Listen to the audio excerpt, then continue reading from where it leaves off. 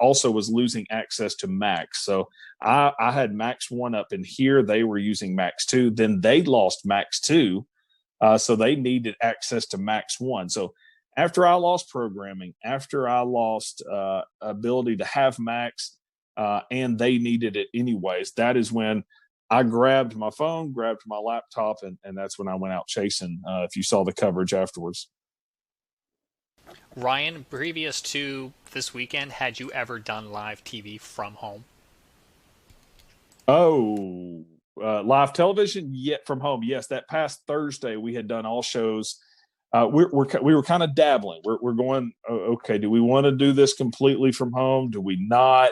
And so Thursday was a beautiful day. Zach was back at the studio, and so we did that. I went live from my backyard, and it went great. Everything went great, and so that's kind of where we were going into this, going, okay, this could work. I will say there was another time about 2 years ago. We had a just random tornado warning, no watch. I'm not even sure if we were in an outlook. Random tornado warning. Didn't produce a tornado, but it was about 2:00 in the morning, and master control calls. And of course, my weather radio and everything's going off. And I told them, I said, I don't have time to make it to the station. So I pulled Max up in my office and I said, pot up the phone. I'm controlling Max. I'll talk over it. And we did it then. So, I had done that one other time, and no one really even knew then that I was at home. We just talked over it, went through about 30 minutes of a tornado warning, and that was done. Hey, Ryan, looking at the weather outlook from last week, it looked like the severe weather was going to be maybe in Illinois area. How did you and your team go about preparing for this with, trying to keep as minimum people in the studio? What was the preparation like for the days leading up to the tornado on Saturday?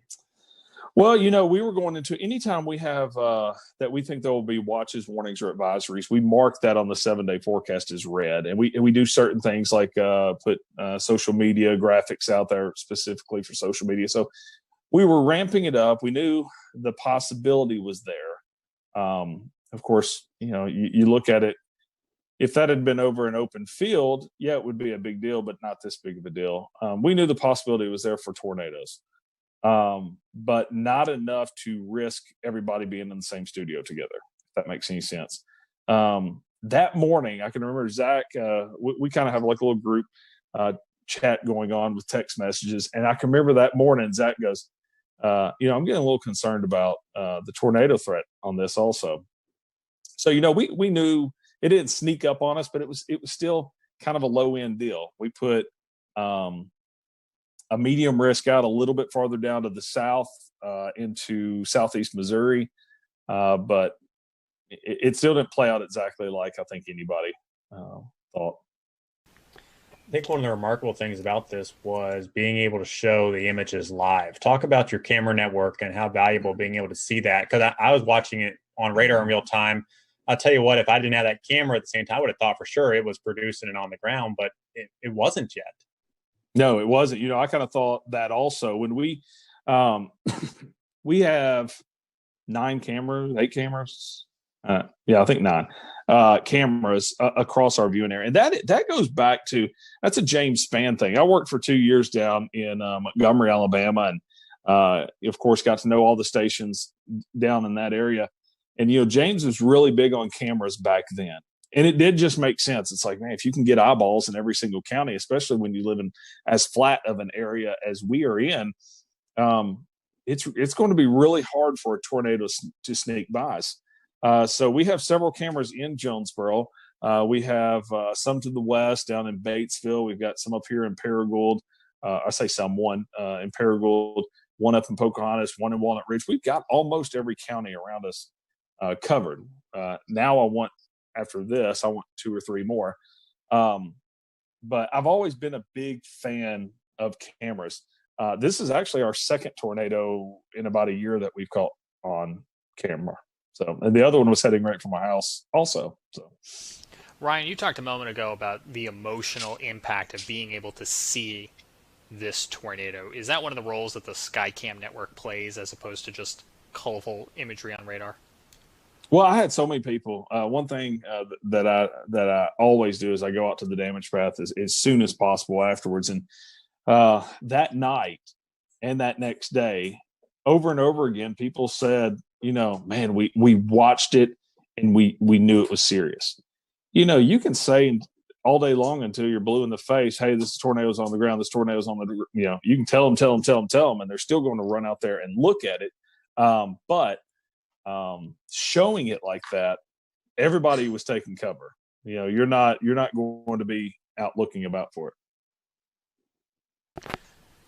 You also, as you just mentioned, went down to look at that tornado path after the storm. And you mentioned on James Spann's Weather Brains earlier in the week that that's one of the things you do. You are actually a community responder.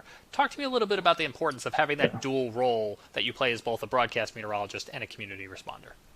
Yeah, I'm part of the rescue squad here in the county that I'm in. So if you listen to the coverage, at one point I turn on the radio and I'm trying to communicate to our guys and emergency management and dispatch in this area. And then I was thinking, as we were driving down there, my son was going with me. And he said, are you going to put your turnouts on when you get down there? And turnouts, if you're not familiar with that, that's all of your gear that you put on when you start to get in the rescue and extrication for vehicles or rescue of tornadoes. And I really, for the first time, was thinking, I don't know. I don't know what I'm doing. Am I getting down here and I'm helping with rescue? Am I getting down here and telling the story of the tornado aftermath? Am I doing a little bit of both? So I was confused. It was one of those first times where I was thinking to myself, what are we going to be doing when we get down here? And of course, our news folks were already on the scene. Zach and Castleberry were continuing the coverage from a weather side of point of view. And I really did. I mean, you look at that, I thought we were going to be pulling dead bodies out all night. And we weren't. So.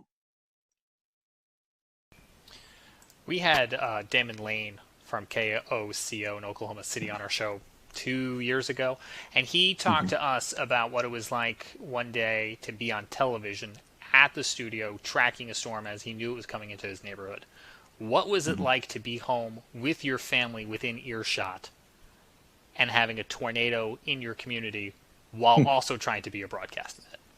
Well, a lot of people have laughed about hearing the snapping.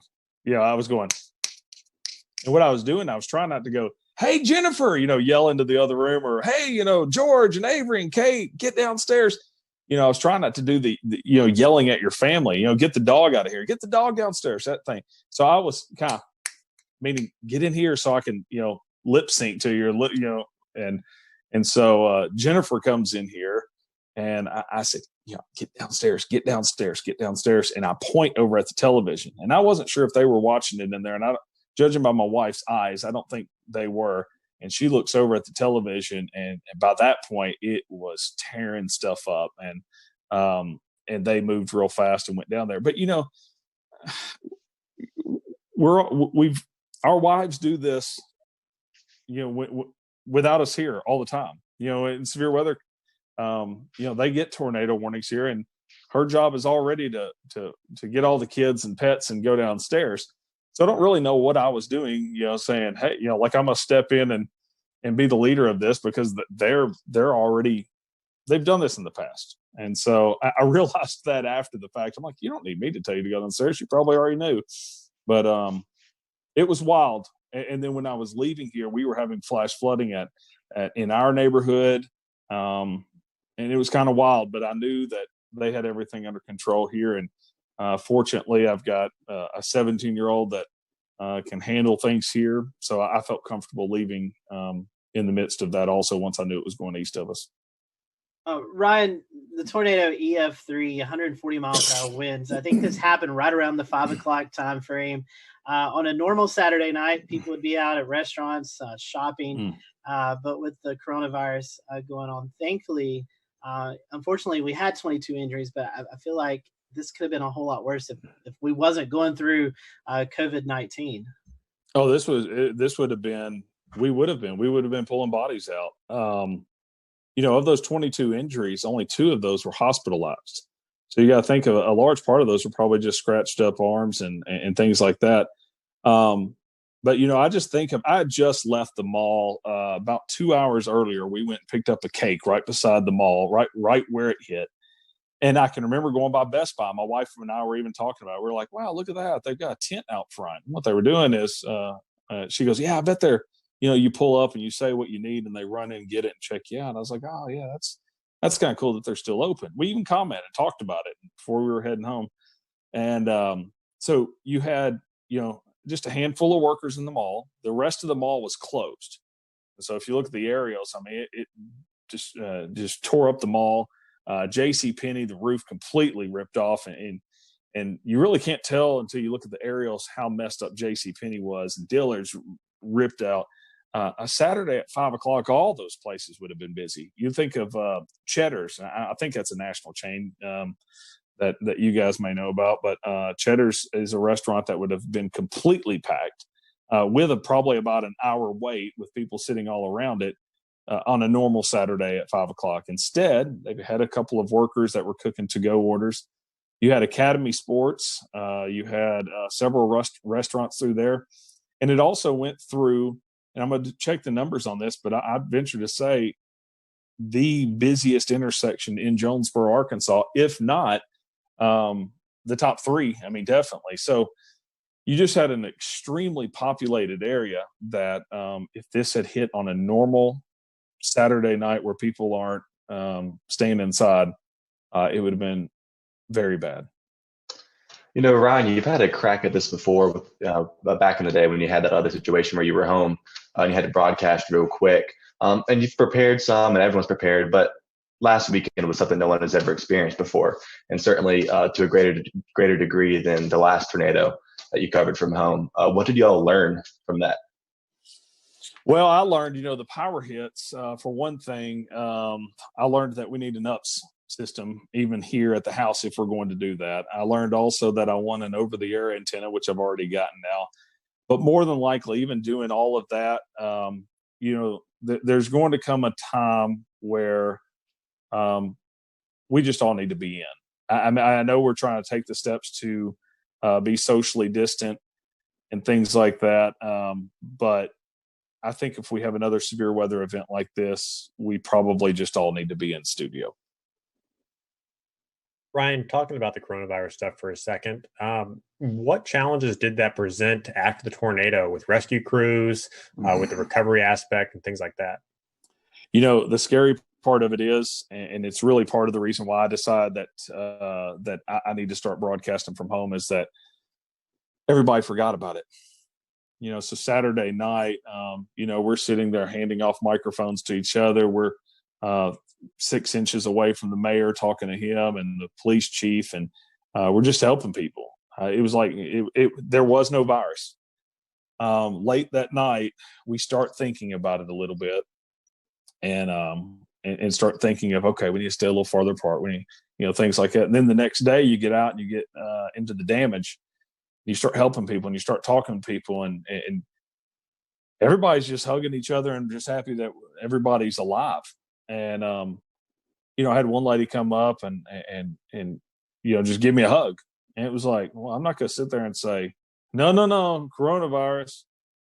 You're not going to say, well, I'm not going to go in this person's home and help them clean up because of the coronavirus. But later in the day, everybody just kind of starts thinking, well, this could be really bad. We've got people coming in from out of state. We've got people that are older. We've got, just everything started coming around to where you slowly started seeing people taking more precautions. You slowly started, people were elbow bumping instead of hugging and crying and things.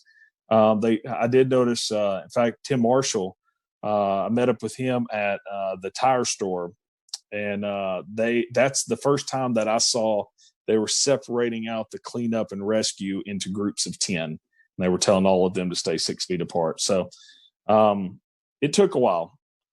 But for a period, everyone forgot it.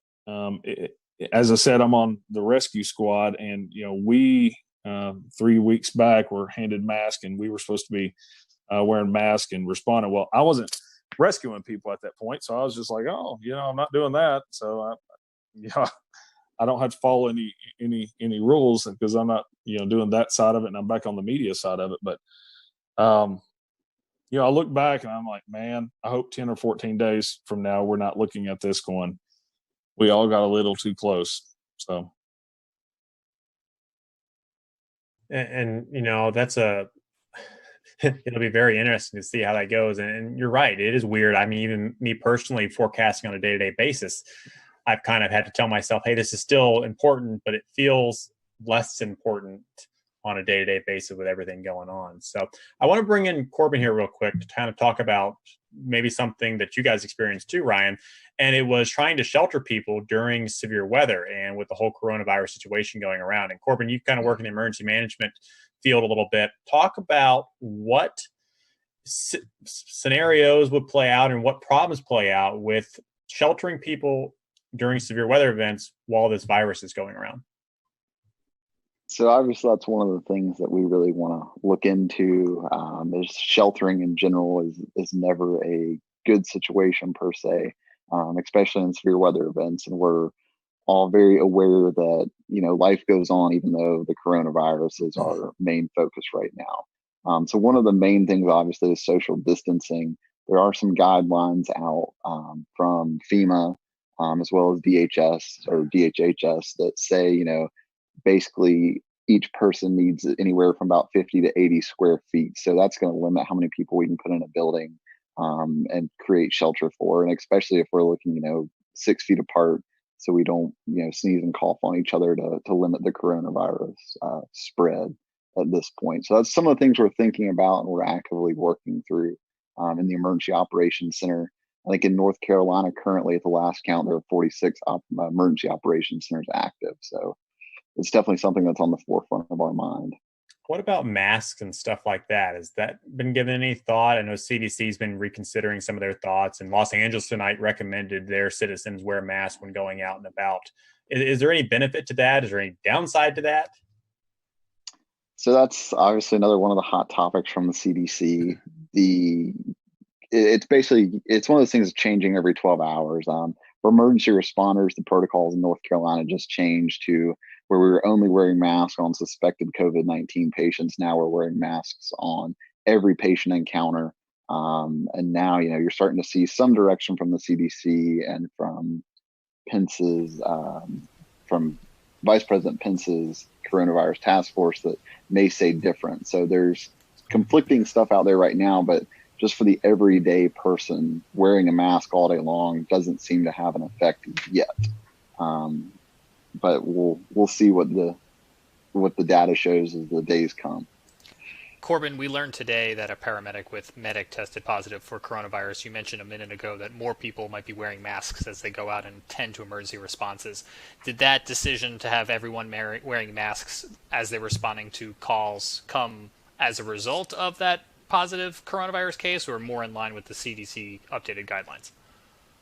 So just to clarify one thing, I'm a paramedic relief supervisor in Cabarrus County, but I did see the news about Medic's case in Mecklenburg County as well. And that was actually put out yesterday by the North Carolina Office of OEMS prior to, I'm assuming, that case testing positive. But you got to remember, so an N95 is to protect the provider. A surgical mask also protects the provider, but it's better to kind of put on the patient because it's going to prevent them from spreading their germs, just like a surgeon in surgery. Patty, I think you had something. Yeah, I was wanting to ask Corbin. I'll ask you and Ryan both. Ryan, you live in Tornado Alley per se, the Arkansas area, kind of prone to tornadoes, especially this time of the year. As the CDC and as we hear about the doctors, they're talking about we're going to continue to kind of see that spike happen over the next 2, 3, 4 weeks. Do you think this will become more of a concern, Ryan, when you're talking to your folks? I know I'm not sure about your particular area, but I know places like Kansas and Oklahoma, they have these public storm shelters. How do you think I don't want to say you guys have fear of tornadoes because you're more used to them than we are here in the Carolinas, but how do you think preparing for severe weather days as well as dealing with the coronavirus, how do you think the psyche is going to play on people out in your area, Ryan? That's a great question because we have had some of the public shelters closed. and because a lot of them are, in some of them are in basements of hospitals and stuff. And you say we're used to them. Saturday night has scared a lot of people, and the storm anxiety is going to be really, really high. And I don't really know how that's going to go. As far as public shelters, even some that are open, it'll be interesting to see. Or even, there's a lot of places where, like our house, we have a basement here. Not everyone around us has basements, so we've always just, hey, come on over, take shelter. Will we all continue to do that? I think in a tornadic situation, I think you throw it out. I know that may not be the right answer, and I'm sure my doctor friends may say, I don't know, but I don't know. Corbin, to you, you guys are dealing with the COVID-19. We're getting into the Carolina severe weather season where maybe not as many tornadoes, but we still have this threat of severe storms. And you're trying to message the threat of severe weather, but also trying to communicate about the COVID-19. So how are you guys in the emergency management spectrum are dealing with the preparation of severe weather and dealing with the ongoing virus? So one of the things we have set up in Mecklenburg County, the Emergency Operations Center there, is we have a decision support services line set up with the National Weather Service, which we set up in all of our special events and things like that. We do have the ability to have the National Weather Service in the EOC with us, just a phone call away, a request away. But it's something that our Joint Information Center that deals with all the public information is looking at as well as we progress into our summer season, our storm season per se. We're going to start messaging, obviously, coronavirus, COVID-19, but also our severe weather messages as well. Before the coronavirus hit, we did participate in the nationwide tornado drill day at fire headquarters and everything like that. So we're still trying to do our normal stuff as well as focus on COVID.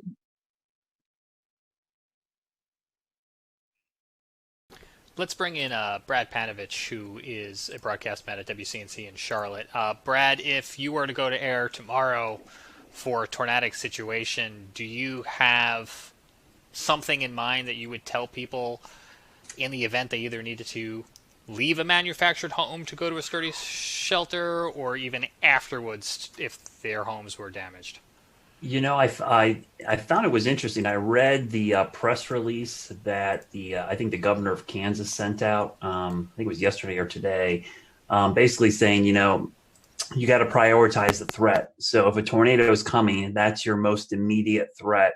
So you need to seek shelter. But if you are going to seek shelter in a community setting, try to do the social distancing the best you can. But it's one of those things. If there's a train coming at you, you get out of the way of the train first, okay? And then you worry about all these other things secondary. So I think that what I would tell people is, do the best you can, but please avoid the tornado because that's the most immediate threat and most likely going to cause you your life. But I was glad to see Ryan's work, which was spectacular because it kind of gave me a little relief that, hey, we could do this remotely from a broadcast standpoint as well. But just like Ryan, I think if we knew a couple days ahead of time that we might have a moderate threat day, that we probably are going to send one of us into the studio, likely me, and we'll keep everybody else out of there. But the fact that we can do this remotely with somebody in studio is great. The whole reason I had this monitor behind me was I was thinking ahead, like if I have to track storms at home, I wanted some kind of graphic behind me where I could be in front of it. So I think that potential is there as well. But it's the first time in a long time, as a meteorologist, I'm like, I hope we have a super quiet spring. I'm just like, I do not want to have the added worries of severe weather. And I've already been thinking about hurricane season as well. I don't want to have to deal with any hurricanes. I just want it to be quiet because I think it's the last thing people need to worry about right now. But we know, it's April. For us, April's the peak of severe weather season. Hurricane season's around the corner. So at some point in the next couple months, we're going to be dealing with severe weather and coronavirus at the same time. And hopefully we'll be a little more prepared by then. Thing else to think about, guys, through all this is I wonder what the viewership numbers are, and I wonder what the connected people numbers are. Are people that are using Netflix more? We'll return to Best of the Carolina Weather Group in a moment. Now your Carolina weather forecast. Here are today's forecast high temperatures for North Carolina. Here are the forecast lows for tonight for North Carolina. Here are tomorrow's forecast high temperatures. And here's forecast rainfall across North Carolina tomorrow. Here are the forecast highs for the day after tomorrow.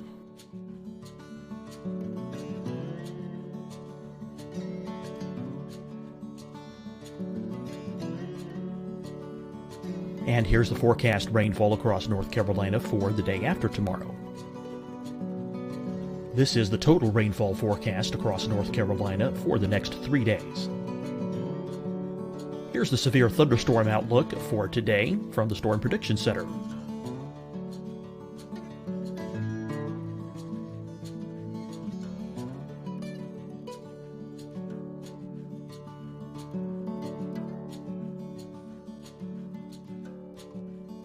Here are the forecast high temperatures for today for South Carolina. Here are the low temperatures for today for South Carolina.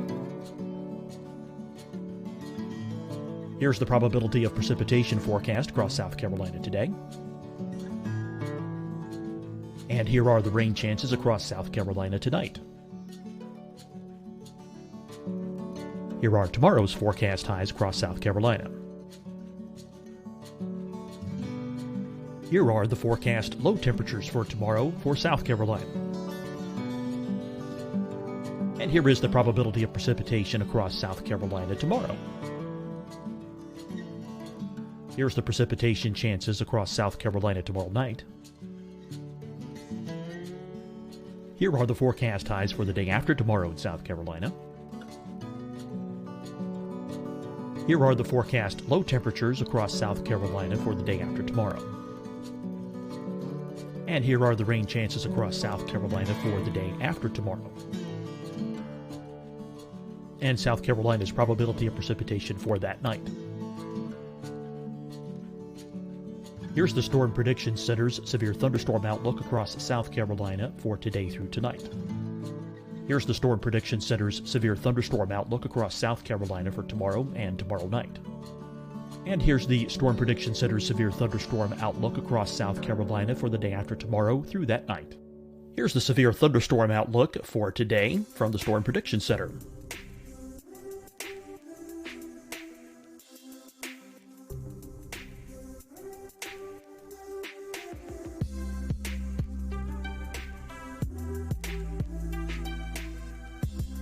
And now here's a live look at weather radar across the southeast.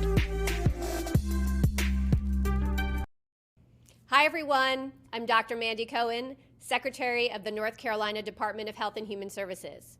And when you follow the 3 W's, you protect your family and your neighbors from COVID-19.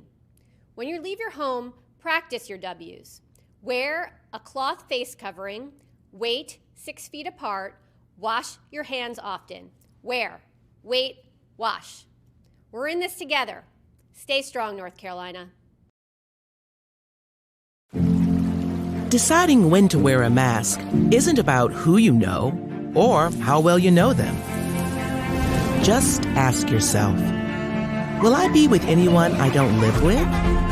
If the answer is yes, get behind the mask. Help slow the spread of COVID-19. Get behind the mask. Learn more at covid19.ncdhhs.gov.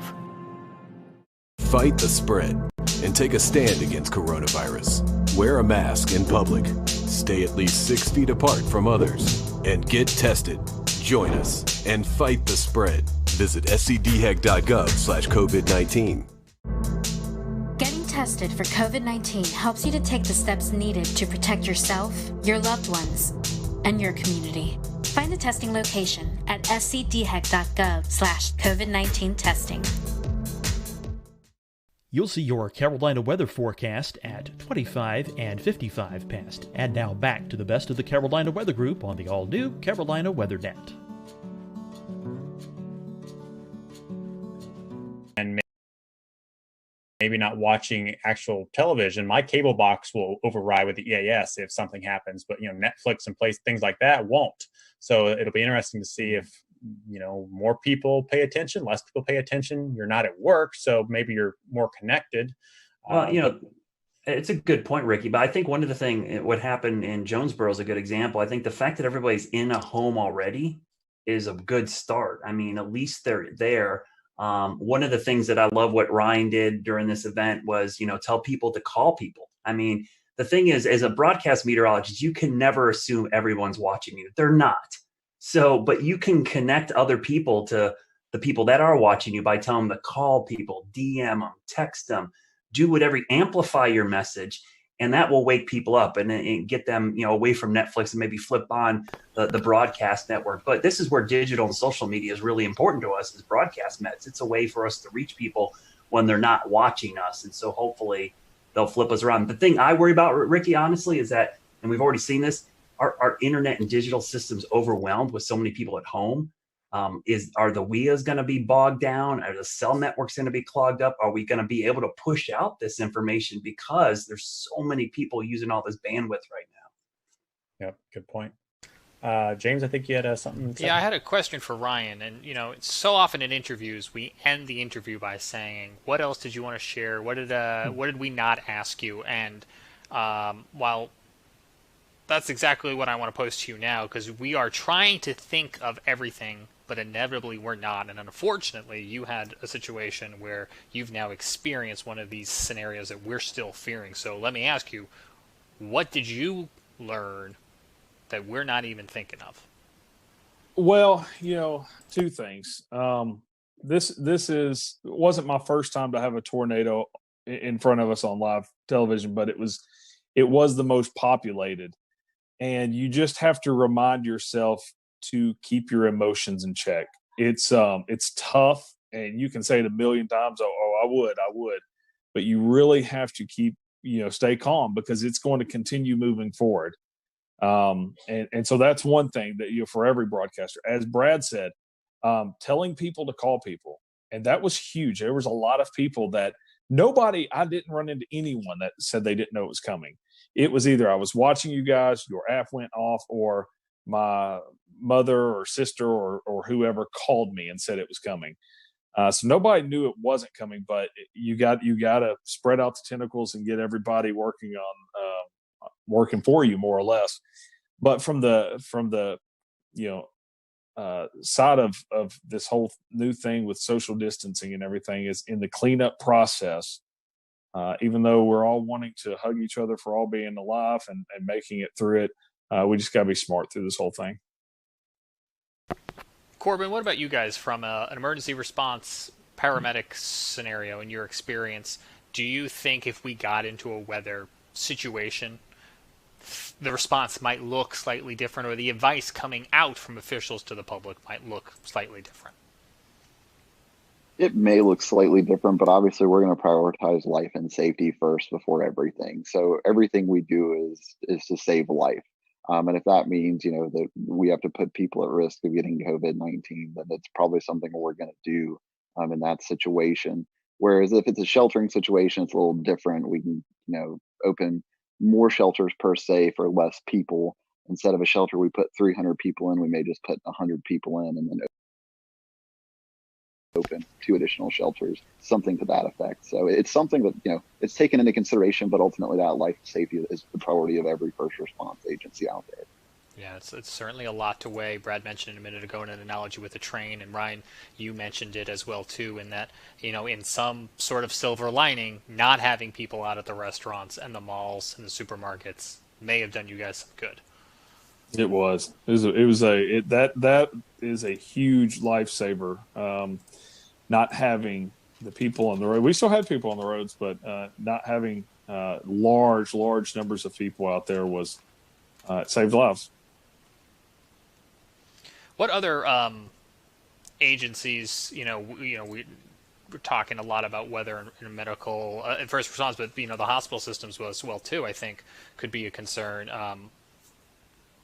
Brad, what's on your mind, I guess, when you think of this strain on the entire system? Well, when you have so many people in the healthcare, emergency management, everybody working on this COVID-19 pandemic, if we have a mass casualty event or some kind of huge, you worry about how the resources are stretched so thin already. And I even think about it from a health standpoint. It's like, this is not the time to have a broken arm or leg, because you are not a priority at the hospital when you go in there. And in fact, going to the hospital puts you at more risk than, treating yourself maybe outside of the hospital. So that's what I worry about. If we have a big event in a populated area, and I'm sure that's what Ryan was worried about on Saturday, it's like, this thing's plowing through his main metro. It's like, man, how are we going to handle this with all this other stuff going on? So I think that's a big concern. And that's why I think just people in general have to be very cautious over the next couple of months. We don't need to have unneeded visits to the ER for things that, we could prevent. Like, I've even talked to my kids like, hey, let's not jump out of the tree, okay, for the next month or so. Let's not try to jump the bike over the rock, because we're probably not going to be able to get into the ER. So from a weather safety standpoint, don't take that added risk. If there's lightning outside, let's just go inside. We don't need someone to get hit.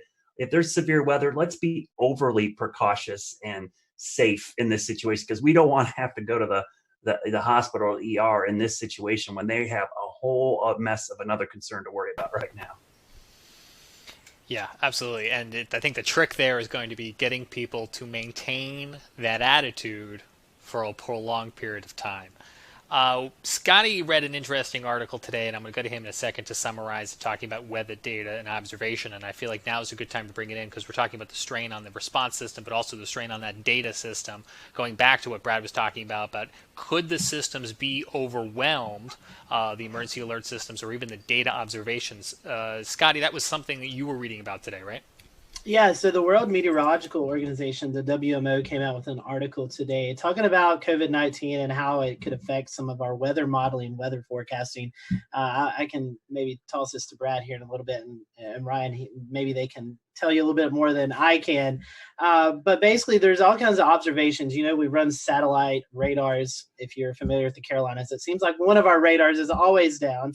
And so it takes people to go out and fix those. And with the strain and the social distancing, the folks may not be there to get that. There's also another concern with the airplanes that are taking off, just everyday flights. A lot of these airplane companies have weather observations on them. They send temperature, humidity levels, wind speed, wind direction, and all that's kind of fed into our systems and kind of help us with our weather modeling and our weather forecasting. So with the less flights that are going out right now, with people not traveling from COVID-19, and just the strain on the staff to get out and fix these instruments that we use every day in the weather community, we could start to see some concerns with that as we get longer and longer into this COVID-19.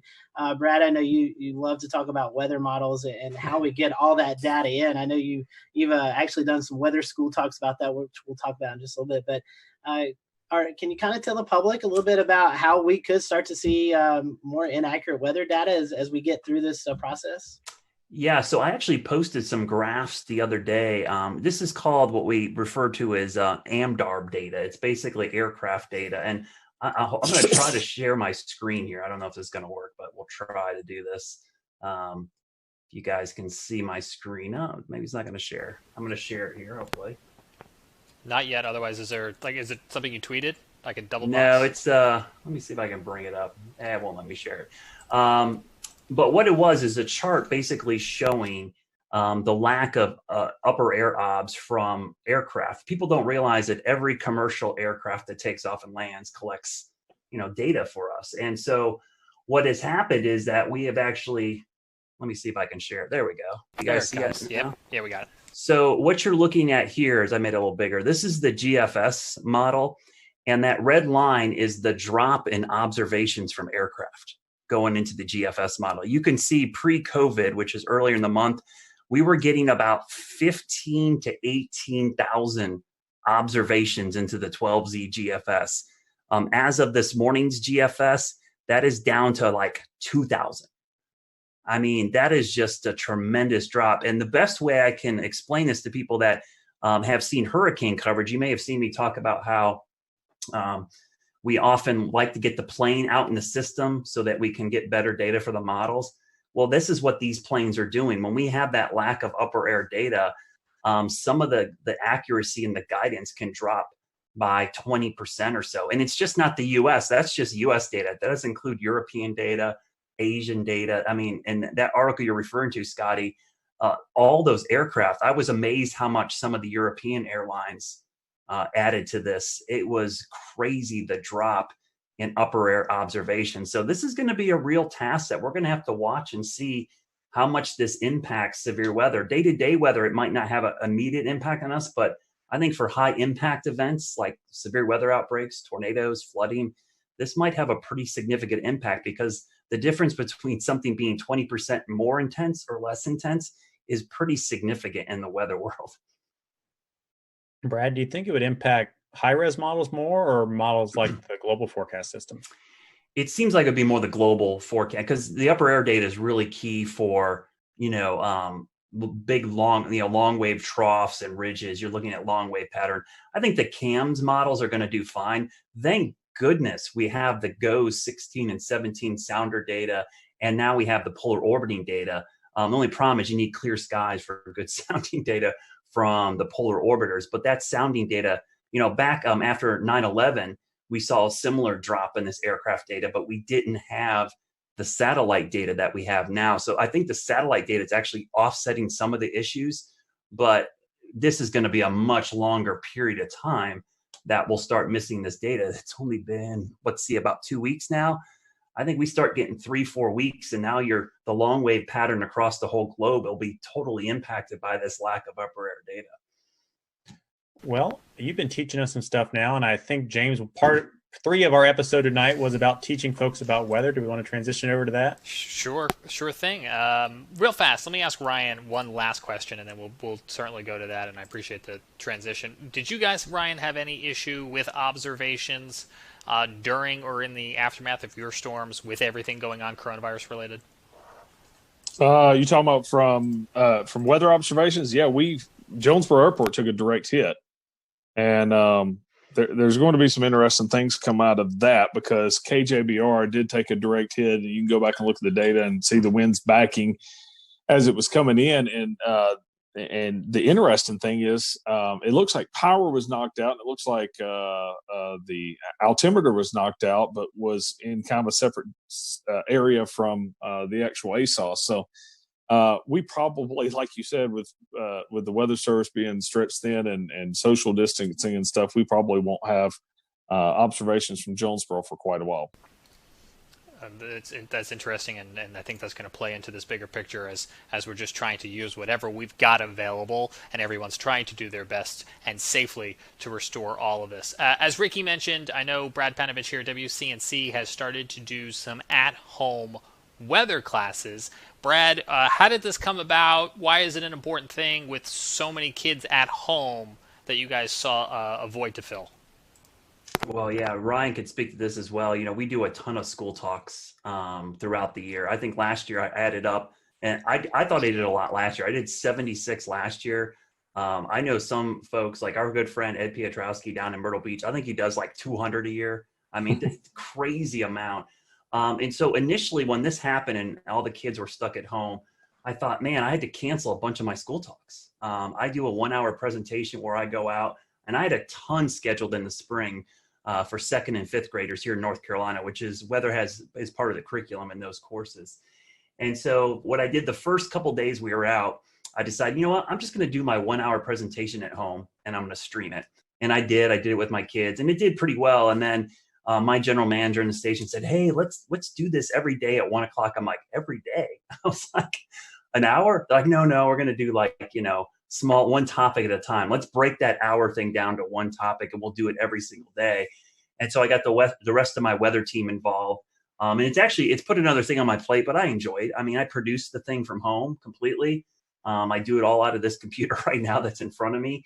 And we send it out every day at 1, and on YouTube, Twitch, Periscope, Facebook, our app, and our website. And the cool thing is our YouTube page, we have a playlist built that James put together that archives all these. So if kids miss them or teachers miss them, they can go back and watch them again. And it's been a lot of fun. I think we created a monster, though. I have a bad feeling when sales starts asking questions about it, I'm like, uh-oh, what did we do here?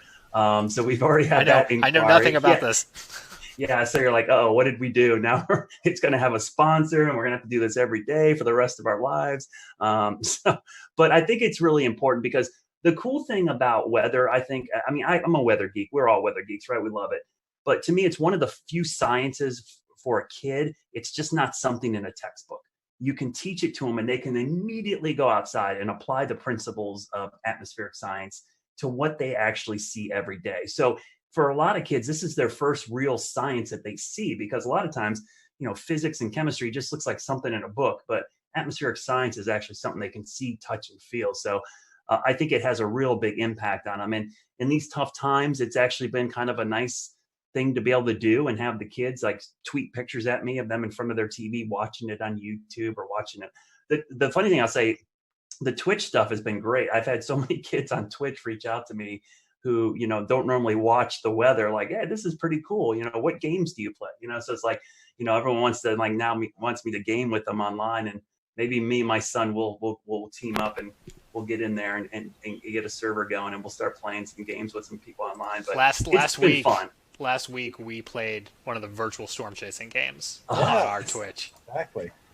Yeah, I'm really. I think that'd be fun. I would like to play like NBA 2K with like some other anchors at the other stations. I think that'd be cool to have a little like tournament in the market. Broadcast Met iRacing. What's that? Broadcast Met iRacing. Yeah, or something. I think that would be cool. I think viewers would eat that up. We could stream it online. It would be great. You're giving those sales folks some more ideas. We'll get our sports guys to do commentary. It would be awesome. Corbin, I have one question for you before we kind of wrap up. As Brad was talking about, he does a lot of hands-on things with students. You guys in emergency management, you guys do the same thing. So has this kind of affected you all with your outreach to the public?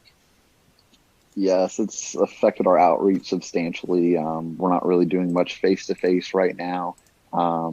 You'll notice if you go to like the Charmec EM, Instagram, Facebook, Twitter account, you start seeing some videos pop up from the Emergency Operations Center in areas like that, where we're trying to do some education, but just obviously not face-to-face like we normally do. I think last year we did anywhere between 30 and 50 face-to-face talks with everywhere from school-age kids to older adults to talk about emergency preparedness. So it's definitely affected that, and we're seeing that effect, I think, just across about every industry at this point. That's interesting. I hadn't thought about that in terms of fire prevention and first aid trainings, and that would be school-age kids. But you guys also, would you normally be doing office visits? Is that something that is done too for like professionals in office parks? So we have a public information officer, and she goes out and does a lot of talks. One of the most recent age groups has been like older folks in not retirement communities, but maybe apartment complexes over the age of 50 to talk about emergency preparedness and what they can do just in a general emergency, a weather event, having 72 hours worth of supplies on hand, just general things like that. Let's not even talk about supplies, because we know those are scarce right now. But James, one thing I want to do before we close out, I do want to bring on Dan Whitaker. You guys may have seen him pop up from time to time on our show tonight. Dan is our newest panelist here for the Carolina Weather Group. So Dan, for those who are watching tonight, why don't you introduce yourself to everyone? Hey, thanks, Scotty. Yeah, so I have been involved with weather as a kind of weather geek and weather follower since 2008, and have really, I'm strong on the storm observation, visual storm aspects, storm spotting, storm chasing. I'm kind of in the field, in the storm type of guy. So nice to be able to kind of join everybody and represent that angle when I can. And it's definitely great listening to all the different kind of pieces to the conversation tonight. Honestly, I have kind of one thought, kind of reaches out to a lot of the different things that were being talked about from tonight, which is, as a person who enjoys the spectacle of nature and following everything from um, nice day cumulus clouds to supercells in the Midwest. For those who want to experience more outdoor weather during this time when we want to travel less and we want to do more staying at home, short of tuning into Brad Panovich's weather lessons to get some real world observation, is there a way that anyone wants to kind of speak to that would be a good way for people to do that right now? Definitely so, Dan. And we are happy to have you on the team and can't wait. Well, maybe we can't wait till hurricane season, but we can't wait to see your footage out there.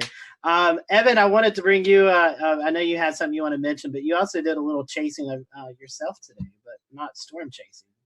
Yeah, I do my little cheesy snow chasing. It's really not nearly as complex as the stuff that Dan does. But as long as you drive high enough up on a mountain, you'll eventually run into snow. So I did. I went up to Craggy Gardens today.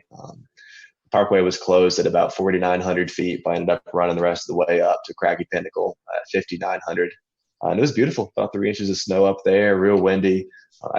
I'll share a picture since I can see James yearning and trying to share a webcam. I was trying.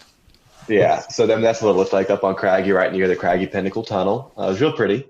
But you're right, Scotty. The one other thing I wanted to mention tonight before we close is that we've talked about a lot of the challenges that have been presented to us over the last couple of weeks as we suddenly get thrown into this new coronavirus situation. But there are some opportunities and some good things.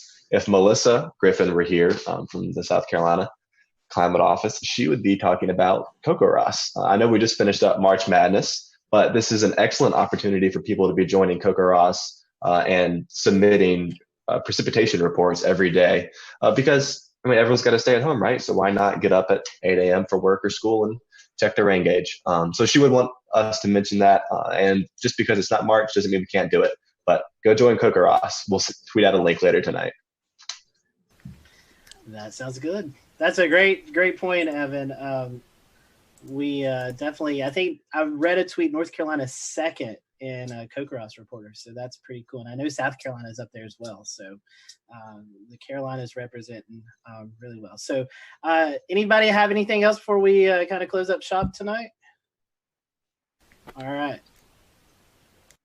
so I appreciate you guys watching tonight. We hope that you stay safe out there. Continue to practice those best practices of social distancing and kind of just staying inside. Eventually, hopefully sooner rather than later, we'll get back to normalcy and be able to enjoy what we've not been able to enjoy for the last 3 weeks. So we're thinking about everyone. We hope that you stay safe out there. We appreciate you watching the Carolina Weather Group tonight. Be sure to follow Ryan and his folks if you're ever out in the Arkansas area. Ryan, once again, great coverage. Thank you. This weekend for you and your team out there.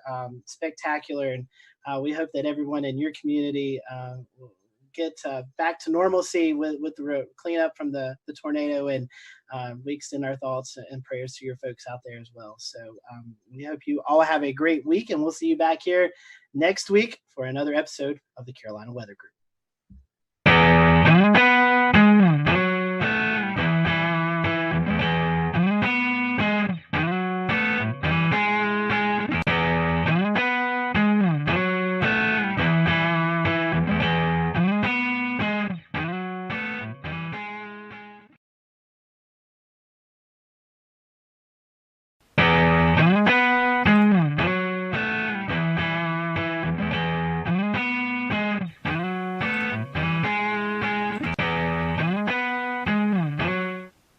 And good evening from a very warm Charlotte. Happy Wednesday to you. It is March the 11th, 2020. I am James Brierton. It is Severe Weather Awareness Week carrying on here in the Carolinas. Last week, it was Severe Weather Awareness Week in North Carolina with a tornado drill on Wednesday, and we were lucky enough to bring you some special snippets from our friends at WCNC Charlotte. Well, joining us again this week as Severe Weather Awareness Week continues in South Carolina is Chief Meteorologist Brad Panovich back from WCNC. Brad, thanks for taking the time out again for us. So you got an opportunity last week, Brad, to go visit the Insurance Institute in Chester County, South Carolina. The rest of our audience is going to get familiar with it if they're not already. We'll return to Best of the Carolina Weather Group in a moment. Now your Carolina weather forecast. Here are today's forecast high temperatures for North Carolina. Here are the forecast lows for tonight for North Carolina. Here are tomorrow's forecast high temperatures. And here's forecast rainfall across North Carolina tomorrow. Here are the forecast highs for the day after tomorrow.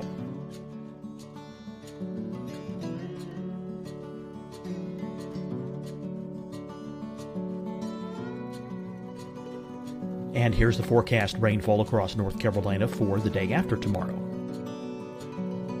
This is the total rainfall forecast across North Carolina for the next 3 days. Here's the severe thunderstorm outlook for today from the Storm Prediction Center.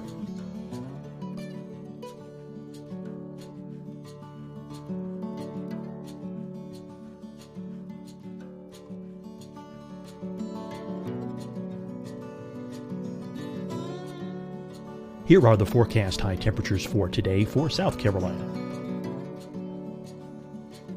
Here are the low temperatures for today for South Carolina. Here's the probability of precipitation forecast across South Carolina today. And here are the rain chances across South Carolina tonight. Here are tomorrow's forecast highs across South Carolina. Here are the forecast low temperatures for tomorrow for South Carolina. And here is the probability of precipitation across South Carolina tomorrow.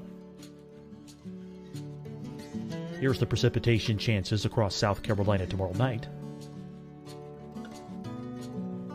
Here are the forecast highs for the day after tomorrow in South Carolina. Here are the forecast low temperatures across South Carolina for the day after tomorrow. And here are the rain chances across South Carolina for the day after tomorrow. And South Carolina's probability of precipitation for that night.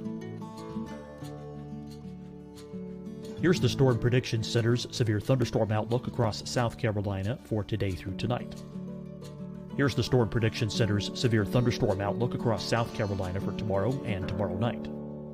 And here's the Storm Prediction Center's severe thunderstorm outlook across South Carolina for the day after tomorrow through that night. Here's the severe thunderstorm outlook for today from the Storm Prediction Center.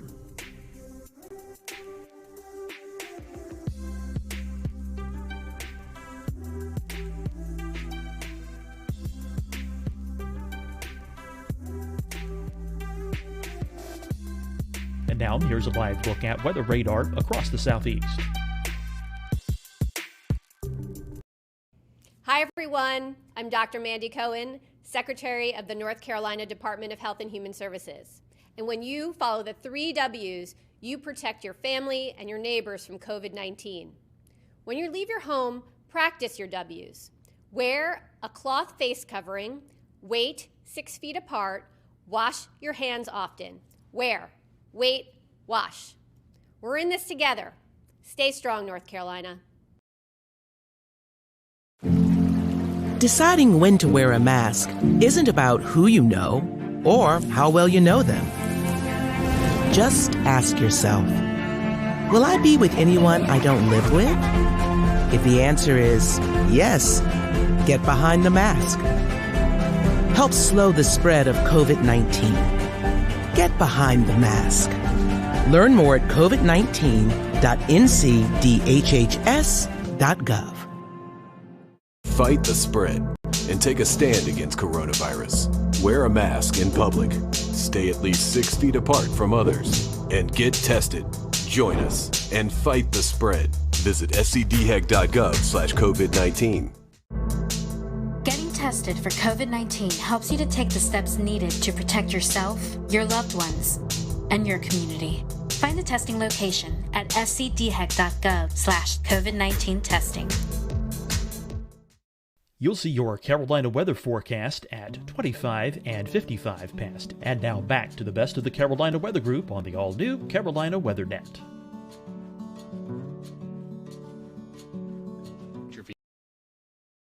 But tell us a little bit about what you saw down there at this great facility they've got. The interesting thing was how they test roofs in particular for hail. The standard test for hail was actually done with just a steel ball that dropped on a horizontal surface, roof surface. Well, what they did is they try to recreate actual hailstones, how they are in nature. And so what they've done, they've gone out and done field studies where they try to measure hailstones in the wild, if you will, to get a more accurate measurement of their density. And then they shoot them out at speeds that are more similar to what you see in a strong storm. Because what happens in most hail events is the hail is wind driven. It doesn't just fall. It's being blown by 60, 70, 80 mile an hour winds. And so they test roof structures in particular, metal, asphalt shingles, plywood, just to see how they withstand it. And then they can rate these shingles so that you have, like, as a consumer, a better idea of what you're getting into when you're going to put these on your roof. And it also helps the insurance industry kind of understand like what kind of damage certain type hail can cause to your building. Well, let's talk a little bit about that roof, because you just put a brand new roof on your home about a week before that EF1 tornado came through Charlotte. Did you get some ideas from the Insurance Institute? Yeah, so last year I went down there for one of their tests where they were taking a roof and they were submitting it to a hurricane, basically. What they did is they took wind and rain and they blew it at a home that had half the roof using what's called the fortified roofing system, and the other half a typical roofing system. So what they did is for several hours, I think the test went on for 8, 10, 12 hours, which is typical for hurricane winds. They're going to last a long time. The winds went up and down and they blew rain. And so they wanted to see how much water intrusion they would get through the normal roof versus the fortified roof. And when I saw that demonstration, and at the end of last year, my roof needed to be replaced, I said, you know what? I'm doing that fortified roofing system. So every contractor who bidded on my house, I basically said, hey, I want this fortified roof. And a lot of them had never heard of it. So I had a PDF that they actually can print out on their website, disastersafety.org. And I gave it to my roofers. And I'm like, okay, we can do that. And basically what they do is they tape the seams of the plywood, or in my case, the roofer decided just to put ice and water shield on the entire roof. They also use underlayment that's synthetic with caps, cap nails instead of just regular nails or staples. And then they use double shank nails, which don't pop out when the wind rips on them. And the reason you do this is in a big storm, shingles are going to fail. But with this fortified roofing system, if water gets underneath the shingles, you have the layers of protection that will keep the rain out of your house. That's the goal, is you don't want water getting into your house to cause further damage if the roof gets damaged. So I had just got my roof replaced a week before the tornado came through my backyard. I lost 15 trees in my yard. And we only ended up losing 10 cap shingles, which are the shingles on the peak. Those are weaker shingles, and the nails held. The shingle was actually ripped off the roof. The nails did not pop out. And because I had that ice and water shield underneath, it actually kept the rain out of my house. So my roof held up pretty well. Considering I had a 71 mile an hour wind gust, I was pretty impressed on how well it did. And our viewers right now on our Facebook and our Periscope and our YouTube feed are looking at pictures from your neighborhood from February the 6th. What have you seen in your neighborhood in terms of neighbors helping neighbors over the past month? You know, that event is going to be crazy. It was by far the worst weather event in my neighborhood. And, you know, it seems now after the Nashville tornado, it doesn't seem nearly as bad because most of the homes escaped with minimal damage. Most of the damage in our neighborhood was all trees. And obviously, so those trees came down and did cause quite a bit roof damage. We had, I think, 50 or 60 roofs damaged. And you really didn't notice until the following days when you started to see the blue tarps go up everywhere. And we had one house that was heavily damaged because a tree fell through their kitchen in the back of their house. But what's amazing is that here we are, over a month removed. James, there are still tree guys all over my neighborhoods. There's still the sound of roofers nailing stuff. I still hear chainsaws and chippers and fences being put up. So it's a long process. It is still going to be a while. And these trees, there was just so many of them down that there's just wood everywhere. There's tons of firewood in my neighborhood, and trees still stacked up all over the place. So I really, the thing that struck me most about that storm is how long it's taking for the cleanup process to be completed.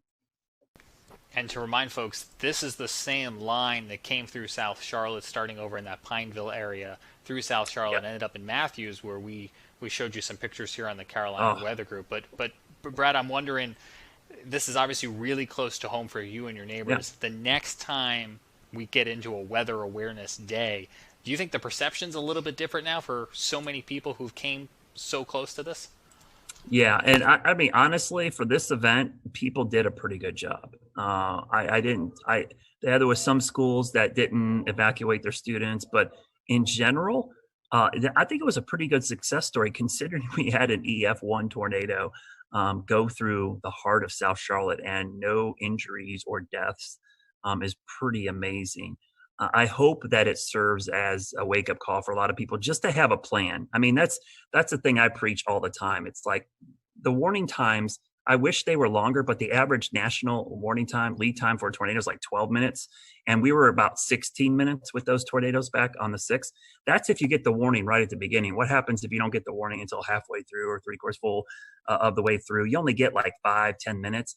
And that's not the time to look at each other and go, where do we go? A lot of people, especially in businesses and structures they weren't familiar with, had no idea where to go or didn't know what a tornado safety protocol is. So that's one of the things I think going forward I'm going to work on is try to educate people on getting that plan together. But I think you're right. I think people are going to take these more seriously. We used to have a saying all the time at the coast when I did hurricane coverage, but people's level preparedness is only as good as their memory of the last disaster. And it's just human nature. If people are going to remember this tornado and the next one, they're going to take it much more seriously because they have that recent memory of this event. And we unfortunately had another incident last week in Nashville that will be on a lot of people's mind with a deadly late night, overnight tornadic event that came on through, playing out right in the middle of what was North Carolina's severe weather preparedness week. So for Brad, so anyone who may have missed some of the material that went out last week, what are some of the items that you would recommend that people have on hand to be informed and be prepared?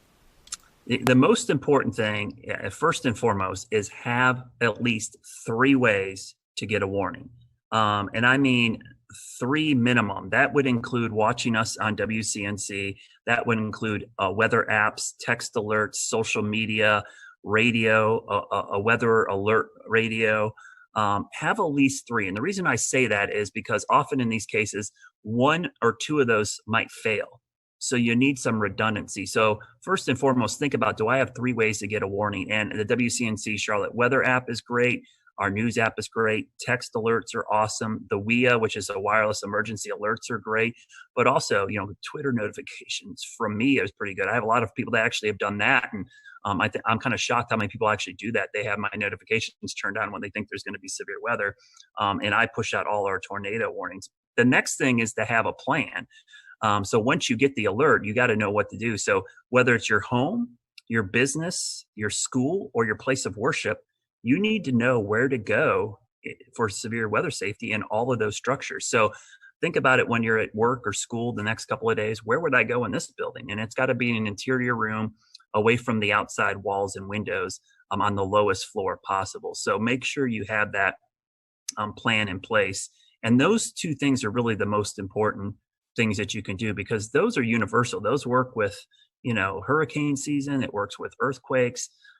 It works with just about any natural disaster to have a way to get the alerts, but also a way and a plan of what to do. And then obviously we talked about flash flooding, severe thunderstorms and lightning, which from a hazard standpoint, lightning, severe thunderstorms and flooding are much more frequent than tornadoes. I did a graphic in my class the other day about risk perception. Tornadoes have a very high risk perception. but the actual hazard is small. And it's just because the tornado is actually pretty small compared to the map. But severe thunderstorms, lightning, and flooding have a small risk perception, but the threat is actually very large. You're most likely going to encounter one of those than you would a tornado. So it's important that you prepare for all types of severe weather, because we have a saying in our business: wind is wind and water is water. It doesn't really matter what causes those. If you get enough of either, it's going to cause problems. And for anyone who missed any of those explainers, you can find them at wcnc.com/prepare. There's the plug. You can also find them here in the Carolina Weather Group feed by scrolling up or checking out some of our latest posts. So, Brad, appreciate you coming on. So happy that you were able to get that work done on your home just before those storms, and hopefully other people will follow that lead. As we mentioned at the beginning of our broadcast, we want to revisit our 2019 interview when we had a chance here at the Carolina Weather Group to learn about the Insurance Institute. They've got one of the coolest jobs in the Carolinas, and it's so great that we get to call this place home and that they constantly are welcoming you guys on down there, Brad. Yeah, and I would highly recommend go to disastersafety.org. They have a great site of all the things you can do to make your home weather ready, and a way to talk to contractors, because some of these things, James, they're super cheap. Like the things I had done to my roof, it only added an additional couple $100. When you're talking about, a six-figure roofing job, a couple $100, it could save you a long history of having issues. And the other thing is, my insurance company actually offers a discount for having a fortified roof installed. So really a good way to get a discount on premiums. And I should ask you before we go, Brad, tomorrow, Thursday, slight chance of seeing some storms? Yeah, I think Tennessee, unfortunately, looks to be the area that's going to get hit the hardest, but that line of storms is going to move into the Western Carolinas late tomorrow at some point. So a wind and hail threat certainly possible, especially along and west of I-77. So we're getting in that time of the year, James, where, March, April, May for us is big severe weather season. So we're kind of entering that. And it's a good time to use those severe weather safety tips we just gave you to kind of put them into action over the next couple of weeks. Stay tuned, stay weather aware. They're tips that you could use tomorrow, and if not tomorrow, it never hurts to be prepared for the next go around. Absolutely. Thanks, Brad. We're going to go ahead now and take you to that 2019 interview and check out this place in Chester County, South Carolina.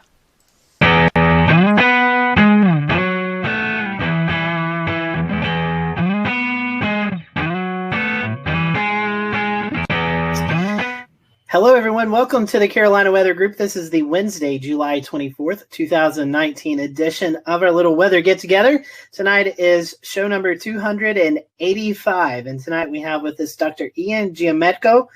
He is the lead research meteorologist at the Insurance Institute for Business and Home Safety. We're going to be talking about hail and some of the research they've done with hail. Ian, welcome to the Carolina Weather Group. This is kind of your first gig with us, and I told you before the show, glad to know you're in the Carolinas. So let's talk about what you do at the IBHS. Our lab here in South Carolina was built and opened in the fall of 2010. IBHS as an entity has been around almost since the 70s. It can trace its root back to a few different names and basically started as an advocacy group to help people better prepare for severe weather and try to reduce the losses associated with severe weather. Well, in 2010, our research center opened, and we're taking the model of the Insurance Institute for Highway Safety. So think about car crash tests. It's been highly successful. The property insurance industry wanted to apply that to severe weather.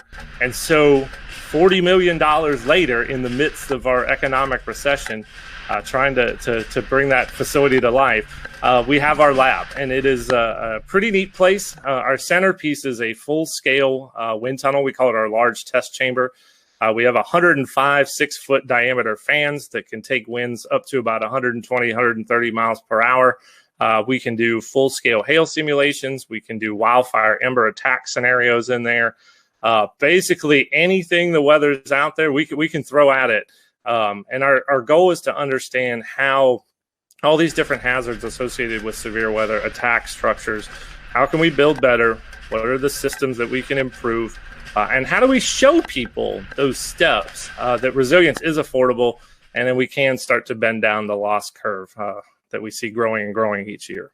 Tell me a little bit more about, one, to go start basic, how do we get hail? And how do you do a hail simulation? That sounds really interesting.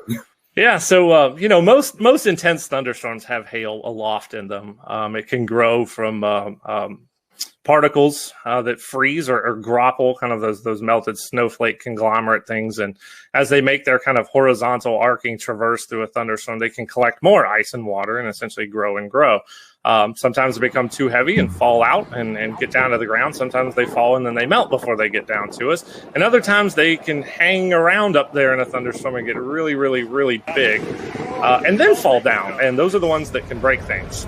Once you get above that kind of 1.5 inch or so threshold, that's when you start seeing legitimate property damage. Now for cars, it's a little bit less. But for us, it's duplicating the properties of hailstones in the lab. And we can propel them or fire them at materials, basically using electronic controlled potato guns. So in our small lab, we have a single, actually we have 2 setups, basically cannons with barrels that have a pressurized air tank, and we calibrate that to an exit velocity and associated kinetic energy that a hailstone would have when it hits things. Now in our big chamber, if you ever come to visit us, you can go out in there and look straight up and you'll see a whole bunch of light pieces of PVC pipe. Well, that are the barrels that can basically put down a swath of hail across the footprint of our large test chamber. We can do 3 different sizes and shoot as fast as 1 per second. So really unique piece of capability. I do a lot of work both in the small lab, very meticulous scientific testing, but we can also test the full roof system on a building. You have a job destroying things with hail. That sounds really fun. That's a little bit of what we do. We try to break things in the lab so it doesn't happen out in the real world. That was really interesting. I can't wait to tell my friends and family that you guys shoot hail out of potato guns for testing. So that's kind of cool. Talk about some of the hail studies that you do in the lab. You mentioned something earlier about recreating hail crystals, and you're actually building hail in the environment in which it forms. What we found out, because of the strength, it can do about 3 different things when it hits your roof. It can bounce off. That's the really hard hail. It can shatter. That's kind of the hard to medium. Or it can just become really slushy. That's the very soft hail. And all of those have different kind of types of damage that they produce on your roof. The soft will kind of dislodge all those granules. The hard bounces and shatters will do more cracks and dents. So we realized all that stuff was mattered, and we needed to simulate it in the lab and also repeat it. That's scientific testing right there, is being able to repeat this stuff over and over and over again. And after about 8 years of work, we released a new hail impact test standard for asphalt shingles, and we have we rated the products that are considered impact rated. And we have a rating scale that's actually out on our website now. So if you're looking to get a roof that's more resilient to hail, I would encourage folks to check that out. It's at ibhs.org. You'll see what products are out there and which ones meet the top of our class and which ones are at the bottom, and where you might want to be. Talk about the size and how much damage hail creates while we're on the topic. I'd love to hear your take on that. Yeah, so a lot of people don't realize hail, we kind of joke, is the Rodney Dangerfield of the severe convective storm hazards. It doesn't get any respect, but in any given year, it's about 60 to 80% of the dollar damage from severe thunderstorms. That's a lot. And we're in probably what will be the 12th straight year of damage totaling over $10 billion. So it's a big piece of the damage that comes from severe thunderstorms every year. Now, when you start talking about damage thresholds, of course, we have the National Weather Service severe criteria of 1 inch. That's when we really start to see some issues, dents and things with auto. On the building side, if you start looking at roofing materials, once you get close to that 1.5 inch mark, that's when you can potentially see some damage. Now, there's a lot of things at play, age of roofs, age of materials, all that, the wind-driven aspect. Now, we can go all the way out to the extreme size. And once you get to about 3.5, 4 inch hail, that will puncture the plywood roof deck that you have. So you're thinking fall speeds close to 100 miles an hour, pretty intense hail. That I hope we never have to see here in the Carolinas. I'm sure it's happened before, but that size hail, very rare here. So I don't know what's more interesting, the work that y'all do in the lab or the fact that you also have field work. Tell us a little bit about your field work and what y'all have done over the years. Yeah, so way back in 2012, we decided there was all this hail data we needed to go get about strength. And a lot of the tests and how we test buildings were all rooted in information going back all the way to the 1930s. So nobody had looked at this stuff for a while. Plus, we didn't know what strength actually did. There was no data on it. So like any good scientist, we just, hey, let's go to the field and let's go measure it. Let's go look. We kind of use the motto, you can learn a lot just by looking, and we kind of took that approach with hail. So we started out back then going out to the field, collecting hailstones after a thunderstorm, doing crush tests, basically measuring the amount of force it took to crush the hailstone. That's how we get to the strength. Making very detailed measurements of them, weighing them all. And we did that for about really 4 or 5 years. That was our focus, to collect this really big data set, which is now somewhere over, near 4,000 different hailstones that we've tested. And to guide how we did the lab work that we just talked about. We needed that guide to be able to give us that information. Now we've switched a little bit. We now go to mapping hail swaths using deployable instruments. I come from a background at Texas Tech where we built a lot of deployable weather instruments. So I took that and applied it to hail. So we have a network of about 18 impact sensors that can measure the impact energy of hail, and we can actually deploy them ahead of a thunderstorm and look at what the size distribution is within that particular storm and how it varies and changes within the swath. That's really, really important for how we look at radar hail detection, even looking into how numerical weather prediction manages hail. And how did it go this year? Oh, two good missions for us. Spent about I think we spent about 12 days total in the field.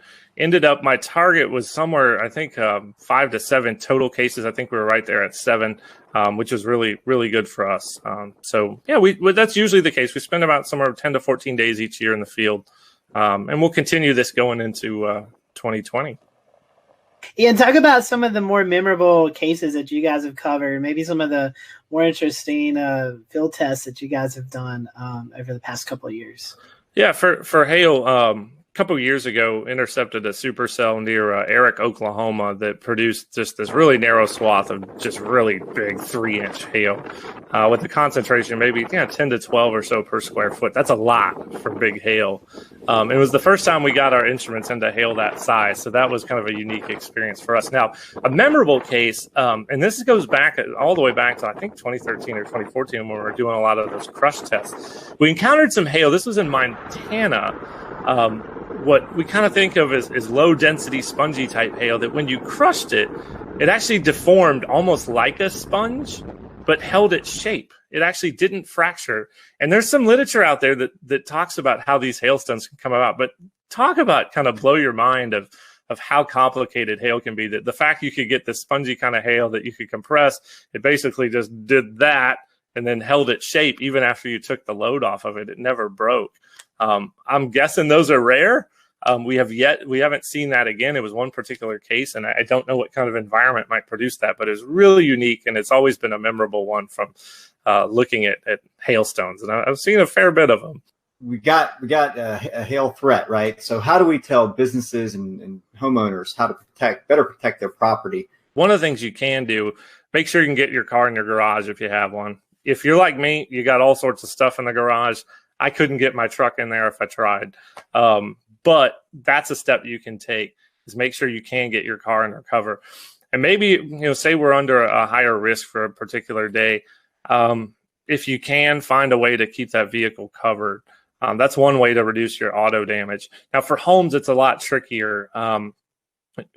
If you're in an area that sees a lot of hailstorms, think about the folks in Tornado Alley. If you live in Dallas, Oklahoma City, Wichita, we saw how sick of people were of hail in Dallas this year by their putting pool noodles on cars and inflatable mattresses.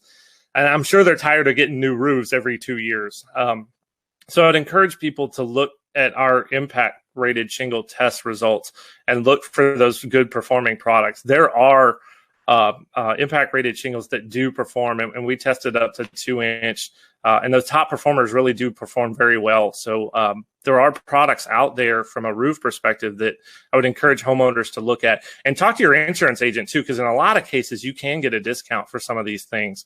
You own a business, you have a building, you have roof, you have items up on the roof, you have your HVAC units, you have satellite dish. I mean, whatever instrumentation you have up there. Is there anything we can tell business owners? For HVAC, that's a very good point, because there are some shields that can be made that actually surround HVAC units that, from what we've been able to tell, looking at their performance, they do a decent job. And HVAC, just the damage to the fins and coils in an HVAC system can be very, very expensive.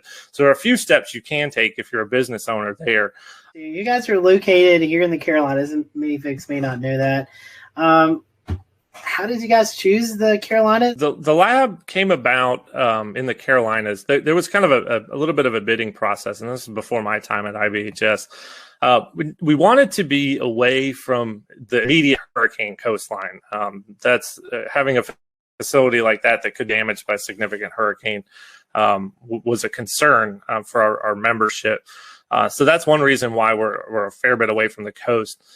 We had a power requirement, and we wanted to be within a certain distance, basically an hour's drive from a hub airport.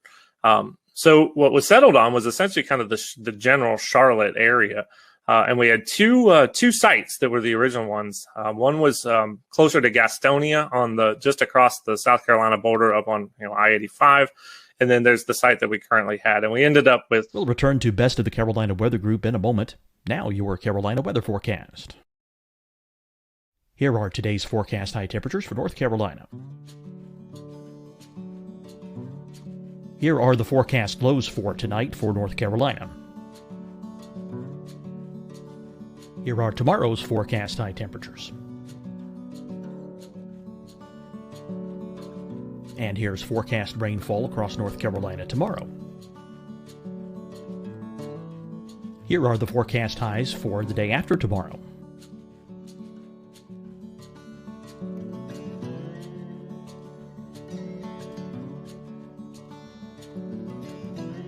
And here's the forecast rainfall across North Carolina for the day after tomorrow. This is the total rainfall forecast across North Carolina for the next 3 days. Here's the severe thunderstorm outlook for today from the Storm Prediction Center.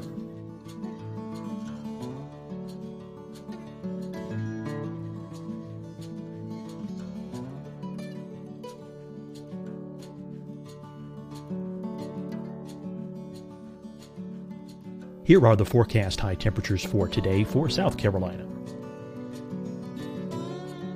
Here are the low temperatures for today for South Carolina. Here's the probability of precipitation forecast across South Carolina today. And here are the rain chances across South Carolina tonight.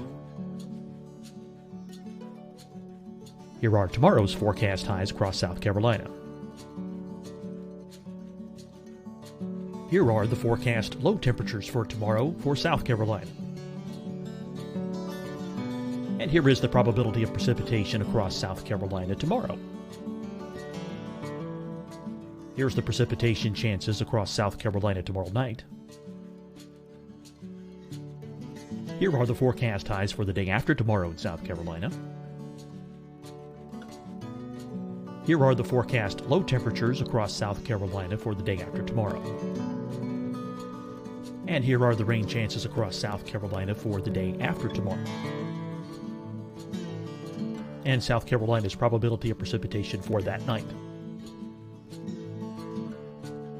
Here's the Storm Prediction Center's severe thunderstorm outlook across South Carolina for today through tonight.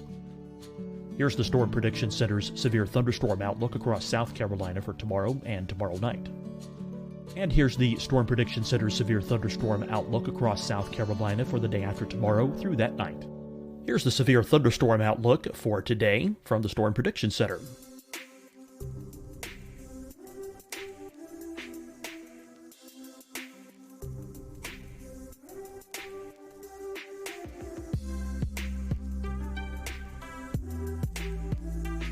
And now here's a live look at weather radar across the southeast.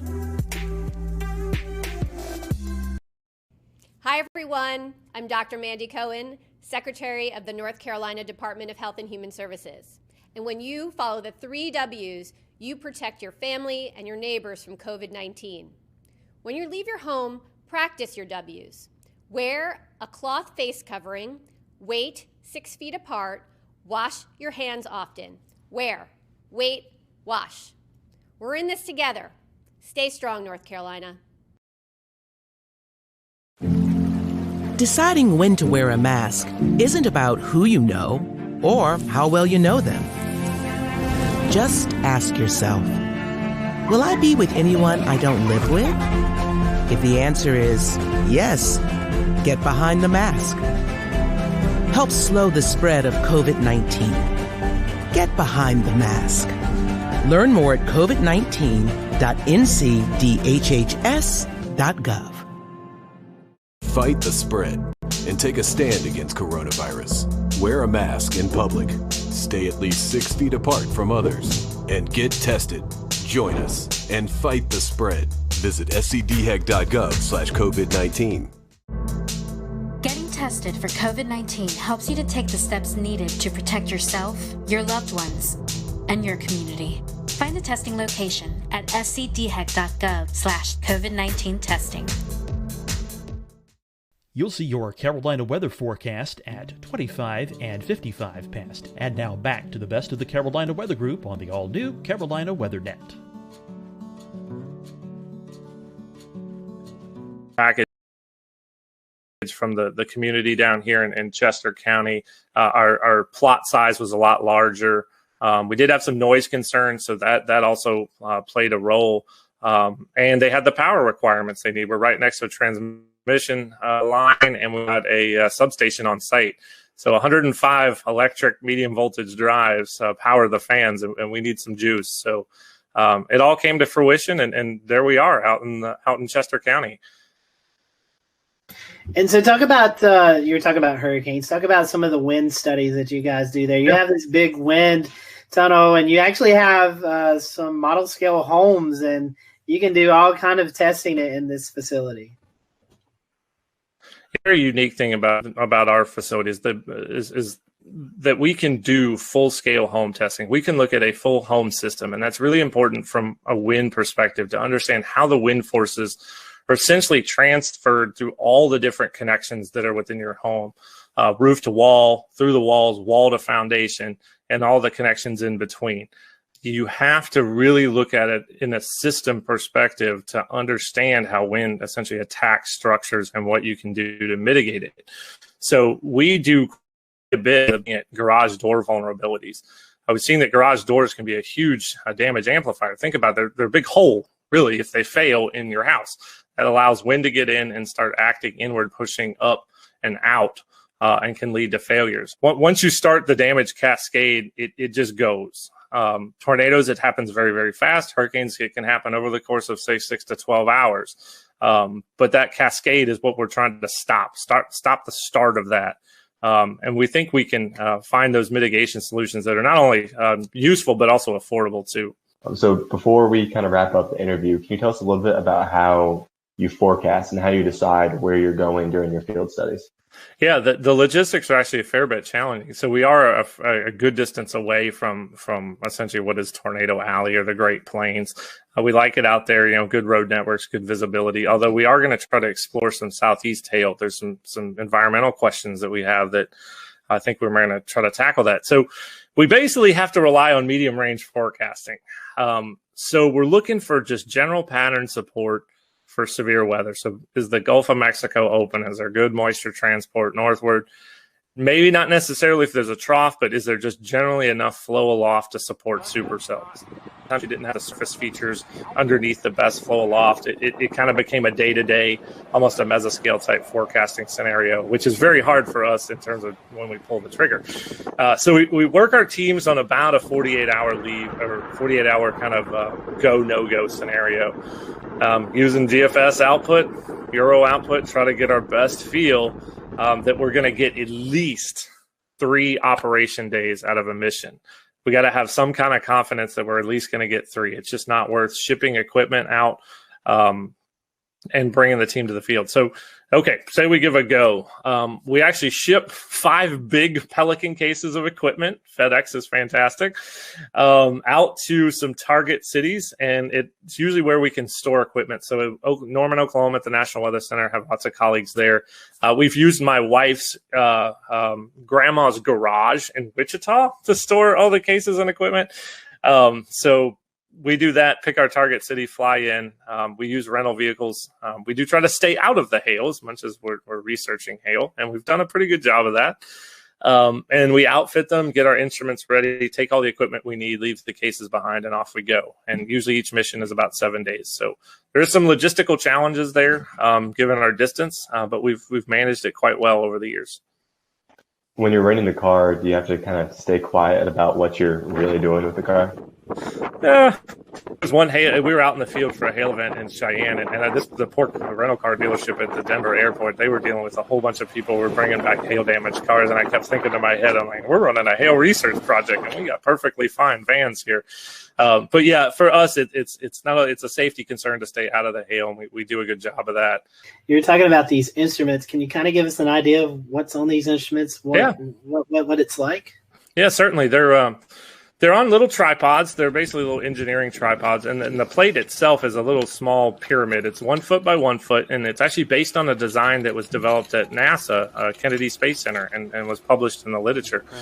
So we use that same plate design. It's got a little acoustic sensor, a piezoelectric disc that can record the vibration of the plate. So the higher the signal amplitude of that vibration, the larger the kinetic energy of the hailstone that hit the plate. And then we can work backwards to estimate a size. The unique thing about ours, we actually use robotics microcontrollers as our data system. We use an Arduino Do. It's about $35. A lot of maker components. We needed to make them cheap so we can have a bunch of them. And it samples really, really fast, about 5,000 times per second.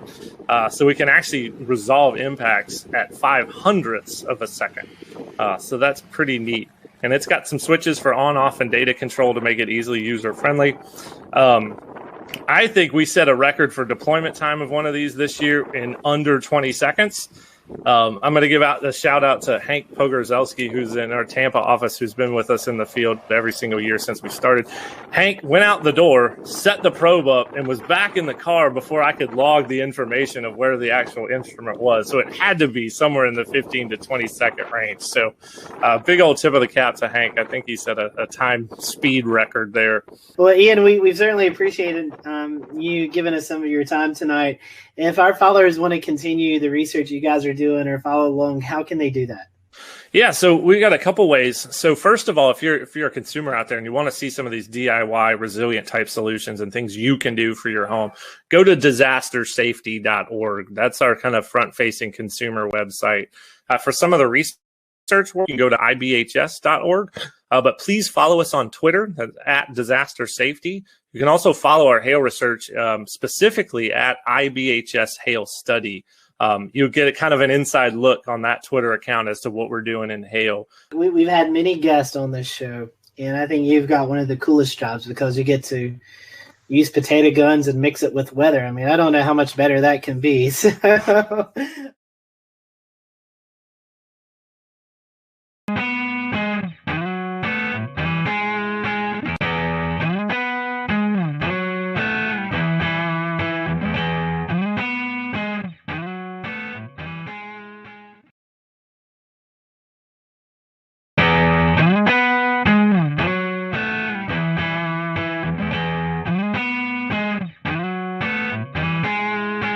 Hello, everyone. Welcome to the Carolina Weather Group. We're happy to have you, and we're going to continue our fun interview segment that we do with local meteorologists throughout the Carolinas. And today we have on Jason Boyer and Ryan Coulter from WLOS in Asheville, North Carolina.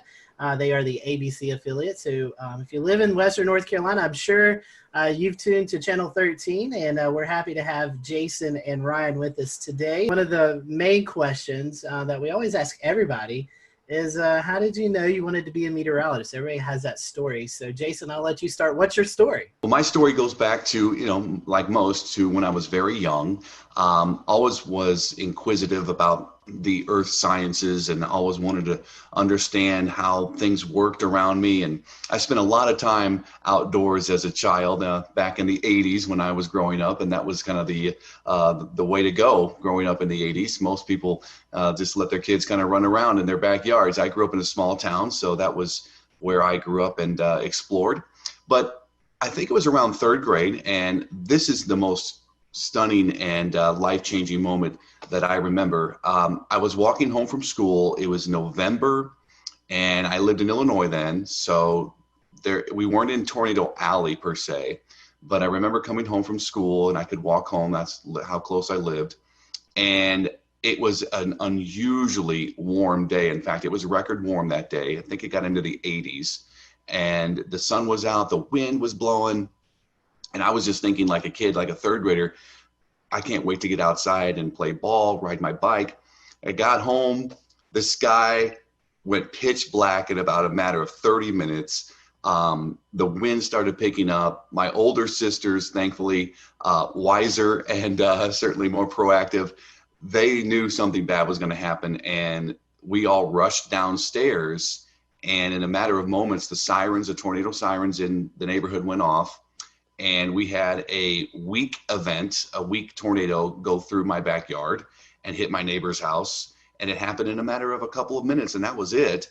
And it was a life-changing moment. When I walked outside, the birds were no longer chirping, and you could see the destruction of my neighbor's house and in the backyard across the street. His entire roof was peeled off. You could see into the house, and the insulation was gutted out. And that was amazing. I mean, frightening, but also to me, an amazing display of what Mother Nature could do. And I think from there, I was really hooked. I knew I always liked science. And then from there on, I kind of just built on that, and had a great teacher in 5th grade, Mr. Morris, that set me on the right path too, and inspired me to continue to study science. So that's how it started for me, and I just pursued it. And what about you, Ryan? Yeah, I mean, thank you guys for having me, first of all. Yeah, I mean, my story is really not unique from anyone else who does this either.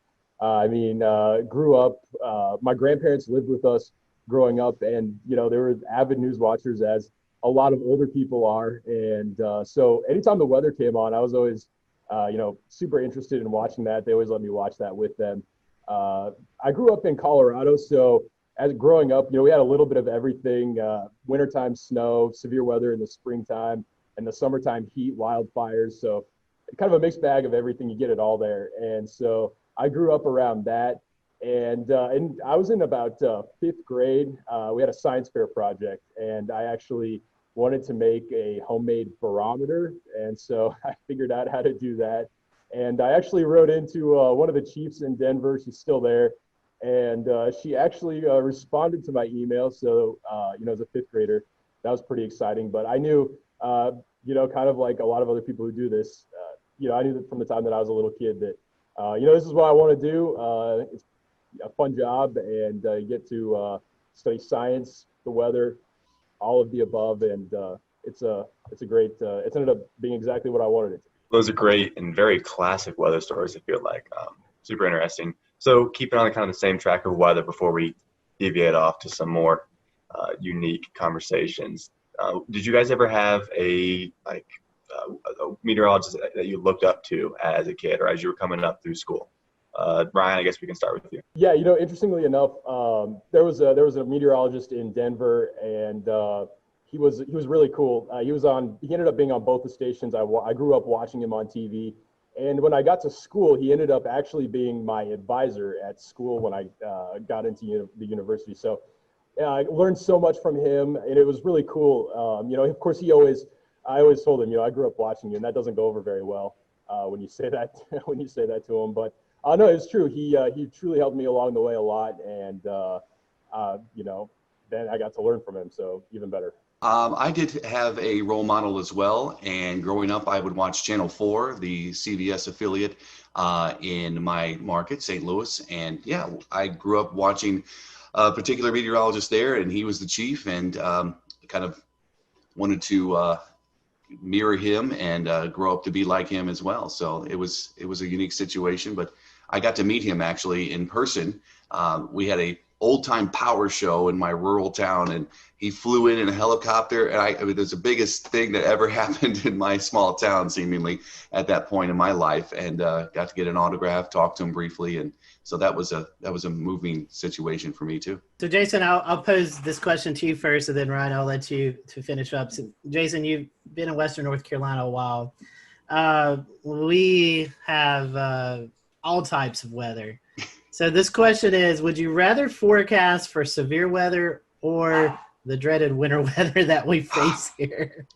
Yeah, you know, they have their unique qualities, obviously, and they're very different when you're trying to forecast those two situations. And the most challenging, I think, would be winter weather, because it usually is much more of a large scale system. So it affects many more people than just, say, localized severe thunderstorms. So you're dealing with everybody's topography too, and it's very topographically driven by elevation and location in relation to the mountains. So that is the challenging forecast. I look forward to that. It's the most stressful one, but it's part of the job. You know, you come into this situation here in Western North Carolina, and you quickly realize how big of a deal winter weather is. You know, most would categorize our severe weather as flash flooding, a big risk. I think flash flooding is certainly one of the bigger risks here, living in the mountains. But when it comes to winter weather, that is usually the memorable severe weather for most, when they think back to when they were younger, or maybe even the older folks. They'll say, look, I remember the big snow of certain year, certain month, and it sticks in their mind. So that would be the bigger challenge, and also the more exciting, I guess, forecasting that. Ryan, I think you your career was in Texas for a while, so you had to deal with forecasting winter weather and severe weather there. So tell us, which one do you prefer? Yeah, you know, I guess it's kind of a similar answer. I mean, there's definitely a lot more challenges with winter weather than there is severe weather. Where I was at in Texas, we would get severe weather. We would be, wall-to-wall coverage for, sometimes 6 hours at a time, or even longer than that. I don't even remember what our longest stretch was on air. I would say, though, there is more challenges in winter weather, and I would say there's more that can go wrong when we're forecasting for winter weather as well. So, we can say we think we might get 2 to 4 inches for Asheville, for example. The temperature comes in a degree or two warmer. We're not getting that.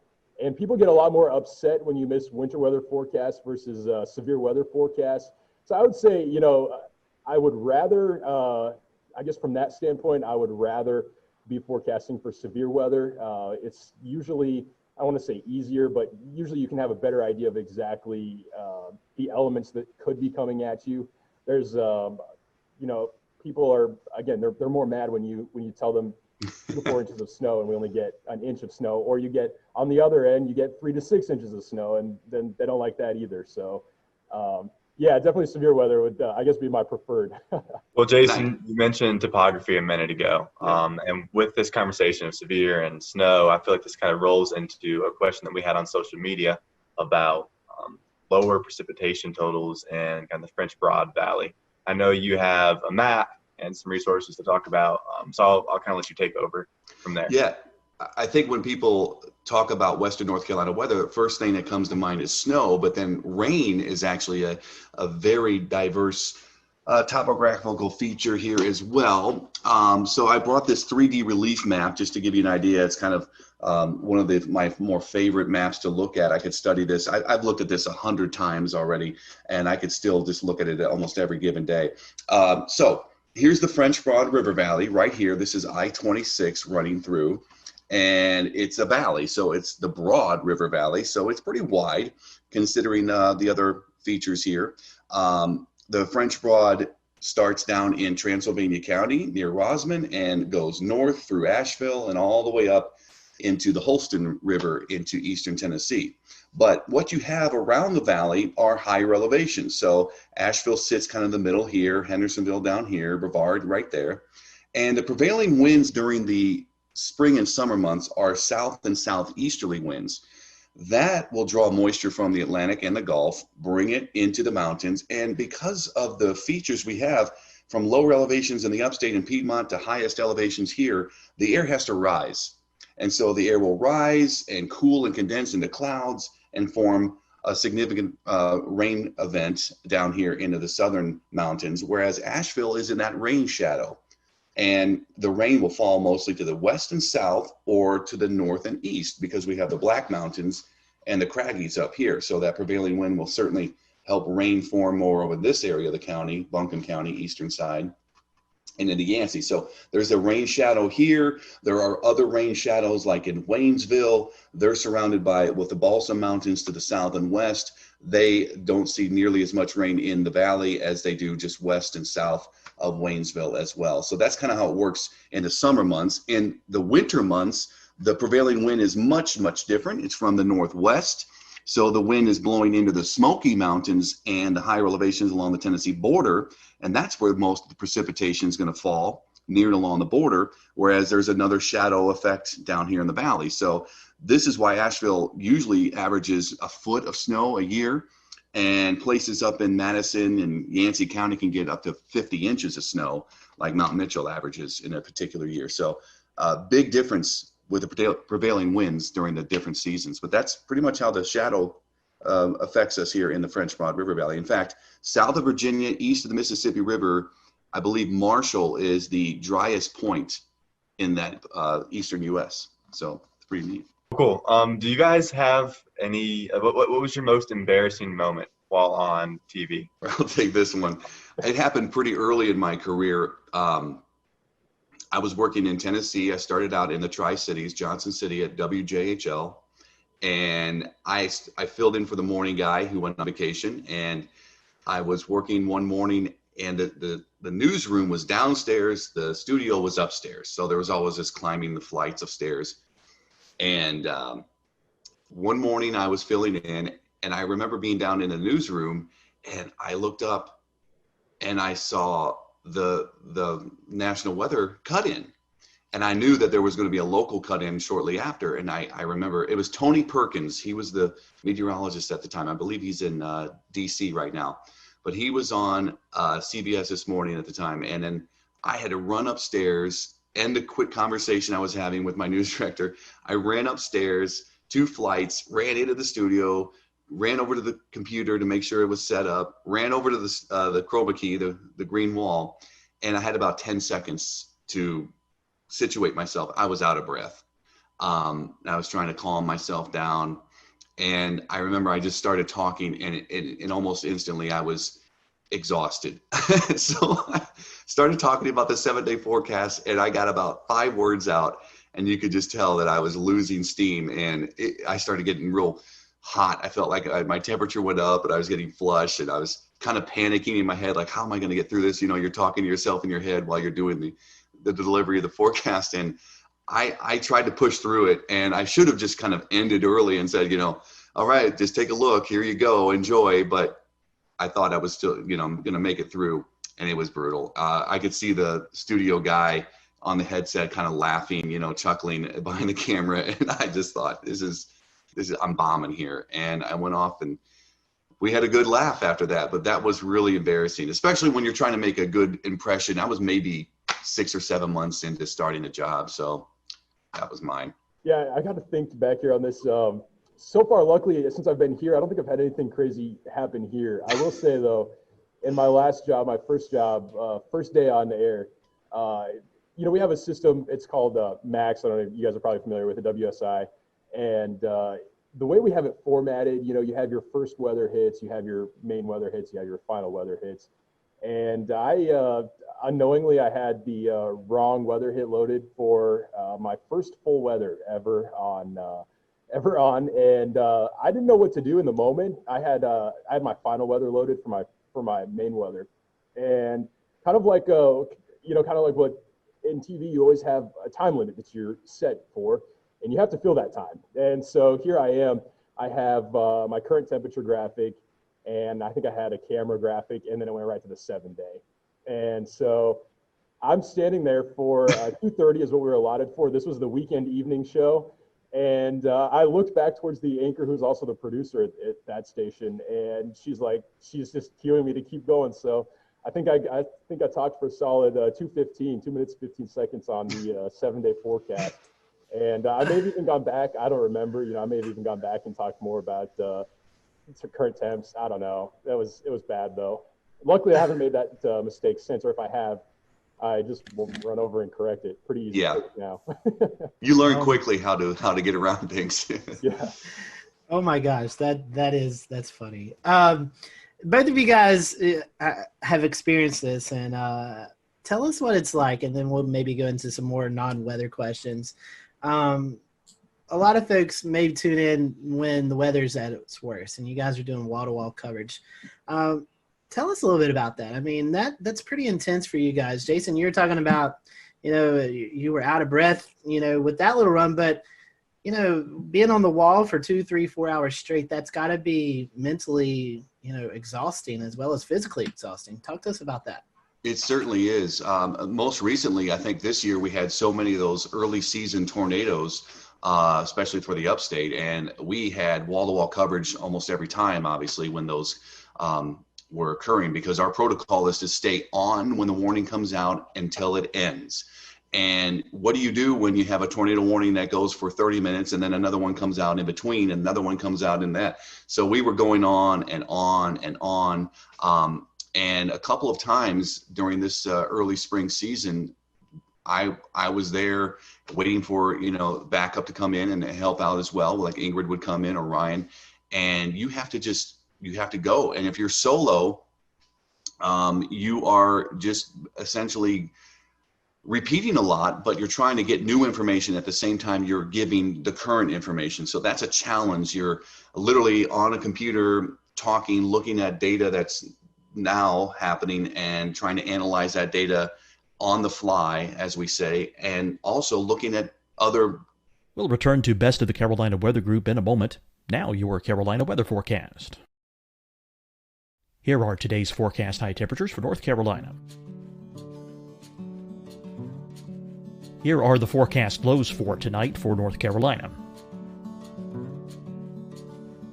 Here are tomorrow's forecast high temperatures.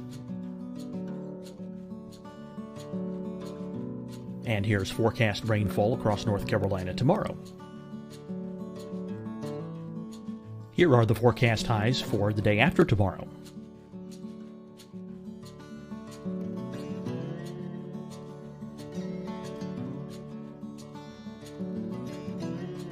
And here's the forecast rainfall across North Carolina for the day after tomorrow.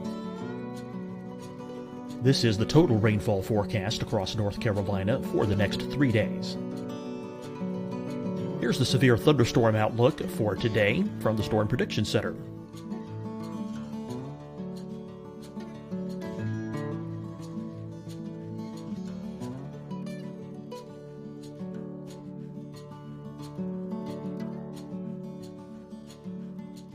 Here are the forecast high temperatures for today for South Carolina. Here are the low temperatures for today for South Carolina. Here's the probability of precipitation forecast across South Carolina today.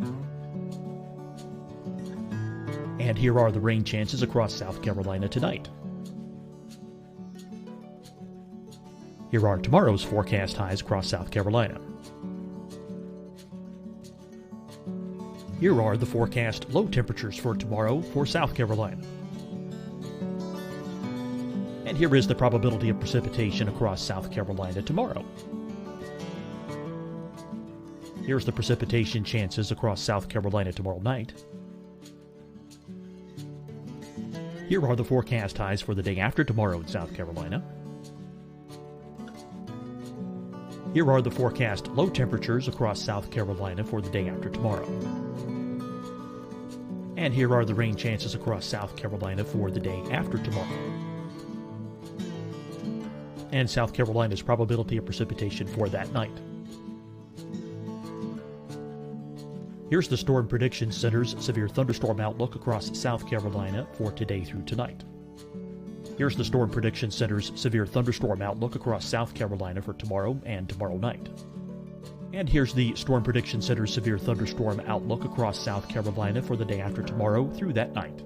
Here's the severe thunderstorm outlook for today from the Storm Prediction Center.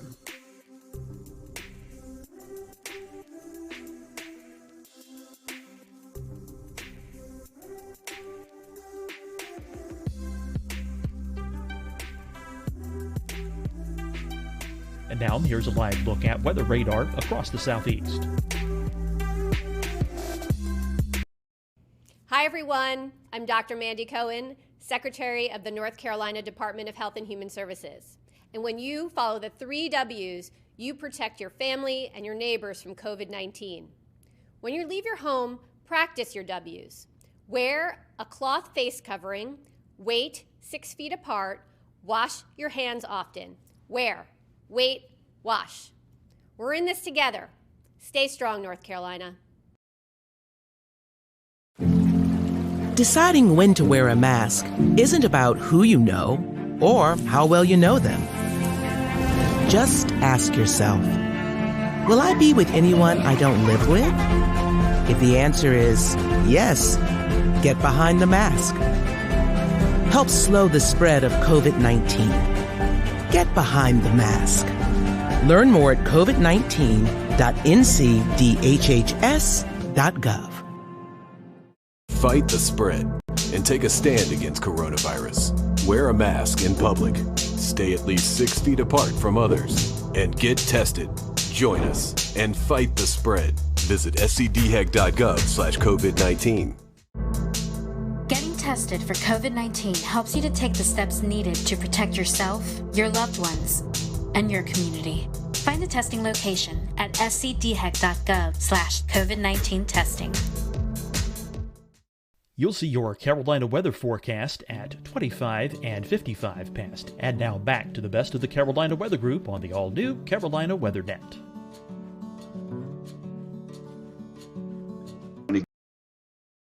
Get information from the National Weather Service sites and observers, and then you're on social media pages looking for information from people that are sending you pictures or updated information from what they're experiencing. So yeah, it's a lot of information. And you know, nowadays we're able to get social media information, and years ago when I started out, there was none of that. You had to wait for somebody to call or email you a weather observation, and that would have made it even more challenging, I think, looking back, because what other information are you going to get? The more information you get, the better it is to kind of have things to talk about. And that is, it's unique, and it doesn't happen that often here in this market. We don't get widespread severe outbreaks like they do in the West or the central US. And a snow event, a winter weather event, you see for days coming, typically, and you can just, you know, lead up to it and get into it and talk about it. You don't really have to be breaking news and breaking into programming for a weather event like, say, snow.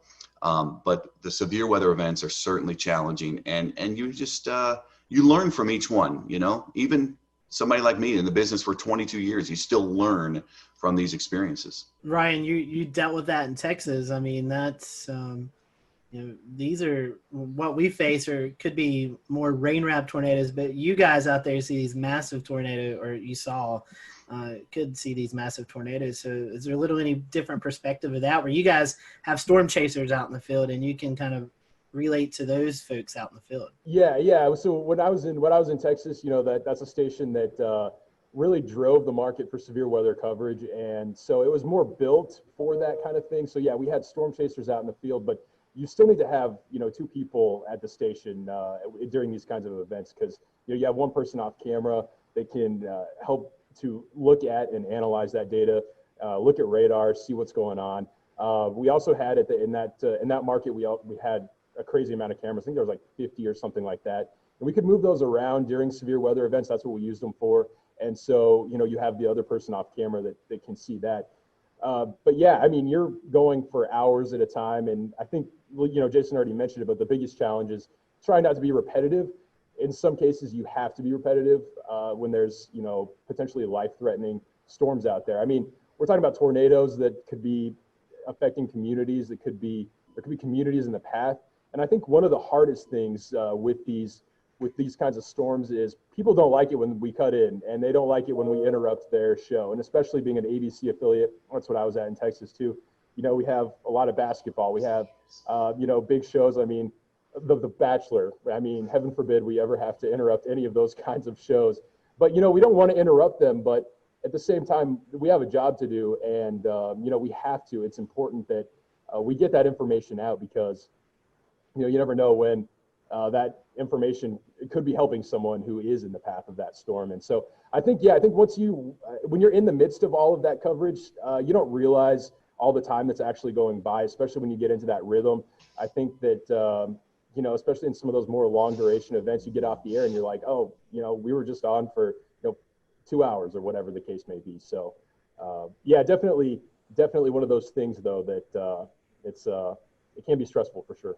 Well, we promised that we would stop talking about the weather at some point, so we can go ahead and do that now. You guys can take a little breath and a break from your everyday work. So do you guys have a favorite genre, a favorite type of music that you like to listen to in your everyday life? Ryan, I'll go to you first. I'm not too picky. I'll listen to anything. I will say I grew up listening to country, so I mean, that's still my go-to. 2000s country, Garth, anything like that, I'll go for.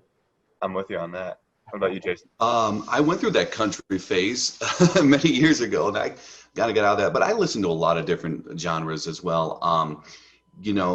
I grew up in my high school days were in the 90s, so alternative music was big then. So people probably remember Stone Temple Pilots and all that, Pearl Jam. But I don't really listen to that music as much anymore. I've gotten older and a little more subdued with my music choices. But I'll listen to a lot of modern music, pop or rock, and I just don't spend as much time listening to the radio or actually picking out songs anymore.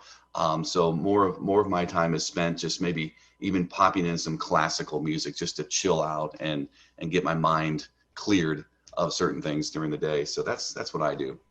I play music too, so I have a guitar and I love playing music. So that's my escape. Anytime I want to, I can just pick up the guitar and play some songs or whatever. That's something we've found with a lot of these that we're doing is a lot of meteorologists play music on the side. I don't have that ability. Evan, I know you play guitar as well, so you got that. I play a few instruments. Brian, do you play anything? No, I can't play anything. I can't sing either. I mean, no one for that. So yeah, no music ability here. I'm glad we're there on the save link there, Yeah. Right? All right, assuming pizza's got cheese on it, so it can't be that. But if you only had one topping to put on pizza, what would it be? Jason? One topping. I think pepperoni would be mine. It's an easy choice, I know. I mean, I love Hawaiian pizza, but if I get one choice, then I'm going to just do pepperoni. Yeah, I mean, I think for me, the choice would be pepperoni, but not to steal Jason's answer. So I'll go with a more controversial pick. I like Hawaiian pizza. I'm gonna go the pineapple on the pizza. I know I'm probably gonna get some flack for it. You are good. That was actually one of our other questions. Does pineapple deserve to be on pizza? So if both of you guys like Hawaiian, I guess that's a yes. Yes, it does. Well, since we're on the topic of food, what's your favorite kind of food? All right, I'll go first. Any food, really. My son and wife are usually finding me in the pantry digging through snacks, and I wish, sometimes I need to quell my cravings, but favorite type of food, if I had to pick one type, I would probably go, tacos. I love Mexican food. I love Italian food, but I love Mexican food. So man, this one's hard. I like all kinds of food also. Really not too picky. The things I don't like, the one thing I am picky on, I don't like a lot of seafood. But I have a major sweet tooth, and it doesn't matter the time of day. I can go you put candy in front of me, I will eat it. It doesn't matter what it is. I'm not picky. Amen to that. Either. So in order to try to keep myself out of trouble on that stuff, I do like, I like Mexican food too. I hate to go with the same answer again, but we see why Jason hired you now. Just a lot of similarities here. I would say, though, I do like Mexican food as well. Enchiladas, definitely probably one of my top choices. Ice cream would be number one, but oh, yeah. Besides that, we'll go for a healthier option there. Here's a controversial question. Is a hot dog a sandwich? I've never thought of hot dogs as being sandwiches. I mean, I wouldn't, but again, it's bread, it's meat. I mean, that's what a sandwich is. I don't know. But I don't know why we have to categorize it as a sandwich. I think they're kind of by themselves, hot dogs. I don't know. By the way, there's I guess I lied a second ago. I said I'm not that picky. There's one more food. You don't. I will pass on the hot dogs. I don't know. I mean, I don't I've never considered it to be a sandwich. It's kind of in its own category. I feel like, it's a hot dog. Bread. I mean, yeah, it is tricky though, because I mean, again, yeah, you have your bread, you have your meat, mustard on a hot dog, I guess, whatever people like. Have the top. I mean, I don't know. That's a good one. I'm gonna go with no though. It's not a sandwich. I agree. We're gonna have to start keeping track of these answers. We have gotten yeses on this. Yeah. So we have to keep track and see what the Carolina meteorologists actually think of hot dogs. So coming back to the Asheville area and away from food, you guys have a favorite location to go visit or hike, something like that in Western North Carolina? Gosh, so many.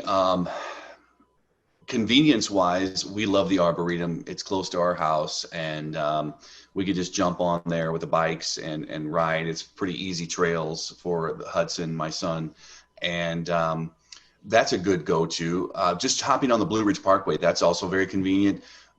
We love going to Grandfather Mountain.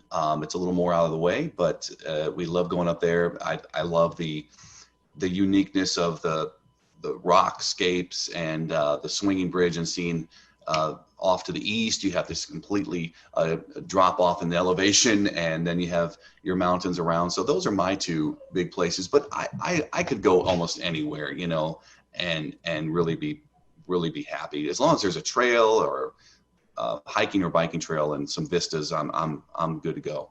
Yeah, and I'm still new to the area here. I haven't had a lot of time to explore a whole lot, but I will say the close place for me that I could go to any afternoon would be DuPont State Forest. It gets kind of crowded this time of year, I've found, but a little bit of everything there. You can get some elevation. You got the waterfalls, so a lot to do there. I've actually spent a little bit of time in South Carolina here more recently. I found some cool places, cool pockets down there. So there's a short drive down there as well. Ryan, you're from Denver. Evan and I, we went storm chasing. We was based out of Denver. We flew in and kind of went from there. So we took our last day, we took our trip into the Rockies, and it was June the 3rd, and it started snowing on us, Evan, I believe. Yeah. Yeah. So what's your favorite place to go in the Rockies? Oh man, it depends on the time of the year. Rocky Mountain National Park is such a stereotypical answer. That's a great place to go in the summertime. In the wintertime, I mean, I'll take any of the ski resorts. Love skiing, so I'll take any of them any day in the wintertime. Probably not Loveland. I would say more of the Copper Mountains, maybe Keystones of the state. Steamboat Springs is another great place, but even Denver. Man, I know I'm not narrowing this down very well, but Denver's great. Love Denver as well. So I don't know. Amen. Well, guys, I know we're nearing our kind of end time, so I'm going to ask one more quick question, and Scotty will close this. So the last one for me is going to be, do you have a favorite weather disaster movie? It can be super cheesy. Well, Twister immediately comes to mind. My wife loves Twister. My son loves Twister. I love Twister. That would be the number one, but The Day After Tomorrow is good. My son loves weather disaster movies, of all things. Can you imagine? I mean, he's the perfect child. So he loves any kind of disaster movie related to weather. So I've seen all of them. But yeah, I still think Twister ranks at the top. Oh, that's a tough one. I don't watch a lot of movies.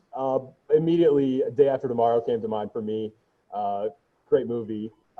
That's one that, I mean, you can stay involved in the entire movie. Yeah. No chance of losing focus on that one. But yeah, I have a short attention span, so not a lot of movies. Twister, of course, is great. It's the all-time classic answer, but yeah, I'll go with Day After Tomorrow for sure. I think those have been our most popular answers when we've asked this question. Well, gentlemen, final question here.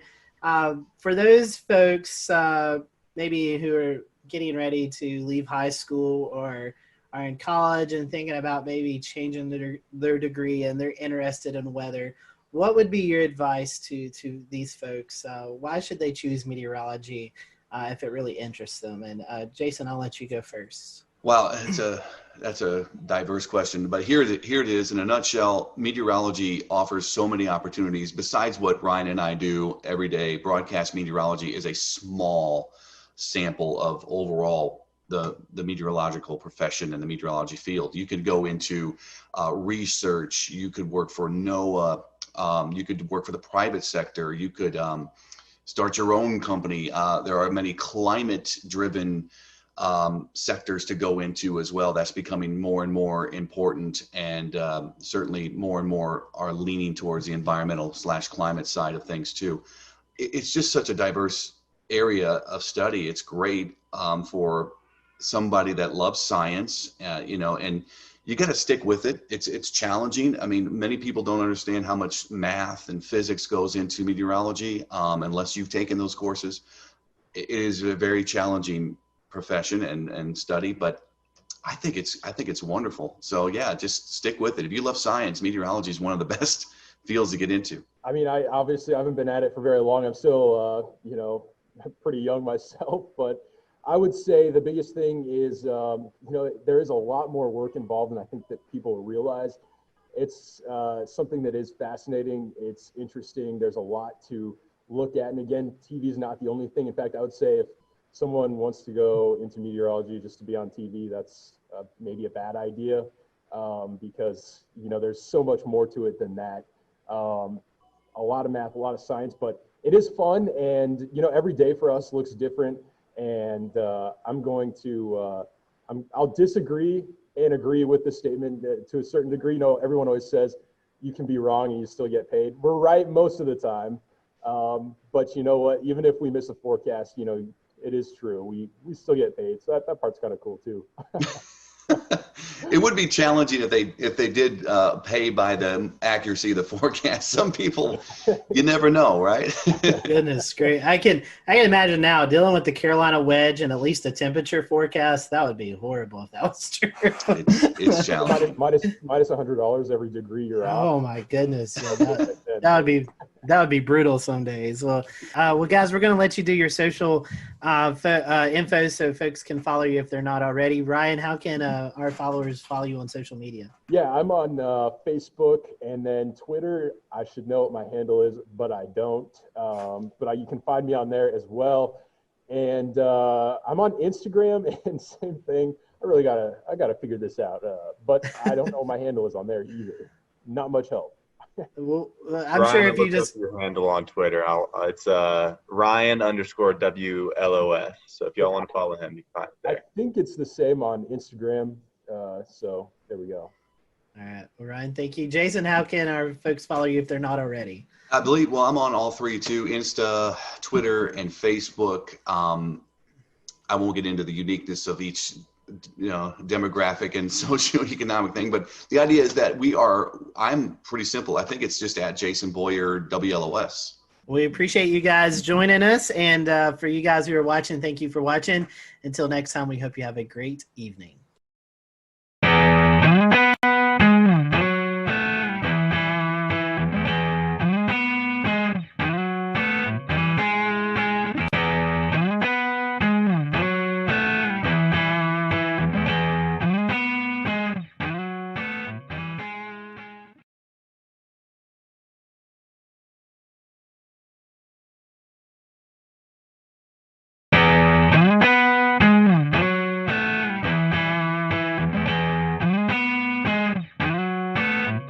Hello, everyone. Welcome to the Carolina Weather Group. We're happy to have you this evening. Tonight, we are joined by the WLTX weather team out of Columbia, South Carolina. That is the CBS affiliate there. So if you watch Channel 19 at Columbia, you probably see some familiar faces. And if you don't, hopefully after tonight, you'll get to learn about these meteorologists and tune over and check out the weathercast. So Efren, Daniel, Alex, and Danielle, thank you for joining us, and happy to have you all, and thank you for a little bit of your time. So we're going to start off this question, probably one you've been asked several times, but we're going to ask it again. How did you guys, how did you know you wanted to be a meteorologist? What persuaded you to do that? And Everett, I'll start with you, and I'll just let the team continue after that. Actually, the interesting thing is that when I went to school, I actually wanted to be an aeronautical engineer. Then I had an interest in weather, but I never had an interest in meteorology as far as a study. And I took one class, and it was an orientation to professional meteorology. There's one credit class, and I got hooked. It came down to really the same thing. I'm always talking to kids, high schoolers, college students. It comes to the one word I always say when I talk to people about meteorology. It's why. Why is it sunny? Why is it hot? Why does that cloud look like it's cut in half from the bottom? Why is it raining at my house, but my neighbors who are just a quarter mile down the road, they're not getting a lick of rain? Why? And that's where my interest really came in.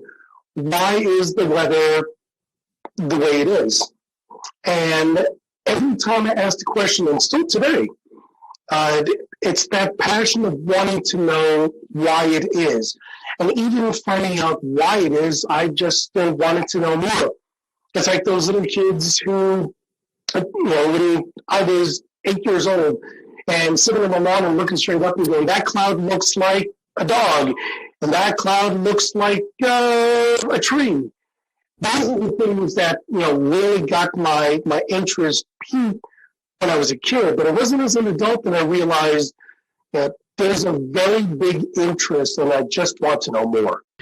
So I always knew I loved the weather. For me, it was, flying to Florida for the summer and seeing all those big puffy clouds and just wondering, how do clouds that produce so much rain, stay afloat, as a kid. I was just so amazed by the idea that it was just totally sunny along the approach when you're flying into, let's say, like Orlando, for example, and then by the time you're at the airport and you're getting the taxi, it's pouring, So just the power of the weather in the Southeast was actually what started it. But I'm from New York originally, so it wasn't the snowstorms and things like that that initially did it for me. So that was kind of a surprising thing, because a lot of my, fellow colleagues and friends that I went to school with, it was snow for them because I went to school at Rutgers in New Jersey.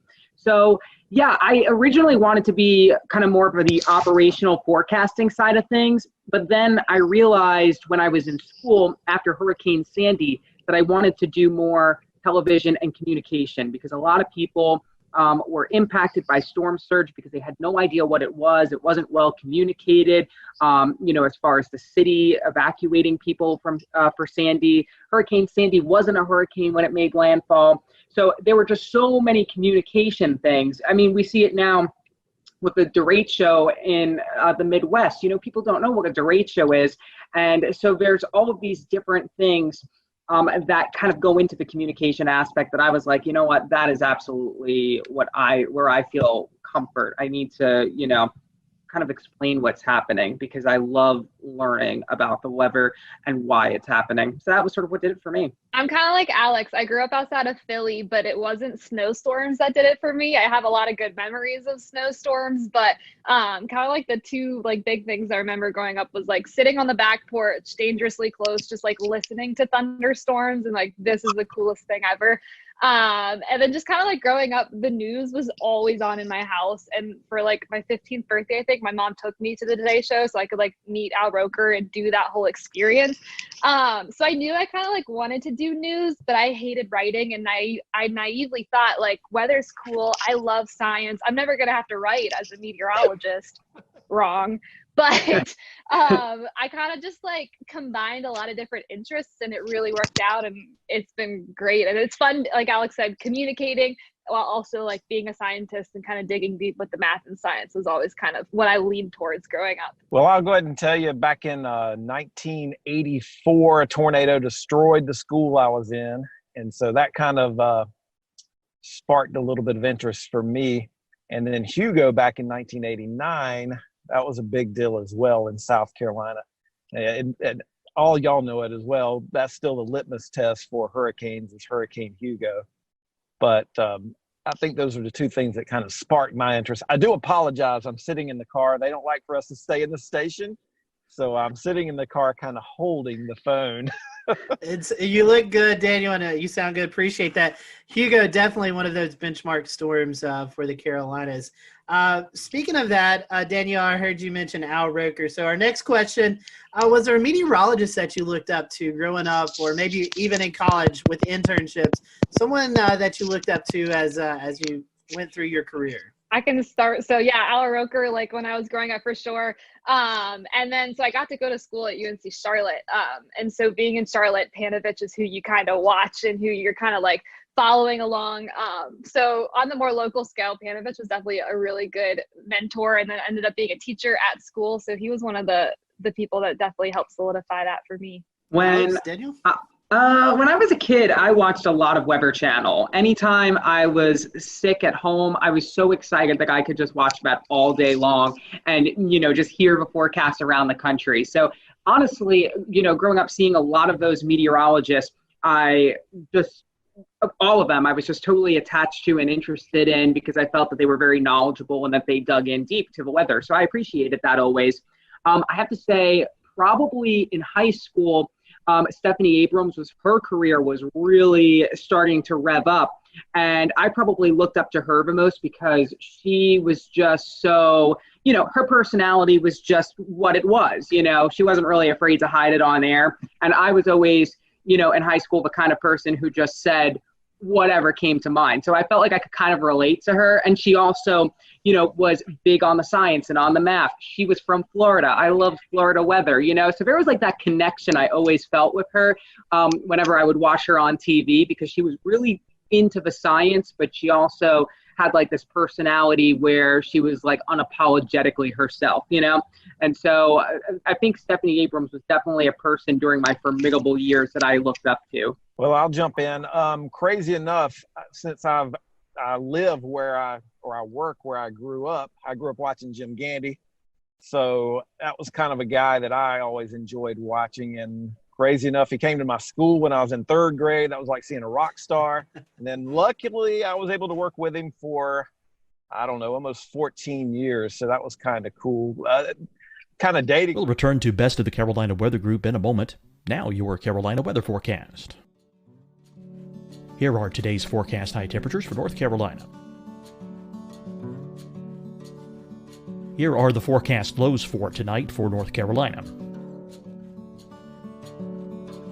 Here are tomorrow's forecast high temperatures. And here's forecast rainfall across North Carolina tomorrow. Here are the forecast highs for the day after tomorrow.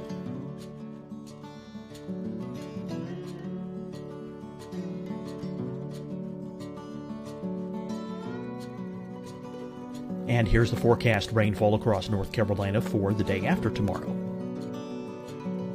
This is the total rainfall forecast across North Carolina for the next 3 days.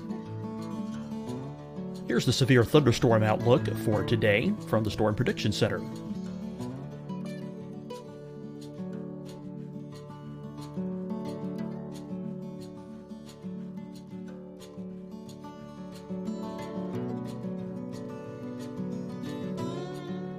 Here are the forecast high temperatures for today for South Carolina.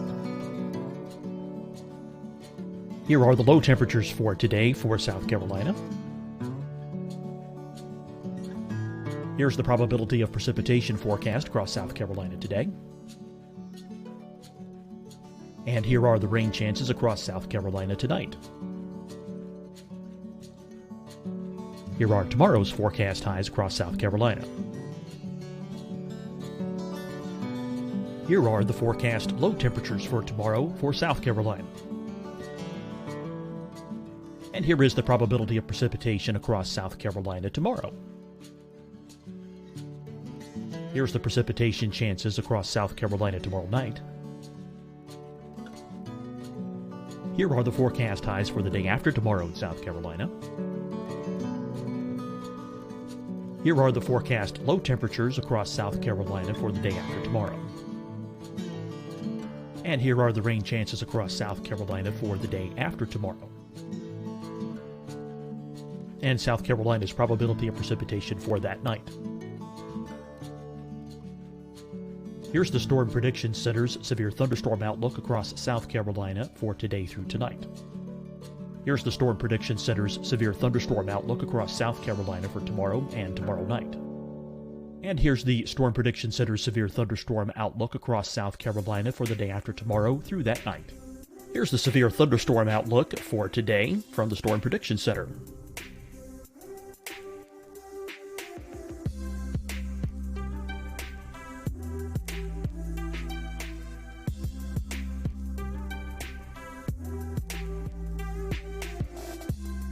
now, here's a live look at weather radar across the southeast. Hi, everyone. I'm Dr. Mandy Cohen, Secretary of the North Carolina Department of Health and Human Services. And when you follow the 3 W's, you protect your family and your neighbors from COVID-19. When you leave your home, practice your W's. Wear a cloth face covering, wait 6 feet apart, wash your hands often. Wear, wait, wash. We're in this together. Stay strong, North Carolina. Deciding when to wear a mask isn't about who you know or how well you know them. Just ask yourself, will I be with anyone I don't live with? If the answer is yes, get behind the mask. Help slow the spread of COVID-19. Get behind the mask. Learn more at covid19.ncdhhs.gov. Fight the spread and take a stand against coronavirus. Wear a mask in public. Stay at least 6 feet apart from others. And get tested. Join us and fight the spread. Visit scdhec.gov/COVID-19. Getting tested for COVID-19 helps you to take the steps needed to protect yourself, your loved ones, and your community. Find the testing location at scdhec.gov/COVID-19 testing. You'll see your Carolina weather forecast at 25 and 55 past. And now back to the best of the Carolina Weather Group on the all-new Carolina WeatherNet.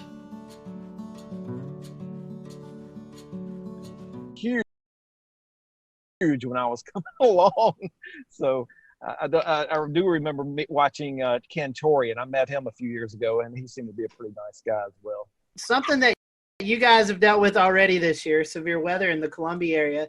So our question is, which one do you find more challenging forecasting, severe weather or winter weather, which we get a little bit of in the Carolinas? Alex, I'll let you start.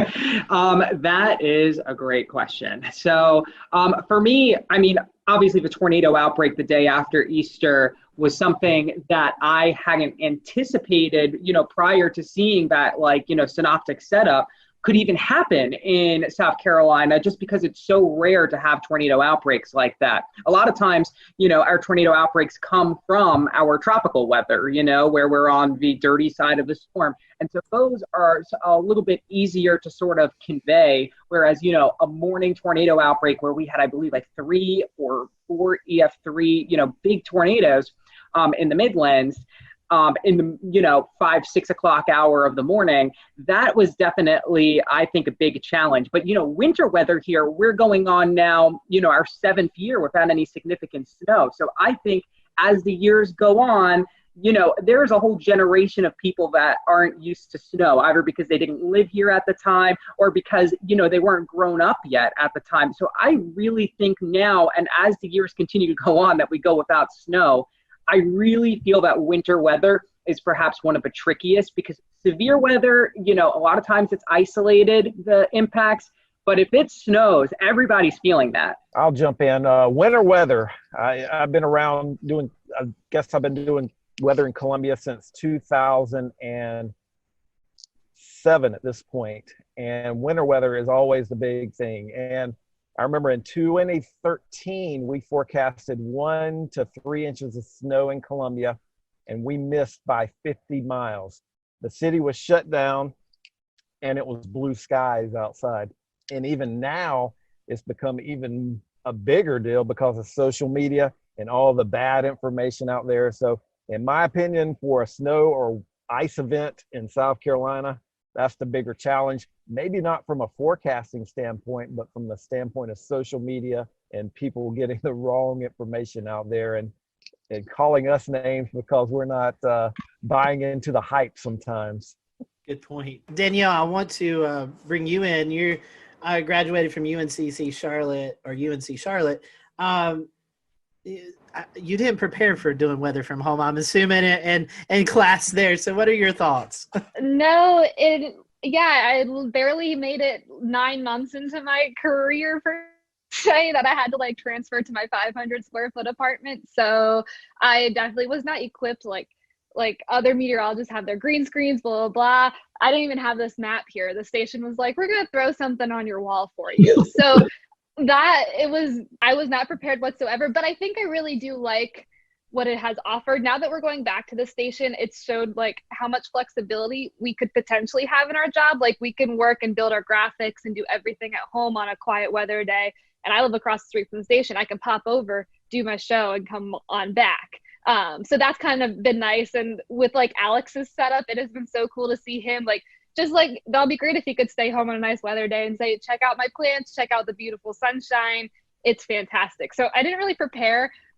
Thankfully, it had been kind of smooth. There hasn't been a ton of hiccups with it. My dog has only barked on air once. So like that has all been positives. But I don't think we're going to stay like this. But I think it does show that we could have more flexibility in our jobs that we didn't really think we had beforehand when it comes from like working from home. Yeah, just beyond this window is my porch, and I have hundreds of plants out there. So it's been really fun to show off, the different plants and how they're growing. Like my banana tree is growing a new leaf every single week because of how hot and humid it's been. And so there is this opportunity to tell the forecast in a different way. Sometimes during the morning show, the wind will actually shift from behind me, which is my south, to in front of me, which is my north. So I can talk about the reason why there is maybe some fog because, the temperature has now reached the dew point because of this northerly breeze that's coming in. It really has been a good opportunity. And a lot of people have come up to me and said that they really like that I'm out on my porch because I'm wearing a jacket when it's cold out and, I'm wearing my windbreaker when it's misting. Luckily, I have a roof over my porch, so I don't have to worry. And since it's the morning show, I don't have to worry about storms very frequently getting in the way either, because if there was lightning, then I would not be outside. And that's only happened once during the morning show. So yeah, it's been a good opportunity to sort of change things up a bit. I still have my forecast graphics. I'm still doing, still showing the same things, but now I get to like bring the weather outside where it's happening. And I feel that it's kind of made me a little bit more intuitive, like to see the sunrise earlier in the morning. I see hummingbirds flying at 7 a.m. It's just made me so much more in tune with nature, which is really needed when you're not around people. You need something to hold on to. Let's switch it up a little bit. Let's get some fun questions here. These are just some questions to get to know you guys a little bit better. So beach or mountains? Which one do you guys prefer, beach or mountains? Beach. Beach, all right. Easy. I'm beach. I'm with Danielle. That's good. We're all beach. I love the beach too. Favorite food? Anything pasta for me with cheese. That's my anything Italian food is great. Pizza and everything pizza. I really like just a good like baguette and some nice cheeses, a little charcuterie spread. That's what I'm gonna say. Everyone's talking about pizza, so we had a few questions about pizza here. A, does pineapple deserve to be on pizza? And B, if you only had one topping besides cheese, what would it be on pizza? Pineapple does not belong on pizza. I actually, surprisingly, do like pineapple on pizza. I didn't first have it until after I left New York because that's just not something you tend to see up there. But I love the sweet, salty. So, I'm like not afraid of, some odd and unusual kind of toppings. So on the topic of toppings, I think the one that I would really like to keep is basil. I know it's simple, but I just love that little herby kind of feel that it gives. I think pineapple can stay on pizza. I'm okay with that. We can leave it there. My topping would be black olives. Like growing up, my sisters and I would have like extra double black olive pizzas, and that was it. So I'll keep the black olives with the pineapple. Favorite type of music? What do you listen to while you're preparing your forecast, or just kind of out every day? What's your favorite type of music? Oh, I go through all the decades personally, and I do listen to music in the morning. A lot of times I'll listen to our other sister stations to see what they were talking about because we have sister stations across the country. But when I'm not doing that, I'll listen. I think this morning I was listening to Fleetwood Mac.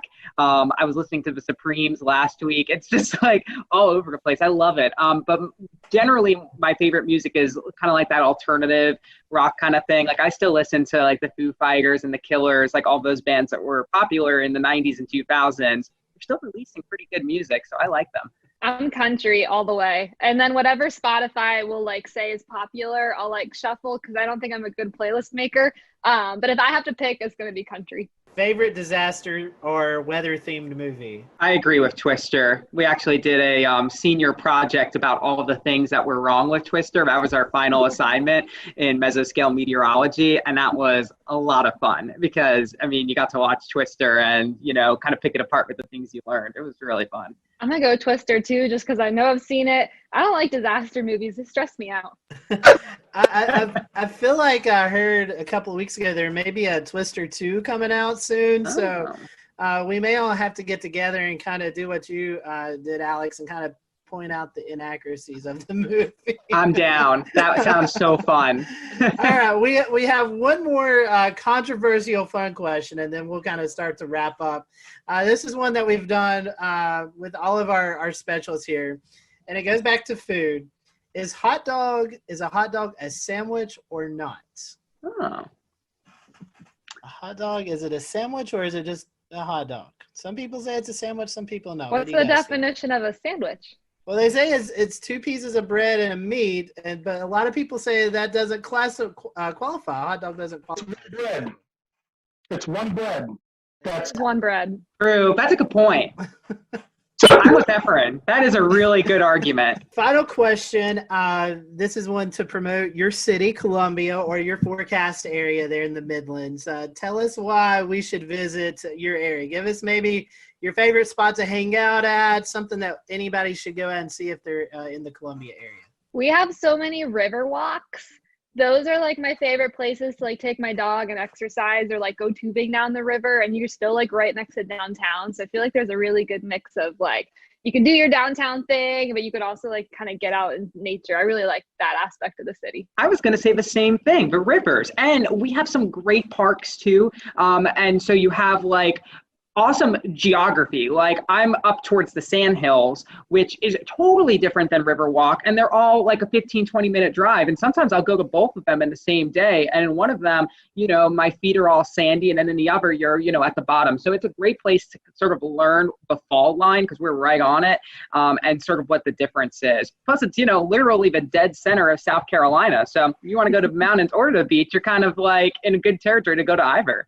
Truly say this to a lot of people. I live in North Carolina, but South Carolina is like a second home. It's a beautiful state, and it's definitely a place that you need to check out. So, y'all, we appreciate your time today. I'll let you be able to promote your social media, Facebook, Twitter, Instagram, if you guys want to do that. So if our followers aren't already following you, they can there on social media. Alex, I'll let you go first. Sure. It's Alex Calamia WX. That's my Twitter, and my Facebook is Alex Calamia as well.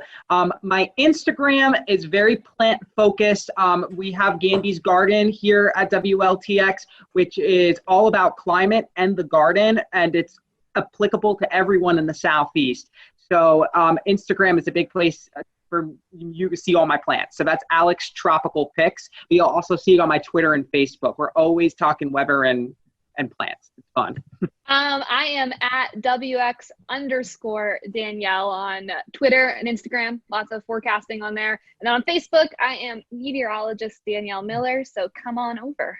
nice and simple for both my Twitter and my Facebook. It's Efren WLTX. EFREN WLTX. You can find it on both of them. It's easy. As long as you spell my first name correctly, you'll be able to find me. Daniel just emailed me, said his phone was overheating, so he wasn't able to stick around. But if you want to follow Daniel, it's Daniel_Bonds on Twitter, and then on Facebook, I think it's the same thing. You can follow his weather page, Daniel Bonds. Just search it up, WLTX. So we want to appreciate you guys watching us here at the Carolina Weather Group. Guys, thank you for spending some time with us, and we will see you all next time here on the Carolina Weather Group.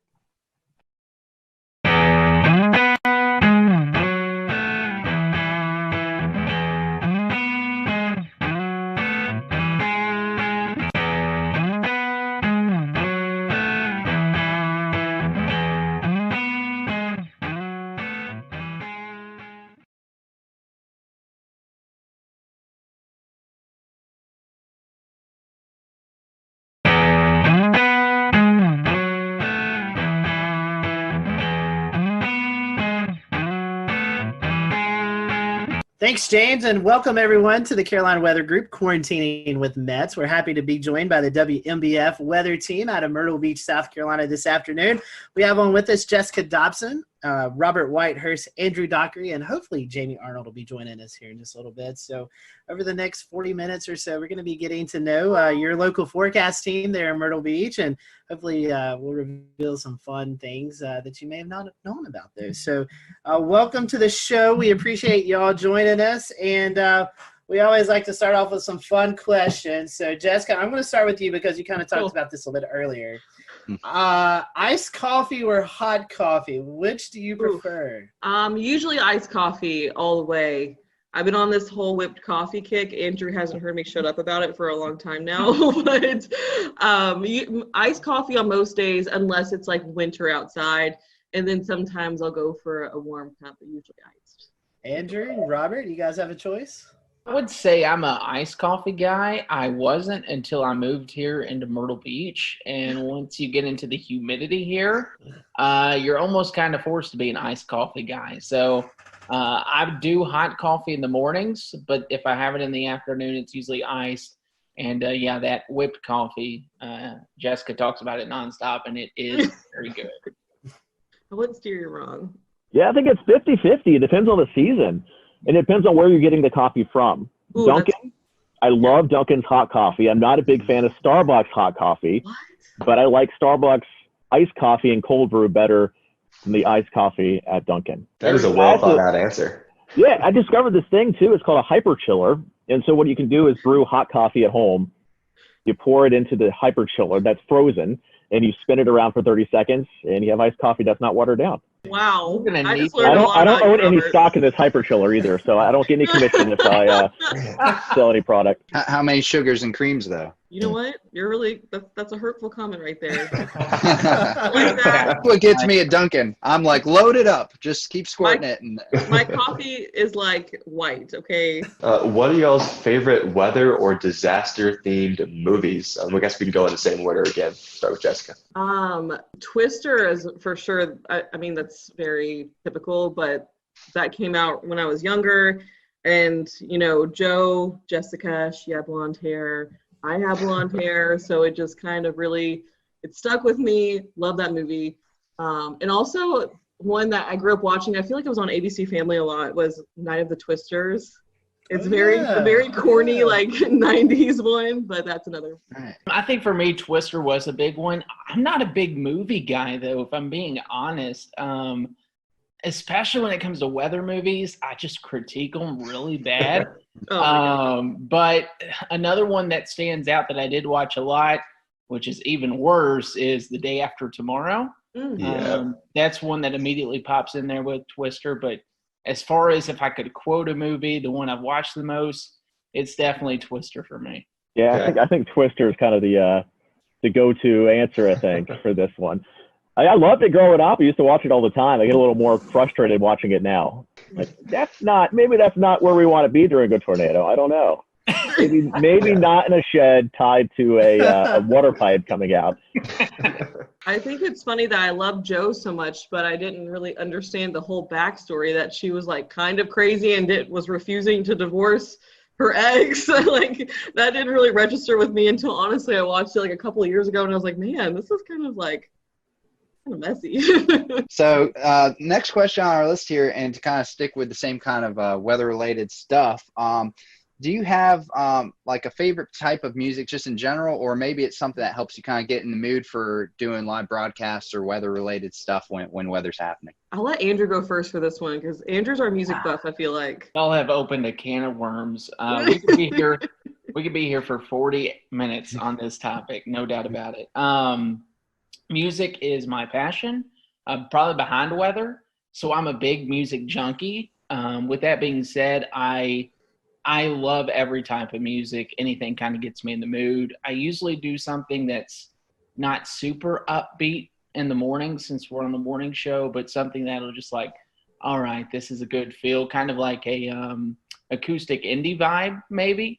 But I can listen to anything from Fleetwood Mac to George Strait to Tom Petty, Bruce Springsteen, you name it. I love it.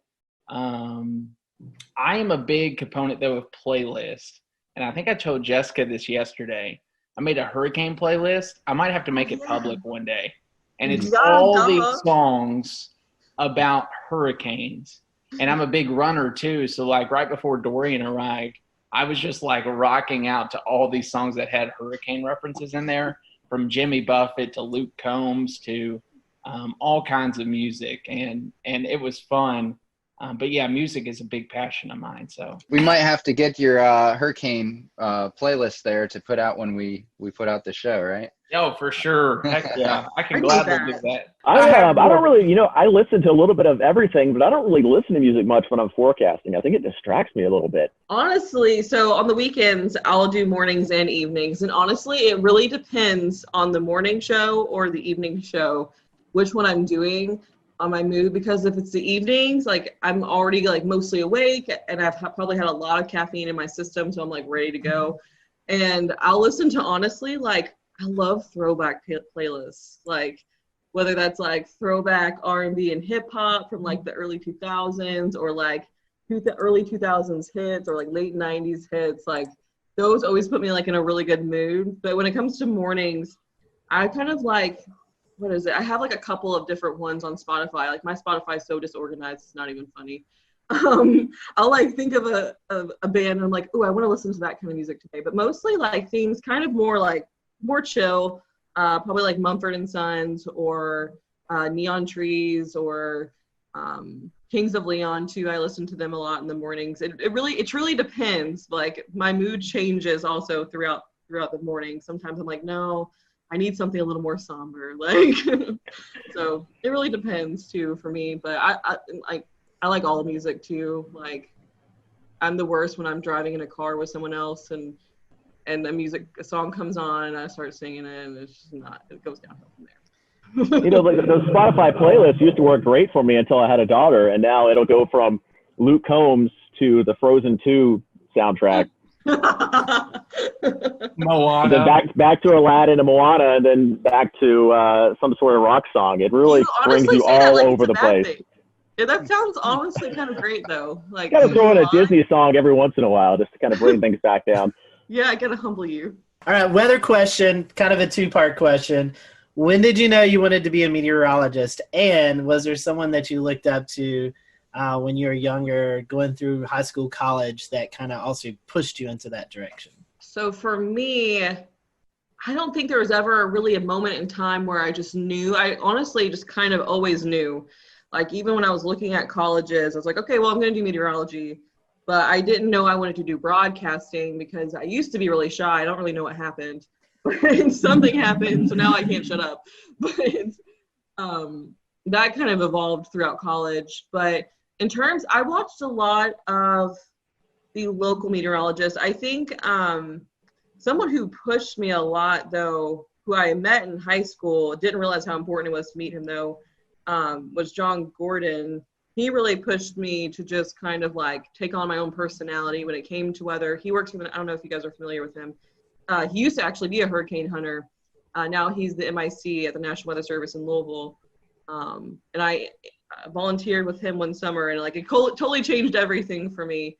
But I always grew up watching the meteorologists on air. There weren't always a lot of females though, so it was kind of hard for me to I never really had one specific person I looked up to.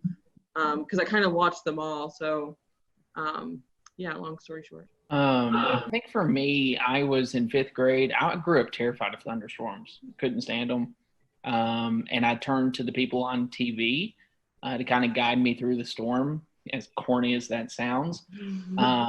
My mom was in TV her whole life. She's behind the scenes. So she is a research director. She's been doing that for years. And I kind of had a firsthand like experience into what broadcast meteorologists do. So I would go to work any chance I got with mom and shadow all these meteorologists and be like, hey, listen, I don't like storms.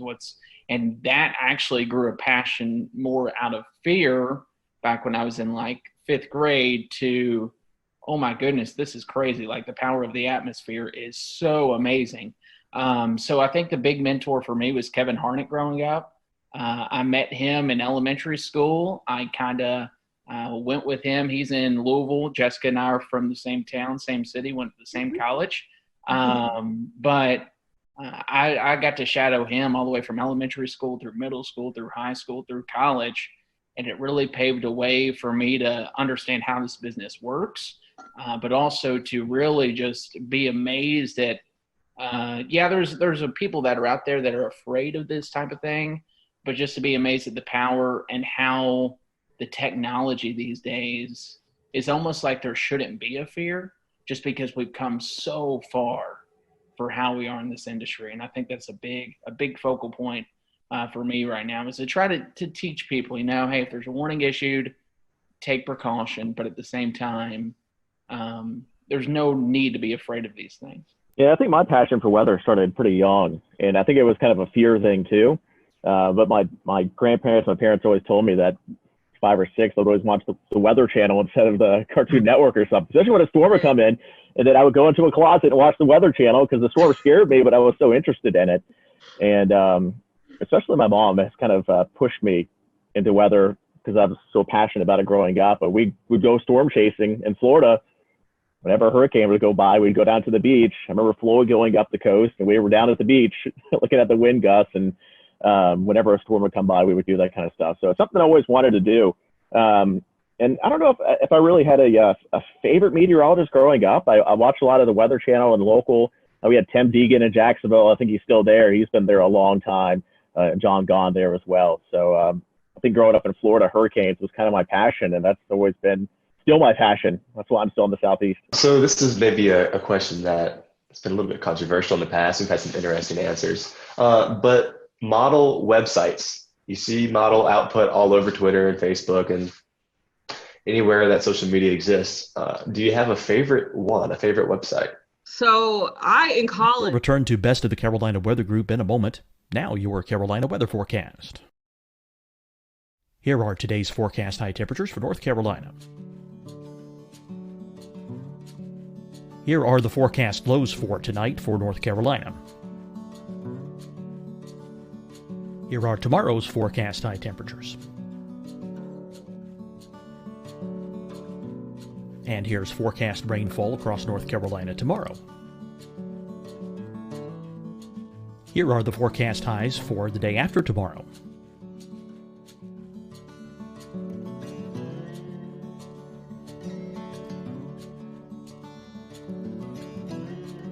And here's the forecast rainfall across North Carolina for the day after tomorrow.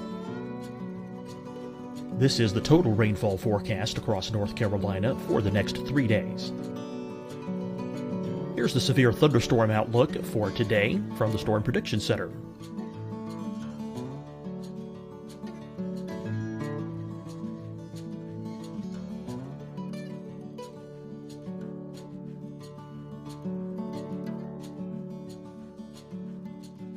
Here are the forecast high temperatures for today for South Carolina. Here are the low temperatures for today for South Carolina. Here's the probability of precipitation forecast across South Carolina today. And here are the rain chances across South Carolina tonight. Here are tomorrow's forecast highs across South Carolina. Here are the forecast low temperatures for tomorrow for South Carolina. And here is the probability of precipitation across South Carolina tomorrow. Here's the precipitation chances across South Carolina tomorrow night. Here are the forecast highs for the day after tomorrow in South Carolina. Here are the forecast low temperatures across South Carolina for the day after tomorrow. And here are the rain chances across South Carolina for the day after tomorrow. And South Carolina's probability of precipitation for that night. Here's the Storm Prediction Center's severe thunderstorm outlook across South Carolina for today through tonight. Here's the Storm Prediction Center's severe thunderstorm outlook across South Carolina for tomorrow and tomorrow night. And here's the Storm Prediction Center's severe thunderstorm outlook across South Carolina for the day after tomorrow through that night. Here's the severe thunderstorm outlook for today from the Storm Prediction Center.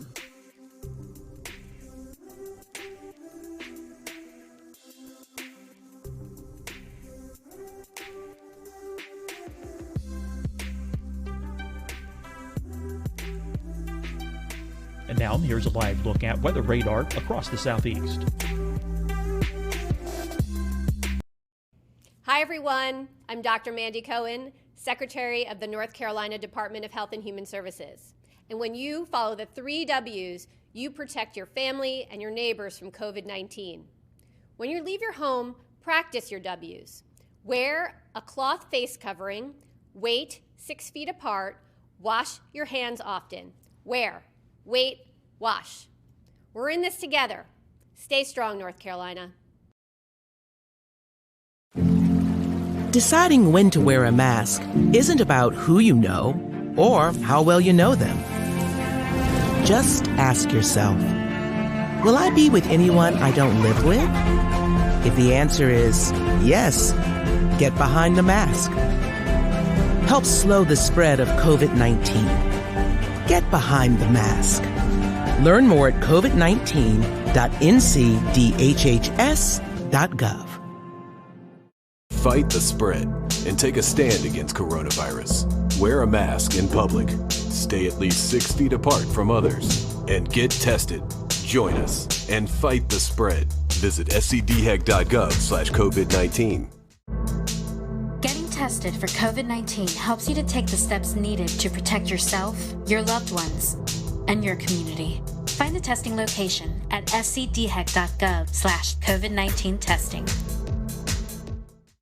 You'll see your Carolina weather forecast at 25 and 55 past. And now back to the best of the Carolina Weather Group on the all-new Carolina Weather Net.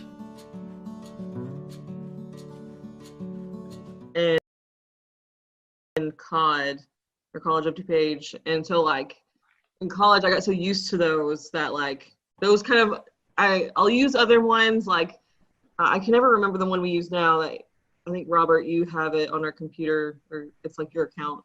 But that one's good too. But I always end up, I think, going back to COD and then, or Pivotal, because I don't know, I just always like Pivotal, the colors, I don't know. And then when it comes to COD, I like their satellite data a lot. I always go to their satellite, their surface analysis. So. I am a weird one when it comes to models. Twister data, does anyone remember like that site back in the day? Yeah. Like how the color table was so great, but like the features were a little I'm a big fan of like ensemble forecast and having a ton of variety on a website. So simple is great, otherwise I get distracted. So I try to do COD throughout like a 48-hour window, and then I transfer over to weather models, which Robert and the team use, and then WeatherBell. I love WeatherBell. I love weather models, and those two are like, I would say, my 1 and 2. But if it's coming to a quick 48-hour look of a forecast, it's usually Pivotal Weather or College of DuPage. If I need to get something out quick. Otherwise, I'll spend way too much time on the other two. Yeah, I think a lot of them, each have their strengths. Yeah. Like a Pivotal Weather with the clickable soundings for the Euro and the UK Met and all the extra data now. That's great. You can't really find, I don't know where else you can find that kind of stuff right now. Obviously, you could break down the levels yourself on WeatherBell or weather models, but to have those clickable soundings for the Euro and the UK Met, great. We were big into WeatherBell, and then when Ryan went over to weather models, we kind of gave that a try, and I think they're both great. The navigation certainly gotten a lot better on both of them. I think when they first started, it was like, there's all this stuff, but I don't know how to get to it. You'll find it once. You're like, I really want to save that. You come back and you couldn't find it. But I think they've kind of improved with those. So we use all three. We're kind of lucky that we have an account for all three. Yeah. I don't know if many people know about this one, but the FSU cyclone phase, that's good. That's good stuff there. You can see it kind of gives you an idea if it's going to be a shallow warm core, if it's more cold core. What would be your most embarrassing on-air moment that you can recall? I feel like I embarrass myself on a regular basis. So I don't know. I mean, I have made it before on one of those like viral YouTube like blooper things over something so stupid. I like just stumbled over my words and then I couldn't stop laughing afterwards. And it was just 20 seconds of me like doing the whole where you don't breathe or say sounds. You just like sitting there laughing without making any noises. I did that. That was probably up there with one of the most embarrassing. I don't really, in this, I mean, you can ask Jessica and Robert, they know. I don't get embarrassed often. That's true, yeah. So, like, I think back to, like, my job in Eastern Kentucky when I was the chief at WIMT. I would go out and do face paintings right before main weather and dance with people to learn, like, a jig or whatever it was. So I've done probably a lot of embarrassing stuff, but to me, I was just doing it just because it was interactive. But something I did not plan that happened was I did a whole main weather and Twitter blew up. This was back at Bowling Green, and it was obvious that my fly was down the entire time. So that was the only thing I can think of. I will never remember or forget that day. But other than that, everything else it takes a lot to embarrass me, but that day certainly did. This isn't a bad one, but we have a Hurricane Expo we do every year. And I went to a little girl who was with her dad in a live interview. And I asked her, hey, are you having a great time here? And she looked at me and said, no. And I had no idea what to say. I was like, oh, well, there's some fun stuff over there. Back to you. You didn't respond with, I like turtles, right? And that's the thing with kids. They'll tell you the truth. They're not going to sugarcoat it. Storm chasing. I know Western Kentucky goes out in the storm chasing every year. Have you guys been storm chasing? Any memorable events from that? Oh my gosh. Storm chasing. I went twice. And best 2 weeks of my life, both times. Like, hands down. Like, second time, they were both great for different reasons. The first time I was in 2016, in May of 2016, which I don't know if you guys remember or not, but that was the whole Dodge City event that unfolded, which was the craziest day of my whole life. Just like a tornado on the ground for I think over an hour, and it had, sister tornadoes at one point, and it was just like complete madness. Like I'd never seen chasers like that before either. And really that whole season I got to see pretty much every type of storm structure you would want to see, whether there was tornadoes or not. So that was really big for me. It was like literally, like everyone says it, but it was literally like everything you learned in your meteorology class and your textbooks, everything you see, but it was like in front of your face. And so that was really cool for me. The second time we didn't see quite as much, but WKU goes over a 2-week span, which I think a lot of schools probably do that too. And we did a lot more sightseeing. We went out to New Mexico, and we got to do a lot of cool things outside of the whole storm chasing thing too. But I got to be with like my best friends when they saw their first tornado. So like lots of bonding, and like it was just the best of both worlds, like being with your friends, but also at the same time learning so much, like being able to share all those like experiences and your same passion with other people. I could go on for days about storm chasing. Very near and dear to my heart. I wish I could go back and relive those days. For me, I didn't go on the storm chase trip. I worked 2 years in college while doing school, so I did 19 hours of classes in a 40-hour work week in Bowling Green, which was crazy. The first year I couldn't because of a job. We just lost someone, so I couldn't take off. The second year, I just accepted a job in Hazard, so I was already moving out when it was going up. I've storm chased on my own. I've never seen a tornado with my eyes. I've been around storms that produced a tornado at night and knew that, hey, this had a good chance of a tornado. I've seen damage firsthand from a tornado. I think the most powerful experience, though, would have been when we signed up for, and something that's not even storm chasing. We remember March 2nd, 2012 was a big time event in Kentucky. It was the one time I left Kentucky to go to and paid like for this big conference in Oklahoma. I never attended the conference. Like I just sat there and like, because everyone back home was so freaked out. So that was probably one of the more memorable events, is coming back and seeing the damage of what that produced. up in Henryville and all that, because it's still crazy to look back at. But yeah, it's kind of a bucket list thing for me. I've never really done storm chasing much, other than with my mom going to the beach when hurricanes went by. And of course, in Jacksonville, it's always when they went by for the most part. So we could go down to the beach and have wind gusts 40, 50 miles per hour. It was kind of crazy to watch. And they would always shut down the bridges going over the waterway. So we get stuck at the beach for an hour or two until the storm went by.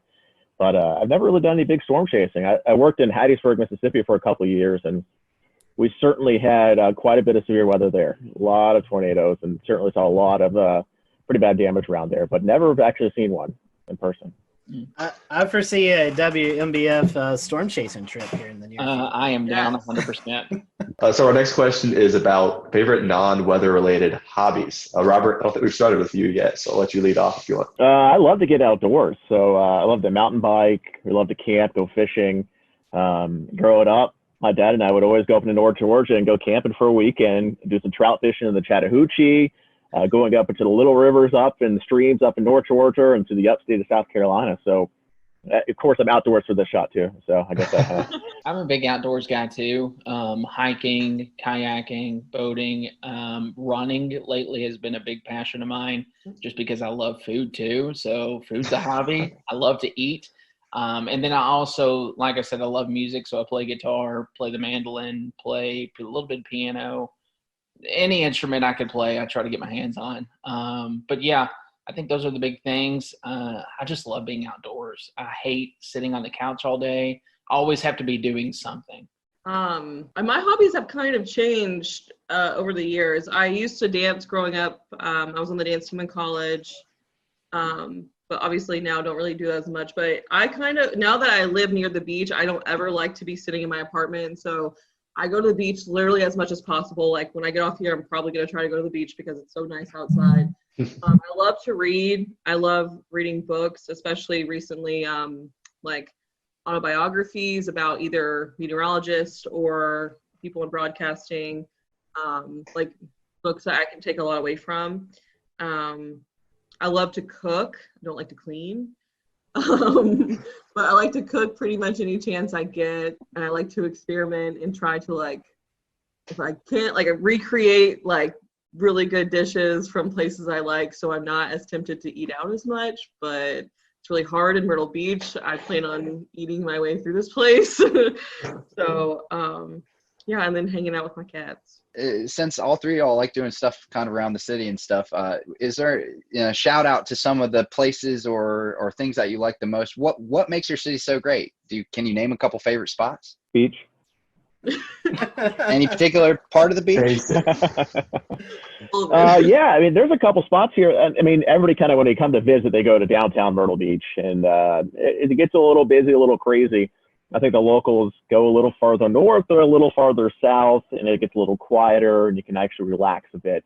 So maybe that's if you're going to come to visit Myrtle Beach, try to branch out from just downtown Myrtle Beach. There's a lot to offer up and down the coast, and that's the thing with Myrtle Beach. They want to stay as close to the beach as possible, the buildings and the homes. So instead of going inland, everything here is built up and down the coast. So you have to kind of go quite a bit to see everything, but it's worth a visit from North Myrtle Beach all the way down to Merrill's Inlet. Pawleys Island's beautiful, a little farther to the south of Myrtle Beach. Yeah, I will agree with that. And the food is great too. You can go all the way up into North Myrtle Beach and hit up Flourishes up near downtown North Myrtle down to Barefoot Landing. I think a Flying Fish is a great seafood place there. Highly recommend that. It's a 48 catch to plate rule, so everything is super fresh, 48 hours.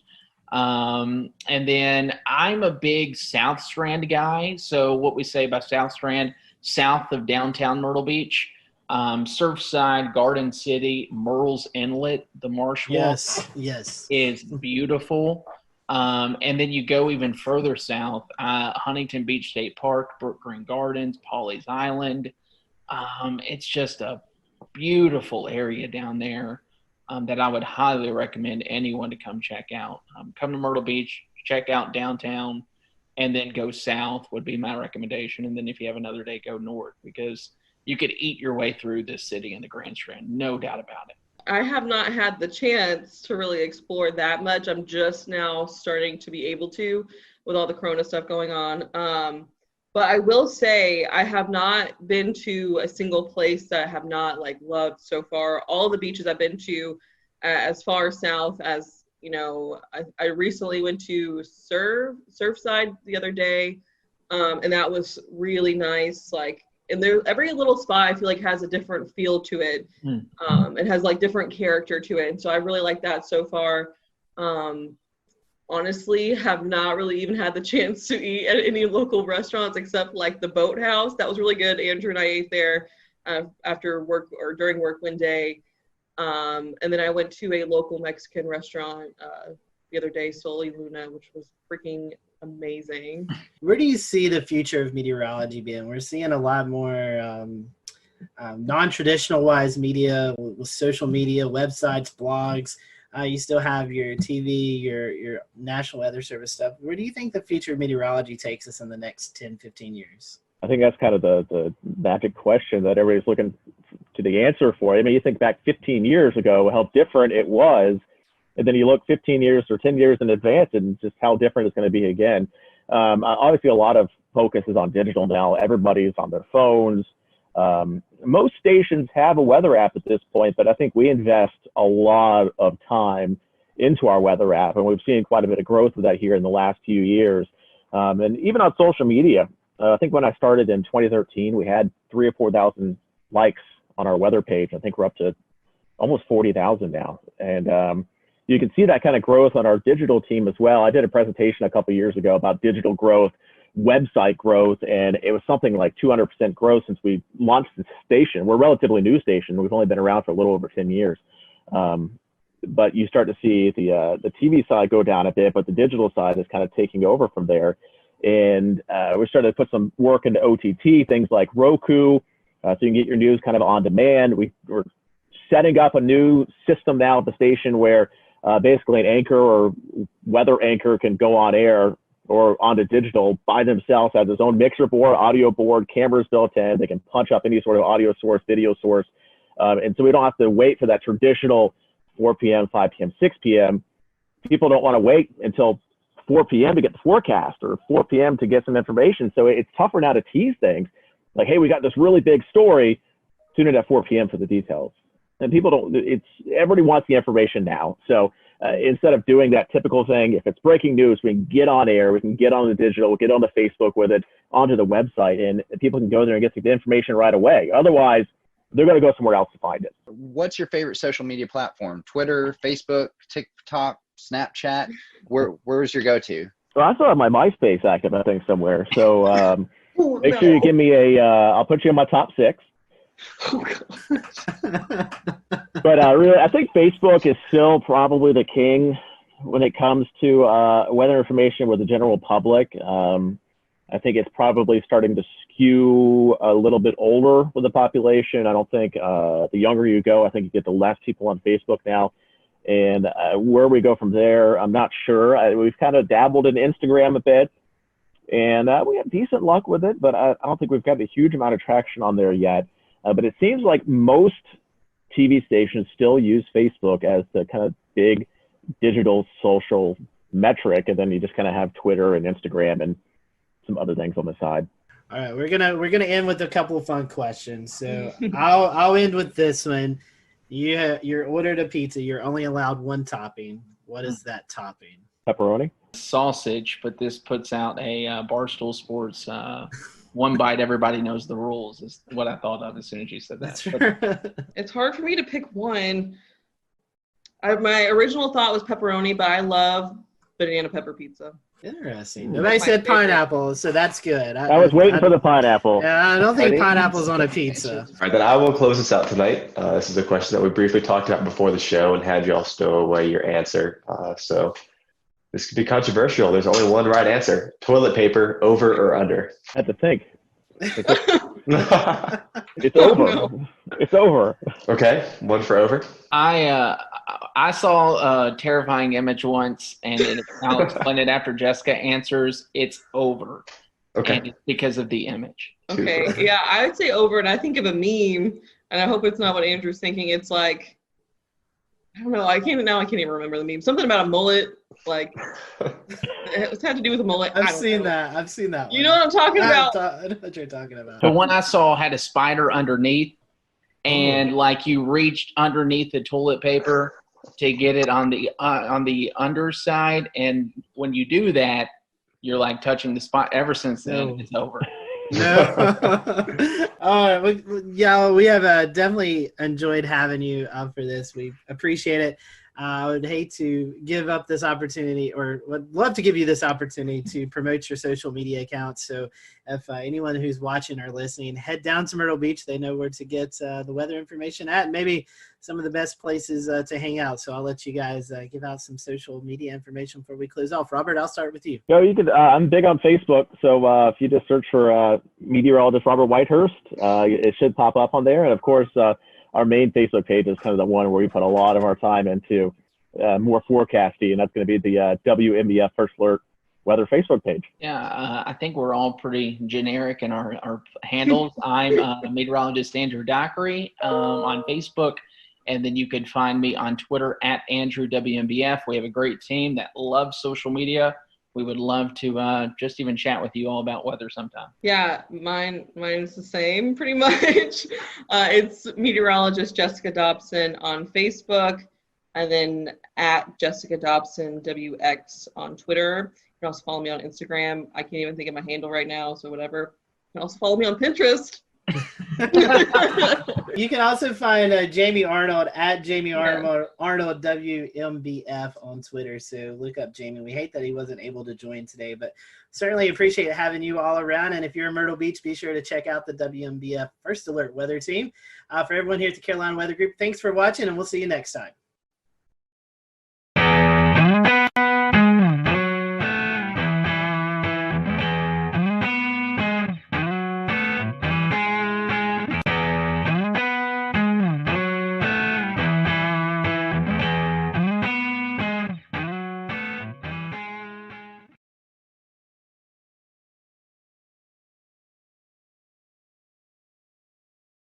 When we found ourselves doing severe weather coverage for Brunswick, Columbus counties along the coastal areas of North Carolina, just outside the Wilmington area, what we didn't know until after the fact was that we were tracking a EF3 tornado. This is a absolute monster of a tornado that impacted that area and unfortunately did result in some deaths. 2 or 3, if I'm not mistaken, as well as 10 injuries. We got some new video today when North Carolina Governor Roy Cooper visited the communities hardest hit, and I want to allow the panel some time to talk about this, because this in and of itself would be a very big news story for us here in the Carolinas and on this show. And it's just yet, unfortunately, another piece of a very busy weather week that has been playing out. But you can see here the communities still trying to clean up after this storm rolled on through. Let me pop up again for you if I can, and I'm going to ask our group to kind of weigh in and on it well too. Is, we look at radar scope imagery from that night. You can see it there on the right hand side of your screen, the velocity, the measuring of the winds in the atmosphere circling here where the tornado crosses Highway 17, where some of this video was captured just outside Ocean Isle, and then continues for about 25 miles, going 45, 50 miles an hour at times, almost trying to outrun the polygon. The Weather Service working very hard to keep this very fast-moving supercell inside that tornado-warned polygon to try to give people as much lead time as possible. Brad, let me bring you back in. I know you had just finished the 11 o'clock news, but I saw you tweeting about this. What were you thinking at 11:45 at night when you were looking at this on radar? So I had seen that storm offshore in the special marine warning because I was impressed with the signature, but wasn't thinking much about it. Went on to finishing up some emails, and I have all alerts turned on for North and South Carolina. So I heard the tornado warning pop up on my computer, and I looked down and I was like, "Holy cow!" Right away, I was like, I could see the debris signature, and I knew it was bad. And then immediately, with some of my emergency manager contacts, started getting messages about some serious damage and, requests for search and rescue crews. So I knew it was pretty bad. And when I looked quickly at the map, I knew that area quite well. I actually played that golf course several times. Tiger's Eyes right there, Ocean Isle. It's a beautiful area. So I'm very familiar with that. And I knew, hearing the damage reports, those weren't small homes. Those were well-built, I wouldn't say mansions. Those are nice houses. So for those to be leveled and destroyed, I knew it was a significant hurricane, tornado. I'm thinking of hurricane because that area was hurt by Isaias as well, almost the exact same location. But what was interesting is, it was EF3. That's the only second EF3 I could find in the database in the month of February in North Carolina's history. The other one was in 1971. So EF3 tornado in the month of February is incredibly rare for North Carolina, and in that area, period, any time of the year. Brad, I have to echo. I was going to say I was asleep when this happened. When I woke up in the morning, I saw your text in our internal chat. But along with Brad, I've played golf at this golf course that actually got hit, and vacation, there a lot. And like Brad said, it's a well-built community. I mean, these homes were well-built, and to see the video of just some of these just being completely demolished just shows you the sheer size and strength of this tornado. And, it was a nocturnal tornado again, at 11:45 on a February evening, something you just don't really anticipate. So the loss of life is never good. And just our thoughts and prayers go out to those folks. But just seeing some of the damage out there, you could tell it was a pretty massive tornado. Yeah, I'm like you, Scotty. I slept through this too. And the very next morning, I woke up and saw that there had been a big tornado from browsing through Twitter, and so I went and downloaded the old the radar scans from the archive and went to look at what the radar looked like. And when I saw that debris signature, I thought, "Oh my God, that had to have been a really bad tornado." Debris was lofted up to something like 22,000 feet. Is that right? 22, 25. It was up there. It got sucked right up into the updraft. It was. We'll return to Best of the Carolina Weather Group in a moment. Now your Carolina weather forecast. Here are today's forecast high temperatures for North Carolina. Here are the forecast lows for tonight for North Carolina. Here are tomorrow's forecast high temperatures. And here's forecast rainfall across North Carolina tomorrow. Here are the forecast highs for the day after tomorrow.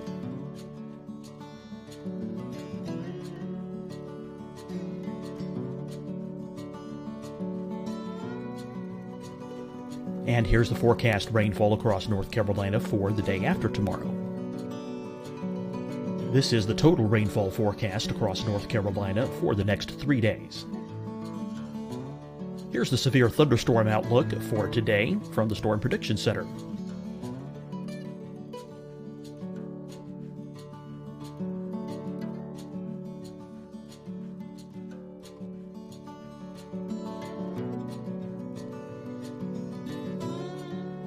Here are the forecast high temperatures for today for South Carolina.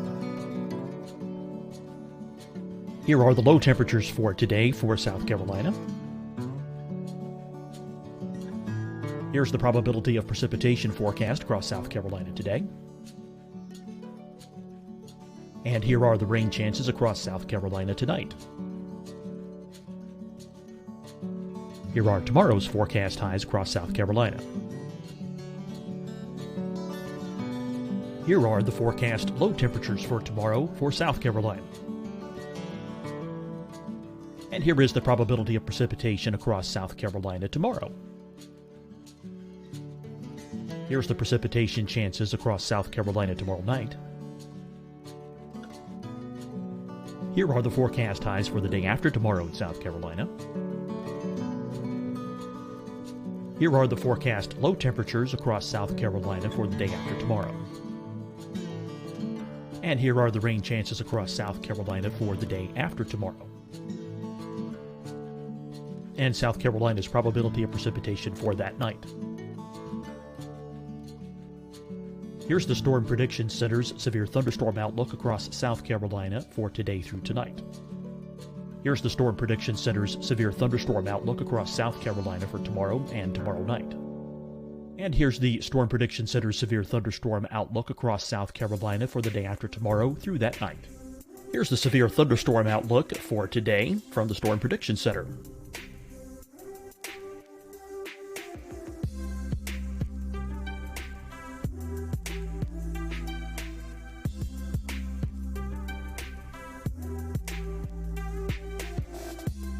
And now, here's a live look at weather radar across the southeast. Hi, everyone. I'm Dr. Mandy Cohen, Secretary of the North Carolina Department of Health and Human Services. And when you follow the 3 W's, you protect your family and your neighbors from COVID-19. When you leave your home, practice your W's. Wear a cloth face covering, wait 6 feet apart, wash your hands often. Wear, wait, wash. We're in this together. Stay strong, North Carolina. Deciding when to wear a mask isn't about who you know or how well you know them. Just ask yourself, will I be with anyone I don't live with? If the answer is yes, get behind the mask. Help slow the spread of COVID-19. Get behind the mask. Learn more at covid19.ncdhhs.gov. Fight the spread and take a stand against coronavirus. Wear a mask in public. Stay at least 6 feet apart from others. And get tested. Join us and fight the spread. Visit scdhec.gov/COVID-19. Getting tested for COVID-19 helps you to take the steps needed to protect yourself, your loved ones, and your community. Find the testing location at scdhec.gov/COVID-19 testing. You'll see your Carolina weather forecast at 25 and 55 past. And now back to the best of the Carolina Weather Group on the all-new Carolina Weather Net. Locked to that high, you know you're dealing with a pretty substantial tornado, and in this case at EF3, and that's what it looked like it could have been just looking at the radar. Yeah, that's a tough warning scenario. The Weather Service, did the best job they could, but nocturnal, February, I think that these coastal communities have it tough because I was talking to another group about this today. The special marine warnings, we're talking about water spouts and rotation, but who on the coast is looking at special marine warnings off the coast? If that was a polygon for a severe thunderstorm warning or a tornado warning to a county to your south and east, you're probably a little bit more aware. But when they're special marine warnings, you're probably not even thinking twice about it. Right, and even if there is a water spout, you think, oh well, it's going to last 100 yards inland at most. But this is a little different. This was, I think, this was supercellular in nature, and when you get that kind of situation, you get a water spout from that. It's going to keep going inland and a long way sometimes. I remember when we were streaming this, just looking at it, going, "This is textbook. You could see the hook echo. You could see it on velocity, 160 mile per hour winds." Christian Morgan, WFMY in Greensboro. I want to ask you for your advice for folks who hopefully never find themselves in this situation. But if you find yourself in any tornado polygon, what do you do, especially if it's midnight? Yeah, guys, I was kind of watching this all unfold, kind of like Frank said. I just happened to log on to Twitter to just kind of see what folks were saying and kind of check out some different things about our upcoming storm this week. And I noticed all of these radar scans and started to notice and realize that we were dealing with something pretty serious down in the coastal region of North Carolina there. And what I was saying on Twitter, I wasn't an active meteorologist following it along in those areas, but I was saying, if you have family and you have friends that in this area, who cares if you got to wake them up? Call them until they wake up and let them know what is going on, that they have to find somewhere safe to get.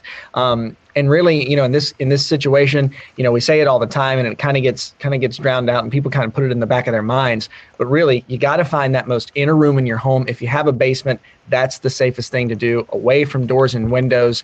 And people say, well, I'm in the next room over. Is that okay? And I'm in the closet in the bedroom that, has windows in it. No, it's not okay.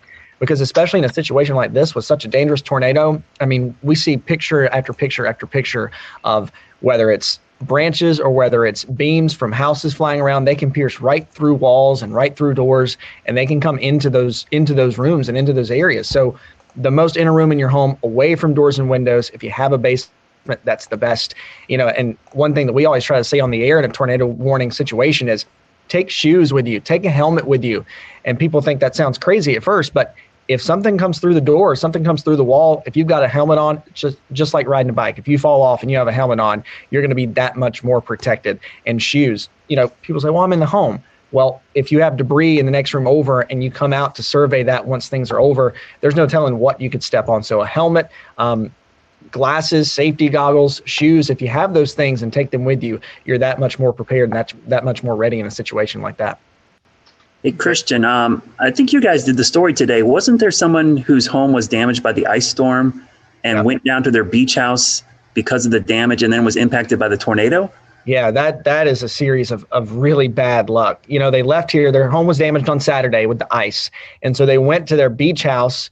I think they left earlier this week to kind of get away while crews were cleaning up their yard, and then found themselves in that situation the other night. And it's like, what do you do at that point? And I think, if I remember right, I didn't watch the story in full detail yet, but if I remember right, I still think some of the family was either en route or was going to be traveling down to the beach house later.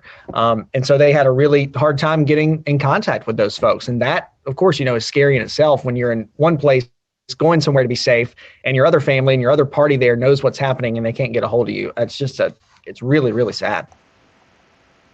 That is absolutely incredible. That story had another thing worth mentioning. Go ahead, Frank.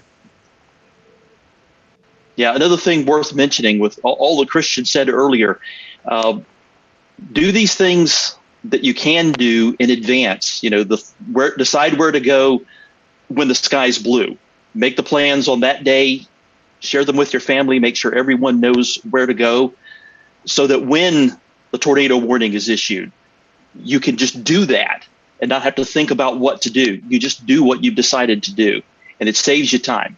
That way, if you don't get a lot of lead time, and sometimes you don't, then you know what to do and you can do it and get there faster, and having less lead time matters less.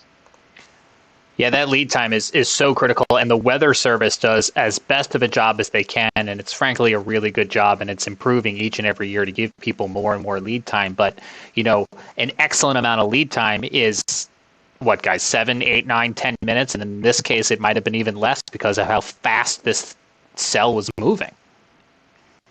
Yeah. And another thing, I'm just reviewing the radar again right now, and I just noticed why this was kind of sneaky. I understand why it is. The radar near Charlotte, it looks like it has some obstructions to the radar beam to the southwest. And that was clouding what was going on with this storm. And it made it that much more difficult for the Weather Service to warn, because it was kind of in a dead spot for radar. And it just approached from the southwest, and the thing was over Sunset Beach before they realized what was going on, I think. Yeah, I'll just do a shameless plug here. If you're interested in this, we're going to do a show with Gannon Medwick. He had a really good write-up today about the situation. So, a lot of weird things going on at that time. So sorry about that shameless plug, James. Back to you. No, I'm glad you actually. That's more late breaking news, because I know you had reached out to him there at WECT to find out if he would come on and talk to us. So I think those are all valid points. And Frank brought something up that I think in hindsight more people are learning about. I think the folks in that area may have already known about it. So I think there is some hindsight review analysis going on. I will say one of the things that I think was a silver lining saving grace is that this supercell, this tornado, passed just to the side of the radar. If it had gone over the radar, we could have lost eyes on the whole cell for the rest of the night, which I think would have introduced a whole other level of an issue. Certainly. Yeah, just under 3 miles. If it had been just under 3 miles farther east. So we mentioned that Governor Roy Cooper went down to survey the damage today and to meet with folks who were impacted by this tornado firsthand. And amongst some of the video that was fed back, we have about 2 or 3 minutes here where the governor is talking to 2 homeowners who were inside of their home when this tornado approached. You're going to hear them talk about the amount of lead time they had, or what frankly was a very small amount of awareness and lead time for them by the time they realized something was wrong, and what position that left them in, and how they ultimately rode this storm out inside of their home. It's a miracle. It's miraculous. It's heartbreaking. It's inspirational. It's a whole palette of emotions. Now, because of the ongoing coronavirus pandemic, the microphones are a little bit further away than they would be ideally, and I'm letting you know that because the first rule of broadcast is always good audio, and you can hear them here, but especially if you're listening on our podcast, I want you to just stick this out with us and take a listen to the conversation the governor is having here with these homeowners. It's an incredible story. They want to invade your space here, but I thought I'd just come over and just see things. Hello, how are you? I'm doing okay. How are you guys doing? We're alive. The fact that we're alive is a big positive. I know that's something to be thankful for these days. Yep. So we're thinking about you and hope that everything can be put back together. So sorry about the loss of life here. Yeah. Tragic. That's our greatest fortune. That was not us. Correct. This is sticks and bricks. They can be replaced. So is this your house? Yep. And so were you guys home? Oh yeah. We were in this under the curtain. So what happened? How did you guys? Where were you? I was in bed and I heard the hail, and at that point I said it's time to get up. And by the time I turned my back, the doors came in and hit me in the back and knocked me down to the sofa, to the bed. And that's probably the only thing that helped me survive, being knocked down. So, oh yeah, well you heard the hail. The amount of time between the hail hitting and the noise of the wind was instantaneous. There was no I couldn't tell you what this happened. I was on the living room sofa, and as soon as the hail cracked the first piece of glass, I ducked, and the whole back of the house flew in. And I went for a ride. Fortunately. So how far were you carried? Where were you? I was in the great room. The entire back of the house flew in. This wall here, I'm on the other side of it. Buried under everything else. And I'm sure the only thing that saved my life is our porch furniture is teak. And the one chair blew in on me like a TP tent. So everything falling and throwing landed on that and not directly on me. And I swear that's the only reason I'm here. That is amazing. Were either of you injured? Minor scratches.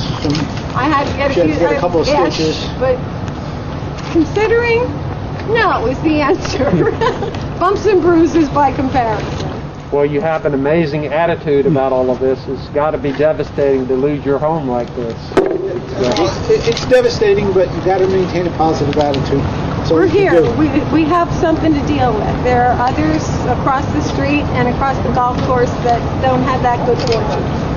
Do you have a place to stay? We do. Yes. The neighbors here are families. The generous, phenomenal offers have been endless. So. Yeah, we have a place to stay. There are several people that had empty homes because they're not full-time residents. They offered the homes to us. I've had offers from New Jersey to Florida to help. So we've been fortunate. Absolutely an incredible story. Those folks, as they expressed, lucky to be alive. Again, 2 fatalities, 10 injuries, and as you can see, multiple homes damaged by this EF3 tornado. They're in Brunswick County, North Carolina. We will have more, as Scotty mentioned, on future shows here in the Carolina Weather Group, talking more about an event that is clearly going to be now marked on our calendars and our history books. 160 mile per hour winds. That is practically unheard of in this part of the country.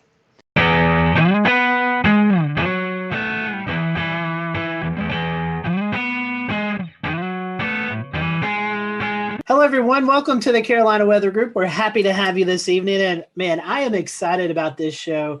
We have featured Brian pan tower, frying pan shoals out off the coast of North Carolina several times during our hurricane coverage that you most likely have tuned into from one time or another. And I've been wanting to get Richard on the show, and Shay worked his magic and was able to get Richard Neal on the show. Richard is an engineer and the director of Frying Pan Shoals Tower out in the Atlantic Ocean, where he currently is right now. And it's just hard to believe that technology's come so far along that we can actually talk to Richard, who's out in the middle of the ocean right now. So Richard, welcome to the show. We are happy to have you. And, I just want to talk a little bit. Our first question for you is more of a just kind of getting to know you question. And normally it's how did you get hooked into the weather world? And though I know weather plays a little bit into what you do, but how did you get involved in this project? I mean, this is just such a fascinating story about you guys. Well,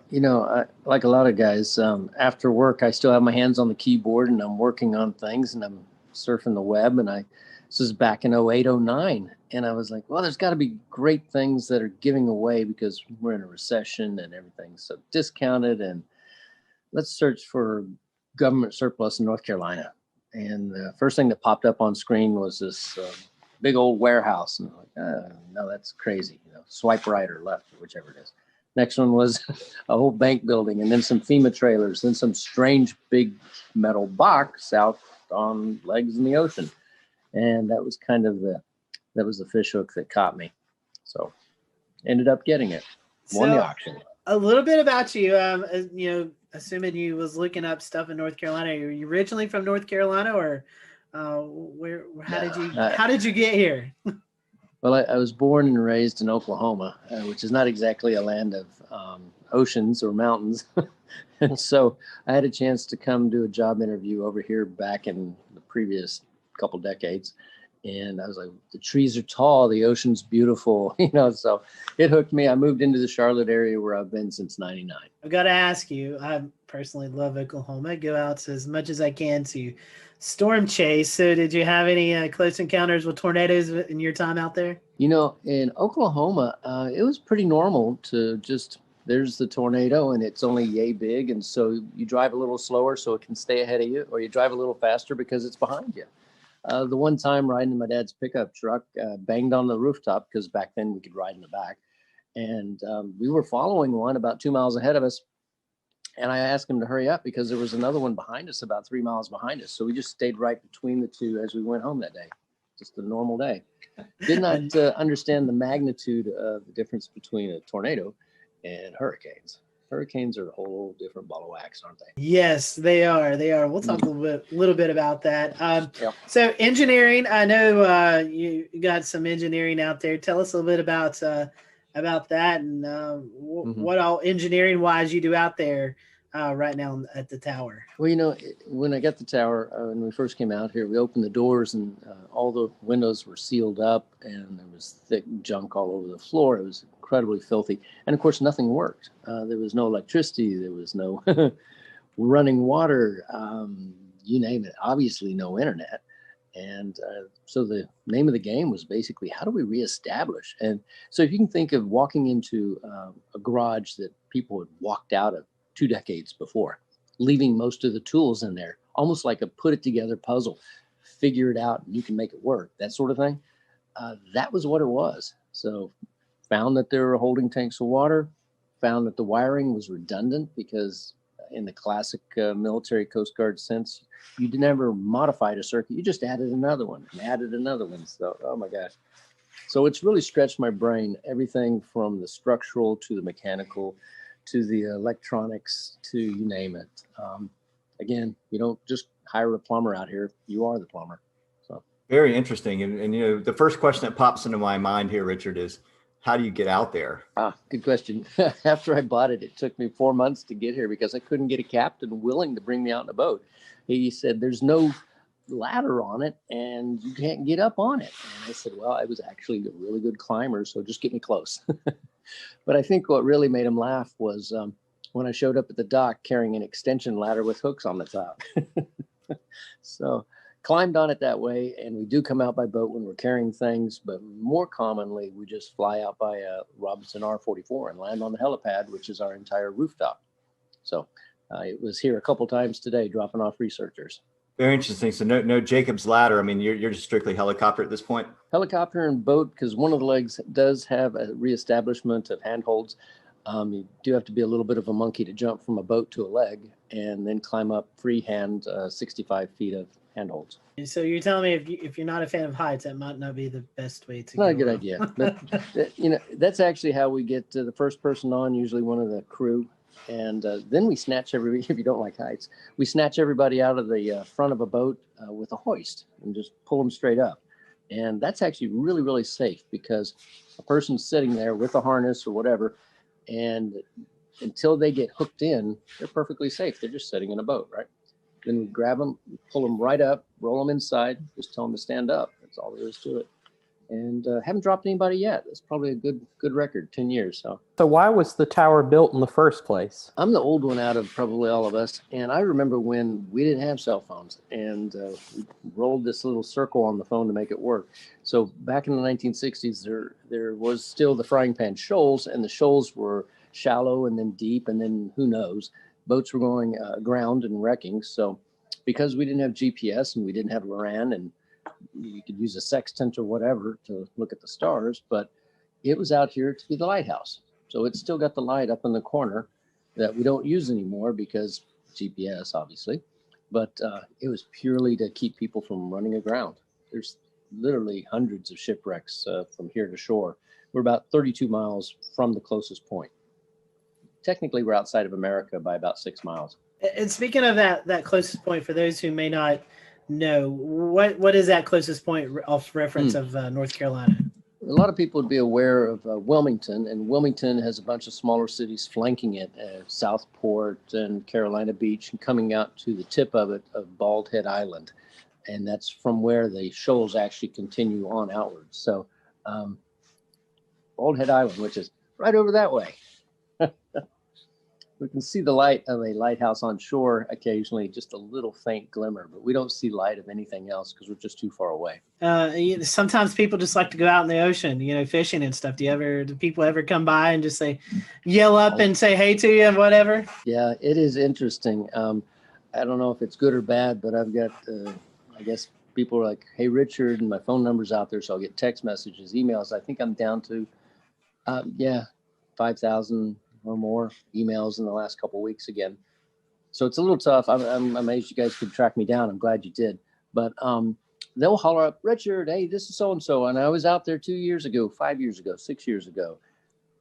Sometimes I remember who they are and sometimes I don't. But on a good, flat, calm weekend, we can have 30 boats around here all getting bait fish or catching fish or just hanging out. It's really quite the party. Yeah, I was going to say, I've done spearfishing at the Chesapeake Light Tower to the north up there. That's a popular spot. And there's, there's a lot of fish. There's a lot of great, fish that hang around these things. It's an object in the water. It goes in depth. There's teeming life around it. It's kind of neat. Yep. We've got a lot of bugs underneath this. And bugs, in layman's terms, are lobsters, spiny lobsters. They average about 8 pounds here. So you kind of took up my next question was going to be about the B&B and how long that ran for. Yeah, we were doing that from 2012 when we had our first family stay out here, which was quite interesting. They were like, yeah, we know it's sort of a B&B, right? And then we shifted over in 2018 purely to the nonprofit. And we still have a lot of people come out, but it's not in the sense of coming out and hanging out. It's come out and participate. The walls in here are nice and blue because we had 3 or 4 volunteers a couple of weeks back, clean and scrape and put it all back in order. How many people do you normally average in a year, Richard, that come out and volunteer? I mean, I know it can vary, but it's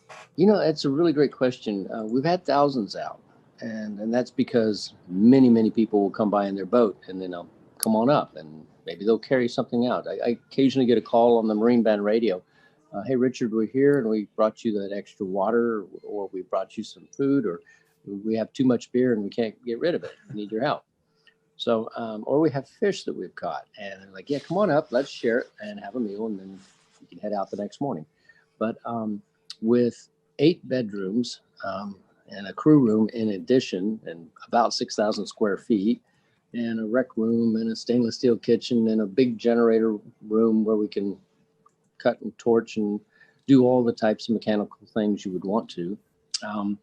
It's actually got a place for all different kinds of people. We've got people that came out and did nothing but work on our garden in the back corner. So we've got a garden that grows. Go figure. And for those who are maybe wanting to know, you do a fantastic job on social media, the Facebook page, of just sharing your experiences from day in and day out. And it's a really cool thing. If you go to Facebook and type in Frying Pan Tower, Richard, you do a great job on social media, just kind of showing the behind the scenes look there. Yeah, it's funny. People ask what the tower is really like and how it survived these hurricanes. And some of the things that I've learned is that the engineers that put it together had a fair amount of experience with what they call Texas tower or Texas oil rigs, the genre in the 40s and the 50s. So they made this thing stupidly overbuilt. I mean, massively structurally strong. With the legs, I just got a blueprint that I hadn't seen in 10 years. And it actually indicates that when they set the base pilings down, they actually took pipes and then hydraulically rammed them through the legs down into the bedrock to the depth of, if you can imagine this, 296 feet. Wow. That's incredible. It's a football field of steel down into the bedrock and then filled up with cement. So, and the casing on the pipe that actually is water level down is multiple layers. So it's approximately 3.5 inches thick. We just, we have to worry more about anything above water and just keep welding on parts there. So, I've gotten a chance to become a more proficient welder. And, since I don't have OSHA looking over my shoulder, it's like, yep, I'll do it. I'll do it right, but I don't have to get it inspected. So again, being outside the country does have some perks, right? Next question is, it's kind of like just everyday life that we have here, the luxuries of plumbing and power, internet. I've seen you were watching the football game a couple of nights ago.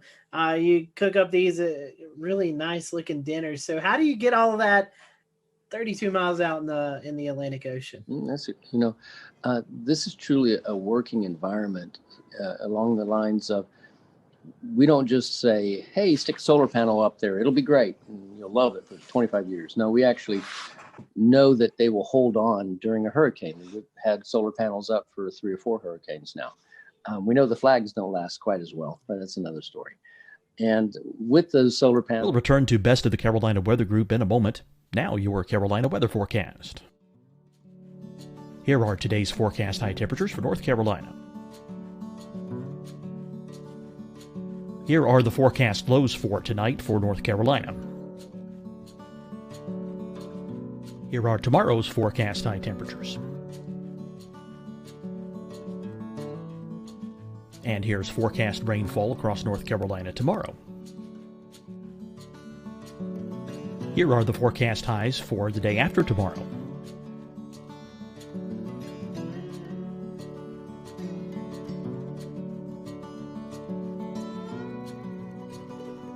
And here's the forecast rainfall across North Carolina for the day after tomorrow. This is the total rainfall forecast across North Carolina for the next 3 days. Here's the severe thunderstorm outlook for today from the Storm Prediction Center.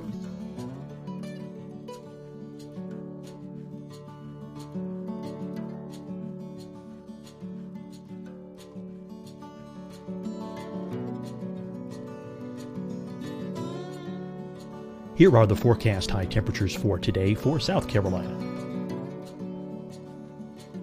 Here are the low temperatures for today for South Carolina. Here's the probability of precipitation forecast across South Carolina today. And here are the rain chances across South Carolina tonight. Here are tomorrow's forecast highs across South Carolina. Here are the forecast low temperatures for tomorrow for South Carolina. And here is the probability of precipitation across South Carolina tomorrow. Here's the precipitation chances across South Carolina tomorrow night. Here are the forecast highs for the day after tomorrow in South Carolina. Here are the forecast low temperatures across South Carolina for the day after tomorrow. And here are the rain chances across South Carolina for the day after tomorrow. And South Carolina's probability of precipitation for that night. Here's the Storm Prediction Center's severe thunderstorm outlook across South Carolina for today through tonight. Here's the Storm Prediction Center's severe thunderstorm outlook across South Carolina for tomorrow and tomorrow night. And here's the Storm Prediction Center's severe thunderstorm outlook across South Carolina for the day after tomorrow through that night. Here's the severe thunderstorm outlook for today from the Storm Prediction Center.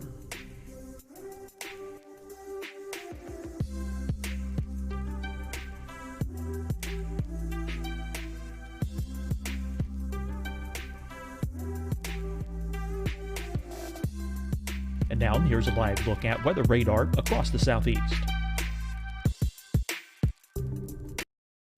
Hi, everyone. I'm Dr. Mandy Cohen, Secretary of the North Carolina Department of Health and Human Services.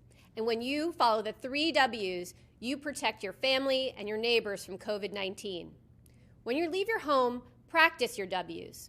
Wear a cloth face covering, wait 6 feet apart, wash your hands often. Wear, wait, wash.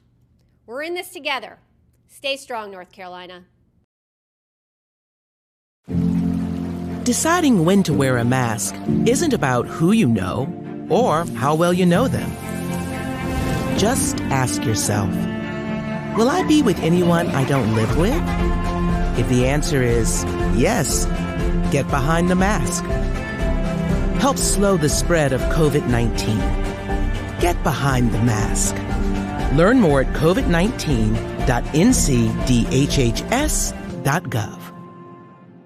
Fight the spread and take a stand against coronavirus. Wear a mask in public. Stay at least 6 feet apart from others. And get tested. Join us and fight the spread. Visit scdhec.gov/COVID-19. Getting tested for COVID-19 helps you to take the steps needed to protect yourself, your loved ones, and your community. Find the testing location at scdhec.gov/COVID-19 testing. You'll see your Carolina weather forecast at 25 and 55 past. And now back to the best of the Carolina Weather Group on the all-new Carolina Weather Net. Solar batteries. So we don't have lithium yet because we work off of a very tight donated budget, obviously. And then if we need to augment it, like tonight when everyone's using all kinds of things, I will run a small little 3K generator by Honda or something like that. But the good news is that we did also resurrect life back into the 40 kilowatt Detroit diesel that has been sitting here ever since the 1960s. And when we took it apart and looked inside at the pistons, everything was put back in almost perfect order. And then they closed the doors and walked away. So all we had to do was get it up and running again. Now we need to get the electrical part out of it, which is the diodes and the rectifiers. And guess what?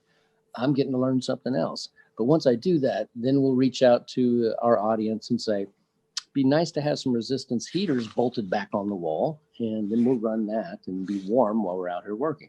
So 99% of the time, we're just solar and wind. So we have a couple turbines and we've got a couple dozen panels and a battery room full of batteries that we watch very closely and monitor. And everything that we do out here, we can also look at and monitor from shore.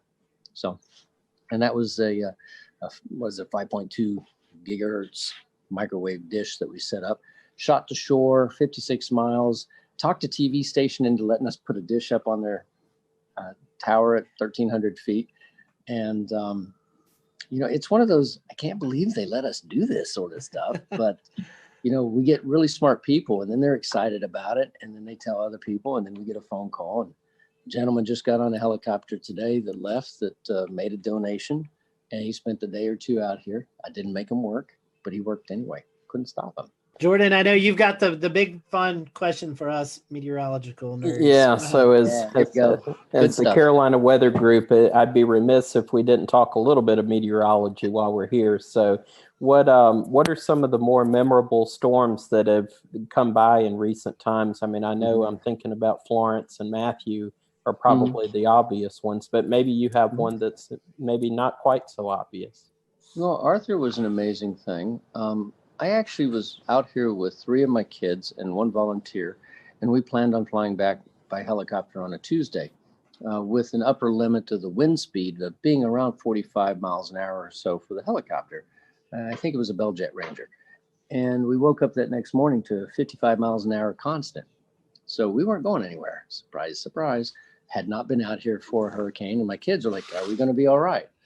Of course we are. It's going to be great.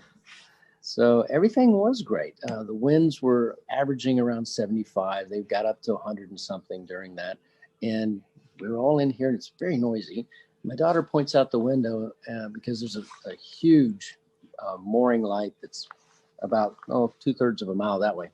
And it has a 12,000-pound dumbbell weight at the end of a huge chain. And it's the marker for the very end of the shoals. Well, the waves were so big. They were about 30 feet tall. They don't even look like waves. They just look like hills that it was picking it up and slogging it along. And she says, Dad, is the buoy supposed to be traveling? So it marched off towards Wilmington. And then as the hurricane spun around, we got to the backside of it and the winds were blowing from the other side. We just finished dinner and it blew in one of the back windows, just shattered it. And wind is going everywhere. And the rain's pouring in and we're back there trying to hold a piece of metal against it and get it all put back together. And my daughter's a little upset about this. And I said, it's okay. We were fine. She goes, I'm not worried about the tower, Dad. It made my cake in the oven fall. Unbelievable. So, we've been out and I've since found that hurricanes can be really pleasant to watch when there's nothing in the air to hit you but rain. When you're on shore, you have to worry about all kinds of things. You have to worry about trees falling on your houses and that sort of thing. Out here, it's just rain. You wear safety goggles so that it doesn't sting your face too bad. And anything under 100 miles an hour, it's not going to blow you off the top. Over 120 miles an hour, it gets a little dicey. We had some gust to that during a couple of them.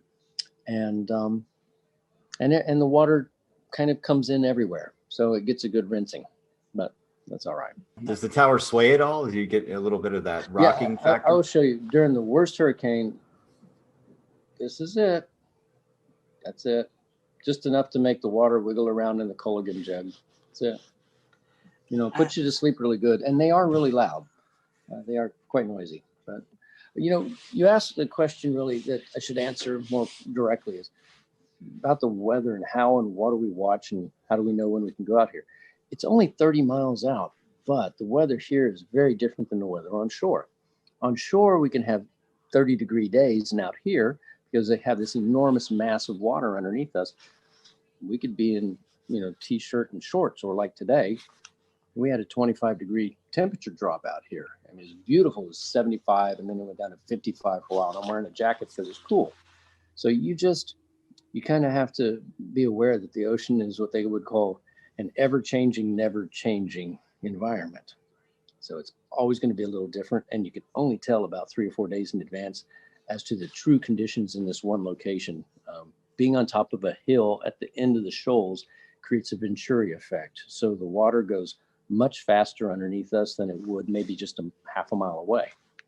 It's quite an interesting place to try and go scuba diving, that's for sure. I would imagine the waves, Yeah. We see storm surge on the coast with landfall and hurricanes. And, we see these models that are predicting 20, 30-foot waves out in the ocean, but the normal everyday person doesn't get to see that. But you do. I mean, you were just talking about the experience with Arthur. I mean, I'm sure the first time you saw it was like, oh my gosh, but have you kind of got used to the fact of seeing these huge waves now after being out there so long? It's funny, the smaller waves, just the 12-footers or so, those actually impact harder than the big ones. We have these legs that are 42 inches in diameter, so relatively speaking, they're very narrow. But if you catch completely square to the cross pipes at the 12-foot level, a 12-foot wave, you know the weight of water, it's quite a bit per cubic yard. You feel it, just a shudder like that. That was a good one. That hit well. The huge waves, they look strange because they really do look like hills rolling past. And then occasionally one of them will break over like you would see on a small wave on the surf. But then you look across it and you realize that it's breaking over hundreds of feet wide and 7 or 8 feet, the top of it's cresting over. And you're just thinking to yourself, if I had a jet ski, I bet I could ride that all the way to shore, but I don't know. From what you've told us, it sounds like there's not many things that would cause such a concern that you'd have to evacuate. But I am curious what your emergency procedures are like. What things might it take to get you to have to bug out of the tower, and if so, what's the process? That's great. We have about 4 different forms of communication. We have, and that's for knowing what's going on. Of course, we benefit other people out here by having that available for them too. So we shoot our signal around here. So we kind of know what's going to happen weather-wise to some degree. It's really about a decision of, do I need to get back to shore because there's people on shore I might need to help? So when Matthew came through, we left a day after it happened, just simply so we could get back to shore and help reestablish power for several houses that were out with elderly people. But it's funny. I guess it's kind of the reverse. We got plenty of food, plenty of water. If you have a string and a hook, you can't starve. It's really more a matter of we stay away from things like COVID virus and monitor the people that come out, that sort of thing out here. People have said that this is probably the best place to survive a end of times or in a zombie apocalypse. I don't know. As long as we have our connection to shore with the Marine Band radio, with the internet that we have here, with emergency locator beacons, things like that, probably could sit out here and ignore the world for about a year if you had to. Nice. Not that I want to. I got family on shore. Speaking of that and COVID, I know one big thing is folks coming out there and helping you. What was there downtime? I'm assuming there was downtime where you didn't have folks out on the tower. Yeah. What was it like when the world was going crazy and you're already out on this island? I'm sure for you personally it wasn't much of a change, but what was it like? A few years ago, I had finished a job of 11 years and I needed a break. So I came out here and was just here for 6 months straight. Went to shore one time. And I noticed that you don't know what day of the week it is anymore. You don't really know what month it is after a period of time. And you start just living, oh, I'm in this season. Oh, gee, I'm getting into fall now. Okay. But during the time that everyone was really locking down on COVID, I was here for a few weeks by myself and isolating. And it was odd because, I turn on the TV, I get it over the air, I get it over the net, I can see everything that's going on. So, you do always have the ability to communicate, same as we all do while we're still locked down. But I think it just made me really appreciate the fact that out here, I have a mask. I've got one in my pocket right now. And anybody that comes out here is going through a questionnaire of, have you been around anyone? Do you have the temperature taking? All that good stuff. They could still be carrying it, but we're trying our best to be just safe about it. So. Right. Well, speaking of that, we talked about the weather aspect. One thing I also want to mention is I was looking through some of the Twitter mentions for Frying Pan Tower. Water spouts also, I'm sure you get to see your fair share of water spouts out there. Oh, that's amazing, yeah. But any other memorable moments? I know you were talking about the meteors a little bit earlier. I mean, you are out in the middle of nowhere, dark skies, so I'm sure you can see all the meteor showers and International Space Station travel across the. I mean, any other memorable moments out there? Any sunsets, sunrises? We did a time lapse of what was it? The Neowise comet that was off, and we could see it pretty clearly. And what we didn't realize in our time lapse was that the ISS, International Space Station, came cruising right past. So it's all on the time lapse with there's the comet, there goes the space station, and there's the meteor. It's just, you don't know what you don't know if you're not in a dark enough area to see it. On the same type of thing, you might look down at the water, and I didn't know this, but there's a shrimp variety that when they snap their tail, they make a blue flash. And I'd never heard about that, but I was looking down in the water one evening and all these little blue dots of light of all these shrimp just pop, pop, pop, pop, pop. And it was like, incredible. How would you have known? So, the wildlife that you don't see when you just look across the ocean is all abundant underneath there. And it's just increased my desire to help educate people. So we have the above camera, the water level camera, and then the shark camera down on the very bottom that we do for explore.org. And that's in classrooms all around the world with kids watching it. Just kind of fun. So hopefully they'll learn about the ocean and, keep the straws out of the turtles' noses and understand the power that is in our oceans. I mean, the weather is by virtue of this enormous body of water that gets heated up and moves around. I mean, the things that our world does, I just think there's so much for us still to learn. And I really applaud what you guys are doing on sharing and discussing what's going on with the weather, because, it's not a matter of do I have on a jacket so I can go from my apartment to the car. It's what's happening in the world and why are there storms and fires in different places. And that's all about weather and what's happening, right? Yes, that's true. The one thing I'd like to learn, those spiny lobsters, how do they compare to Maine lobster? What do they really taste like? Oh, I had thought they would be, because they're so large, that they would be tough, right? Nah. They have no claws, but they can have very long legs, almost like, what is it, a snow crab, those giant ones. And their tails are usually about that big around, about that long. And they're deliciously fresh and soft. We have divers that come out here and they'll grab them. We have a lot of rock ledges. So if you grab the one or two out of there, next day another one will move in because they're always looking. So they're migrating at night, running around. And they brought up 4 enormous ones. We filled up a stainless steel bowl that was about this big, full of lobster meat. We all ate, there was 6 of us, and we ate so much lobster we couldn't stand it anymore. So the next day when we wanted to go fishing, we were fishing with lobster meat, which is just ridiculous. So it's really, really good. For those folks who are listening tonight and they may feel like, this is a worthy cause that I want to give to, I know looking at your website, I mean, you've got a shop with apparel that you can do. You have a list on Amazon that folks can purchase and send to you, all sorts of way to help out the cause. So tell us about that. And I even see a signature coffee blend. So tell us about all the different ways that we can help you guys out there doing the research you're doing. It's really funny. A few times I would have a conversation and talk, people that would be watching about, having this cup of coffee or that cup of coffee. And I finally came across one. And mind you, if you're stuck out here, I'm not going to go and grab a Starbucks or a Pete's or a Dunkin' Donuts.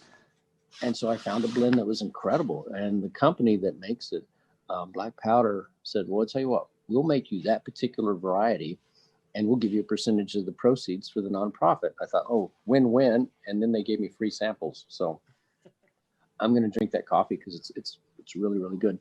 The whole goal is, it's not just a YouTube clip that makes you a few pennies, or an Instagram or whatever, or a few shirts that you make $1 or $2 off of. It's whether or not we can get enough people to pay attention to this, to restore this. And that really is my goal, is how do we restore something? So it's restore, obviously, protect, which is not only the sea life down there, but also the mariners around here. We've been really lucky. We've actually helped save 3 different divers' lives out here and over the last few years. And then preserve. Now, how do we get it so it's self-maintaining? And I think the only way to do that is basically what we're doing right now. Sharing the message, educating people, and helping them understand that it's not me. Again, I joke, it's like I'm the chief custodian and janitor. But I'm also the one that really wants to get the world to understand that this is a rare thing that was done back a long time ago. And we typically don't do things like this anymore. We don't build big steel structures because we simply don't need to. And it's really worthwhile to save it. That's all we're trying to do. Interesting that you say that. I was looking, you're on the wish list, you have like an AED, and I never would have put that together with, folks who may be out there and, 30 some miles off the coast and they need immediate medical attention. That's a great thing. Had a heart attack when you had to, get him out of here. We had the helicopter flew out here and grabbed him. So a big Coast Guard helicopter snatched him off. And he was okay. Next day, he was fine. Wow. Amazing story. Well, Richard, I personally want to thank you for what you're doing. And You were talking about, Dan, about getting some storm chasers out there. We may have to. I'd love it. May have to pitch in on a helicopter ride and come out and at least have a meal with you or something. I'd love to get you guys out for a weekend, and you know what? If you give us enough notice, we'll find a volunteer with a boat and just have you guys come out on that. How's that? Hey, I am down for that. we are up for that. And again, Richard, how can we follow you? I told about your the Facebook page, but do you have Twitter or anything else that they can follow the work you're doing? Yeah, we've got we're either Frying Pan Tower. I forget what his original or something. So we have an Instagram. It's easy to find us. You search for Frying Pan Tower, clearly. There is also a in the middle of the woods, a frying pan light tower, not a light tower, but a tree tower for observing for other things. You'll know it when it's us because we have water around us. So we have Twitter, we have YouTube, we have Instagram, we have Facebook, and I don't know what else.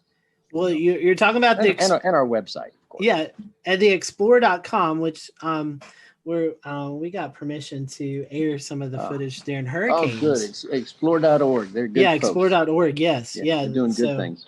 Definitely check that out. That's awesome. Yeah, good deal. Well, Richard, we thank you for your time. And for those who are watching here on the Carolina Weather Group, we hope you have a great rest of your week, and we'll see you next time here on the show.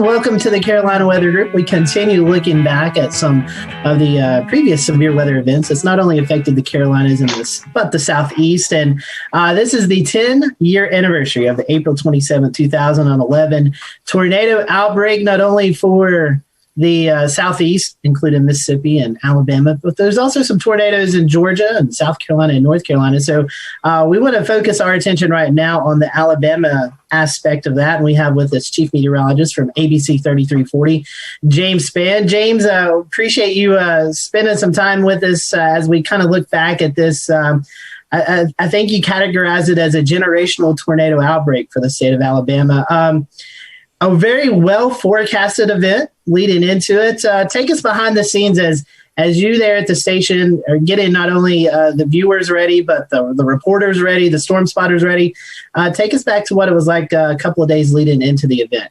Well, it was a well forecast event. And, one thing about it, I didn't know it was going to be that bad. I didn't know. I mean, could it be? Yes. But odds of an event like that are always not that high. So I didn't know we were going to have 62 tornadoes that day. I didn't know that the death toll would be so high. But having said that, it was a Wednesday event, and you could start to see it, about 5 days out. The Friday before the Wednesday, we started to mention it. And then after the weekend, we really hit it hard, Monday and Tuesday, with everything we had. And I think people were prepped, and I think people knew that it was coming. But despite that, the only number that matters to me, and I'm a numbers guy, is 252. That's the number of people that died that day. We had 251 names, and we had one infant that was delivered prematurely at 6 months. The infant did not have a name, and the infant didn't live.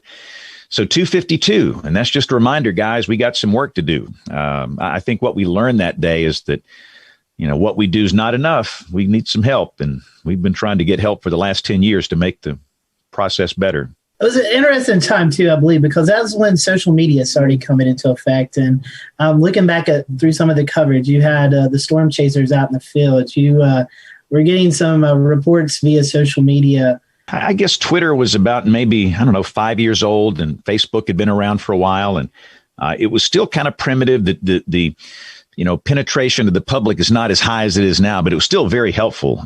I think the most amazing thing to me looking back on that day was how we were able to get video back from the middle of nowhere. I mean, we had some pretty remarkable video of these big wedge tornadoes I mean, literally in the middle of nowhere. And cell service in 2011 is not as good as it is now in terms of coverage.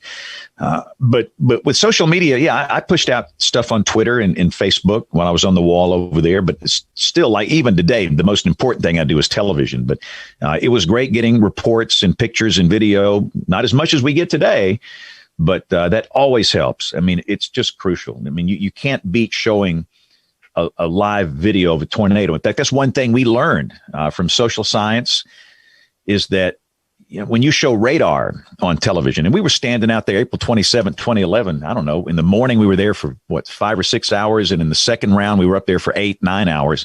You show radar, it doesn't mean much to people. I mean, all you weather dweebs on here, you know, you show a hook echo and a debris ball, the eyes roll in the back of your head and your underwear starts flapping up and down your legs. Everybody knows, man, this is awesome.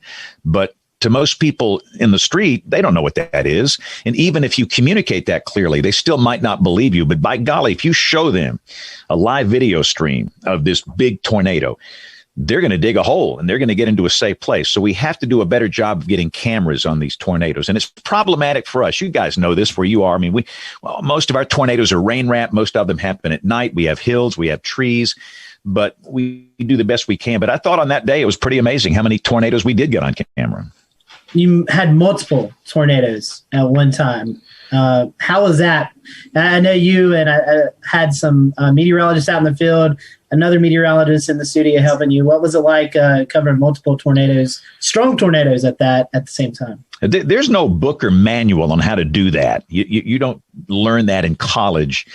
You kind of learn it on the fly on that day, which is what we had to do. And, you know, that's one of the things I look back on. And then everybody's probably seen, you know, whether people that listen to this show here, they've probably seen some of that. History is going to judge us for what we did that day. And I tell Jason Simpson, Jason was the meteorologist with me in the studio.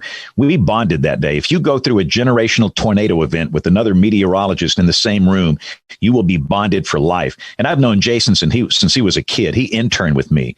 He's a really close friend. He's chief meteorologist at the station in Huntsville now.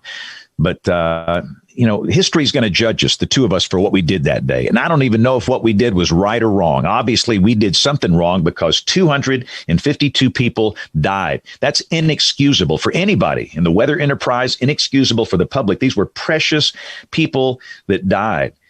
You know, and I look back on it, I wonder, like the Tuscaloosa tornado. Everybody talks about the Tuscaloosa tornado. Well, what about the Cordova tornado? You know, Tuscaloosa is a population center here. There's a big college there, University of Alabama, and everybody knows about that, and everybody knows what happened. It was a horrible tragedy. I'm not trying to lessen the magnitude of that, but what about the same EF4 that was down at the same time in Cordova in Walker County, where 2,000 people live at that many? Nobody talks about that. And did we focus too much on the Tuscaloosa tornado because we had that thing on camera and not focus enough on the Cordova tornado? I think about that a lot. And even in that case, we had two others. We'll return to Best of the Carolina Weather Group in a moment. Now your Carolina weather forecast. Here are today's forecast high temperatures for North Carolina. Here are the forecast lows for tonight for North Carolina. Here are tomorrow's forecast high temperatures. And here's forecast rainfall across North Carolina tomorrow. Here are the forecast highs for the day after tomorrow.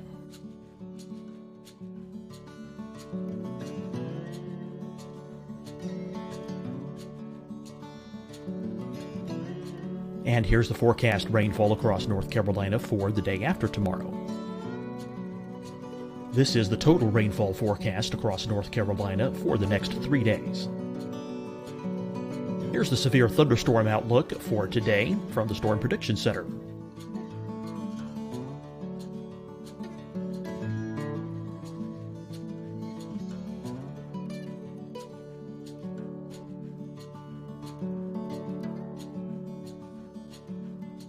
Here are the forecast high temperatures for today for South Carolina.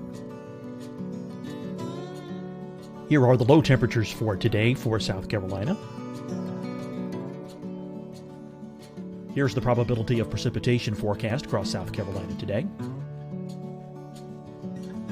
And here are the rain chances across South Carolina tonight. Here are tomorrow's forecast highs across South Carolina. Here are the forecast low temperatures for tomorrow for South Carolina. And here is the probability of precipitation across South Carolina tomorrow. Here's the precipitation chances across South Carolina tomorrow night.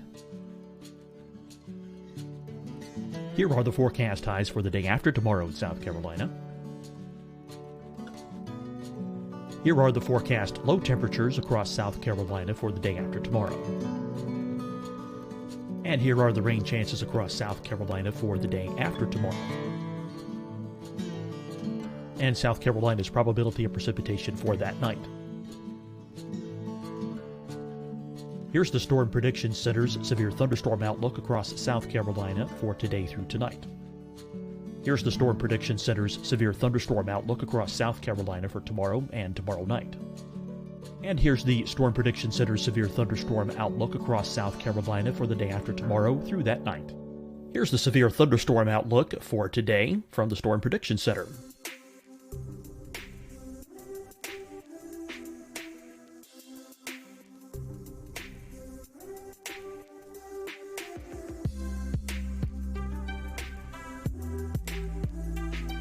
And now, here's a live look at weather radar across the southeast. Hi, everyone. I'm Dr. Mandy Cohen, Secretary of the North Carolina Department of Health and Human Services. And when you follow the 3 W's, you protect your family and your neighbors from COVID-19. When you leave your home, practice your W's. Wear a cloth face covering, wait 6 feet apart, wash your hands often. Wear, wait, wash. We're in this together. Stay strong, North Carolina. Deciding when to wear a mask isn't about who you know or how well you know them. Just ask yourself, will I be with anyone I don't live with? If the answer is yes, get behind the mask. Help slow the spread of COVID-19. Get behind the mask. Learn more at covid19.ncdhhs.gov. Fight the spread and take a stand against coronavirus. Wear a mask in public. Stay at least 6 feet apart from others. And get tested. Join us and fight the spread. Visit scdhec.gov/COVID-19. Getting tested for COVID-19 helps you to take the steps needed to protect yourself, your loved ones, and your community. Find the testing location at scdhec.gov/COVID-19 testing. You'll see your Carolina weather forecast at 25 and 55 past. And now back to the best of the Carolina Weather Group on the all-new Carolina WeatherNet.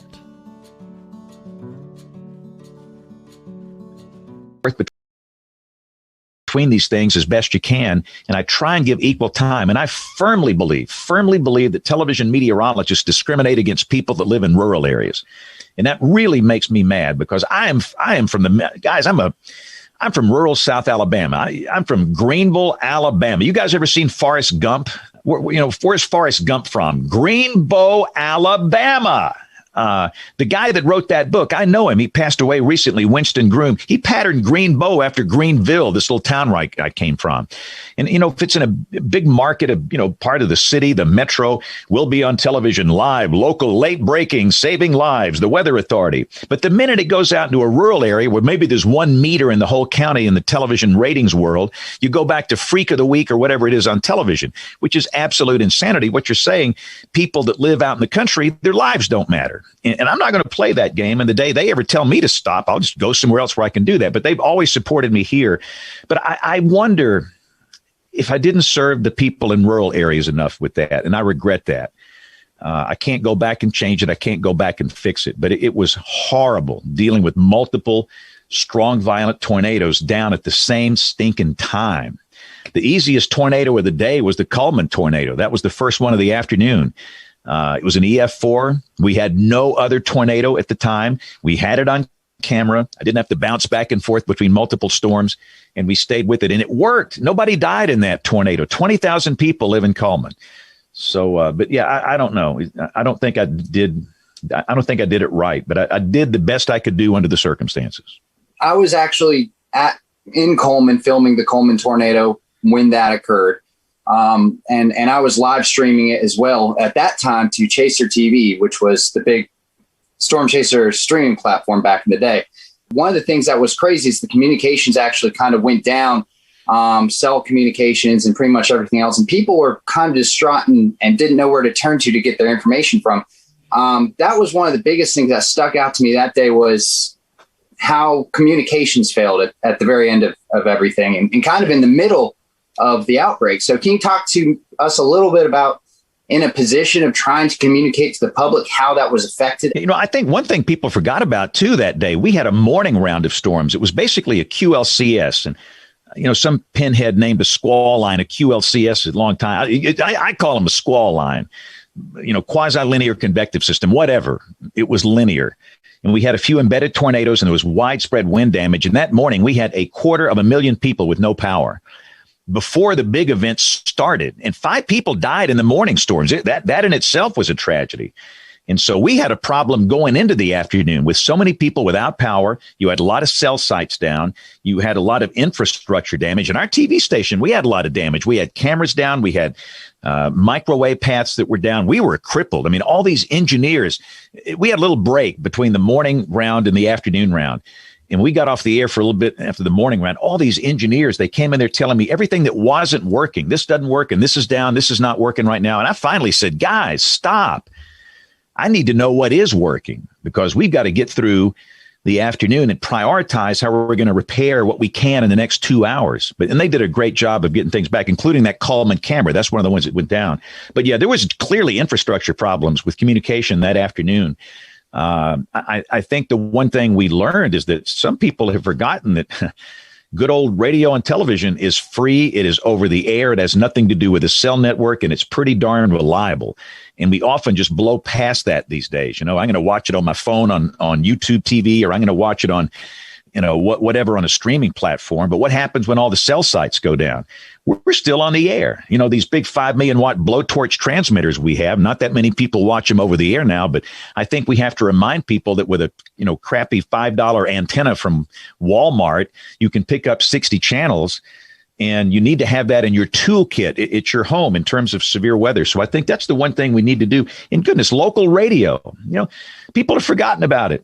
Everybody streams, their music on their phone, but they forget that we've got these local radio stations that are 100,000 watt blowtorch FMs and AMs, and they will simulcast our coverage. And they provided a lifeline that day. And I got to give a shout out to all those radio stations that just simulcast our coverage. If you listen to all those videos, those YouTube videos about like Tuscaloosa and these places, you could hear my voice. That was over the radio. So I think that's a thing we need to remind people of today, is that TV is still free. It is still over the air, and you don't need a cell network to watch it. James, the thing I wanted to ask you is what has changed over the years since April 27th of 2011, and how do you do things differently today when you're on and involved in a situation like what happened back on March 17th of this year compared to the way you handled April of 2011?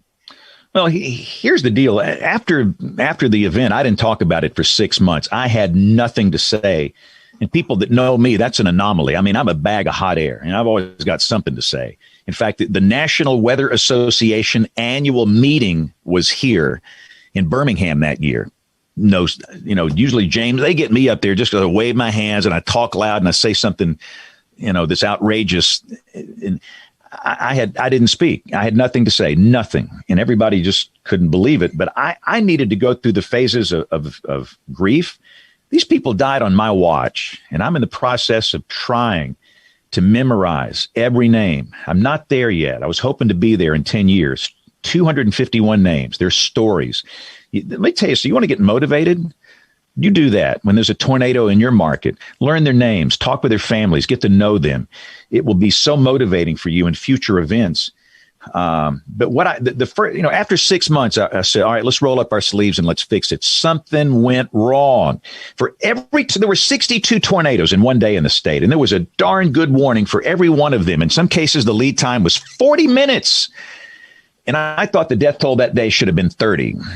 And 222 people ought to be listening to this show right now. And so I went to some of my friends in the social science world and said, help. And the first one that really reached out to me was Dr. Cloko McLean, Kim. And so many others I've befriended, and I'm not going to start mentioning names because I'll leave somebody out, but they have been such a great help. But this is the bottom line. What we do is not enough. My background is physical science. My first major in college was electrical engineering, and I changed majors and finished in meteorology. I don't know anything about being some TV guy or radio guy, or I don't know anything about it, really. I've just tried to watch people that I think are good and learn from them. I don't know anything about human behavior. And here we are trying to get people to do something, to take action. So they have so helped us. But here are the quickies on what we've learned, how things have changed. There's no doubt in my mind the number one reason people died that day, the siren mentality. I don't know what it is about Americans, especially in tornado-prone areas, and these stinking sirens. It's like there's a love affair. They think they're sexy or something. Now, I'll admit they sound cool. I mean, you get a video, some guy with a tornado down and that thing's wailing in the background, but you can't hear that thing in your house during a raging severe storm at 3 a.m. And we've got to be better at teaching people. This ain't it. I mean, they serve a purpose. They reach a few people outdoors, but that's it. And weather radio penetration is embarrassingly low in tornado-prone areas, Oklahoma, Alabama. And we've got to do a better job of getting a weather radio in every house. And again, that doesn't work on cell technology. You guys know that, these big RF transmitters the Weather Service has, and, teach people about, your phone's not enough. You got to have 2 ways. Because your phone's going to quit working, and WIA might not work, and your app might not work, and the weather radio. But if you do all this stuff together, you'll get the warning. But that's the main thing, the siren mentality. And the number 2 reason people died, the lack of helmet use. It's not that hard, guys. It's not. Most people that die in tornadoes, and let me just say this, I dabble in healthcare. I call it my hobby. For 15 years, I have been the chairman of the board of a really large tertiary care hospital here. I've just been interested in it. And I fell in love with these people 15 years ago, and I've learned a lot by talking to ER docs. And they will tell you that most people that die in tornadoes, what do they die from? Blunt force trauma. From where? The skull and the neck region. And all you need is a $5 bicycle helmet from Walmart. And probably over 50 people would be alive today. So it's messaging. It's messaging before the event. We've got an event Thursday, so I just messaged on television. What's the message? Have 2 ways of getting the warning, and it's not a siren. And you're going to have a helmet in your safe place for everybody. And that's not just for kids. And a lot of people go, well, it's nice for a kid. No. It's for everybody. I mean, you put a helmet on me, it's not a good look. It's like, lipstick on a hog, but it's going to keep me alive. Every life is precious. And so we've learned to message, helmets. That's really, really, really important. And, I could keep going, but one thing that we knew that we've screwed up on with the false alarm ratio was too high. It was over 80 in 2011. That's insane. Over 80% of tornado warnings were false alarms. We heard this in research all the time. I hear tornado warnings all the time and nothing ever happens. So the Weather Service in Birmingham went through a really comprehensive program going back to basic science. Kevin Laws is one of my heroes, the Sioux down here. They were issuing tornado warnings for, high-based storms, high LCLs. Never produced a tornado here, never. And they went back to the basic science and cut out all these bogus warnings, and the FAR is down in the 30s now. And all these things have added up to where it's a lot better now. We had, and I'll stop answering your question. I could talk all day on this, but we had an event last Wednesday, St. Patrick's Day. We had 25 tornadoes in one day in the state, 25 last Wednesday.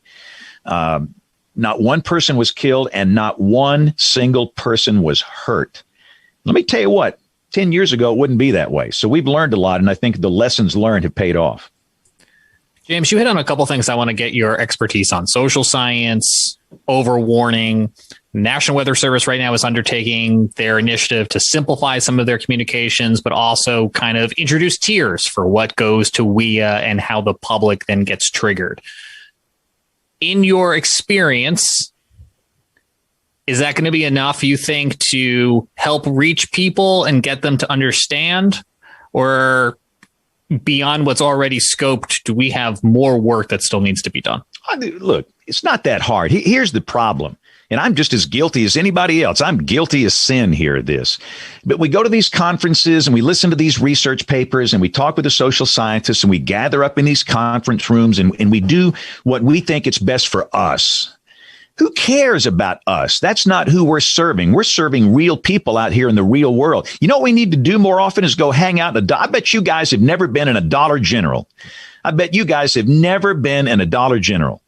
That's where real people are. You want to know what real life is like? Go to a Dollar General. They're sweet people. They will talk to you. They will tell you things. You don't need $100,000 grant to get this information, and you listen to them. And they'll tell you, is the false alarm ratio too high? What do you need on your phone for wireless emergency alerts? Do you need to have severe thunderstorm warnings on there? Do you need to have only tornado emergencies? So I think that's part of our problem, is that we've disconnected from the people that we serve.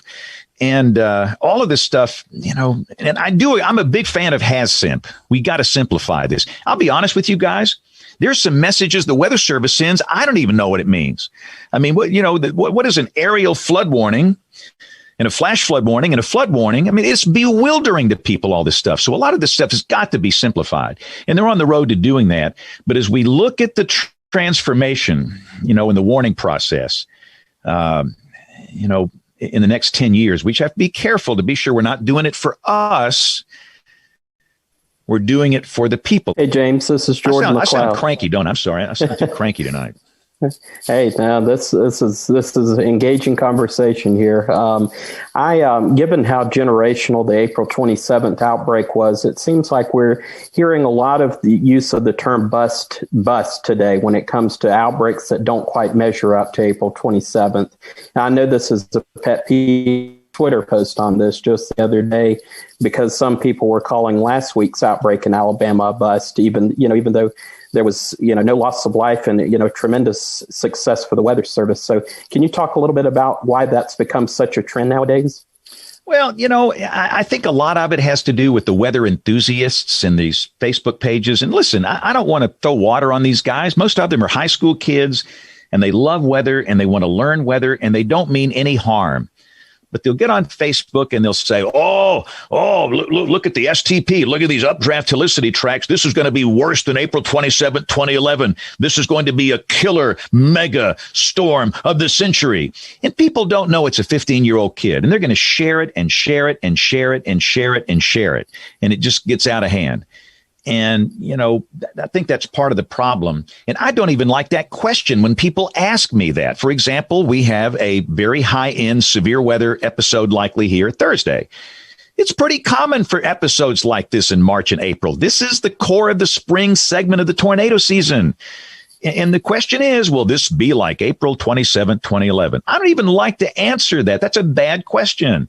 And of course, the answer is no. Let's do a study of climatology. I love numbers. I love looking at history. I really do think if you study history and climatology, it's a valid way of looking at what might happen in the future. And where we are down here, our generational events prior to 2011, what's the one before that? You guys were not even alive when the other one happened. April 3rd and 4th, 1974. Okay. I was a senior in high school. That changed my life. That's a topic for another show. But prior to that, it was March 21st, 1932. Prior to that, it was February, 19th of 1884, the Enigma outbreak. So they happen every 40 years. And that's a generational, really a definition of generational type storm to me. So the next time we have a day like April 27, 2011, I will be at the cemetery. But, so what? I mean, we had 25 tornadoes the other day. That's a big deal.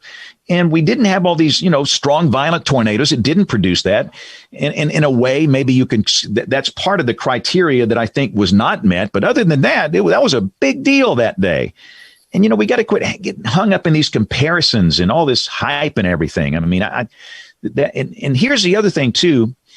If we hype everything that comes along, nobody's going to listen to us. Nobody. I mean, goodness. And what we don't even recognize is the fact that there are a lot of people that are scared to death of this thing. There are people right now that are scared to death of what's going to happen Thursday because of something that's happened in their life. They've had a close encounter with a tornado, hurricane, severe thunderstorm, flood. Something's happened and it triggers this PTSD or some reaction, and they have a real phobia. And goodness, if I go on and say, the odds, somebody chewed me out last week because I said the odds of your house being hit on one of the biggest severe weather days in history, like April 27, 2011, are tiny, tiny. Most everybody in Alabama was not affected April 27, 2011. And some guy just reamed me out. He said, most of the state was affected. No, you're lying. So we've got to do something to calm these folks down and give them some comfort level and quit hyping everything up and do it in a calm way. And we'll get through it together. We'll be okay. So I don't like these comps every time we have a moderate risk or a high risk, and immediately it's going to be another April 27th. Every event is different. And again, the next time we have a day like that, I know, be 2038, 2048, 2050. You guys will still be doing this show here, but I won't be around. Hey, James, quick question here. You bring up the risk. Have we overcomplicated that, the SPC? Well, come on. You guys, I'm sure you guys have talked about it like we have. The category names just are horrible. Yeah, we know trust me. I'll go down to the Target down here in Alabaster and say, what's the highest level risk? Is it moderate or enhanced? Everybody says enhanced. Everybody says enhanced is a higher level risk than a moderate, where in reality it's flipped. And, it's just not working. I mean, it works for people in the weather business. And when you talk with people in the weather service, they say, well, all the emergency managers have been used to those names and those criteria, and they're used to it. Well, so what? Are we here just to serve emergency managers or people that work for the weather service or broadcast meteorologists? We don't know. And so I really think we have to revisit that. And some TV meteorologists just don't even use it. Some good friends of mine don't use their words. They have different colors and different names. And I'm not so sure I'm a big fan of that, because consistency is important to me. If one guy says one thing and some guy says something else, and who knows who you believe? I think we should be messaging the same thing, but I think we have to work together to fix that. And we need to bring in some of the SPC guys and have a long talk. And really, it's Rich Thompson, John Hart. These are my heroes. They got nothing to do with this. It's up there at NOAA headquarters where this kind of stuff is made. But the 5 levels don't bother me. And I mostly use numbers now. That's what I use. 1 out of 5, 2 out of 5, 3 out of 5. I'm kind of getting away from even using those words because it's just not working. Thank you, James. We appreciate your time tonight. Go follow James on social media. I'm sure you probably already are if you're watching our show. And just great to get around and hang out with James. And I promise you, we'll have him back. We've got a whole list of questions we didn't even get to tonight. So stick around. We'll make sure that James repays us another visit here real soon. So for the rest of everyone here on the panel, we hope you enjoyed the show. And we will see you back here next Wednesday night for another episode of the Carolina Weather Group.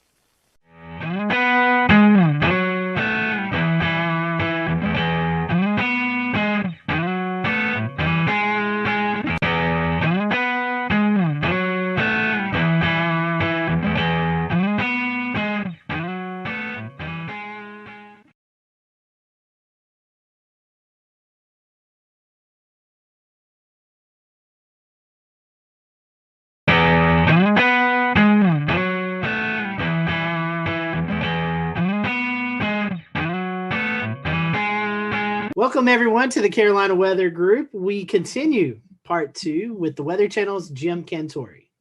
So I think to talk to you, Jim, and not bring up the famous commercial of you going to the beach and playing beach volleyball and going to different places and the crowds run away from you. Right. And you're like, what? I'm just here to go to the beach, which, is an amazing commercial. I think it's a fun kind of that was pretty pastime brilliant for all of us. So kind of in the sense of that commercial and kind of how we know you, how are the actual kind of emotions and reactions of communities when you do show up and they do see you? Is there sometimes some mixed emotions, or is it usually kind of just people are excited to be meeting you and in an area that is going to be on TV, or is it more of a thing where people are kind of sometimes a little bummed? No, to me, it's both, to be honest with you, Dan. And it's really both because, obviously during hurricane season, when I show up, it's not going to be good. The good news with Sally, I'm like, don't worry, I'm not going to be here. I'm going to be moving after my shots. We've been moving every day. So this is no different. Till we finally wound up in Pensacola. But, some people are still excited to come out. Their town's getting some attention. I've been doing this a while now, so people have kind of grown up, just kind of getting used to, if there's going to be a big weather story, Jim's more than likely going to come to town. So if it like I've always said, if it creates the awareness and it has people react in a way that they protect themselves and their family, then great, mission accomplished. So I still kind of get both ends of the spectrum. I mean, I told you one time, I can't remember which storm it was, but I think I was going to North Carolina. I mean, this lady literally, she saw me on the plane. She hollered at me. She told me it was my fault in front of everybody on the plane. I was just like, okay.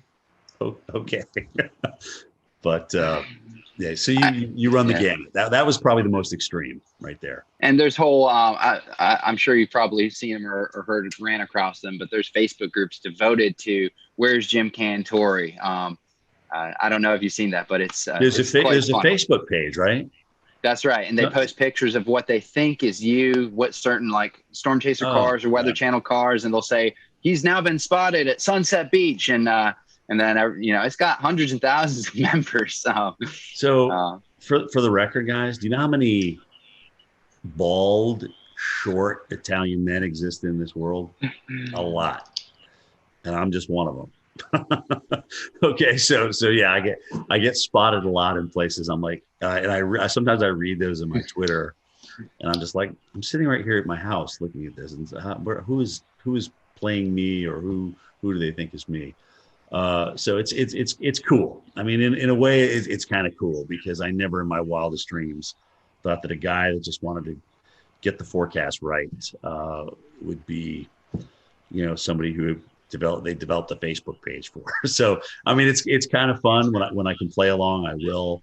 But, like I said, at the end of the day, if it helps people get ready and creates an awareness, then mission accomplished. Mission accomplished. All the memes that come out of that, I'll read you one. I sent the memes. Oh my God. Oh man. So one that I thought was kind of funny. I sent this directly to you because it was right in the middle, right when the COVID was just, the fear was so high at one point. And I said, if Southerners don't seem too worried about this coronavirus still, it's because we have been conditioned to believe that we likely don't need to be concerned unless or until this man shows up. And it has a picture of you. So, I mean, yeah, they seem to get better every year. So it's like I said, it's very humbling. It's nice to be a meme. I like your attitude. I like your attitude on it a lot. I mean, the idea is if you can bring attention in a positive light to the storm, then you're doing a good thing no matter what, and that's great. It's really weird. Bobby Labonte is a friend of mine, and I remember when he was telling me a story about the ESPYs, where he was in the back room with Tiger Woods, and he was, they were both just kind of like, "Are you here for this?" "Yeah, we're here for this." I mean, when you don't really want to be in the limelight. Sometimes when you're in the limelight, you don't really want to be in the limelight. It's not. We'll return to Best of the Carolina Weather Group in a moment. Now your Carolina weather forecast. Here are today's forecast high temperatures for North Carolina. Here are the forecast lows for tonight for North Carolina. Here are tomorrow's forecast high temperatures. And here's forecast rainfall across North Carolina tomorrow. Here are the forecast highs for the day after tomorrow.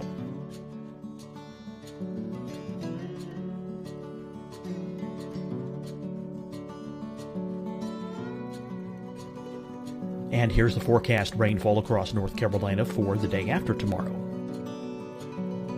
This is the total rainfall forecast across North Carolina for the next 3 days.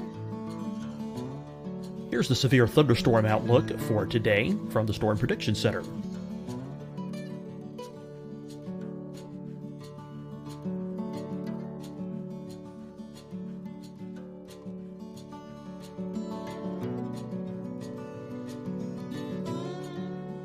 Here are the forecast high temperatures for today for South Carolina.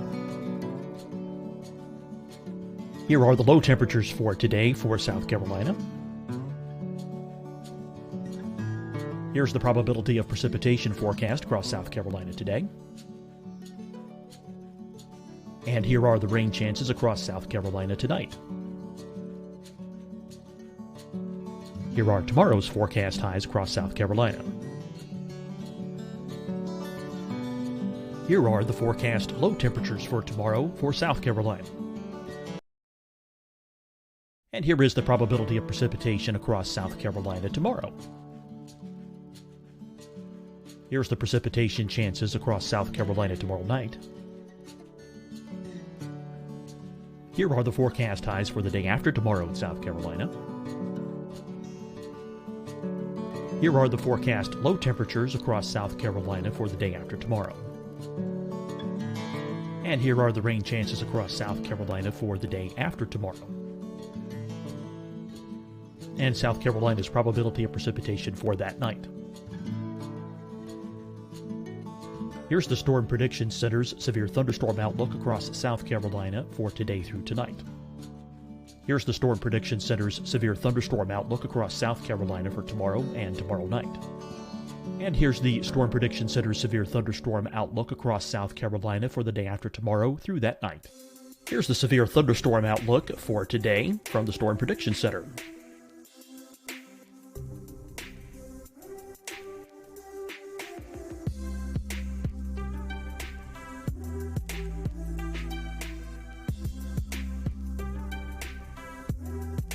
And now here's a live look at weather radar across the southeast. Hi, everyone. I'm Dr. Mandy Cohen, Secretary of the North Carolina Department of Health and Human Services. And when you follow the 3 W's, you protect your family and your neighbors from COVID-19. When you leave your home, practice your W's. Wear a cloth face covering, wait 6 feet apart, wash your hands often. Wear, wait, wash. We're in this together. Stay strong, North Carolina. Deciding when to wear a mask isn't about who you know or how well you know them. Just ask yourself, will I be with anyone I don't live with? If the answer is yes, get behind the mask. Help slow the spread of COVID-19. Get behind the mask. Learn more at covid19.ncdhhs.gov. Fight the spread and take a stand against coronavirus. Wear a mask in public. Stay at least 6 feet apart from others. And get tested. Join us and fight the spread. Visit scdhec.gov/COVID-19. Getting tested for COVID-19 helps you to take the steps needed to protect yourself, your loved ones, and your community. Find the testing location at scdhec.gov/COVID-19 testing. You'll see your Carolina weather forecast at 25 and 55 past. And now back to the best of the Carolina Weather Group on the all-new Carolina Weather Net. Wake up in the morning and say, oh gosh, what can I do to make myself more in the limelight today? I mean, that's just really not. I mean, Bobby is a fantastic race car driver. He won a championship. That's all he wanted to do. Tiger is a phenomenal golfer. All he wants to do is play excellent golf.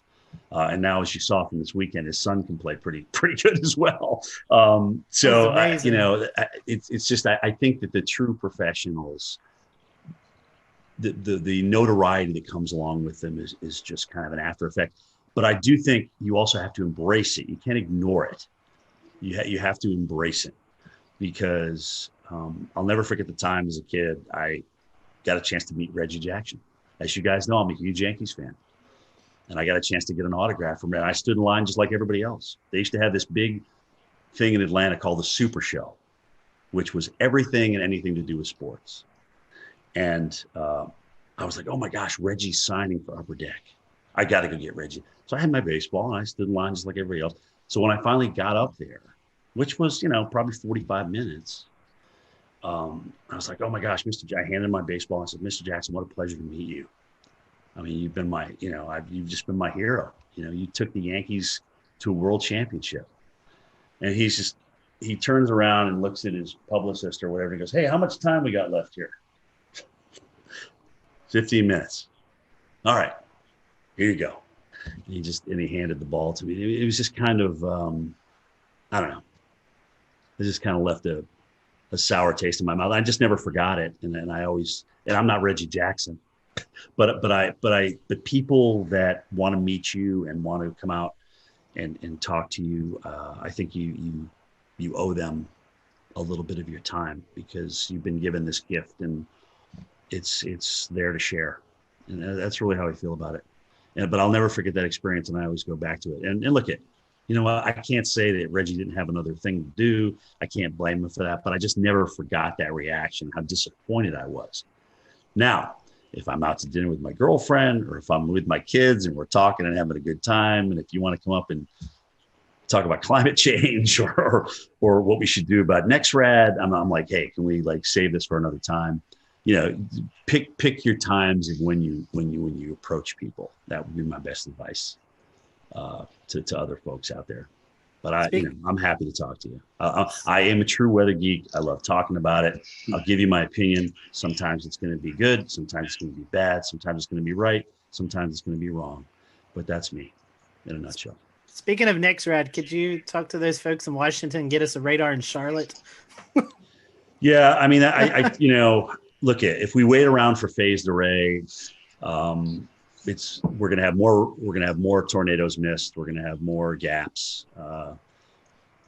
They told us not to really talk about this, but you know, now that I'm on with you guys, yeah, let's fill the holes. Let's fill the gaps. It's long overdue. I mean, we got a nice system down now, and I know this data needs a lot of maintenance, and it's very, very expensive. And if that's the case, then come up with a great, you know, new phased array, and let's roll that out. Let's just roll out phased array. But until we get there, let's fix the stuff that we got. Maybe add a few mobile radars here and there to fill in the gaps, especially when you're talking about large metropolitan areas and cities. I mean, at this point, the NWS radar, the guys that are operating the radar and monitoring the radar, they know where the gaps are. They've been doing it for years. I mean, it's not like they're just coming out with this out of nowhere. So, yeah, I'm pro filling the gaps all the way. Do it. It's long overdue, guys. It's long overdue. So I have just one follow-up question here about how you deliver your message and the best way you can kind of connect with your viewers and stuff.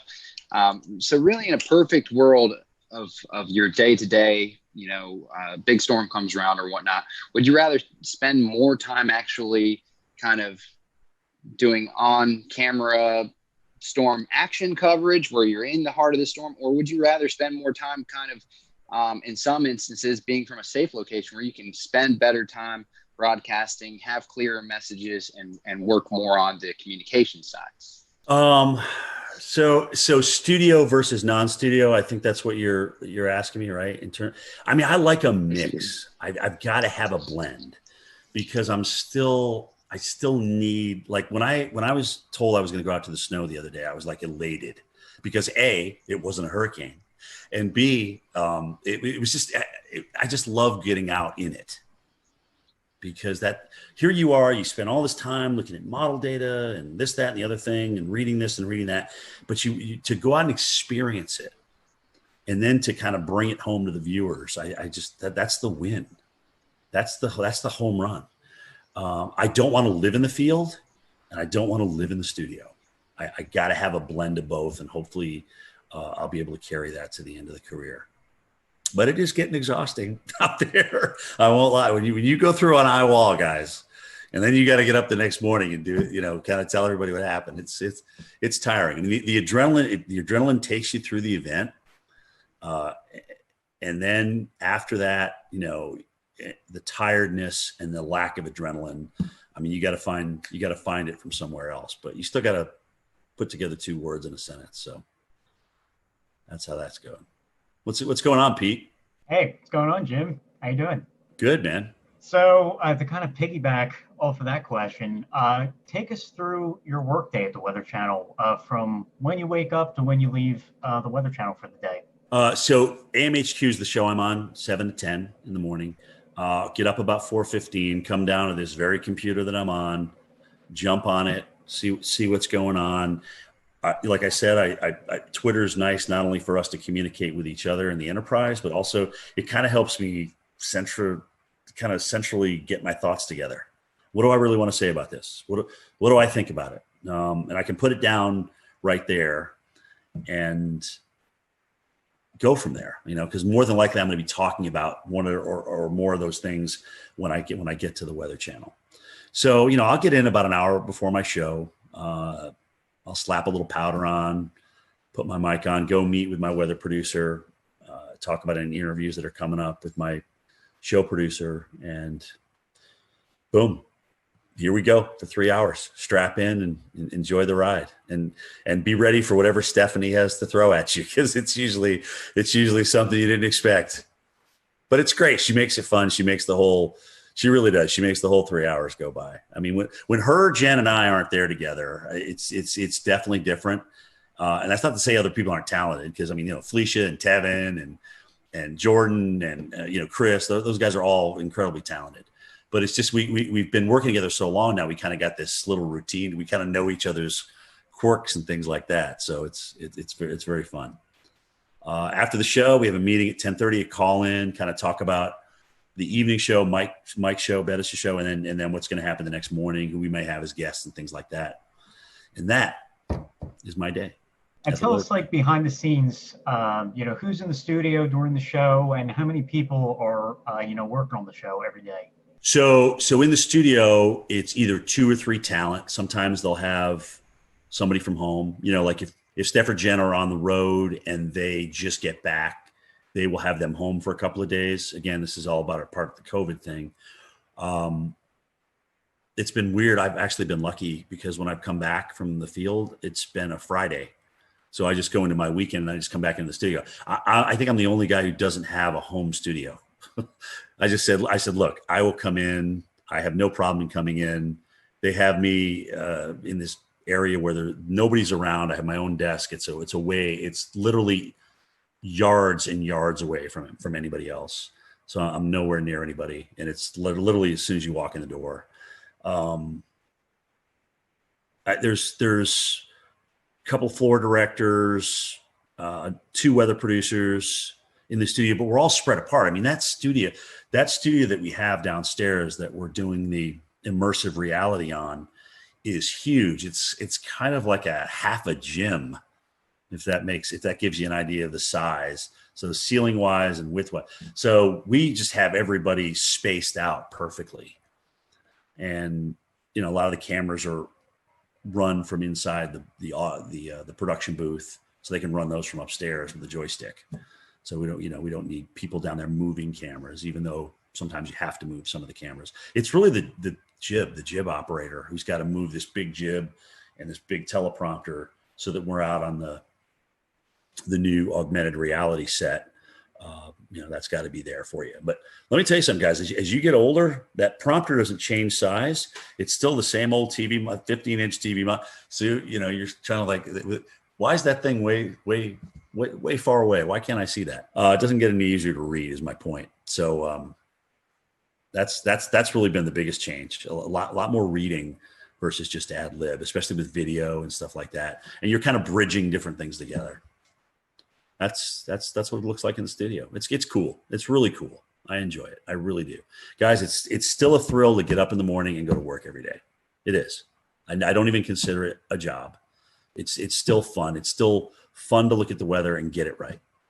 It really is. That immersive reality technology that you were talking about, I know we discussed it last year, but 12 months later, I'm still fascinated by it, as many others are. Tell us about some of the challenges of working with a piece of technology that's maybe new. Well, so remember I just said this is like the size of a small basketball court, or half a basketball court. So with prompters way over here and monitors way over there that can't get close to you, some of the data on the graphics is really hard to read. So when we walk along and we see those little candlesticks there with the high and the low and the precip, one of them looks like a little crystal ball. So I can't see those numbers unless I'm looking at a monitor. And sometimes that monitor is just far enough away where I can't quite read that number.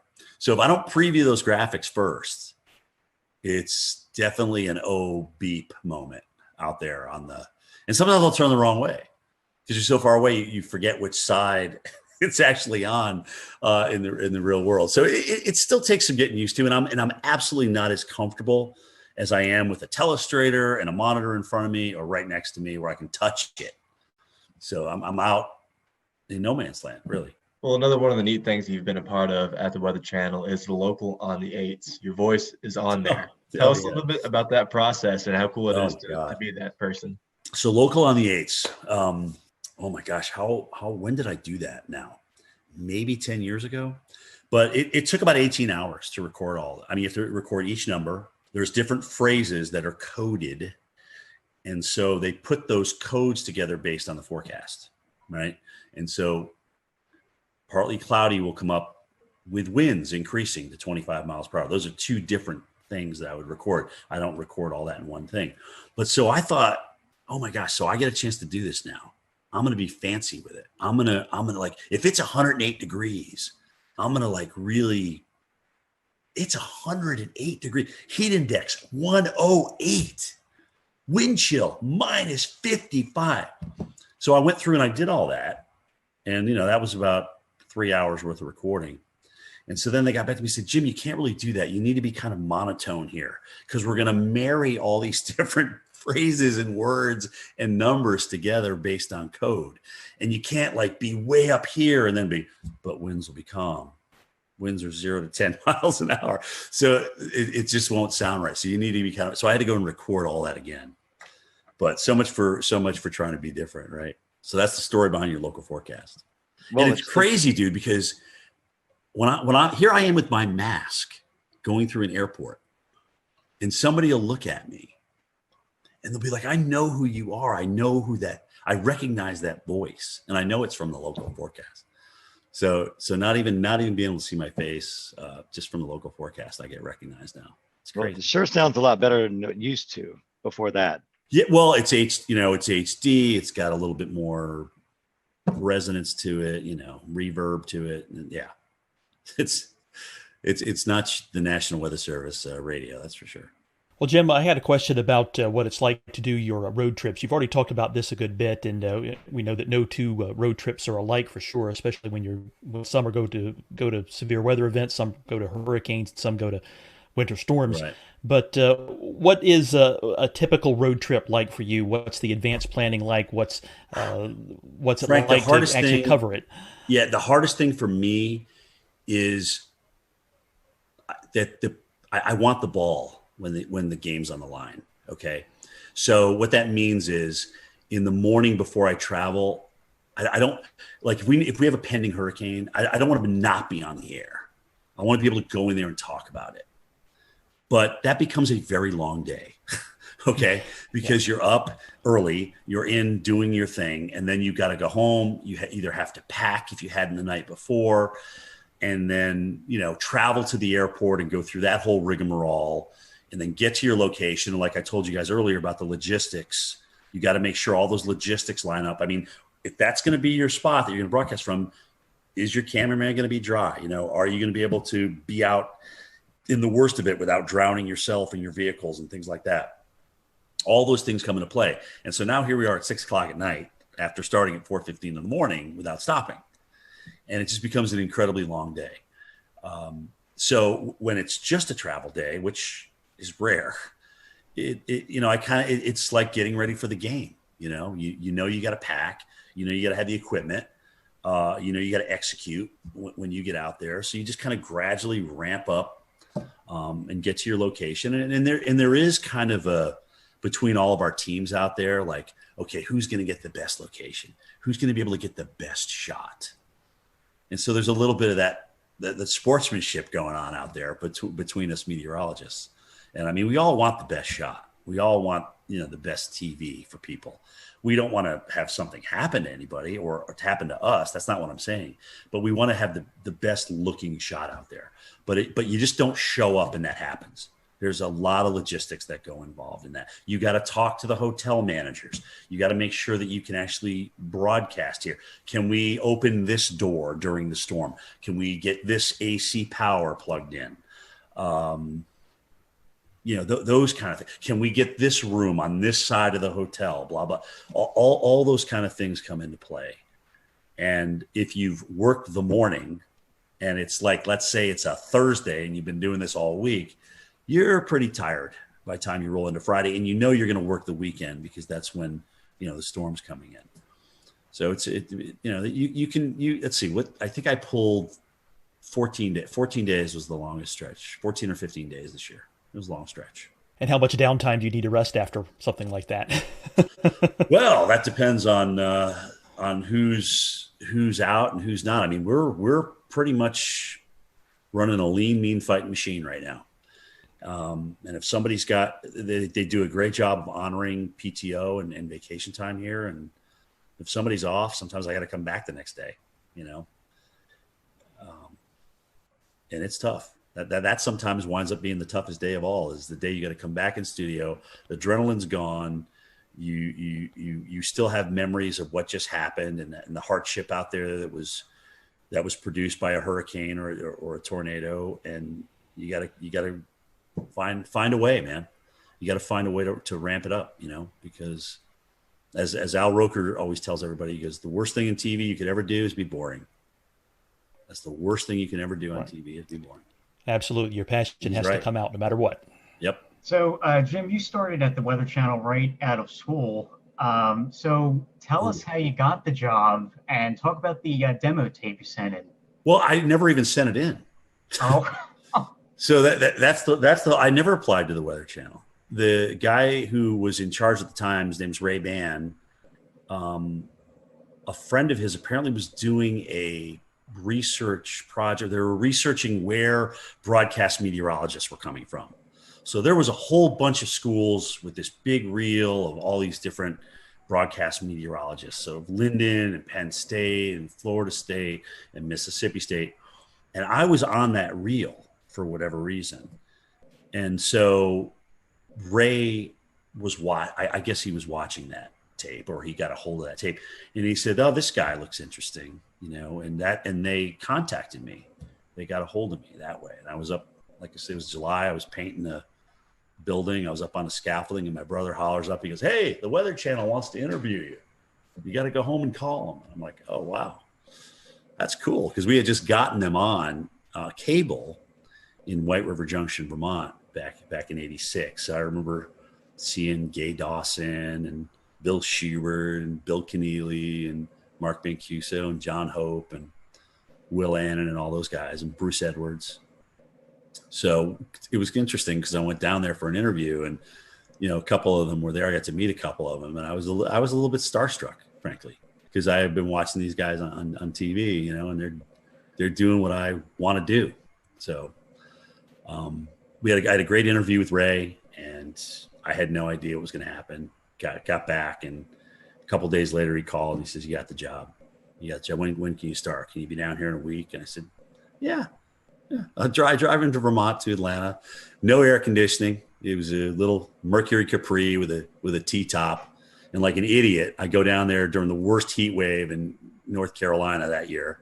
It's 106 degrees. I'm just like ready to faint. I couldn't drink enough Gatorade. I mean, it was absolutely ridiculous. Instead of driving at night, like I should have done, right? Hello. Anyway, so I got my first experience with Southern heat, and I couldn't really, for the first 4 years down there, I was like, I got to get out of here. I can't stand this heat and humidity. I was sweating when I got out of the shower. I mean, it was awful. It was awful. So finally, I got acclimated. About 7 years in, playing softball, just the honeysuckle of the southern nights, the humidity. So I really started falling in love with it. Now at 56, I'm too cold. It's too cold outside for me in Georgia right now. So I'm ready for Florida, South Florida. Speaking of that, what's left? Well, I mean, what's left for you to do or you want to do before you retire? I mean, It's been a great weather career at the Weather Channel, but anything left on the bucket list that you've not been able to get to yet? Yes, there is. I've never done a blizzard in North Dakota. I've got to do one. That's the only state I haven't been in for something for the Weather Channel. So I've got to do a blizzard in North Dakota. I would love to do a Westpac typhoon. Okay, I really would. I would love to do one. Maybe do what was a hurricane in the Atlantic ramming into the UK or Ireland or something like that. I mean, that would be just to kind of experience weather in different parts of the world. Antarctica, this iceberg that's supposed to crash into the island down there. How cool would that be to broadcast live on that iceberg? Right? It's the size of Puerto Rico and it's shaped like Jamaica or something. I mean, it's crazy. Just those kind of things. I mean, I like voicing over storm stories, but I liked doing Cantori stories better. I mean, this is really I've been blessed, man. I got to see a lot of the world. I got to work with NBC Sports during the Olympics. I got to work out with Al Michaels, who also always called me Dr. Doom. I mean, it was just really cool. I've just had some really cool experiences, but honestly, I'd like my goal, God willing, is I can get 40 years in broadcasting, and that's okay. Maybe I'll be done after that. So that date would be July 15th, 2026. So approaching that, we're almost 5 years. We had a colleague of yours on, Tom Nizzle. He has a mountain. Yeah, he has a cabin up here on Rome Mountain. So we talked to Tom a lot. So what does retirement look like for you? You going to move into the mountains? You said South Florida just a little bit ago. What's it look like after TV life? Yeah, I mean, I love the lake. I love the mountains. It's really an extension of the area I grew up. Think about, right? It's Southern Appalachia versus Northern Appalachia. So I certainly see myself, and I'm a small town kid, guys. I'm not a big city kid by any stretch of the imagination, but maybe split where I live between Florida and North Georgia. I don't know, maybe open a nursery, maybe open some kind of small business. I love doing landscaping. I really do. I enjoy yard work. Maybe I won't in 5, 6, 10 years from now, but who knows? Honestly, I really don't know where it's going to take me, but getting up at the hours I get up and doing that 5 days a week. And sometimes, going through the weekends and working 13, 14 straight, it takes its toll on you. It really does. I'm blessed with a lot of days off as a broadcaster, more than I would think a local market has. So I'm blessed with that, but it still takes its toll on you, man. It really does. So we'll see. Nothing's in pen right now. Well, as we near the end of this podcast episode, we always kind of want to ask a few little silly questions to finish things up and to keep it light before we call it a night. So first and foremost, we'll pry some information out of you. I know that you guys probably have some fancy weather models and weather model providers at the Weather Channel, but do you have a favorite mainstream weather model site to use? Oh, gosh. I mean, first of all, Maui's a genius, sometimes to his own detriment. But I love the two websites he's designed. Levi does a fantastic. We'll return to Best of the Carolina Weather Group in a moment. Now your Carolina weather forecast. Here are today's forecast high temperatures for North Carolina. Here are the forecast lows for tonight for North Carolina. Here are tomorrow's forecast high temperatures. And here's forecast rainfall across North Carolina tomorrow.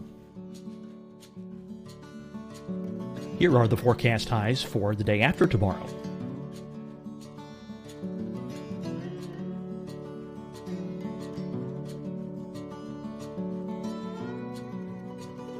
And here's the forecast rainfall across North Carolina for the day after tomorrow.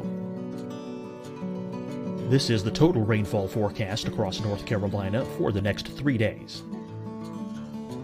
Here's the severe thunderstorm outlook for today from the Storm Prediction Center.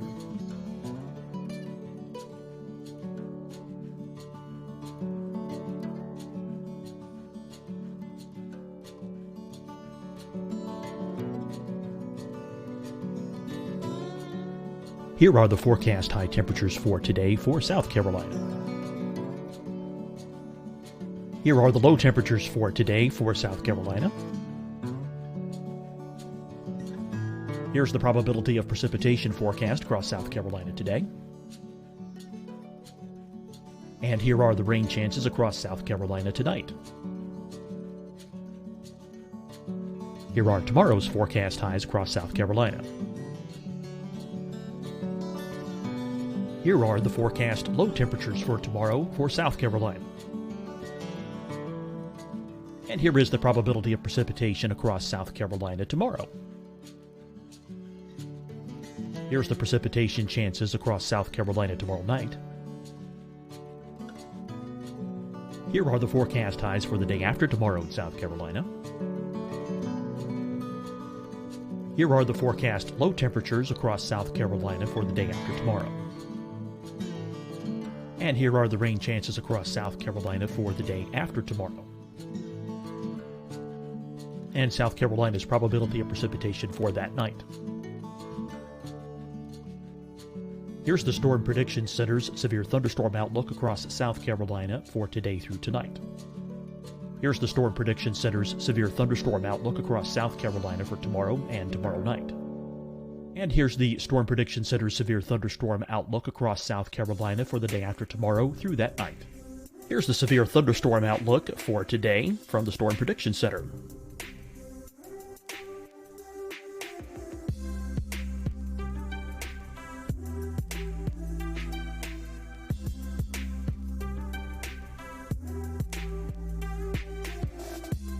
And now here's a live look at weather radar across the southeast.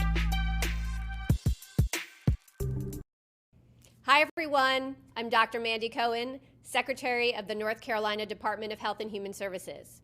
And when you follow the 3 W's, you protect your family and your neighbors from COVID-19. When you leave your home, practice your W's. Wear a cloth face covering, wait 6 feet apart, wash your hands often. Wear, wait, wash. We're in this together. Stay strong, North Carolina.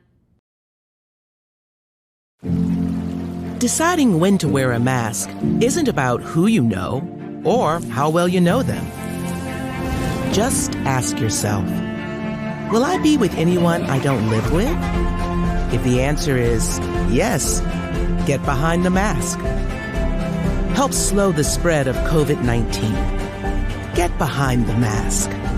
Learn more at covid19.ncdhhs.gov. Fight the spread and take a stand against coronavirus.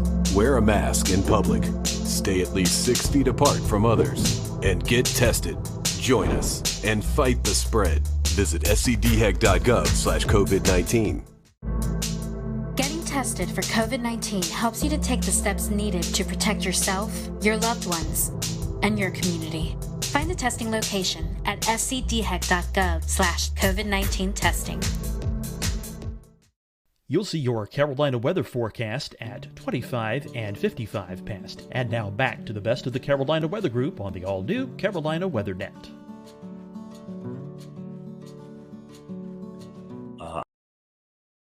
I don't know the guys that are in charge of Pivotal Weather, but I think they've done a great job. Weather Nerds, there's just so many. I mean, Weather Tap, I still go back to Weather Tap, look at the radar, especially now that they changed the radar site. But anyway, I mean, it's still, WSI Energy Cast is still one that we can access too. So dude, it's endless. I have literally 60 tabs open. 60 tabs. It's ridiculous. It's absolutely ridiculous. I totally get that. I think, I think probably somewhere around there, 60 to 80 bookmarks, just, So I'm not alone here. Good. Oh, thank God. No. And you're not alone by any means. And especially when you have hurricane updates, when we all know the madness of how often those models update. So which site you're going to is really important. So yeah, they're lined up across the top. They're just lined up. Endless. I guess I'll take the second one here. And favorite weather apps. Do you have any favorites? I mean, I know all of us use Radar Scope religiously, but is that your favorite one? That's my go-to. I mean, when everything's on the line, or If you want to see a storm that's gone tornado warned for yourself and make your own opinion on it, it's definitely Radar Scope. I actually wish I bought that company back when it was for sale, because oh my gosh, they're just doing great things. It's just consistent. It's always there for you. They're always upgrading it, always doing tweaks to it. There's different levels that you can obviously purchase, different subscriptions and things like that. So that is my absolute go-to. I love Storm. That's a good one. Anything that puts down the center point of the cone with the cities on it, I'm in favor of, because then I get to see, where, if I'm out in the field and I'm not sitting by a computer, I can get a quick look at, okay, well, where they move, how do they move the cone with with the 11 o'clock or the 5 o'clock advisory, whatever. And I can get an idea of where I may need to position myself down the road in the eye wall. What about weather movies? The good, the bad, the ugly in the weather movie industry. There's probably more bad and ugly than good, but what are your favorites and least favorites? For weather movie, my favorite tornado is still The Wizard of Oz. I won't lie. Okay. To be able to create that, as hokey as it was back in the 1930s, and have it look, like a roping out tornado in the plains, it was just amazing to me. I feel the same way about that. I mean, it seemed like you look back and you're talking 1930s, film industry, and you're like, man, they actually did a pretty good job on that. Right. I mean, if they did one thing really that kind of, gave you some goosebumps, right? When you were a kid watching that, I mean, that was pretty intense. I remember I met Bill Paxton when he did the first Twister, because they premiered it in Atlanta. And I remember seeing him again at a Kentucky Derby that I was doing for NBC Sports. And he was telling me that they were talking about a Twister 2. Now, granted, he's not around to do it, which is incredibly sad. And he was the movie, in my opinion, but that's just me. Would I like to see another Twister out there? Sure. Because when you think of how many young people it influenced to get into our enterprise and maybe have a better understanding for what we do or look into what we do, I don't think you can lose from that. So I'd love to see another Twister. I agree. I don't think Sharknado cuts that.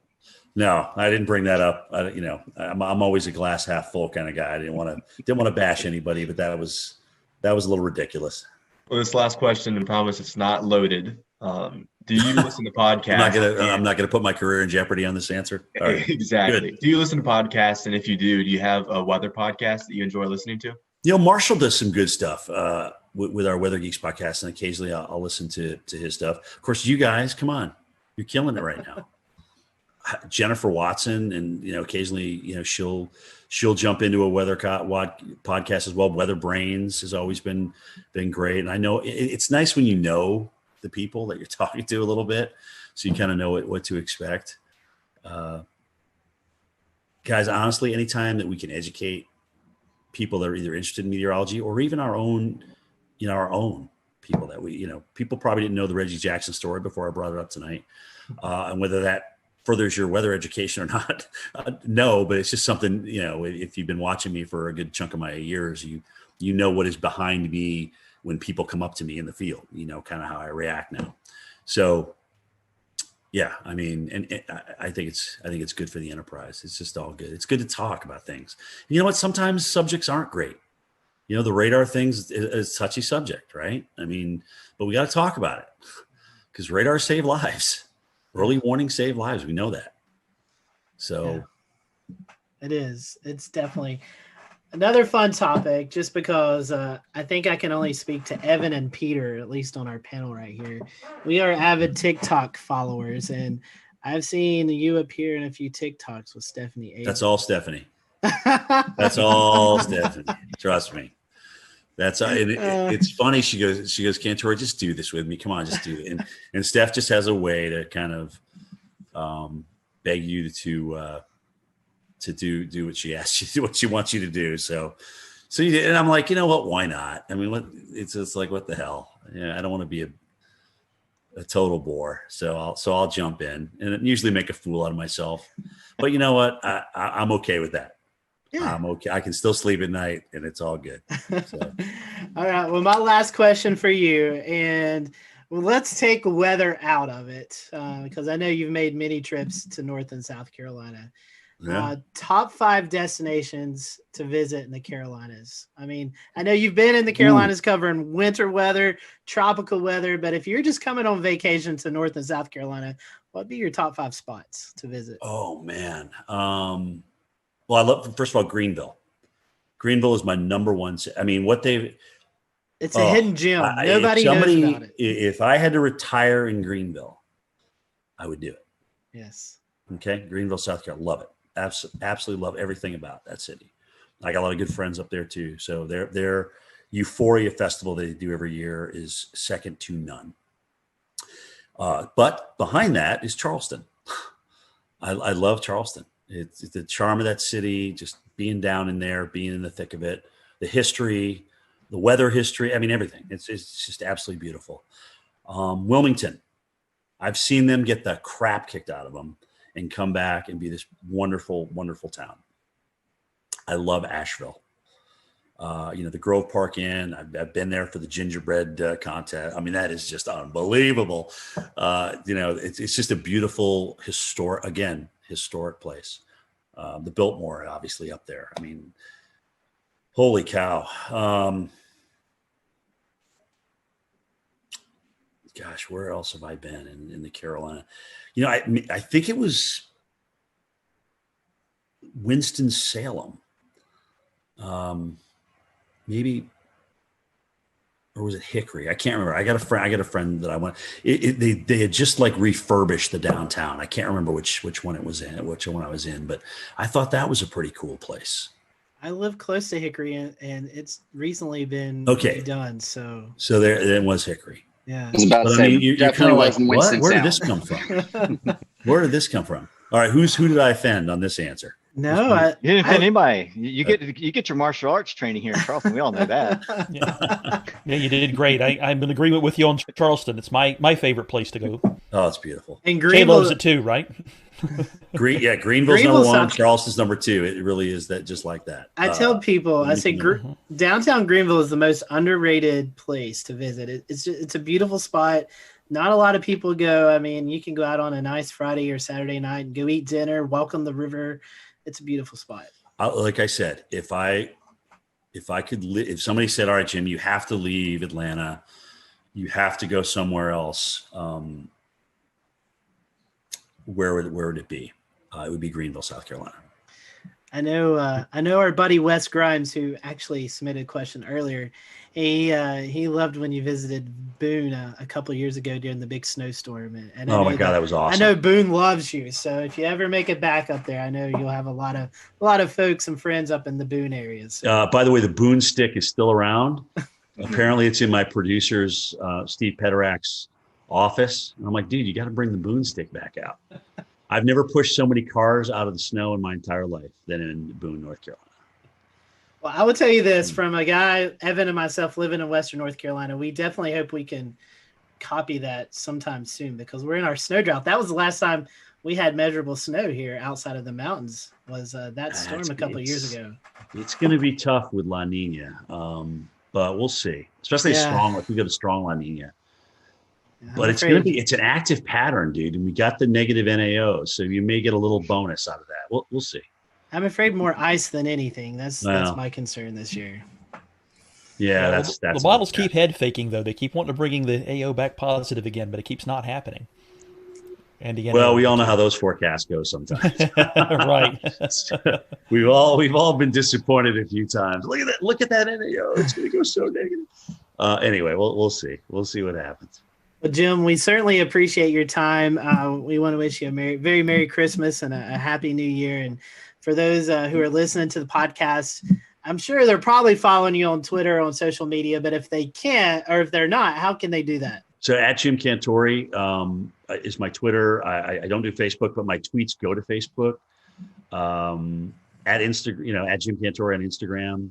That's more of my personal life than sometimes I'll throw some weather on there. I have been lately, but that's personal's Instagram and weather is mostly Twitter. And that's me, man. We appreciate your time and thank you guys for watching tonight. Yeah. We hope you have a great evening and we'll see you back soon here on the Carolina Weather Group. Merry Christmas, guys. Thanks for having me.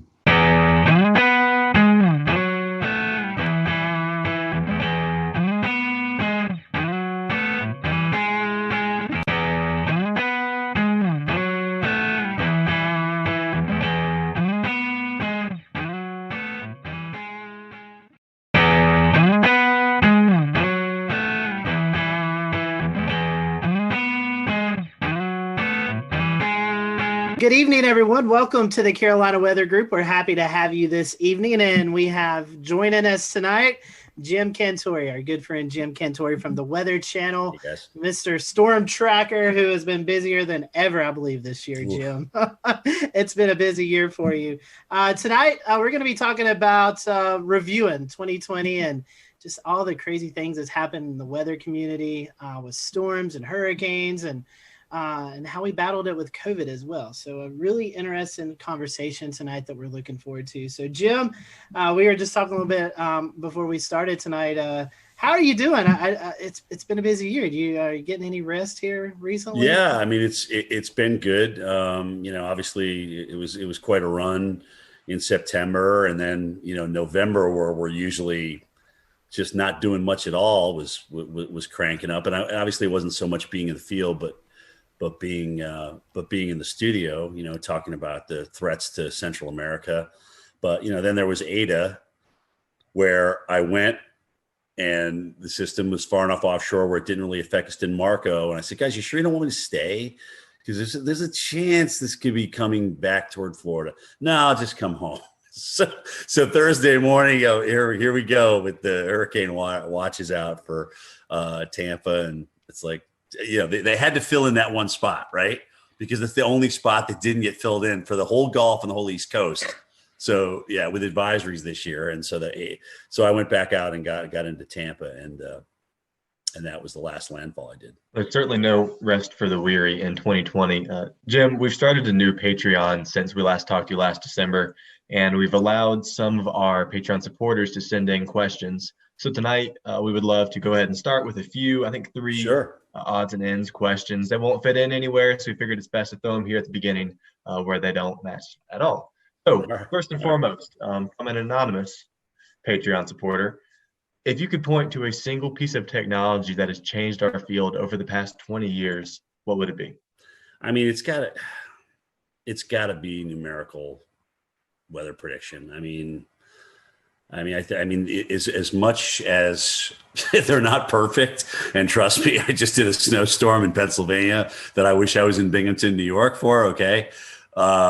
Anyway, as much as they're not perfect, I do think that they've helped us, and they've gotten us a much better idea of what we can do with, but the list is close. I mean, you look at the upgrade to NexRad and having radars available to us, and unless they get blown out like Lake Charles did during Laura, they're obviously very, very valuable. I mean, we can see tornado signatures, and we can see the winds. I came in for the Mississippi tornadoes, the twin EF4s there, and I mean, just to see the width. Here's the width of this thing. You're like scratching your head. It's like, is that right? Is that really like 1.5 miles wide or whatever? So the radar is certainly a close second. The new GOES and what we can do with GOES. There's just so many things that are available to us. And honestly, guys, social media wise, I think a lot of us are communicating with each other. A lot of us are getting to know each other better on Twitter and Facebook, especially Twitter. I really like Twitter for us because it's quick, it's to the point, and you kind of know now, if you follow certain people, where they stand and where they're going to go with what they're thinking. And I will say, for me, certainly being a veteran, to learn from you guys, from the younger generation, of stuff that I didn't go to school for, but yet I'm going to school through you. I mean, I never even heard of PV streamers before Philip Pepin talked about them many, many moons ago. So it's like, wow, that's pretty cool. And it makes sense to me. So those would be my top four without question. All right, two more, both of these coming from Wes Grimes. And the first one's kind of an interesting one. So is it possible, and he said he's heard this before as maybe a wives' tale, is it possible to forecast low temperatures overnight using the dew point in the evening if it's relatively tranquil weather? Yeah, that's what I did in college. That's what I did at Linden. Because I would get, look at the dew point and what it was going to be like the night before. And I'd be like, okay, well, we're going to kind of settle back down toward that, all things being equal. And it was usually within about 10 degrees of what that dew point was. So it's part of the equation. It's not all of it, but I thought it was part of the equation. It's a neat little forecasting tip. Yeah. And last but not least, a favorite topic of yours, when you go out and you go storm chasing, how do you end up in the right place at the right time? Well, dude, sometimes it takes a lot of work. Like Sally, oh God. So I'm like, you want me in New Orleans, but the models are trending east. I'm like, we're flying into Gulfport. We could really stay right there. So we went all the way to New Orleans because that's where they wanted me. I'm like, all right, whatever. I just do what I'm told, And then we made our way back to Gulfport the next day. And I'm like, okay, well, you realize though, we're go back to Gulfport, but it's probably going to go even farther east than that. That's what the models are trying to do. So the next day after Gulfport, we went over to Pensacola and finally kind of found a home there on the eastern side of that thing with the storm surge.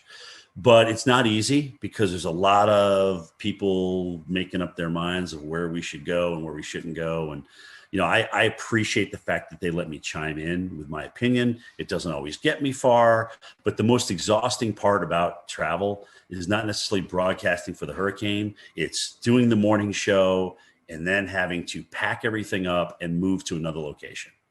Because once you get to that location, it's not just, okay, we're here, let's do our live shots. It's, okay, where are we logistically going to be? What's going to make the best shot? Is there going to be storm surge here? Are we safe here? Is my cameraman going to be protected throughout the live shot? So there's all these logistical things that come into play. So by this point now it's 6 o'clock at night and you're exhausted because you've been up since 3. And now you got to get ready to do the whole thing again the next morning. So every time we move on a day we do live shots, it just exponentially wears you out. But I appreciate the fact that they do give me a say in my locations, but it is up to me to get my team in a good spot. Like where we at the Golden Nugget for, oh God, what was it? Beta? I don't even remember the damn name of the storm. What was the Mississippi one that crushed them? You guys jump in. Delta. Okay. Delta. I knew it was a Greek name. I just can't remember which one. So Delta, I'm like, this is going to be a great shot, because the water's going to come right in here, and this is just going to be a great shot. So that allows us to get there and really set that up and make sure we had higher ground and get our cars up there and things like that. So it takes a lot of work. What you don't see behind the scenes, I think is just as important, if not more, than what you see on camera. And Jim, this one's coming from me, man. I'll tell you what.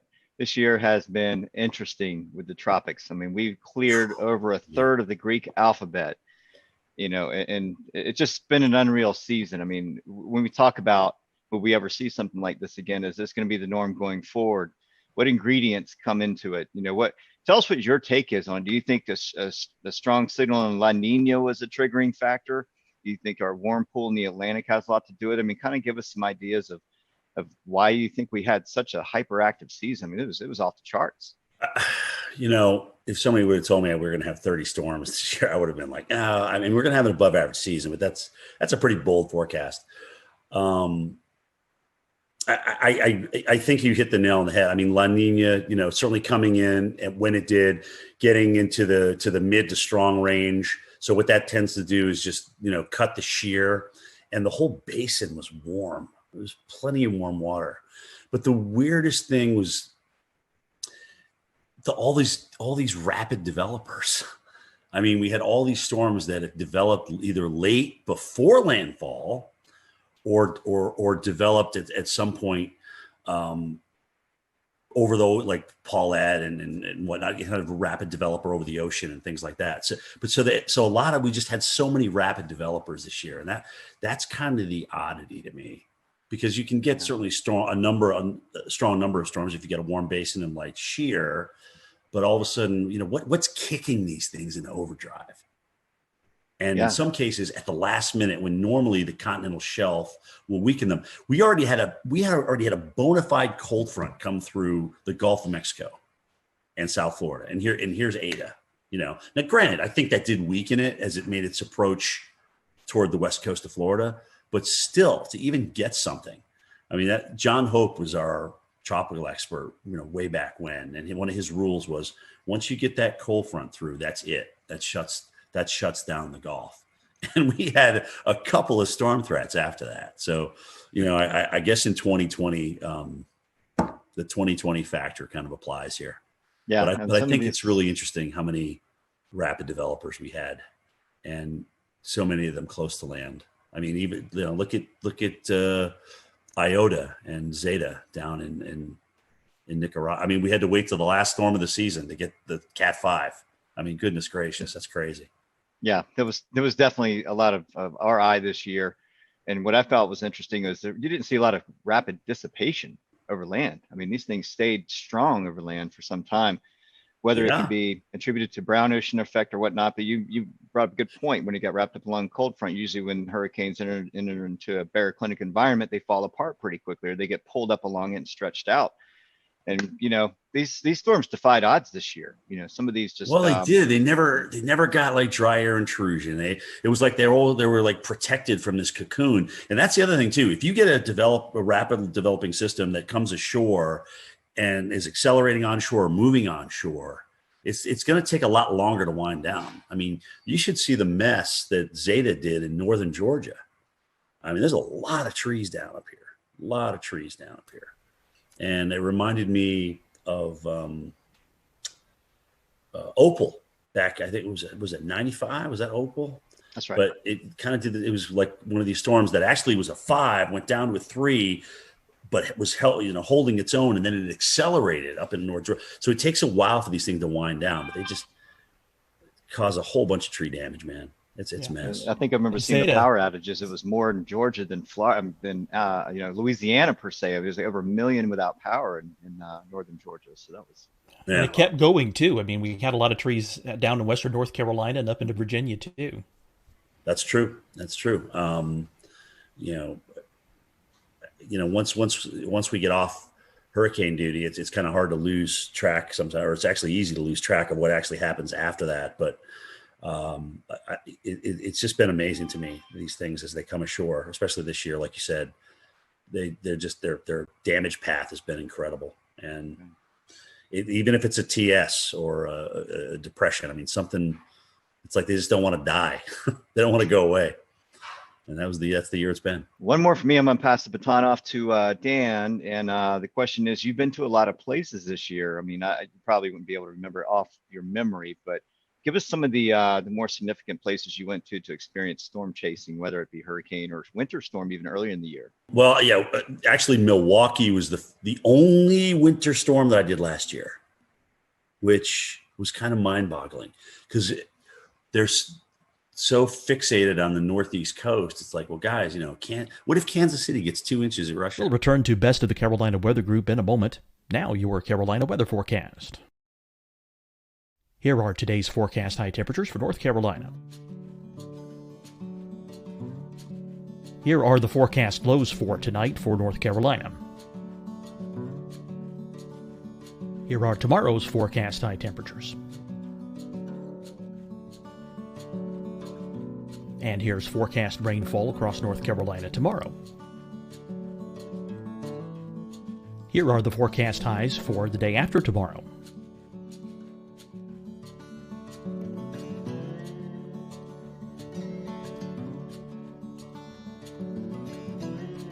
And here's the forecast rainfall across North Carolina for the day after tomorrow. This is the total rainfall forecast across North Carolina for the next 3 days. Here's the severe thunderstorm outlook for today from the Storm Prediction Center.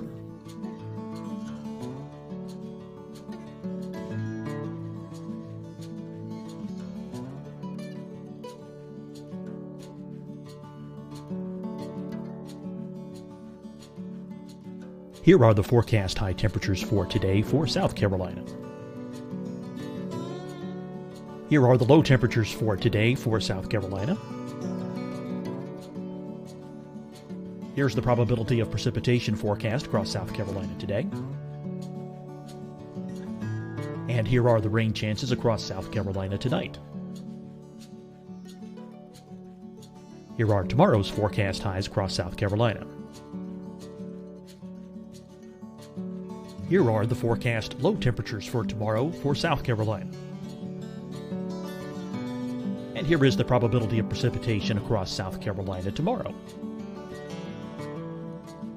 Here's the precipitation chances across South Carolina tomorrow night. Here are the forecast highs for the day after tomorrow in South Carolina. Here are the forecast low temperatures across South Carolina for the day after tomorrow.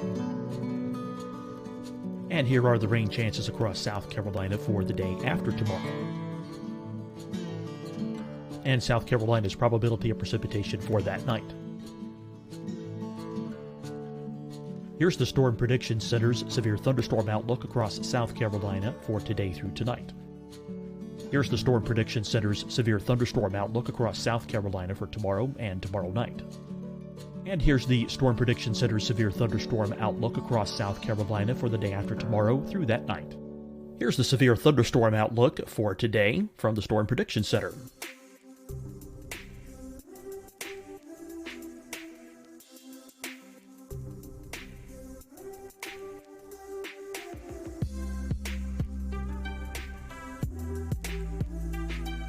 And now, here's a live look at weather radar across the southeast. Hi, everyone. I'm Dr. Mandy Cohen, Secretary of the North Carolina Department of Health and Human Services.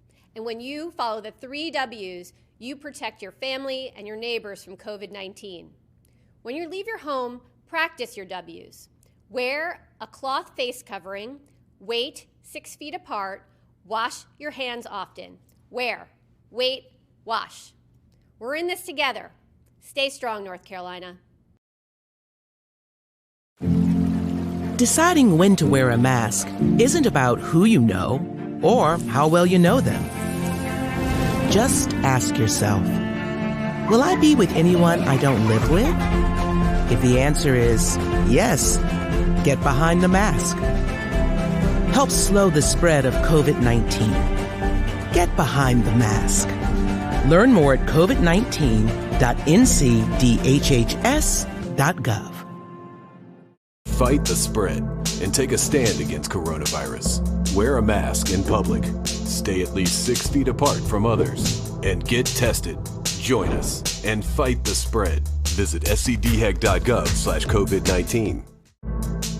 Getting tested for COVID-19 helps you to take the steps needed to protect yourself, your loved ones, and your community. Find the testing location at scdhec.gov/COVID-19 testing. You'll see your Carolina weather forecast at 25 and 55 past. And now back to the best of the Carolina Weather Group on the all-new Carolina Weather Net.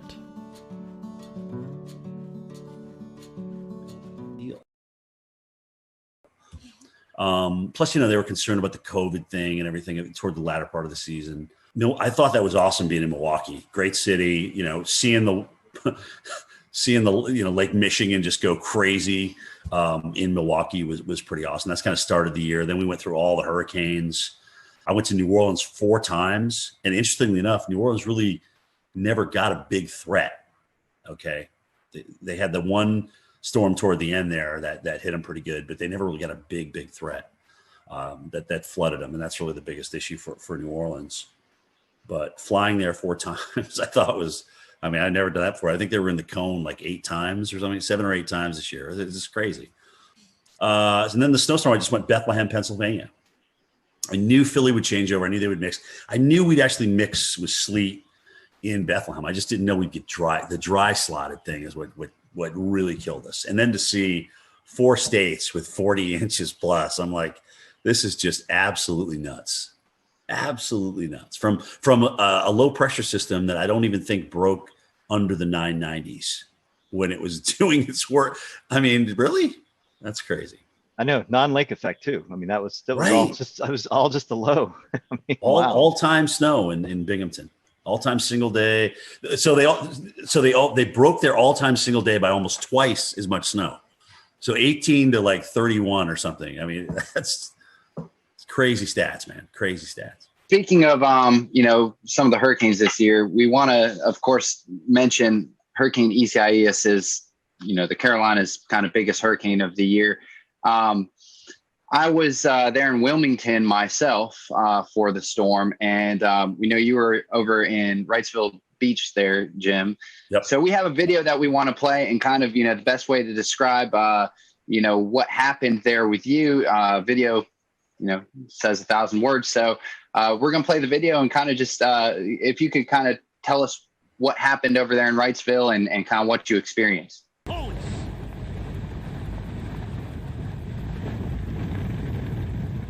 Well, I should remind everybody of kind of the new norm in broadcasting as we're doing this. So we used to come out at the tops and bottoms of the hour, even in a hurricane, and give everybody an update on what's changed. But the new norm is like, okay, well, look, since we've got a great signal, we've got HD audio and video now, why don't you just stay out during the entire storm and take us through the whole thing? And that's kind of a recent change, in the past 3, 4, 5 years. That's kind of what's evolved, but that's a lot harder because you're literally standing in the eye wall. And granted, you're talking about something that was on the high end of Cat 1 and borderline Cat 2 strength here. It's just hard to stand out in winds that strong. And I mean, you see me struggling there. And the only other time I had to take a knee was Isaac in New Orleans, because I know we had a weather group out there. They were measuring winds like 90, 94 miles an hour through those two buildings. And this was very similar to that. And it's just hard to stand there. I mean, you're literally, guys, you go to the gym, you do squats or you do leg presses and things like that. It's hard to hold a press for that length of time. And so I just had to drop down for a second. I mean, the audio wasn't that great. You've got raindrops splatting on the hood of your jacket, so that's making it difficult to hear back at the Weather Channel. So you're just trying to put a couple of words together, a sentence together or two, to kind of get you to the next thing. And I'm just trying to remember all the facts that I know, about the storm itself. And of course, you're trying to say the name. I mean, Isaias. I mean, goodness gracious, it took me about 3 days into that just to learn how to say it right. So that was a tough storm. I mean, it was, those winds were up there, 80, 90 miles per hour coming around the side of that building. And it was just tough to stand through it. But again, it's like, take us through the eye wall. That's my job. That's what they're asking me to do. I'm going to do it to the best of my ability. The good news that, I didn't get hit by anything. The good news, the wind was essentially coming off the water, and whatever was being blown off the top of the building was being blown inland and not down at me at ground level. I probably should have had a helmet on, frankly. I definitely should have had a helmet on for that storm. Well, Jim, we've all faced the coronavirus pandemic. Yeah, I know, 2020. So how has this pandemic affect your job? Well, I mean, first of all, you got to wear a mask everywhere you go. And, people still come out and want to meet you and take pictures with you and things like that. And, my producers Steve Pederak has had to police that the entire summer. It's where people get so excited about taking a picture for whatever reason. I don't know why, but they do. And then they're like, well, you got to stay 6 feet apart. We got to stay 6 feet apart. And I got to put my mask up and things like that. Sometimes somebody will come around the corner. You don't have your mask on. You're just taking a breath, looking at weather data, and they'll just grab a picture without saying anything to you. And then management gets upset with you. So that a lot of that to tell people to kind of like, well, take a picture with me, but you got to move away. You got to stay 6 feet away. But I get it. I totally get it. And we played by the rules as best as we could the entire summer and even into this first winter storm that we've dealt with. But that certainly made it more difficult. we got to get more rations because restaurants and things aren't opening. They're closing down a lot earlier. Some of them never even are open. So we got to make sure we can eat for 3, 4, 5, 6 days. We know we're going to lose power, so it's going to be hot in the rooms and things like that. You just got to the pre-planning was a lot different. We had to make sure everything was buttoned up in terms of being able to eat, being able to follow the COVID guidelines. Remind people that, look, at the shelter that you went to last time may not be the one that you go to this time because they're only taking half the people. All right. You may have to go and be bused farther north.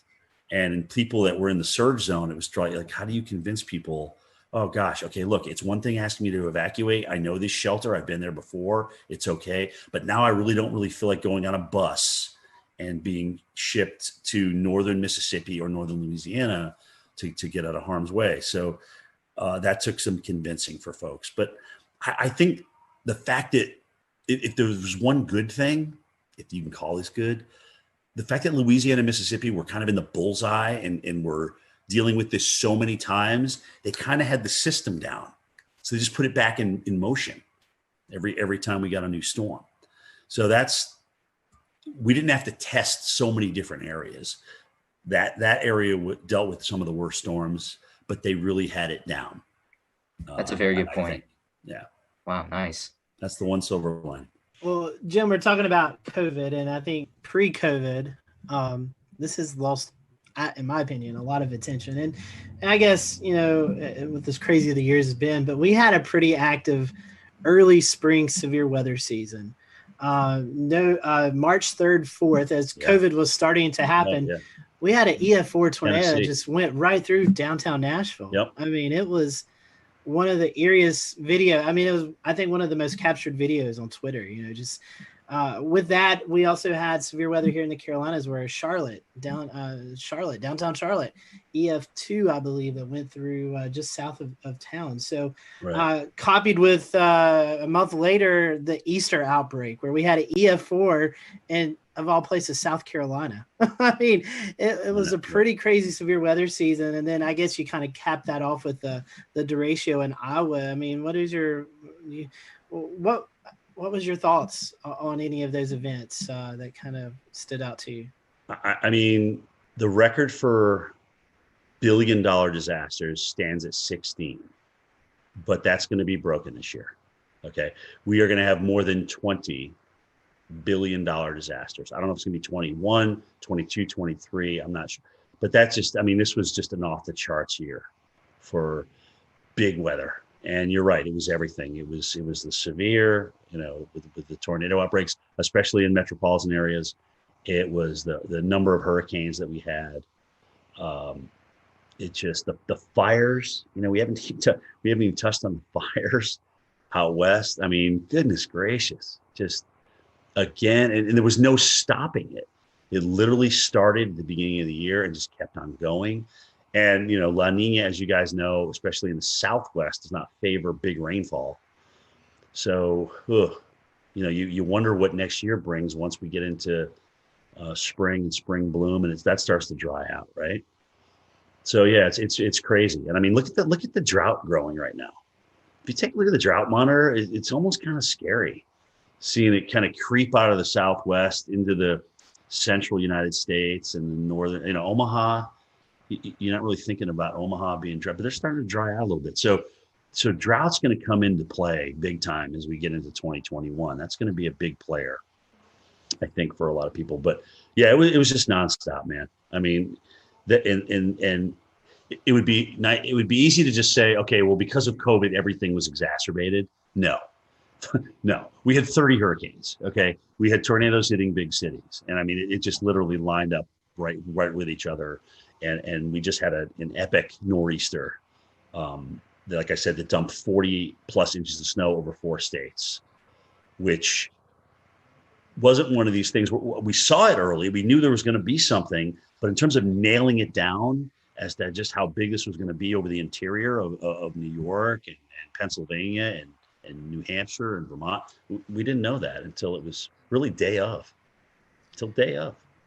And I guess it's a sore topic for some, but it's something that really needs to be addressed. Is I think we can contribute the climate change, global warming, to some of these bigger events that's taken place. I mean, they're only getting worse, and the climate the climate continues to warm. So I mean, it seems like they're going hand in hand. I mean, what's your Yeah, I mean, it's time to accept it. It's time to accept we have a warmer planet. We have warmer water as a result of that, which helped us obviously crank out 30 hurricane, 30 named storms this year. And honestly, just like we like to operate at 98.6, the planet likes to operate at a comfy temperature. And when you thrust something that's uncomfortable to it into it, then it's going to react. Extremes breed extremes, and I think we're seeing that. So, I mean, here it is. I mean, now that saying that we're not going to have 30 hurricanes every year, we're not going to burn 5 million acres in California every year, but I think these are the kind of things that we can expect, and you kind of wonder what's next, right? I mean, when we come out of this drought that we may get into here, do we flood everywhere? I mean, you wonder if you're just going to flood everywhere to get out of it, because it's always like yin and yang. But it's happening like one right after the other. It's almost like you go from drought to deluge, or deluge to drought. It's just crazy. Another thing to tie onto that, as of this taping, December 22nd, the Carolinas, Greensboro, North Carolina, is 1.2 inches, I believe, from being the wettest season on record. So the opposite of the dryness, the drought. And quite frankly, we've not really had a major tropical system that's moved through the area that's dumped 6, 8, 10 inches of rain that we can see from landfalling tropical systems. So think about that. As dry as it is over a huge chunk of the West, and now building into the central U.S., the Southeast and Florida has been absolutely soaked. And, the Northeast is probably going to come out of drought before we end 2020. When you count the snow and the rain they're about to have with this next system on Christmas Eve and Christmas Day, I mean, they're probably going to come out of drought. And that was getting to exceptional. You start depleting reservoirs in the Northeast with that population concentration, and that's a really big deal. Okay, they've always kind of come out of it recently, but there's a lot of people up there that depend on reservoirs and water. So you dry it out up there in an extreme level, and it's bad. So they got lucky. But they just literally, once we got into fall, boom, all of a sudden we just started erasing these droughts and starting getting some nice, tropical moisture into some of these systems that came north. So they lucked out, in my opinion. It is actually good to see that there's been some rain and snow up there through the fall. I can tell you firsthand, it was a long, it was hot, also dry beautiful summer fall. at State College. Right, and actually it was a beautiful fall too. So they got the best of all worlds. Right. Jim, we're going to transition over, speaking of wildfires, to the West. So again, another crazy year with the 2020 wildfire season. What are your thoughts on the wildfires going along the northwest Pacific coast, like Oregon and Northern California? Yeah, I'm glad you actually asked that question, because a lot of times it's easy to just focus on California because they had so many acres burned, right? But it was Oregon. Was it Oregon, Washington, and Colorado had like their biggest fires in each of their states? Yeah, I think you're right. This year, in addition to what happened in California. So yeah, really, really, really severe season. Really dry, really hot. There was, again, monsoon didn't seem to show up in the Southwest at all. So that was certainly a player in that. But yeah, man, it's crazy. I mean, not only do you get dry and hot, but these normal seasonal rains like that, like the monsoon flow that comes in, just didn't even show up again this year. And that's just crazy. A lot of us haven't experienced that. Has it happened before? I don't know. They say that California used to have, really, really long droughts. And you can see that in the tree rings and things like that. But, the fact is a lot of people have moved into the wildland interface.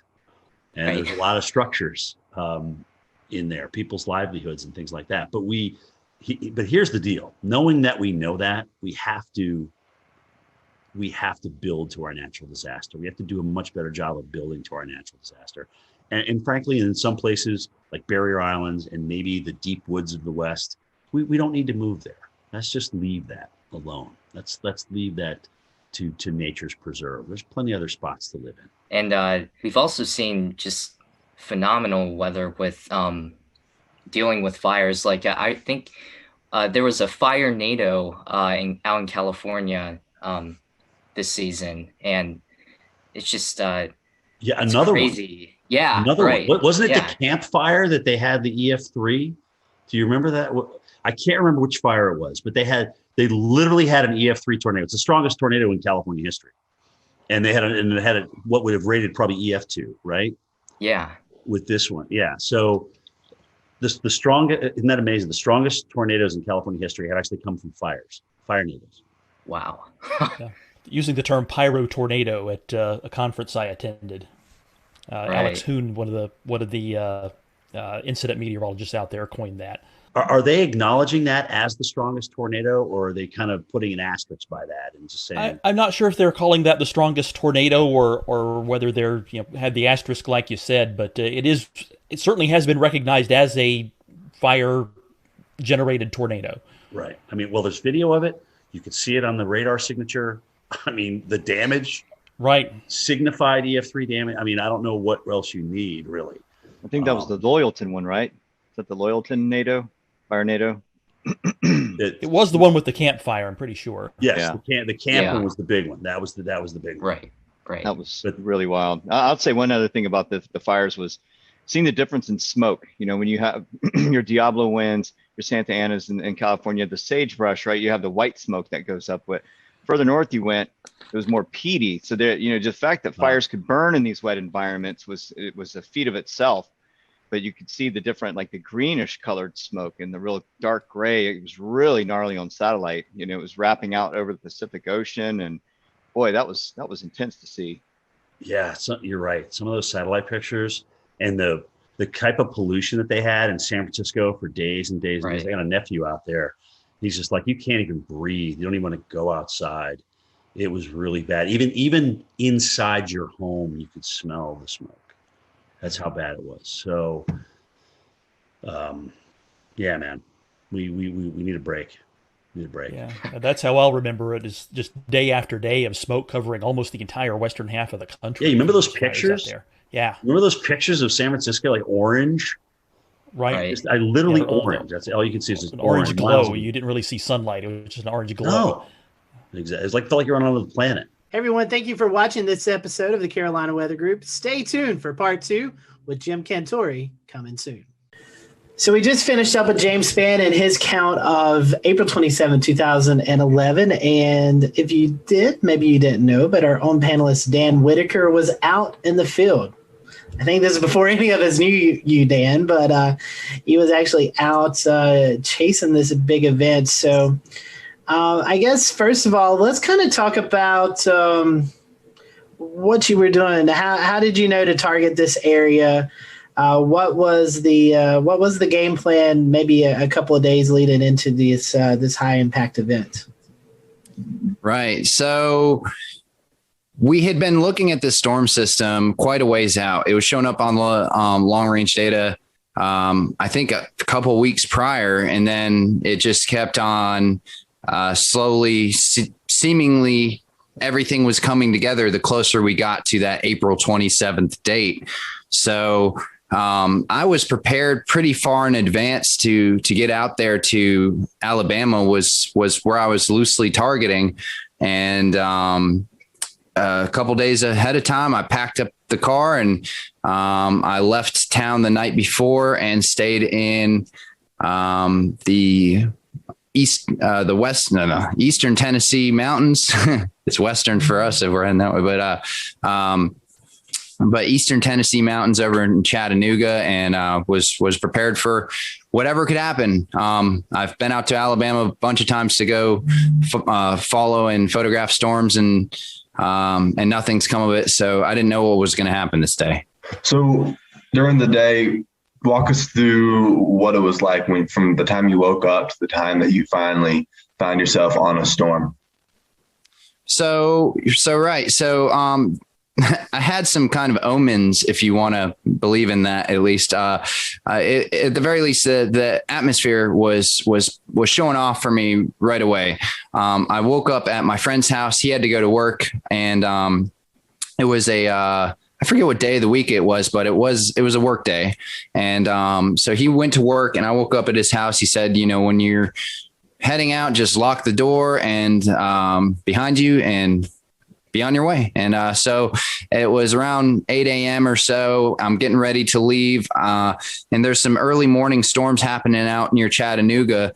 And one of them really started building up. I was watching on radar, and I was like, it's 8 something in the morning. I can't really look too much into this. I'm trying to head to Alabama.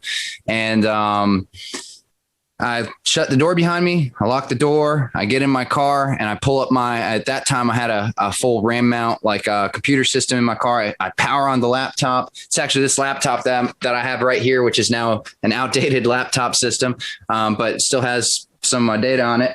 And power on my laptop, and I open it up, and right when I get my laptop open, tornado warning, storms heading directly over my location in a matter of minutes. And there was a strong kind of velocity couplet there when I looked at the velocity data. So I was like, there's some real reason to believe that this could be a threatening storm with a tornado.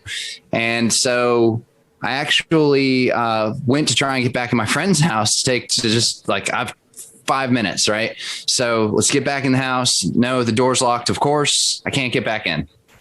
And I look around, I'm in a crowded neighborhood with lots of trees everywhere. I can't even see the sky.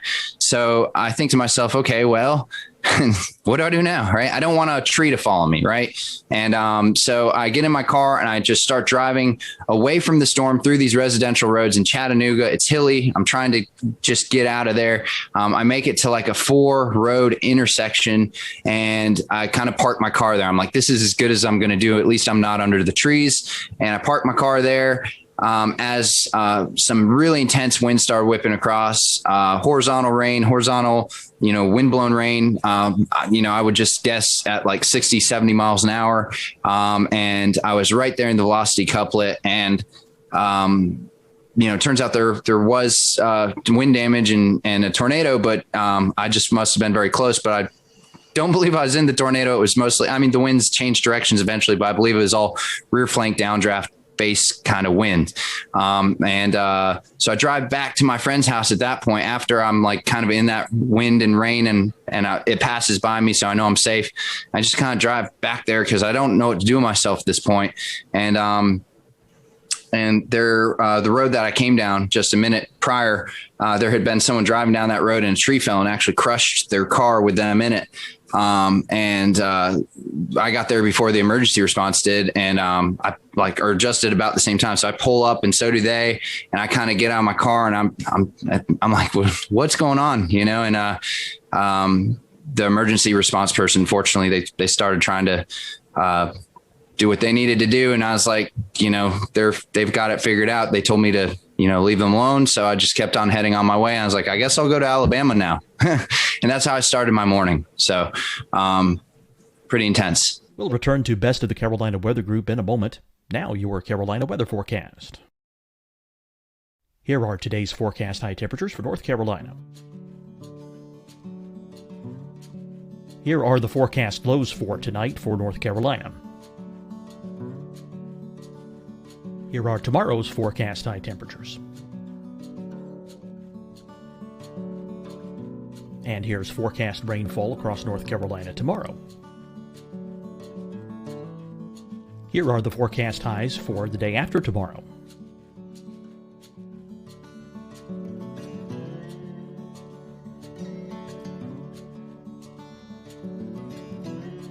And here's the forecast rainfall across North Carolina for the day after tomorrow.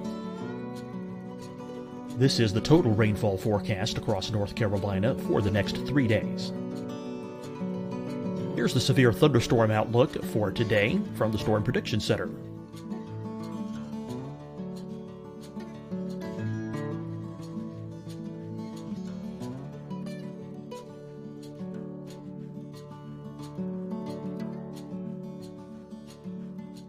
Here are the forecast high temperatures for today for South Carolina. Here are the low temperatures for today for South Carolina. Here's the probability of precipitation forecast across South Carolina today. And here are the rain chances across South Carolina tonight. Here are tomorrow's forecast highs across South Carolina. Here are the forecast low temperatures for tomorrow for South Carolina. And here is the probability of precipitation across South Carolina tomorrow. Here's the precipitation chances across South Carolina tomorrow night. Here are the forecast highs for the day after tomorrow in South Carolina. Here are the forecast low temperatures across South Carolina for the day after tomorrow. And here are the rain chances across South Carolina for the day after tomorrow.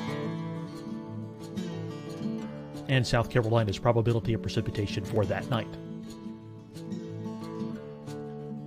Here's the Storm Prediction Center's severe thunderstorm outlook across South Carolina for today through tonight.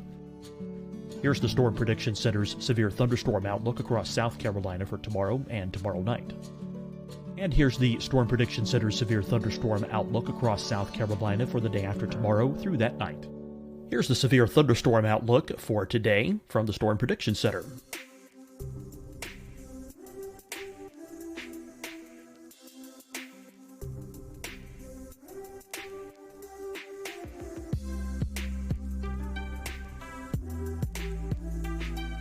And now, here's a live look at weather radar across the southeast. Hi, everyone. I'm Dr. Mandy Cohen, Secretary of the North Carolina Department of Health and Human Services. And when you follow the 3 W's, you protect your family and your neighbors from COVID-19. When you leave your home, practice your W's. Wear a cloth face covering, wait 6 feet apart, wash your hands often. Wear, wait, wash. We're in this together. Stay strong, North Carolina. Deciding when to wear a mask isn't about who you know or how well you know them. Just ask yourself, will I be with anyone I don't live with? If the answer is yes, get behind the mask. Help slow the spread of COVID-19. Get behind the mask. Learn more at covid19.ncdhhs.gov. Fight the spread and take a stand against coronavirus. Wear a mask in public. Stay at least 6 feet apart from others. And get tested. Join us and fight the spread. Visit scdhec.gov/COVID-19. Getting tested for COVID-19 helps you to take the steps needed to protect yourself, your loved ones, and your community. Find the testing location at scdhec.gov/COVID-19 testing. You'll see your Carolina weather forecast at 25 and 55 past. And now back to the best of the Carolina Weather Group on the all-new Carolina Weather Net.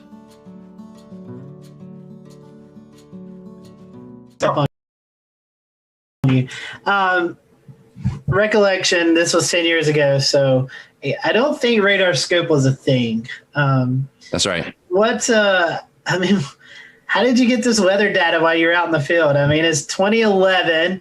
Technology has surely come a long ways in the last 10 years, but what was it like back in 2011 getting? You mean, what was it like using a flip phone when I was storm chasing? Yeah. So that's what I was doing. I had a GZ1 waterproof flip phone, and for data, fortunately, things were fairly advanced for the laptop systems, as long as you had a laptop system and internet and a few other things. So I had a GPS puck that logged my GPS data into the system I was using. At that time, it was I can't even remember the name of the system actually, but it was like definitely an older PC radar system that integrated with Delorme Maps was what I used to log my GPS data, and it integrated the data in. It was the only thing at that time, it was the only program comparable to GR level 2, which is still, a top program for PCs.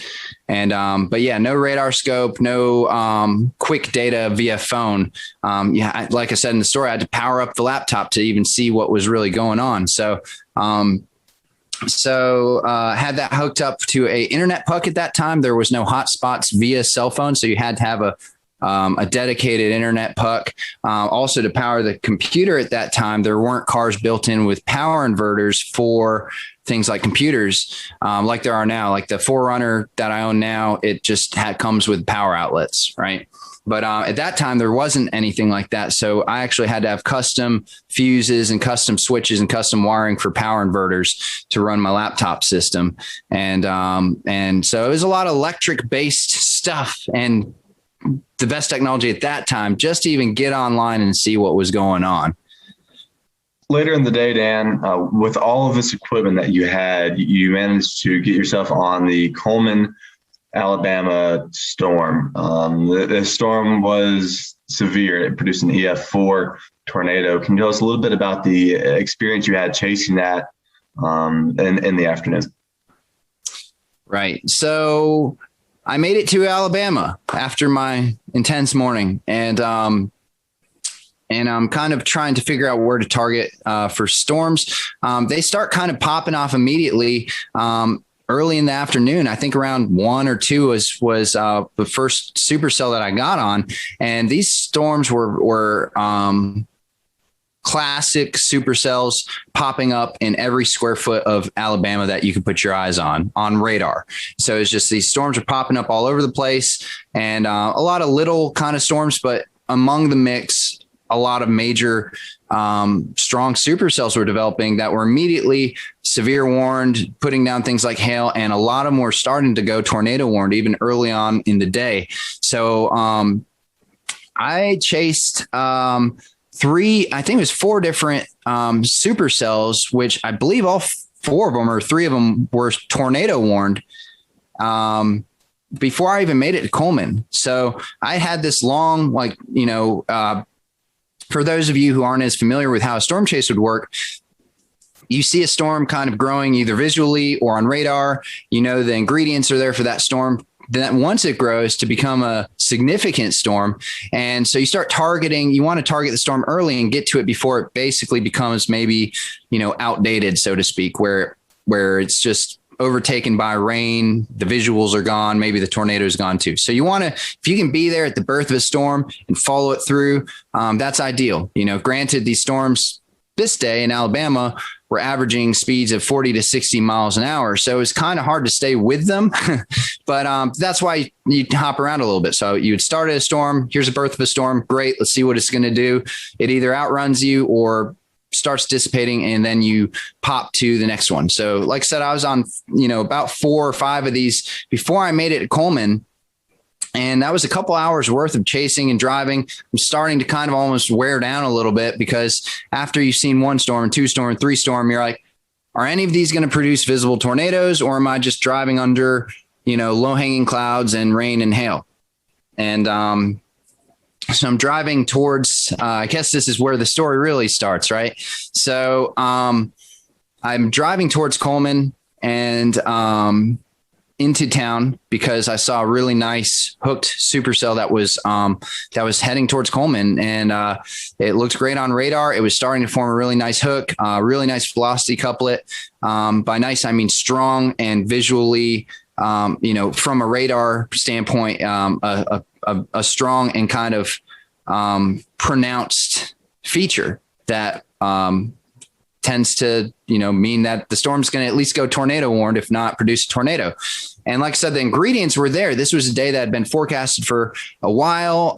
We knew that this was a significant day. It was a high risk by the Storm Prediction Center. They were predicting a tornado outbreak. And so we knew it was going to happen, or at least that's what we thought was going to happen.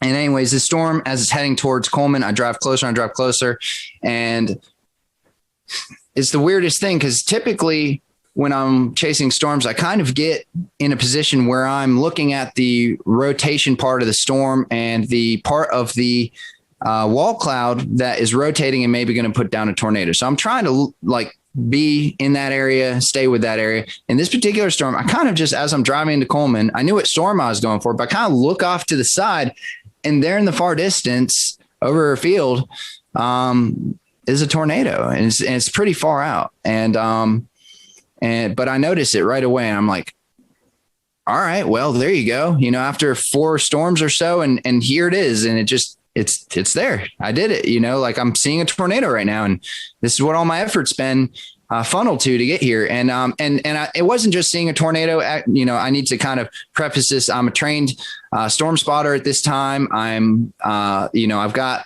couple years, 3 years of experience under my belt. I was very involved in wanting to try and collect data for historic reasons. I had like 2 anemometers on my car. I was connected in to try and relay data back to the National Weather Service. And I was tracking all my movements. I was documenting everything with multiple cameras. So the idea was put myself in the close proximity of these storms, get as much data as possible, and then see how I can use that and funnel that in for any sort of storm damage or research purposes. And as well as relay storm reports to help with the public, which is like it's a cutesy thing to say. A lot of storm chasers say it, whatever. But in reality, for a day like April 27, 2011, it turns out that was absolutely necessary. Not only was that something that like sounds good on paper, but the people like me who are out there relaying this information and broadcasting it live actually did save lives. It was that significant footage of these storms coming and hitting towns is what actually made people get into their storm shelters and go to safe places. So anyways, I'm driving into town. I see the tornado out above a field. I had been live streaming for a little bit at that point, but I had a live stream set up going on with a HD webcam streaming to the site at that time called Chaser TV, which was in the 2010 to 2014 period. It was the hottest thing out there. The public knew to tune to Chaser TV, and the Storm Chaser show was hot, and people were thinking about storms and thinking about storm chasing. And so it had thousands and thousands of viewers that you could get access to if you streamed. And the cool thing about Chaser TV at the time too is they would pay per viewer, pay for pronounced amount of time and stuff like that. So you could actually, come out with a little bit of a paycheck at the end of it too. I start streaming this storm, and immediately I start getting over 1,000 viewers on Chaser TV. My location is in reference to the radar that everyone's looking at. Everyone sees, wow, he's right in this hook of the Coleman storm. And they start clicking on my stream, and sure enough, they're seeing a tornado. And so they start sharing it. It starts getting shared across social media, screenshotted. And immediately that tornado in live in real time is getting shared around, the fingers of the internet in 2011. And getting rebroadcasted and put in places where people could actually see this storm. So I was live streaming it. I was filming it with another camera. We'll play kind of the video of what that ended up looking like with my other camera. And then I was taking DSLR pictures, as well as running 2 anemometers and trying to stay in good proximity and location to this storm. So I was by myself, and so I was trying to do all this stuff, and as well as listen to the scanner radio. Anyways, I see this tornado come through, and it's coming closer and closer. It's coming towards me. I'm trying to figure out, is this storm going to do something where it actually, hits my location? Or so at one point, and you may see this in the video, where the tornado seems to get close enough to me where all of a sudden you can't really see the gray funnel anymore. Instead, you see just like a massive dirt. And that's when I think I'm starting to get a little close there. And so I actually back up across the road that was behind me into a gas station. And in my head at that moment, I think to myself, if I drive 30 feet backwards, I can maybe avoid getting hit by this thing and still film it.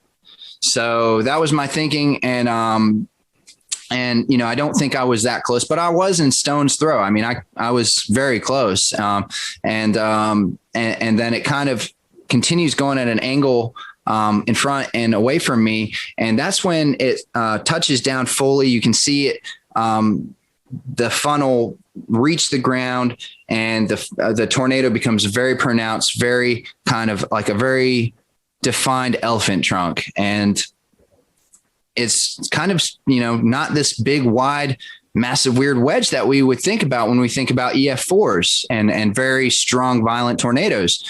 But however, and I know this from the comments on my YouTube channel where some people are saying this isn't a true EF4. Look how skinny it is. But in reality, it's that tight, strong wind whipping around at the bottom that's causing all the damage. And it was, you can tell in the video that it's a very strong tornado, and it was a very strong and destructive tornado. It went through downtown Coleman, destroyed a number of the commercial buildings there, destroyed some houses, and ended up with multiple fatalities, including a newborn or a young child. And, it devastated the city. So as this is happening, here I am, Mr. North Carolina, out of my city in town by myself, in my storm chasing vehicle. Fortunately, I'm prepared for living multiple days out of my car if I needed to, right? That was part of my preparation. So, but I'm thinking to myself, like, what's next? What do we do now? So I tried to follow the storm. And as I keep following it, the tornado gets wider and wider, eventually wedges out into this big kind of gray wedge tornado as it goes off in the distance. The road that I try and travel down is completely covered in trees, and there's there's hundreds of, I will share a picture of it. There's just hundreds of trees down, and you could have had a whole team of people with chainsaws and you would never have gotten through that road. So at that point, I know that my access to continue following this tornado is gone. The tornado is going 60 miles an hour anyways. So it's a lost cause at that point. So I drive back towards town. And here's where it really gets interesting, because this is where things started to really take a turn as far as the reality of the storm. All I could smell was trees and fresh wood. And as I look around through the woods as I'm driving back towards Coleman, the trees are stripped of their bark. They're just bare. It's just bare wood, forests of bare wood, and twisted trees and just devastation. And I'm driving back towards Coleman to try and figure out what's my next move. And I look at the radar on my computer, and there's another storm that's tornado warned and heading right towards Coleman. That is going to be there in 20 minutes, right? But what has just happened is a tornado just devastated Coleman, and at the same time, tornadoes were devastating Tuscaloosa and that's a well-known one, but there are, I think, 5 or 6 tornadoes on the ground at this very moment, and Alabama was in a mess. So Coleman was in a mess, and everybody got in their cars and drove out to the middle of the roads to try and get to their family members. Cell service was completely down at this point. I don't know if it's because cell towers were hit or if everyone was trying to use their cell phones at the same time, but there was zero cell service. You could not use it for anything. The only thing left was internet through my internet puck. So I was able to access radar data and message through some sort of messenger app I was using at that time. And I think email is what it is called. I was emailing people. So I drive back into town. The roads are crowded with people. People are kind of walking around confused. Everyone has their cell phone in their hand. Like, what is this? It's not doing anything. And they see that I'm a storm chaser. I have stormsquad.net on the side of my vehicle and stuff. They start coming up to my car and they're saying, what happened? We're trying to get in touch with our family members. We can't do it. We heard the town was hit. And I was able to actually give as many people as I could the information that I had, which was, there was a tornado. It hit part of town. There's another storm coming. You're going to want to find a place to take refuge. And I had a CB radio in my car at that time with a speaker. I got on my CB radio and started driving around and saying there's another tornado warning coming, because nobody knew. And I drove around the town and yelled at people to find safe shelter. And that was really harrowing. Like, I don't know if that's the right word. There's no words to describe. I mean, it was very sobering. I mean, just like, I was focused. I was trying to, at that point, just go into like storm recovery mode. I'm now part of this Coleman community, right? So how do I help them? And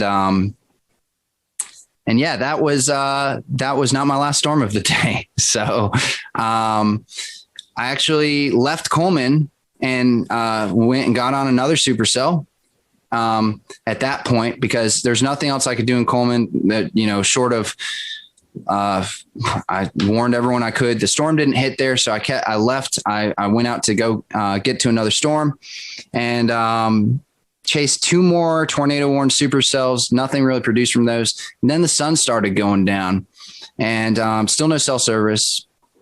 But I have my radio police scanner and fire EMS scanner, and I'm hearing that reports that there are no gas stations and no gas available to the first responders. And I look at my gas tank at that moment. The sun was just starting to set. I look at my gas tank, and I'm on less than a quarter of a tank. Hadn't anticipated on there not being any gas in the state of Alabama, right? And so with very little gas and a lot more storms, all tornado warned, heading my direction, and now it's dark out, I had to do what I now refer to as a kind of a intense game of avoid the tornado for the next few hours. And I did it on zero gas. So what I had to do is I would drive out to somewhere where I thought was in between 2 supercells heading my way, because it was just groups of supercells just over and over and over again, all tornado warned. So I'd drive where I thought I was going to be in between the 2. No cell phone service and limited radar at this point because internet was dicey out where I was. And then I'd turn off my car and I'd just sit there in the pitch black and just watch the lightning, both the storms pass on either side of me. I'd turn back on the car, get the laptop back up, see the next radar run, and figure out my next spot to go to try and be safe. And I did that for a few hours until eventually it seemed clear enough for me to actually get to a city on my zero gas. So I found a city. I don't even remember what the name of the city was, but it's probably 100 miles, 50 to 100 miles from Coleman at that point in Alabama, central Alabama. And I get to the hotel and they say, we don't have power, but you're going to have to pay full price. Sorry. And nobody has power and nobody has gas. And I said, do you know where the nearest gas station is that has gas? And they said, we're hearing reports that there isn't any gas except for far eastern Alabama on the eastern Georgia, Alabama line. Other than that, nowhere else, even west of here, north of here, south of here, no one has gas. And I said, okay, well, I guess I'm staying here for the night. And so I had just filmed all this video. So I went ahead and I had no power, no gas, but I did have an external battery that I brought with me to power an emergency battery pack to power things like laptops and stuff. So went ahead and plugged in my laptop, fired it up, got my video uploaded to YouTube. It was my second video I'd ever uploaded to YouTube. The first one was a tornado 2 weeks prior in Alabama, coincidentally, and close by. And this was my second video. And I get it up there. I shut down everything because the battery's going to die. Done for the night.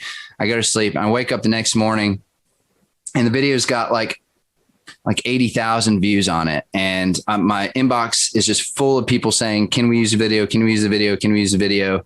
Just my email's blown up, and I'm like, wow, I guess that's, this was in 2011 before viral videos was really a thing. YouTube's kind of new at this point. And I created at that time, a newsy viral video, and I didn't even know what to think of it. I'd never really seen viral videos at that time. So I was like, well, that's interesting, and whatever. I mean, it's a historic day. So I knew that, my footage was, I'm glad people are seeing it, please share it, and ended up driving to a gas station that was about an hour and a half away from my hotel. And I didn't think I was going to make it. But that was the closest gas station. I, called around. I did everything I could to source a gas station. That was it. It was on the border. So I just drove that direction on no gas. I was on fumes the whole time. And I got to the gas station, and I'm literally you can hear the gas running out and the car sputtering and stuff. So I cut the car off in the line. There was a humongous line going out around the road, circling all around. Fire trucks are coming in, skirting in front of the public to get all the gas. EMS, they're coming in. It's the only gas station that had gas. And so I sit in the back of the line. There's maybe 50 cars in front of me. And I turn off my car, and I literally kept it in neutral and pushed the car most of the way to get to the gas tank, / rolled it part of the direction, and rolled it just down the hill with gravity. And I made it to a gas tank after about, I think it was about 2 hours of sitting there in line, and made it to a gas station and made it to the pump, and was able to get enough gas in the car, and drove back to North Carolina that morning. So I kind of just went through the story there. I mean, I don't know.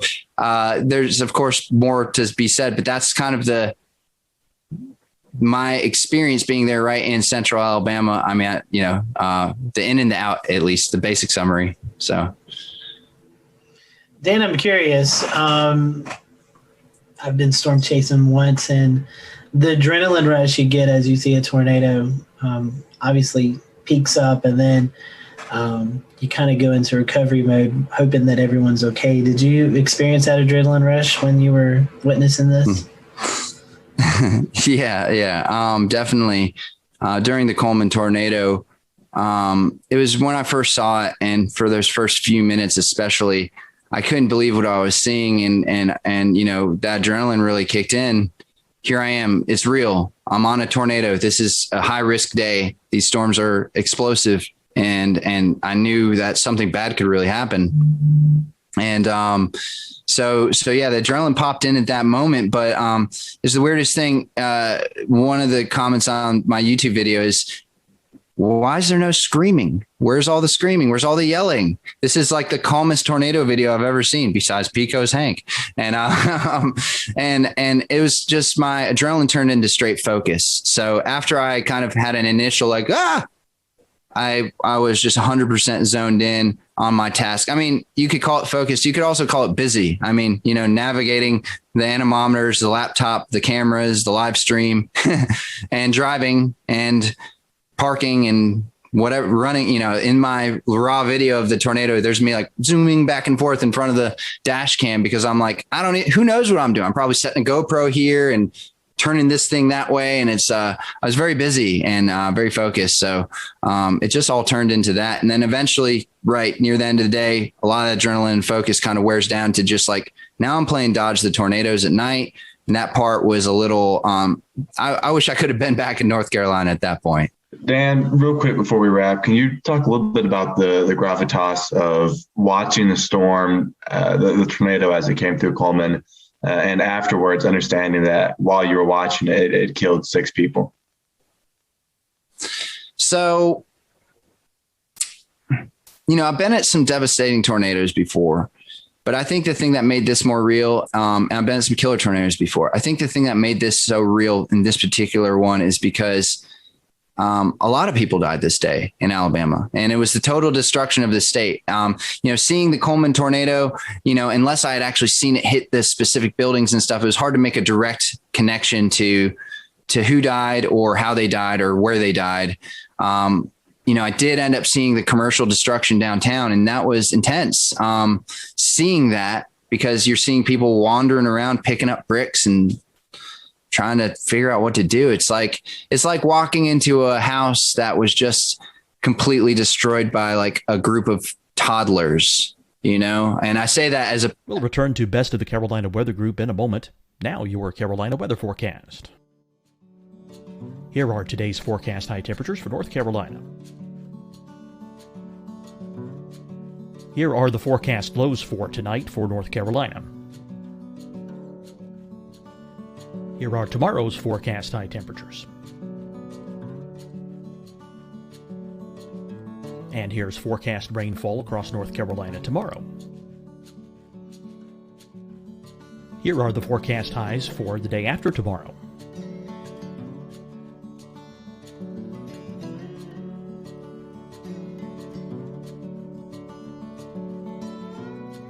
And here's the forecast rainfall across North Carolina for the day after tomorrow.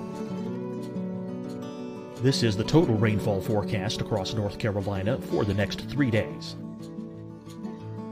Here's the severe thunderstorm outlook for today from the Storm Prediction Center.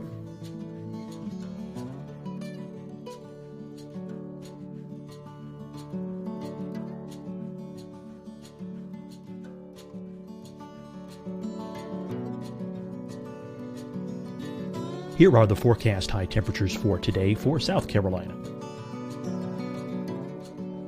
Here are the low temperatures for today for South Carolina. Here's the probability of precipitation forecast across South Carolina today. And here are the rain chances across South Carolina tonight. Here are tomorrow's forecast highs across South Carolina. Here are the forecast low temperatures for tomorrow for South Carolina. And here is the probability of precipitation across South Carolina tomorrow. Here's the precipitation chances across South Carolina tomorrow night. Here are the forecast highs for the day after tomorrow in South Carolina. Here are the forecast low temperatures across South Carolina for the day after tomorrow. And here are the rain chances across South Carolina for the day after tomorrow. And South Carolina's probability of precipitation for that night. Here's the Storm Prediction Center's severe thunderstorm outlook across South Carolina for today through tonight. Here's the Storm Prediction Center's severe thunderstorm outlook across South Carolina for tomorrow and tomorrow night. And here's the Storm Prediction Center's severe thunderstorm outlook across South Carolina for the day after tomorrow through that night. Here's the severe thunderstorm outlook for today from the Storm Prediction Center.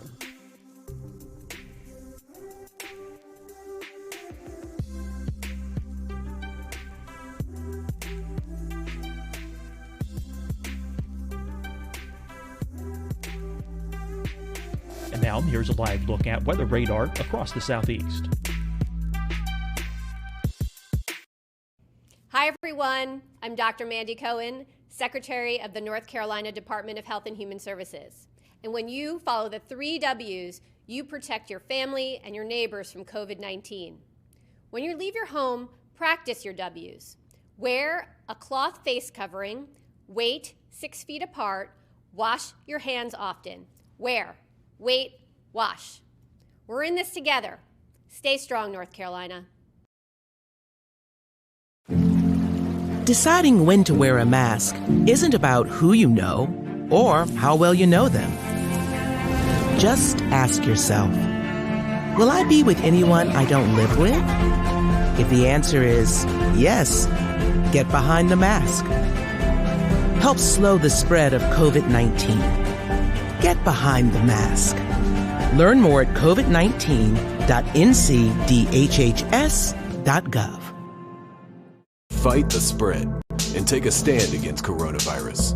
Wear a mask in public. Stay at least 6 feet apart from others. And get tested. Join us and fight the spread. Visit scdhec.gov/COVID-19.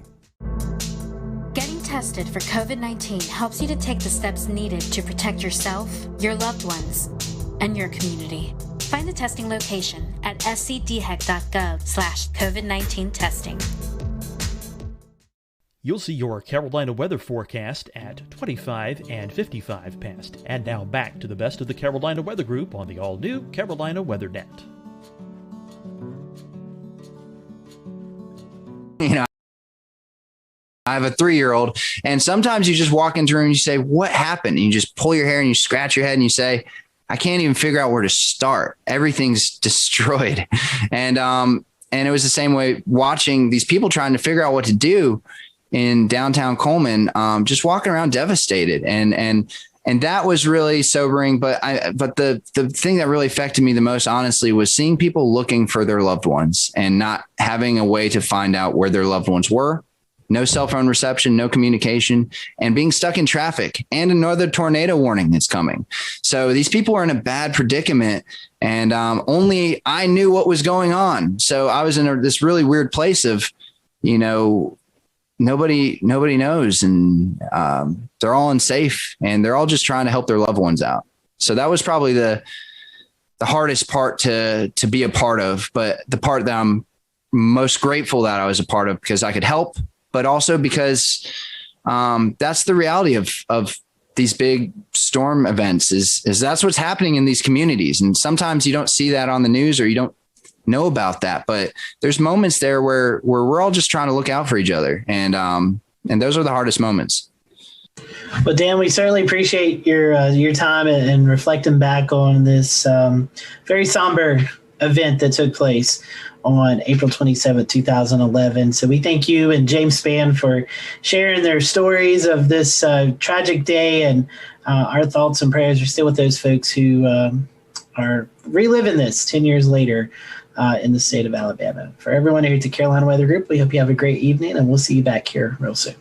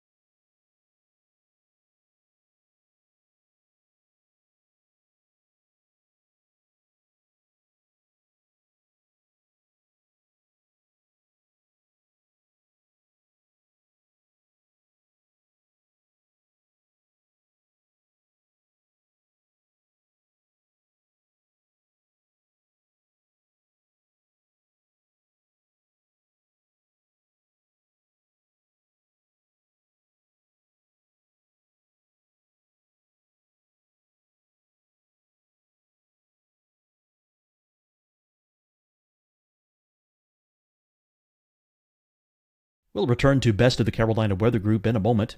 Now your Carolina weather forecast. Here are today's forecast high temperatures for North Carolina. Here are the forecast lows for tonight for North Carolina. Here are tomorrow's forecast high temperatures. And here's forecast rainfall across North Carolina tomorrow. Here are the forecast highs for the day after tomorrow.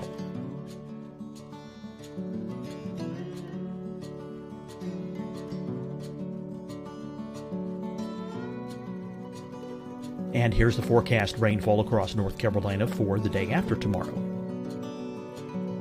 This is the total rainfall forecast across North Carolina for the next 3 days. Here's the severe thunderstorm outlook for today from the Storm Prediction Center.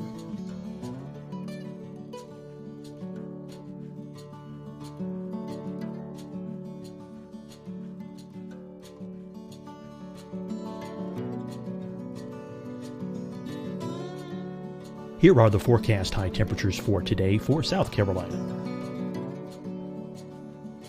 Here are the low temperatures for today for South Carolina. Here's the probability of precipitation forecast across South Carolina today. And here are the rain chances across South Carolina tonight. Here are tomorrow's forecast highs across South Carolina. Here are the forecast low temperatures for tomorrow for South Carolina. And here is the probability of precipitation across South Carolina tomorrow. Here's the precipitation chances across South Carolina tomorrow night. Here are the forecast highs for the day after tomorrow in South Carolina. Here are the forecast low temperatures across South Carolina for the day after tomorrow. And here are the rain chances across South Carolina for the day after tomorrow. And South Carolina's probability of precipitation for that night. Here's the Storm Prediction Center's severe thunderstorm outlook across South Carolina for today through tonight. Here's the Storm Prediction Center's severe thunderstorm outlook across South Carolina for tomorrow and tomorrow night. And here's the Storm Prediction Center's severe thunderstorm outlook across South Carolina for the day after tomorrow through that night. Here's the severe thunderstorm outlook for today from the Storm Prediction Center.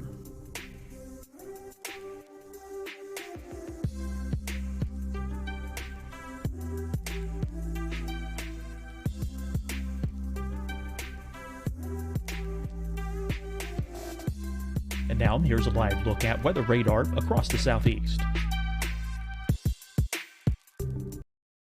Hi, everyone. I'm Dr. Mandy Cohen, Secretary of the North Carolina Department of Health and Human Services. And when you follow the 3 W's, you protect your family and your neighbors from COVID-19. When you leave your home, practice your W's. Wear a cloth face covering, wait 6 feet apart, wash your hands often. Wear, wait, wash. We're in this together. Stay strong, North Carolina. Deciding when to wear a mask isn't about who you know or how well you know them. Just ask yourself, will I be with anyone I don't live with? If the answer is yes, get behind the mask. Help slow the spread of COVID-19. Get behind the mask. Learn more at covid19.ncdhhs.gov. Fight the spread and take a stand against coronavirus. Wear a mask in public. Stay at least 6 feet apart from others. And get tested. Join us and fight the spread. Visit scdhec.gov/COVID-19. Getting tested for COVID-19 helps you to take the steps needed to protect yourself, your loved ones, and your community. Find the testing location at scdhec.gov/COVID-19 testing. You'll see your Carolina weather forecast at 25 and 55 past. And now back to the best of the Carolina Weather Group on the all-new Carolina WeatherNet.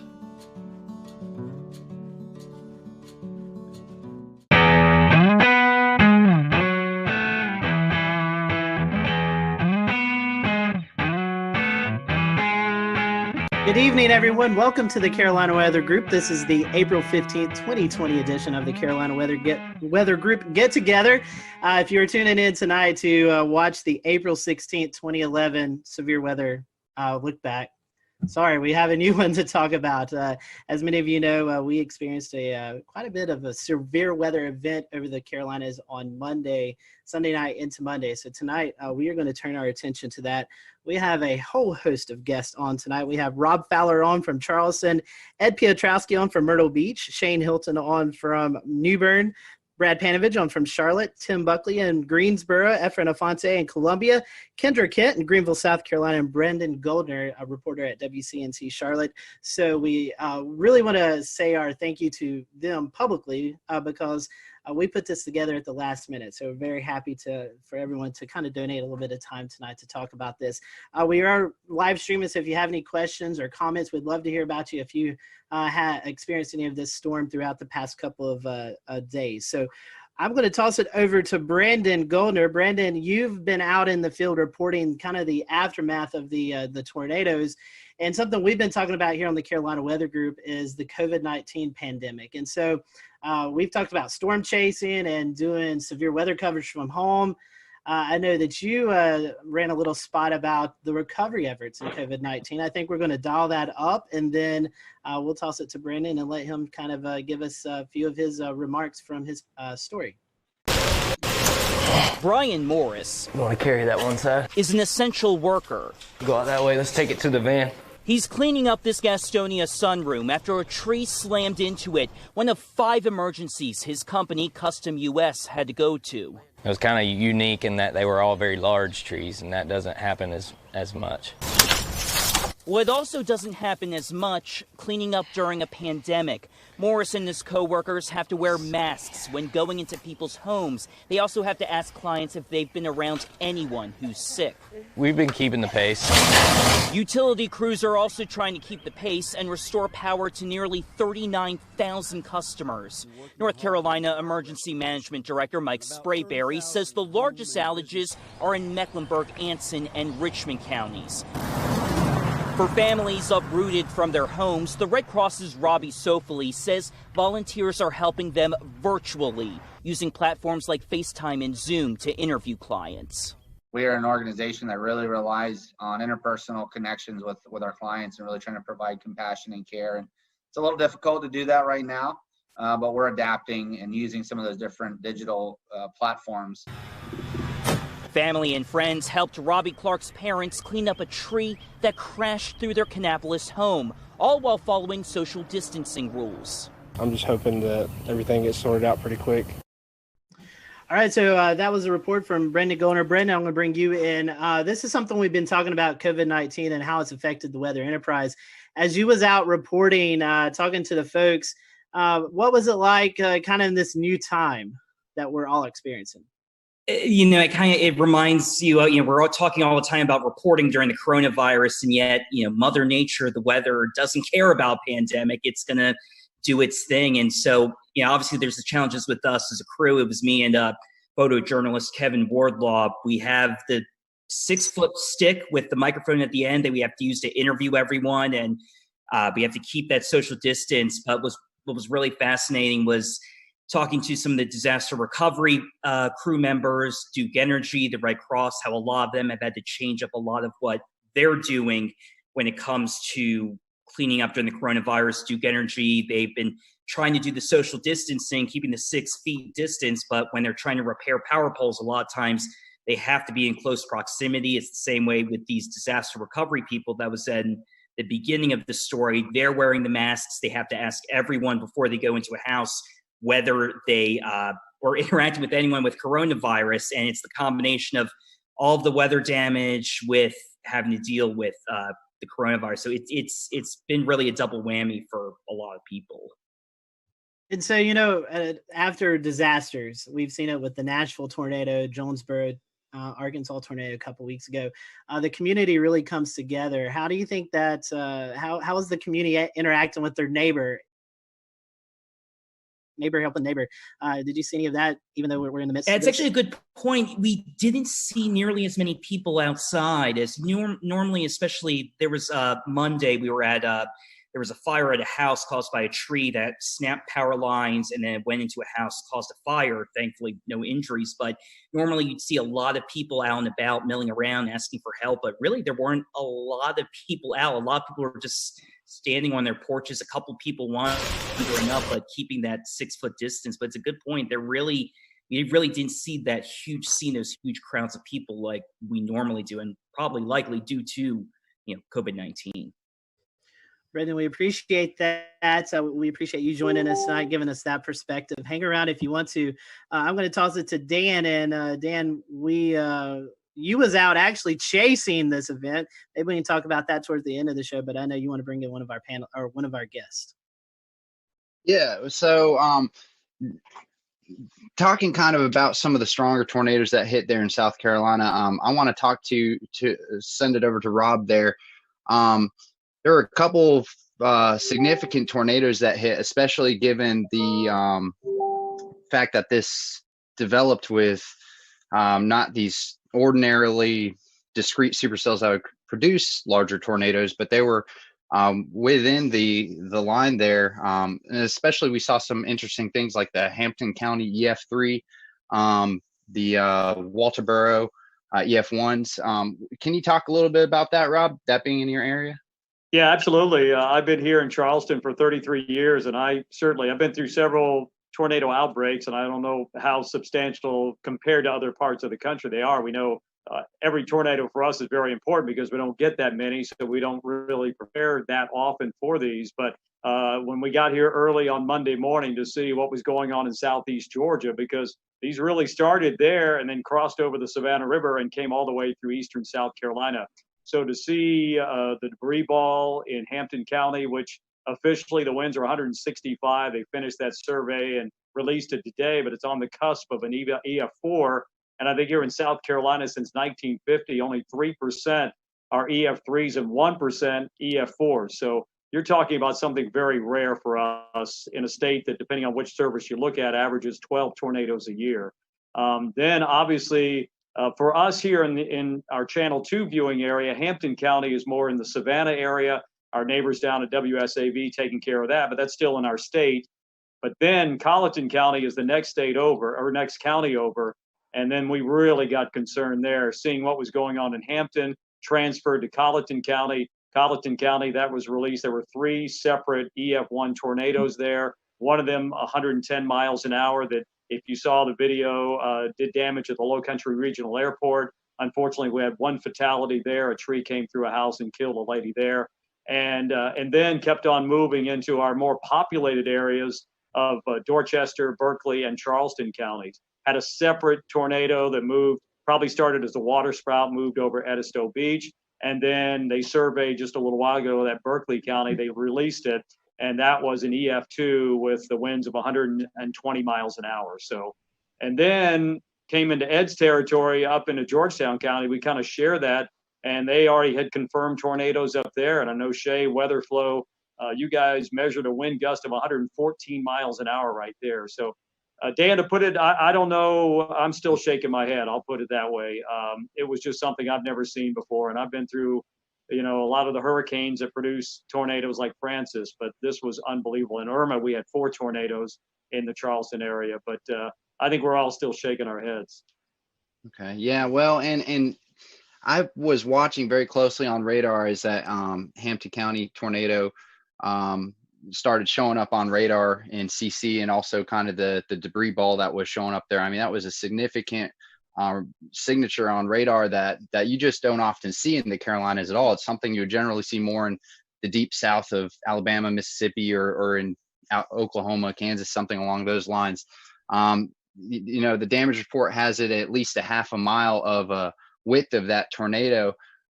Fortunately, it seems like a lot of that did happen over rural areas, but that being one of the first tornadoes that happened in that early morning, did that kind of set a precedent for how you were responding to the other tornado warnings and potentially trying to get the message out to people who may have been asleep at this point, knowing that how huge these could be?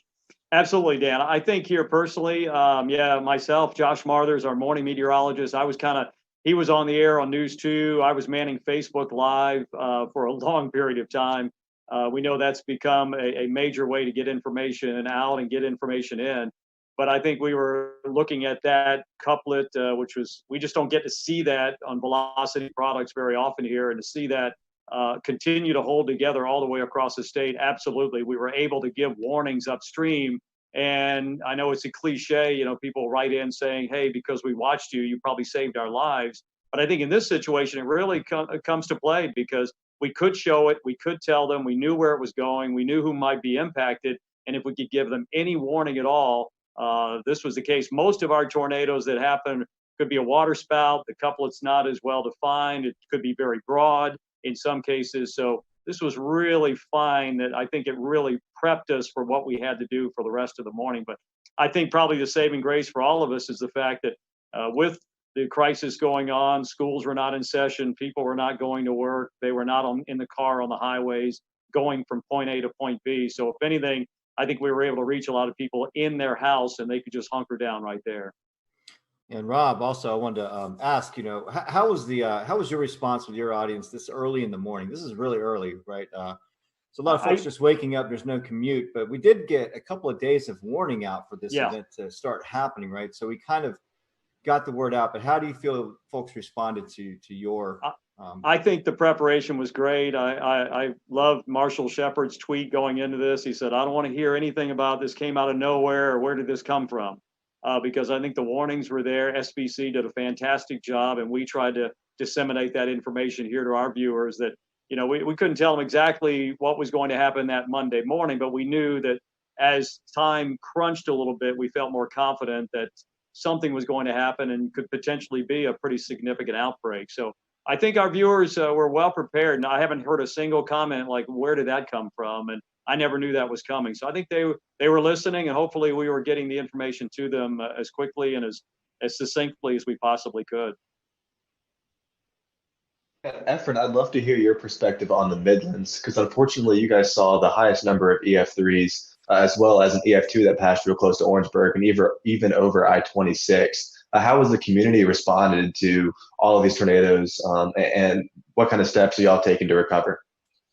Well, the cleanup process right now has been incredible. There's been a lot of community help in this. And even with the coronavirus, in which a lot of people are taking heed to that warning, there was a very large presence of people helping out. Now, the EF3 tornadoes that came through part of the CSRA, the Low Country, into eventually our Southern Midlands community, those areas are very rural. And the fortunate thing was that we were already on the air at 4:30 in the morning.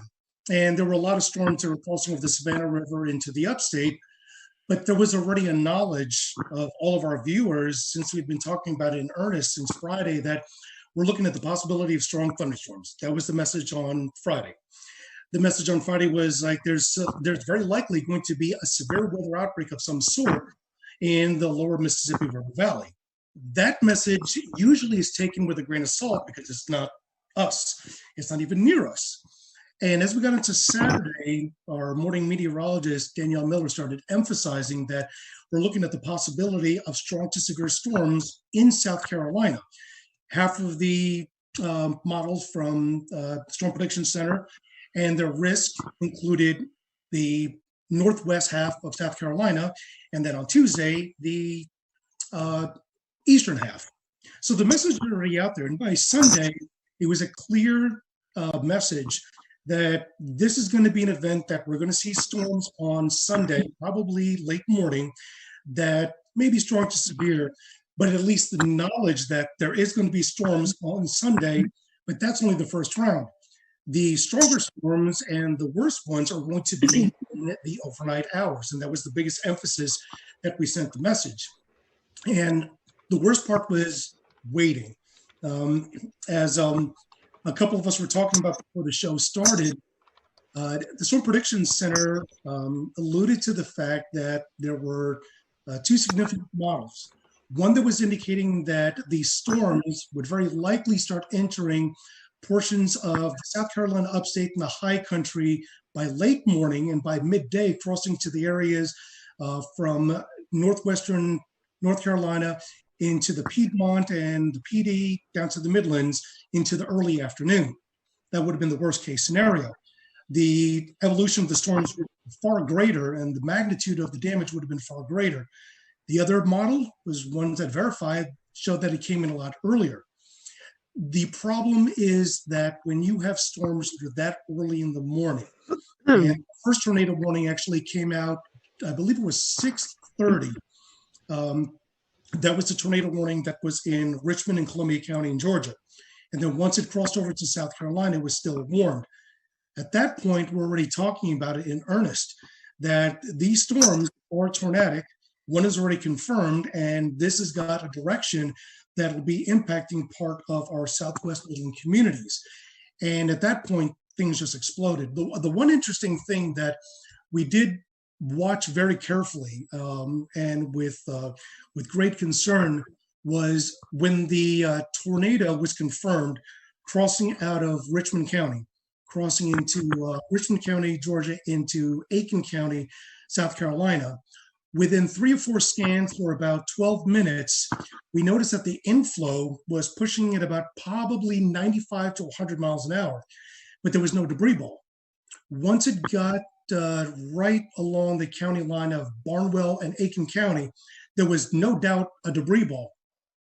Within a span of 5 to 7 minutes, 2 scans later, we now see 2 debris balls. And I mentioned on chat, I was like, guys, do we have twins? And they said, we definitely have a TDS on both storms. So now we got a bigger issue. We now have 2 tornadoes that are heading almost in the same direction, at least parallel. And the message is already out. You have to take your tornado precautions. The craziest part about this is that, and I'm sure a lot of the meteorologists here will say, Rob alluded to it, this is something that does not happen in the Carolinas. We're well known for the Carolinas to have the type of tornadic event that's low cape, high shear, versus when you go out into the central and southern plains, is the exact opposite. But we've had our fair share of tornadoes that have been low cape, high shear, but nothing to this magnitude. I'm really hoping that the viewers were prepared. Unfortunately, we had 2 deaths out of the EF3 tornado that went through Western Orangeburg County in the community of Livingston, and as well as 7 injuries. But this happened at least later in the morning. If this happened 2 or 3 hours earlier, the result could have been significantly different. Efren, you were talking about the twins. There's some speculation on Twitter, and after looking at the radar scans, it could have kind of been like a Fujiwara effect, like they were kind of dancing around each other. Any comment on that? That's a good possibility. Keep in mind that the only data that we can go off, since we can't really go off of any visual satellite, is off of the radar, but that is the possibility.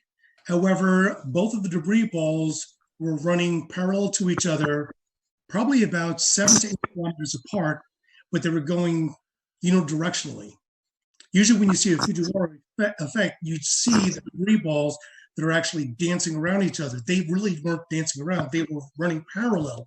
So at the very least, we know that this was 2 confirmed separate tornadoes. Was the debris ball and eventually the second one from the original tornado that came out of Aiken? Because the deadly tornado actually originated in northern Bamberg County, northern Barnwell County, and then eventually moved into southwest Orangeburg County. But just as the initial tornado dissipated, the other one continued going.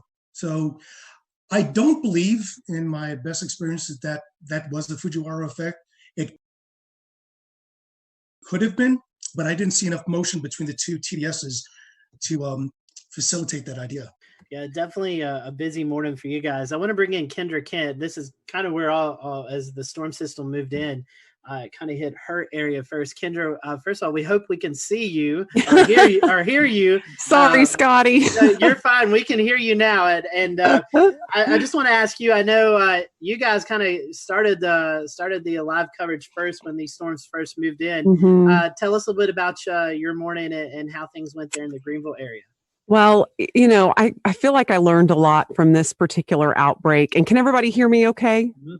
Yes. Okay, good. Sorry you can't see me. I hooked up to a computer that doesn't have a camera, apparently. Anyway, no, we started the coverage a little after midnight. We had a rogue warning. It was essentially a shower that just started rotating. You could tell how much dynamically was going on in the atmosphere. I mean, it was just things were beginning to blow up. So I think I knew from about 12:30 in the morning that we were going to have a very, very long night. We ended up with an EF3 tornado. And as we were talking about earlier, that's incredibly rare in South Carolina, especially in the upstate. I feel like we get wedged in so much with cool air. It's so rare we can have all of this come together to produce such an event. And this was the biggest in the upstate, the strongest since 1994. It hit Seneca. We were on air with the storm as it moved into Stevens County, Georgia. And I had a unique experience with it because my parents live in Seneca. And that was probably the first time I had to cover a storm while I was slightly emotionally distraught. And I had Isaac Williams, who's also on here. You just can't, he's also without a video. But he was pointing out the TDS. And as soon as I saw that, I got that panicked feeling. I started breathing a little heavy. I thought, oh my gosh, how am I going to get through this? But we did. And luckily my parents were fine.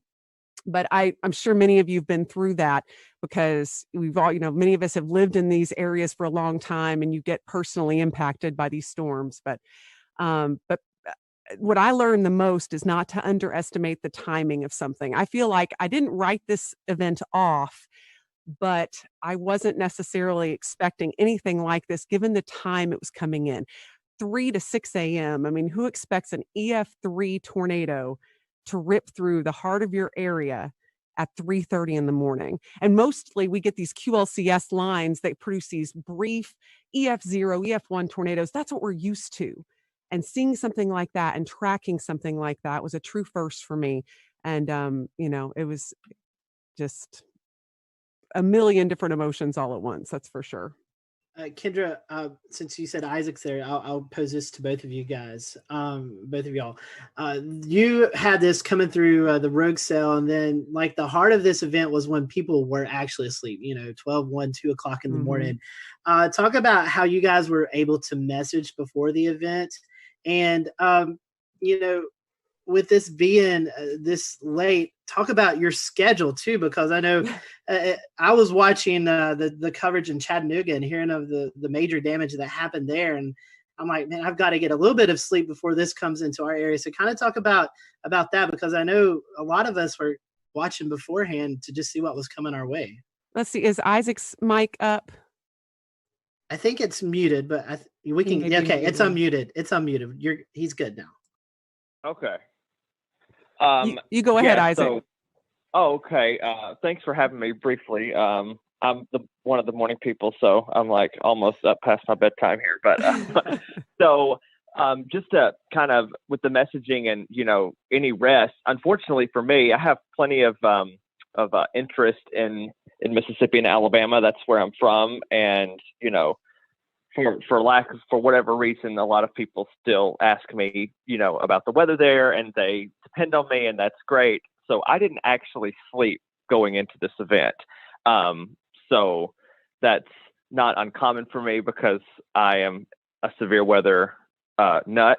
But that being the case, in terms of messaging, we started talking about it, I think, on Wednesday. Just kind of highlighting the threat for storms. That gave people about 5.5 days, and of course we started ramping up, the wording a little bit more once we got to, Friday and Saturday. And, Kendra always, mentioned, like when I first was hired here, we do get a lot of wedge events, and we started that day in the 50s. And I'm like, back in my head, I thought, what if the wedge holds and, we're going to be seen as like hype people, and that's not what we want, but we don't want severe weather either. I think our message was pretty stern by Sunday morning when we got up and saw they had pulled that enhanced risk over a little bit into the upstate, which I've been here 3 years, not nearly as long as Kendra, but I think that's only my personal third enhanced risk here. So I knew that I see parameters, and parameters mean nothing unless you have a storm. We'll return to Best of the Carolina Weather Group in a moment. Now your Carolina weather forecast. Here are today's forecast high temperatures for North Carolina. Here are the forecast lows for tonight for North Carolina. Here are tomorrow's forecast high temperatures. And here's forecast rainfall across North Carolina tomorrow. Here are the forecast highs for the day after tomorrow.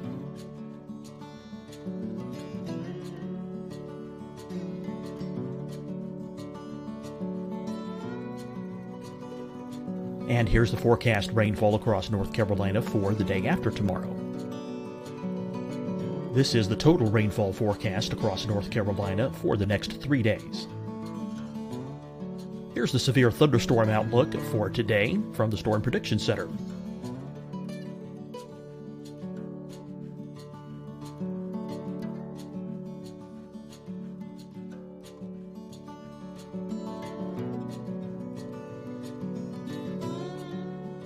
Here are the forecast high temperatures for today for South Carolina. Here are the low temperatures for today for South Carolina. Here's the probability of precipitation forecast across South Carolina today. And here are the rain chances across South Carolina tonight. Here are tomorrow's forecast highs across South Carolina. Here are the forecast low temperatures for tomorrow for South Carolina. And here is the probability of precipitation across South Carolina tomorrow. Here's the precipitation chances across South Carolina tomorrow night. Here are the forecast highs for the day after tomorrow in South Carolina. Here are the forecast low temperatures across South Carolina for the day after tomorrow. And here are the rain chances across South Carolina for the day after tomorrow. And South Carolina's probability of precipitation for that night. Here's the Storm Prediction Center's severe thunderstorm outlook across South Carolina for today through tonight. Here's the Storm Prediction Center's severe thunderstorm outlook across South Carolina for tomorrow and tomorrow night. And here's the Storm Prediction Center's severe thunderstorm outlook across South Carolina for the day after tomorrow through that night. Here's the severe thunderstorm outlook for today from the Storm Prediction Center.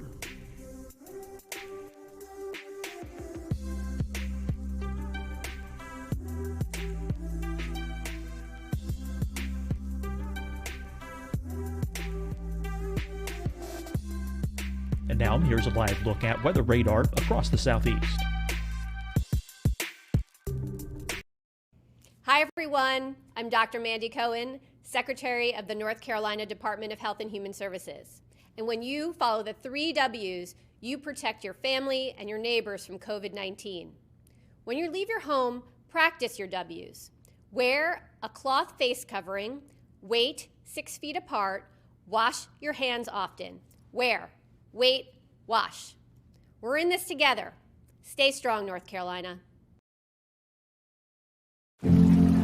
Deciding when to wear a mask isn't about who you know or how well you know them. Just ask yourself, will I be with anyone I don't live with? If the answer is yes, get behind the mask. Help slow the spread of COVID-19. Get behind the mask.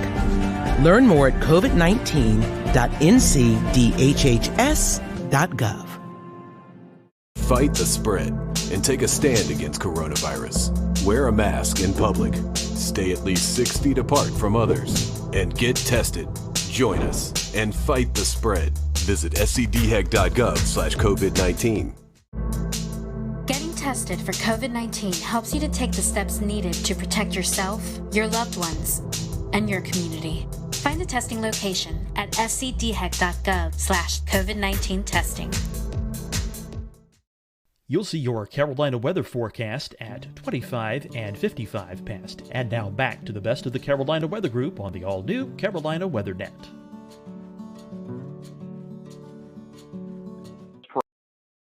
parameters that we had the potential to have something, fairly unusual happen. But I wouldn't have had I don't work weekends, so I don't even know if I would have said something about a strong tornado even the night before, just because it's just so rare to get them here.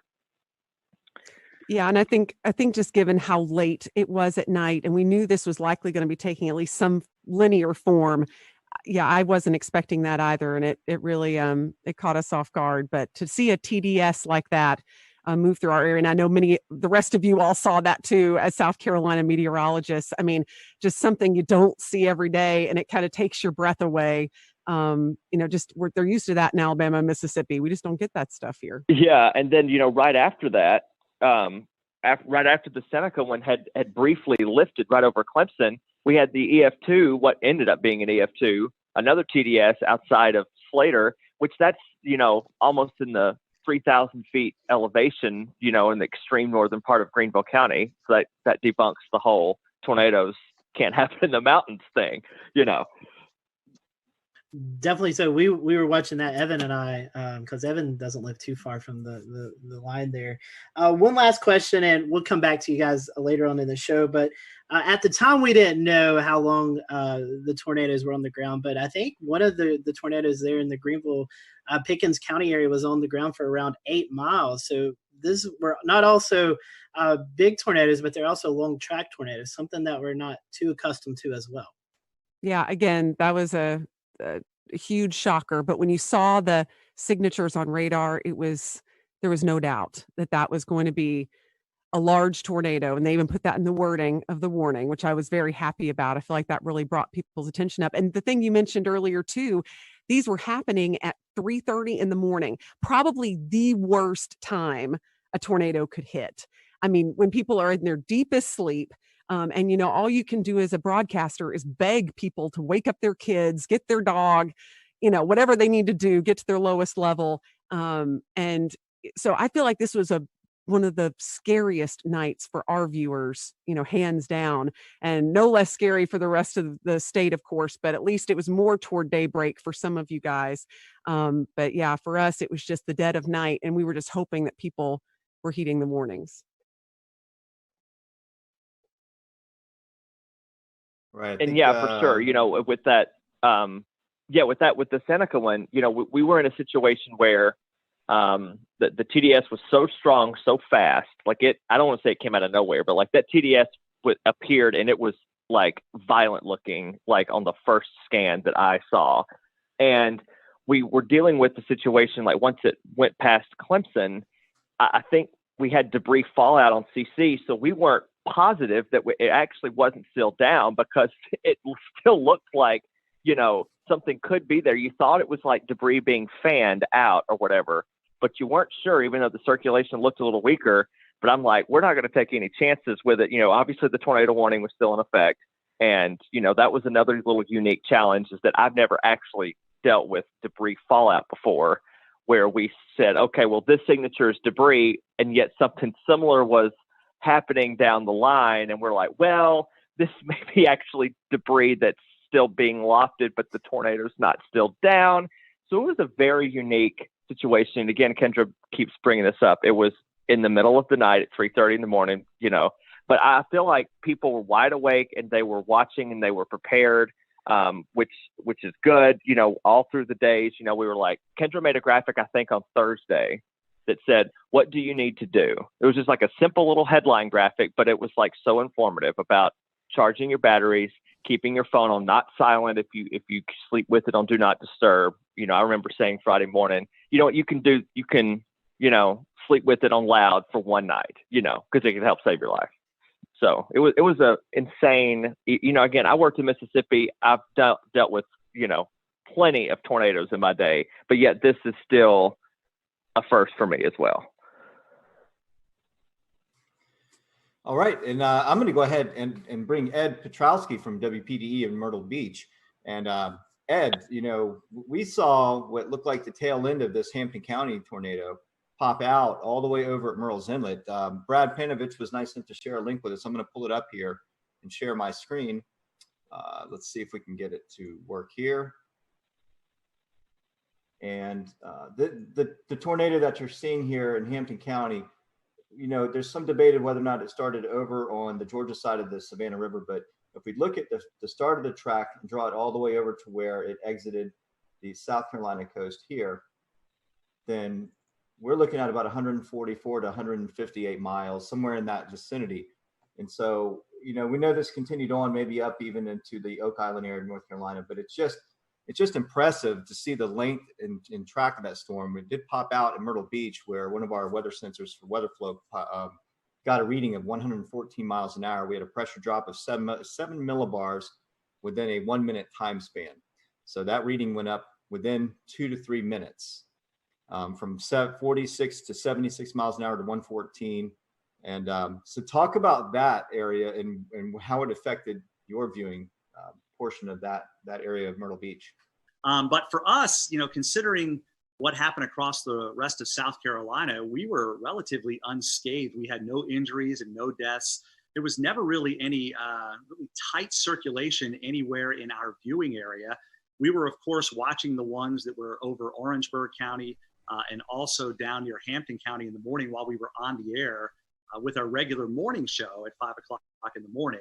And those were the two big storms, the two supercells that we were watching very carefully, knowing that they were heading generally in our direction. The one in Orangeburg County faded away before it ever got to our viewing area.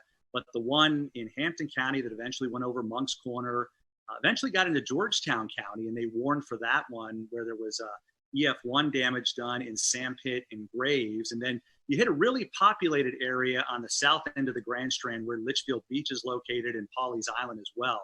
And they both took a hit by an EF0, EF1 tornado. There was substantial damage done to trees and even some homes in Litchfield Beach and also in Willbrook. In fact, one of the things about a lot of people being home is a lot of people took video. So we were able to get pretty good video of at least damage and high wind knocking over trees, but not necessarily a tornado touching down. And then, of course, it went out over the ocean, became a water spout, and that's when it rolled over the Murrells Inlet jetties with the recording of 114 mile per hour winds. And, you know, I look back in that and I think, my goodness, if that was just a couple of miles west of there, we would have had substantial damage on the south end of the Grand Strand. And if it had paralleled the Grand Strand coast, it could have buzzsawed the entire Grand Strand, nearly 60 miles with extensive damage. So we were very fortunate that it actually went out over the ocean. And that was really the only set of tornadoes from that particular supercell that we had in our viewing area. Although I will say in Marlborough County, which is just to the east of Chesterfield County, in the northern part of the state, we had a massive microburst of 110 mile per hour winds that did substantial damage in Wallace. And of course, everybody, when they get that kind of wind, thinks it was a tornado. But in reality, it was a microburst. Although on radar, it did have some rotation. It wasn't very tight there either. But Steve Paff, who works with the National Weather Service in Wilmington, those guys do a phenomenal job. They went out and did the survey yesterday and were able to pinpoint where they had 80 to 110 mile per hour winds. And, you know, typically for us, in the summertime, we get those pulse thunderstorms where we'll get 60, 70, maybe 80 mile per hour winds with a collapsing thunderstorm. But in all the years I've been here, I can't recall one time where we've had a microburst that caused 110 mile per hour winds, but you hear it all the time. They're just as damaging sometimes as tornadoes.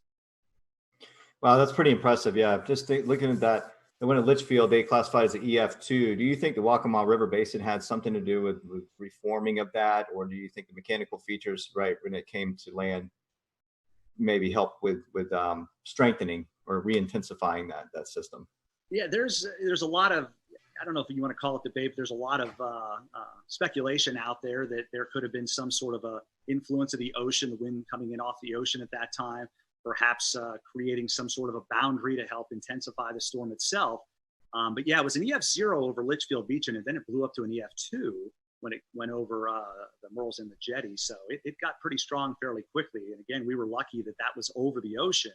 Literally, the jetties are only a couple of 100 yards away from very populated areas of Garden City. And we had two different people that have homes there who have their home weather units, and they both registered 71 and 72 mile per hour winds respectively. So literally within a couple of 100 yards of where your unit is, we had those measurements. So you can see how tight the wind gradient was between Garden City and the actual jetties themselves.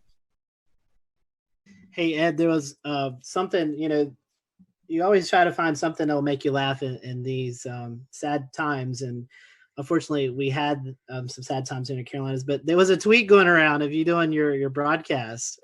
I don't know. I've asked James about it if we can play it. But, Here it comes. all right, I'm going to let it play, and then I want you to talk about it. Okay. The rain is located, and we'll zoom that out just a bit. And whoa! Oh.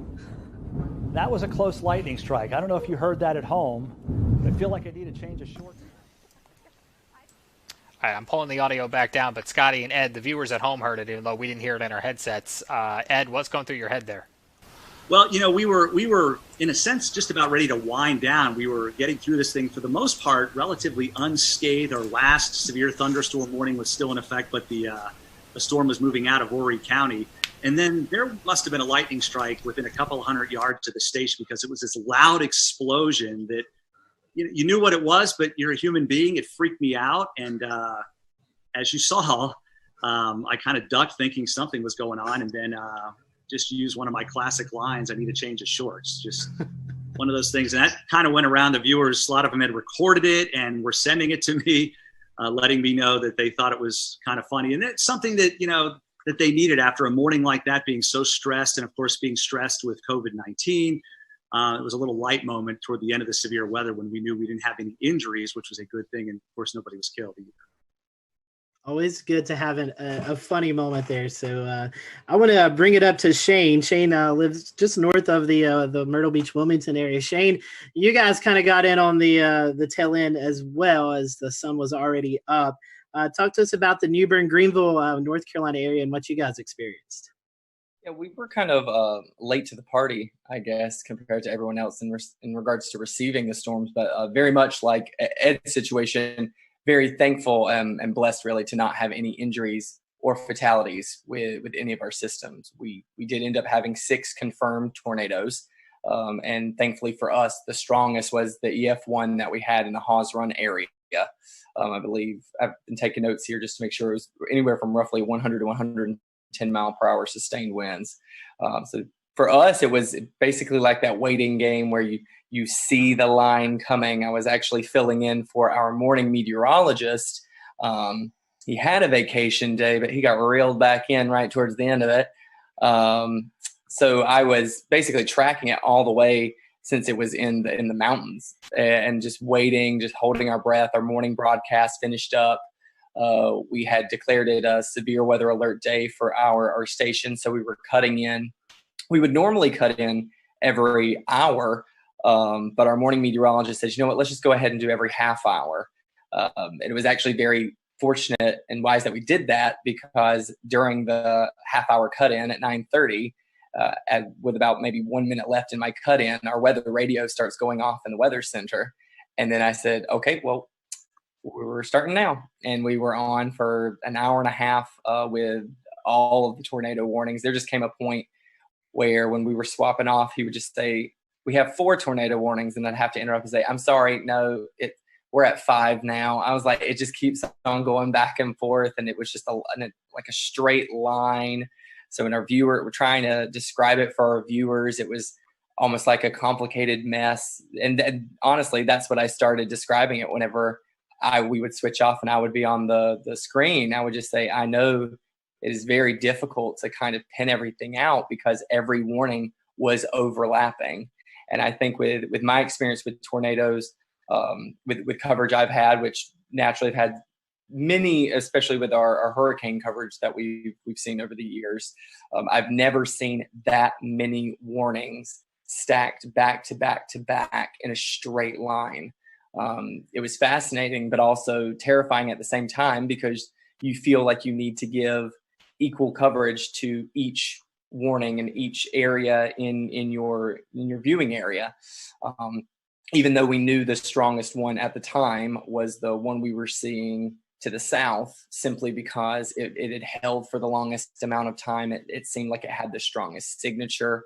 Looking back on social media after everything kind of died down a bit, I was able to see what other meteorologists from around the country had done and taken screenshots and seeing all the feedback and all the scans of it that we weren't even able to see at the time because we were having to bounce in between 6 different tornado warnings all at the same time. But looking back on it, it was very clear seeing everyone's screen grabs of the tornado warning to the south, that was the strongest one. It had the strongest sustained winds. It had the longest track out of all the tornadoes that we were tracking that morning.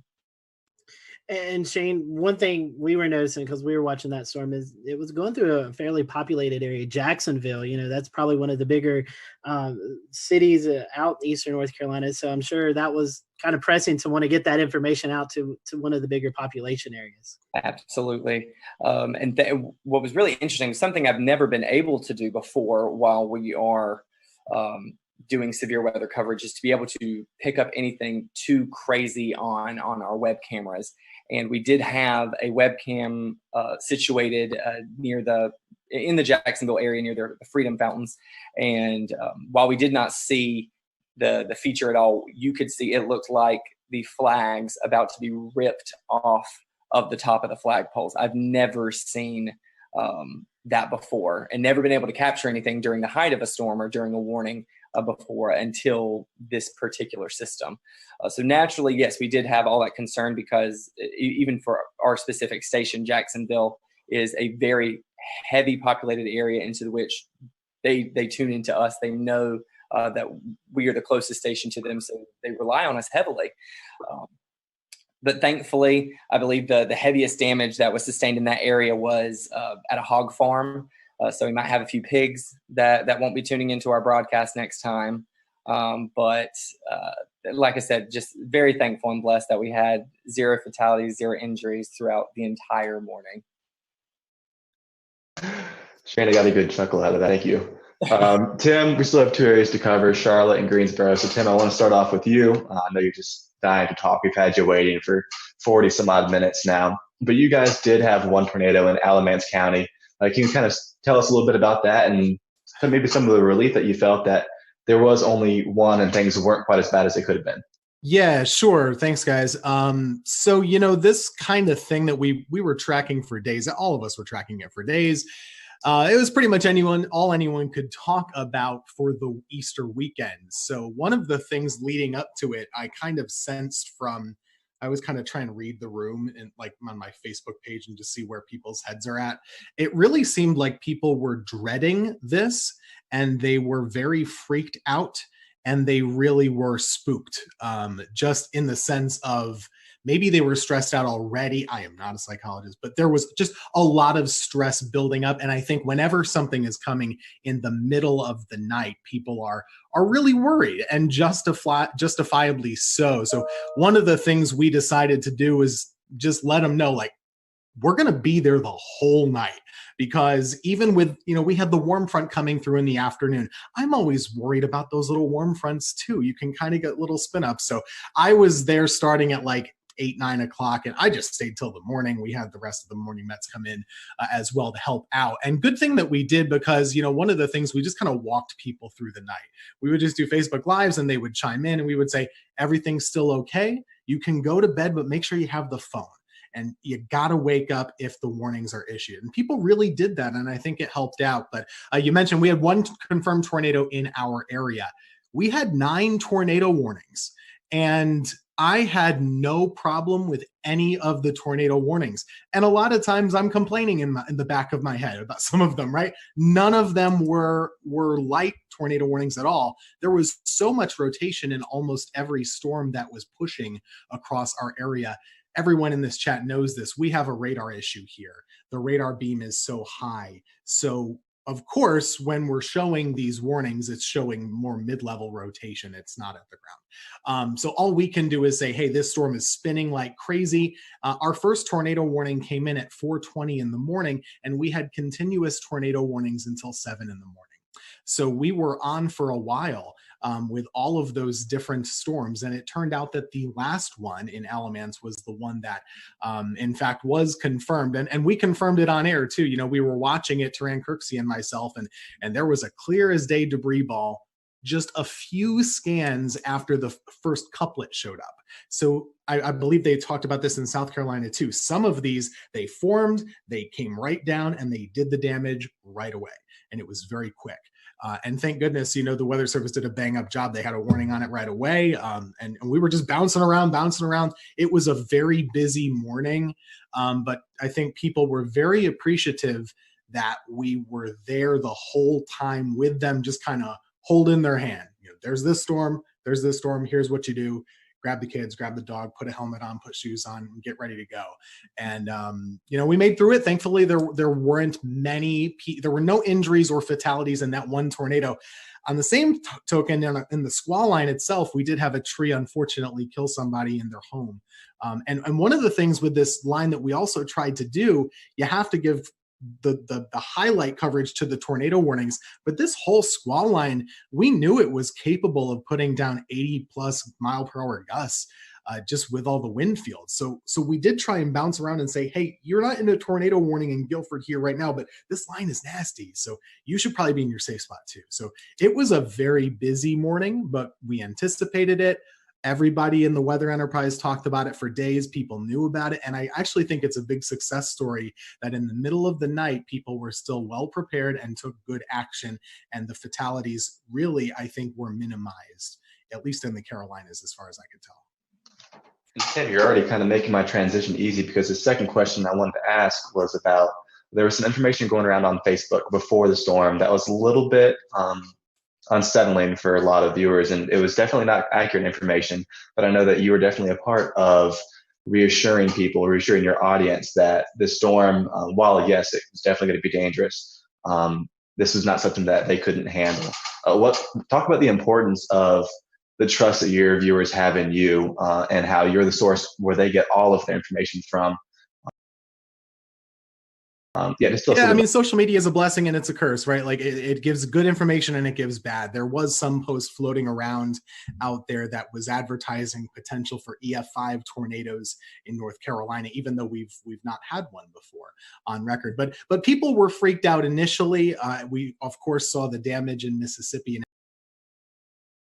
Alabama. That can freak people out here when they know it's coming our way. So, one of the things I tried to do in the days up leading to the event is, everyone's freaked out right now just in life. I don't get freaked out by weather. I'd get freaked out a little bit about this pandemic, if I'm being honest. So one of the things I told them was just saying, hey, we're living in crazy times. We don't know exactly what's going to happen with daily life with this virus and stuff, but we know how to handle severe weather. We have the technology. We do this every year. We got this. It could be bad, but we know what to do. And if it is bad, we're going to let you know about it. We're not going to go crazy. We're just going to let you know where the storm is, where it's going, what you should do, and what to do next time, because there's always a next time with weather. This is not abnormal, really. We had a lot of tornadoes, but 1 year ago, basically in April, North Carolina had 12 tornadoes also. So this is not really that different. We do know what to do. And I think that was reassuring to folks, just to let them know, hey, okay, well, they're used to this. They're going to keep us covered. And that's really the whole reason why we're here. We're not here for the sunny days like today. I could not show up and it would be fine. But Monday, we're pretty important to keep folks calm and hopefully encourage them to make the right choices. And I think a lot of people did. Absolutely. Yeah. Scotty. And so, Tim, talking about radar coverage, that brings me to Mr. Brad Panovich. And Brad, unfortunately, we had a tornado kind of go under the radar, like that little pun there, in the Charlotte area. So we had one in Anson County, but you've been on the show several times talking about our radar gaps, and this one kind of bit us in the behind because we didn't catch this one. Yeah, and I'll give a little bit of a pass to the Weather Service on this one, because I think Tim brought up a good point. Something we were doing on the air Monday morning was we were telling everybody to treat the severe thunderstorm warnings like tornado warnings on Monday morning, because every severe thunderstorm warning had a tornado tag in it, and we knew the environment that these storms had. I didn't want people near a window or near the outside walls with straight line winds on Monday morning. So we actually, for the first time in a long time, I basically treated every severe thunderstorm warning like a tornado warning. But you're right, there was no warning with the two tornadoes we had touched down in Anson County. Even though in hindsight, looking back even at the Raleigh radar, there were signs of rotation, but I mean, we were all looking at radar Monday. I could have issued 100 different tornado warnings on some of these. It was just, you knew there was a problem. We'll return to Best of the Carolina Weather Group in a moment. Now your Carolina weather forecast. Here are today's forecast high temperatures for North Carolina. Here are the forecast lows for tonight for North Carolina. Here are tomorrow's forecast high temperatures. And here's forecast rainfall across North Carolina tomorrow. Here are the forecast highs for the day after tomorrow.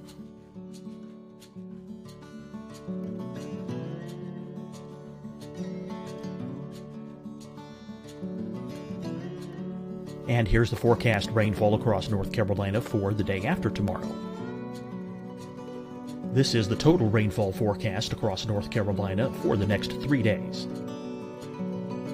Here's the severe thunderstorm outlook for today from the Storm Prediction Center.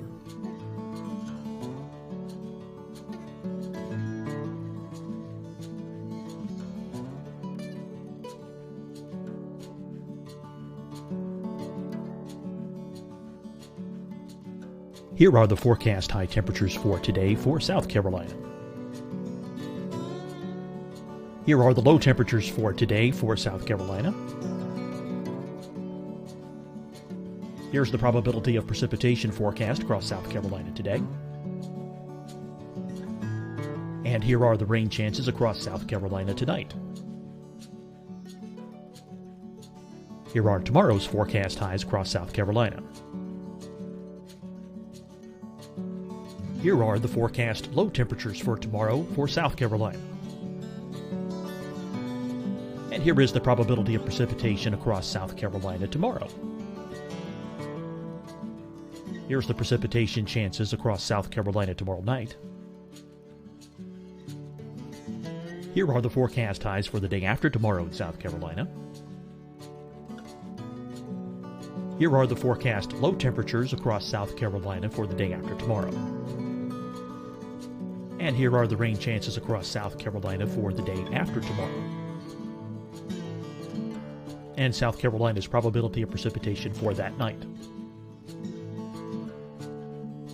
Here's the Storm Prediction Center's severe thunderstorm outlook across South Carolina for today through tonight. Here's the Storm Prediction Center's severe thunderstorm outlook across South Carolina for tomorrow and tomorrow night. And here's the Storm Prediction Center's severe thunderstorm outlook across South Carolina for the day after tomorrow through that night. Here's the severe thunderstorm outlook for today from the Storm Prediction Center.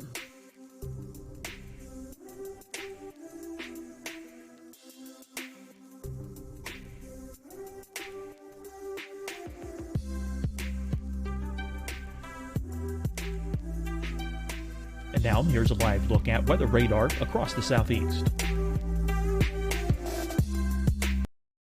Hi, everyone. I'm Dr. Mandy Cohen, Secretary of the North Carolina Department of Health and Human Services. And when you follow the 3 W's, you protect your family and your neighbors from COVID-19. When you leave your home, practice your W's. Wear a cloth face covering, wait 6 feet apart, wash your hands often. Wear, wait, wash. We're in this together. Stay strong, North Carolina. Deciding when to wear a mask isn't about who you know or how well you know them. Just ask yourself, will I be with anyone I don't live with? If the answer is yes, get behind the mask. Help slow the spread of COVID-19. Get behind the mask. Learn more at covid19.ncdhhs.gov.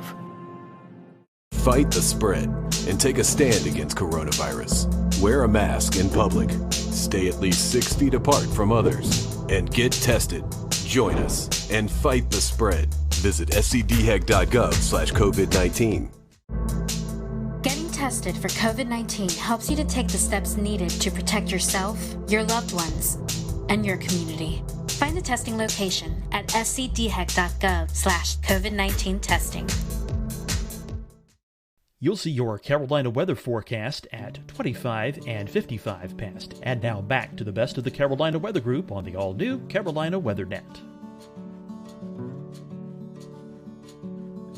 Saw little couplets trying to spin up where you saw that inflow notch starting to increase, and you're waiting for the outflow to kind of kick in, and it never did. So, there probably was numerous small spin ups in there that we never recognized, but it does highlight the same issue, right? We've had this huge radar hole over the Charlotte metro area that goes up into the Greensboro metro and really out towards the Fayetteville area. It's kind of that triangle of just horrible radar coverage. So the Raleigh office, they're trying to issue a warning in Anson County, which is basically closer to Charlotte than it is Raleigh. And the two radars they're looking at is Raleigh, Greer, and a terminal Doppler at Charlotte Douglas, which doesn't actually have the range to make it into Anson County. So it's a tough situation in a morning like that. Unfortunately, that tornado did damage about 10 homes. It was an EF2. And we had several farms damaged. So it did quite a bit of damage, actually picked up a couple mobile homes, but it does highlight the issue. I just hope that at some point, I think this COVID-19 thing has kind of set back our North Carolina radar project to do some private-public partnerships, but this problem's not going to go away. And hopefully in the very near future, we'll have, the goal is to have 3 C-band million-watt dual pole radars spaced out over that radar gap. To enhance radar coverage going forward. But man, that was, every time this happens, I'm like, I wish I had a better look. I wish I had it, especially that time of the morning when no one's spotting these things. You need that radar coverage. And it really makes it difficult. And I'll just say one of the things about the coverage that morning, everybody knew this was coming. The only messaging issue that I had with this whole event was because of the timing being between day 1 and day 2 outlooks from SPC, there was a lot of disconnect about this thing like skipping over us. And the one thing I tried to do Sunday night and Monday morning was like, hey, you got to understand the day 1 outlook goes from 8 a.m. Sunday to 8 a.m. Monday. And then the new one comes out for Tuesday. It's 8 a.m. Tuesday to 8. And so it looked like it was going to jump over the Piedmont, but it really was just an artifact of it being right at that time of day between the two outlooks. So that was the only issue I had communicating. A lot of people thought this was going to happen on Sunday, and it really was a Monday morning event. So from that standpoint, I'm glad a lot of people paid attention, but the timing was a real problem because of the way the outlooks are issued from SBC. Ideally, we'd like to have had it from midnight to midnight. I think that would have had a much better perspective of what's going on. For the viewers, a few asking about radar. For those who may not be familiar with radar, tell us why the Charlotte area, the Greensboro area, Fayetteville area is kind of in that hole. Why does the radar miss those areas? Oh man, it's a lot of politics. I'm not going to lie to you. When the Weather Service was reorganized, for whatever reason, Charlotte, which is, I'm biased, I live here, but it is the biggest city between Atlanta and Washington, D.C., all right? It does not have a radar within 50 miles of the biggest population center in this part of the country. And that doesn't just affect us. It affects Tim up in Greensboro and Winston-Salem. It affects Hickory, Boone. It affects a large area. And so there's some little stopgaps. And I hear this all the time from people, well, you got a terminal Doppler radar. I'm like, all right, terminal Doppler is a Band-Aid. It's like a little tiny Band-Aid that helps fix a little bit of the issue. But, if I had to tell another meteorologist, hey, I'll take your 88D out and put a C-band, non-dual pole radar there to take you out, they would never want that, right? They would want an 88D dual band radar. And so it's just a Band-Aid approach. And we just have a huge issue with it. And it's unique to Charlotte. We are the biggest city in the country that does not have a radar within 50 miles of the city.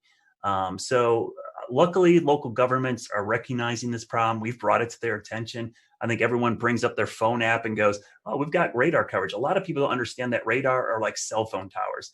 The farther away you are from the dish, the worse your reception is. And so in Charlotte, we got this big population center, and our closest radar or cell phone tower is in Greer, South Carolina. So it makes it incredibly difficult. It's not that we don't have any coverage. I don't want to make it feel like, we're in this giant hole. We just have degraded coverage. We have really poor coverage. We have 1 bar on our cell phone. We want 5 bars. So what we're trying to do is get that radar closer because the radar beam, as you see in the picture right there, thanks, James, the radar beam goes in a straight line, but the Earth curves. So by the time the radar beam gets to Charlotte, depending on which part of Charlotte you're in, it's at 8,000 to as much as 10,000 feet above our heads. Tornadoes happen down in the lowest 1,000 or lower. So missing a lot of these tornadoes is a problem with the radar gap. And so I hope going forward that this problem will get solved. For years, we tried doing this back 10 years ago, and we went through federal issues, and it's just dealing with the government sometimes incredibly difficult to get things. But now that we have this private-public partnership, it's the closest we've been to solving this problem, because we've got local, state, and even private entities involved, and the data is going to be public and free for everybody. Speaking of partnerships, I wanted to ask Brad and Shane and Tim. Unfortunately, a lot of our other guests had to jump off because they have a 10 p.m. newscast. But in this era of COVID-19, you guys aren't in the weather center with your fellow meteorologists. You're doing a lot of work from home. How was the communication preparing for this event? Was it any different? I mean, I know you wasn't personally beside the meteorologist, but was the communication still there? Was there anything that you think maybe could have went better or not as good? I mean, any comments on that? We over communicated, and the only reason that I really over communicated was watching Ryan Vaughn in Jonesboro a couple weeks ago work from home and cover a tornado there. And I thought, it gave me a little sigh of relief saying it could be done, but they still had somebody in studio. So we talked a lot over the weekend. We had probably 2 or 3 Zoom calls over the weekend talking about coverage. And I said, if this was not COVID-19, I would be in the studio right now. And luckily my general manager and news director said, you know what, we want you in the studio too. So for the first time in a month, I was actually in the studio instead of home. And I worked in the morning show. Normally I'm an evening shift person. But I came in and tag team with Larry. We did do social distancing. We never crossed paths. We stayed away. I stayed in one location, which unfortunately meant I didn't get to go to the key wall, but I could be in the weather center with a standing shot and do it. So I think, and to answer your question, Scotty, we actually over communicated, probably more so than we ever had, because we knew the logistics of this was going to be really problematic. Yeah, just to echo that, we did the similar thing. We had the fun part about planning is you get to be on Zoom calls with your boss like every other day, right? So we had a lot of Zoom calls just like this, and it made planning a little bit more tricky, because we really had to advocate for the necessity of being in the studio. And it's not just a presentation thing, like that's somewhat cosmetic, but I don't have a generator at my house. None of the folks on our weather team do. So that was really the thing. What if, and we have 3 folks working, but it could sure happen that all of us lose power. So we really needed to be there. But when we were, I was at we have a separate room key wall. I was there. I didn't talk to anybody. You can see Ruben is and zooming. then in the studio, Taran Kirksey was there in front of a monitor wall with a computer with our graphics.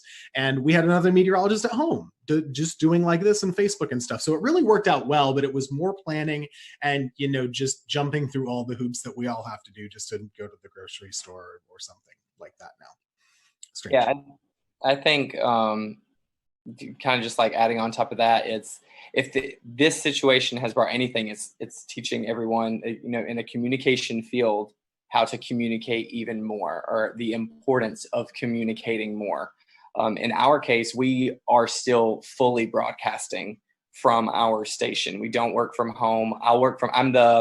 I typically will do noon shows twice a week, and then I do double shifts on the weekend, all of our morning and all of our evening shows. So I'm usually the only one in the station for the meteorologist on Saturdays and Sundays anyway. So I was closely monitoring it. And whenever I saw it on one of my weekday shifts, I think I had sent an email out and said, I think we should go ahead and just start having a plan in place. This is our first time trying it with social distancing. So I think it's even more important that we start planning further in advance. And I just think these are times like this where you do learn how crucial communication is between a team. And I think it really applies for all fields, not just our specific industry. We started it with an email chain. We did not do Zoom conference calls because I don't like my employer to know how many times I'm wearing pajamas when I'm on the call. So it is all on the phone only. But at the end of the day, you're keeping in touch with them. You are making sure that there's consistent points that are going to every single one at every level so that everyone is on the same page.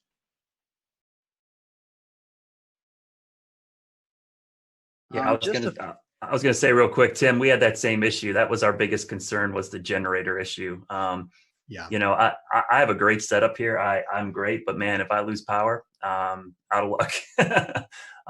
You know, I have backup for my router, but I don't have backup power to my computer or backup power to any of the lights. So that was a big concern. And I thought for sure with just the wind field that we were going to have trees and power lines down all over the place, so we would lose power. So yeah, that was an easy call for us. And honestly, it was kind of nice to be in the station. Not that I wanted to be covering severe weather at 2:00 in the morning, but man, it wasn't nice. That's the first time I saw my morning meteorologist in a month. So yeah. it was really cool to be in there.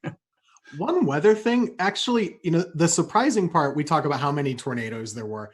We kind of expected a lot of tornadoes. The fact that the wind field didn't materialize as much in regular severe thunderstorms, I thought was surprising. There wasn't a lot of widespread damage in the squall line. There was a lot, but not as much as I thought there maybe could have been. Yeah, I agree. Only thing I'll say is that, and I'll give a shout out to Shay and Weatherflow, because I have 2 Weatherflow stations on my roof. I had 30 minutes of continuous gust over 50, which was the highest sustained gust above 50 since probably Hurricane Michael came through here. I mean, I've had those things for 2 hurricanes passing overhead, or at least the remnants, and that was by far the highest. So yeah, it was really impressive. And what happened in our viewing area was we had a lot of wake up calls. People just heard that roaring sound of the wind and the rain hitting their windows, and people were freaking out. They woke up, and so it was easy for me to get people to act because it was so loud. It woke people up from a sound sleep. That sound, and we had a lot of people sheltered in their bathroom for these straight line winds. But yeah, I'm surprised we didn't have more damage, Tim, but I was really impressed with the data from my roof.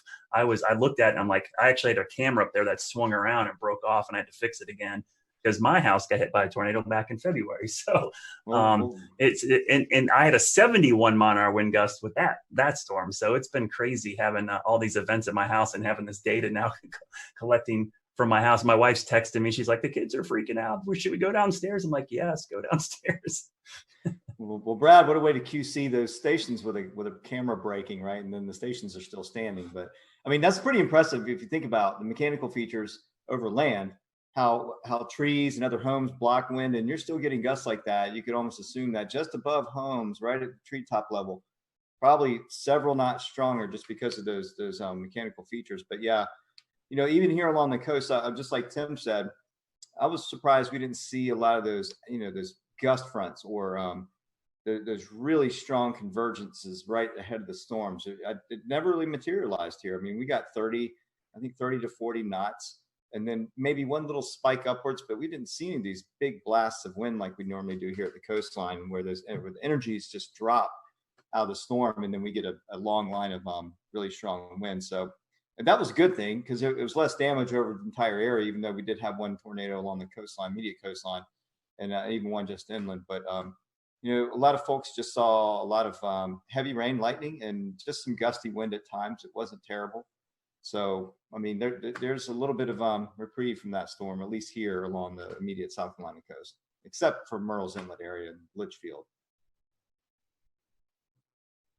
Yeah, so today's date, I think, is kind of significant too. The initial thing we were going to air today was going to be about the 2011 tornado outbreak that everybody really thinks about when they think about the strongest storm system maybe they've lived through or seen. You know, we chose to do this instead because this was such a significant severe weather outbreak. Going kind of back to you, Brad, and anyone else who wants to talk about it, is there any sort of feedback that you're receiving from the public that this is going to be kind of the new thing in their heads as as the biggest severe weather threat that they've seen? Or how do you think this compares as far as response to what we kind of saw on April 16th, 2011? I remember that April well, because that is the highlight of that month. But there were 4 separate significant severe weather events back in April. We had a derecho, we had baseball-sized hail, and we had the tail end of the Tuscaloosa tornado outbreak actually affect the Carolinas. And then April 16th, which I remember that night because I stayed up all night long and watched that line of supercells. pass over Charlotte, not touch down, and then immediately as the sun came up, start spinning. But I think what helped us out on Monday, two things. One, COVID-19, everybody's home. They're sheltering in place already. But two was our tornado outbreak back in early February. That was still fresh in a lot of people's minds. We had significant tornadoes that morning, and that wasn't too long ago. And that was in Charlotte. That was, we had EF1 damage across a big chunk of South Charlotte, including my backyard. So I think that in the back of people's minds helped. And anybody who's worked in emergency management or done this, the level of preparedness is only as good as your memory of the last disaster. And in this case, having that last disaster kept people prepared. And so they were kind of ready for this. Yeah, for here, this one is not going to be remembered for years for most of the Piedmont area, and at least near the Triad, I wouldn't say, except for the folks who actually were in the tornado path in Alamance County. Just to add to this time of year, it's always very busy. 2 years ago today is the anniversary of the Greensboro tornado, which is still so fresh. We had a reporter do a story today. How is East Greensboro doing? The answer is, still not great. Unfortunately, it was a really rough urban tornado, a strong EF2 that came right through the city, stayed on the ground for 30 miles, all the way up basically toward the Virginia border. And that was just 2 years ago. So for a lot of folks, that's still what they remember, or maybe it's always very personal. So if you're in High Point, you remember the High Point tornado in 2010, right? It just depends on who you are and where you've lived.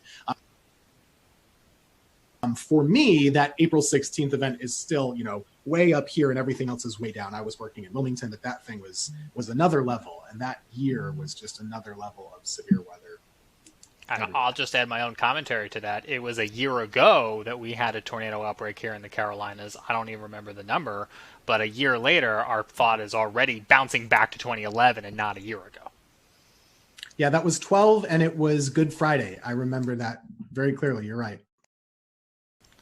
Scotty, I think that was the first time you sought shelter in your... I remember doing that, but I couldn't remember what date it was. Like, I forgot 2 years ago. I knew the Greensboro tornado, but I didn't know it was today's date. That's Monday the 13th is my son's birthday. And I remember on his first birthday, we were doing severe weather coverage, and on his second birthday, we were doing severe weather coverage. Yeah, I was in the basement live on this show when that happened. So yeah, crazy times. But anyways, guys, thank you so much for coming on. As Tim was talking about, I'll go ahead and kind of let the secret out of the bag. We pre-recorded the April 16, 2011 look back. So next week we're going to be airing that. So you'll see Tim back next week on our show. He'll be with us with a lot of other great meteorologists who kind of look back over that event. So we just hope all those, especially who are affected by this tornado outbreak, our thoughts and prayers are with you guys, and hopefully you'll recover quickly. And like Tim and Brad has said, this is the peak season for severe weather in the Carolinas. So we'll continue to monitor the weather for the rest of the month and even into May as is really kind of a high peak for severe weather. So we appreciate you joining us tonight. Big thank you to all of our guests tonight. This was a last minute show, and we got coverage from every market except the Raleigh market, but I don't really think there was much going on in severe weather-wise with tornadoes in that market. So we appreciate everyone coming on tonight, and we will see you back here next Wednesday night for another edition of the Carolina Weather Group, and we hope you have a safe and happy weekend.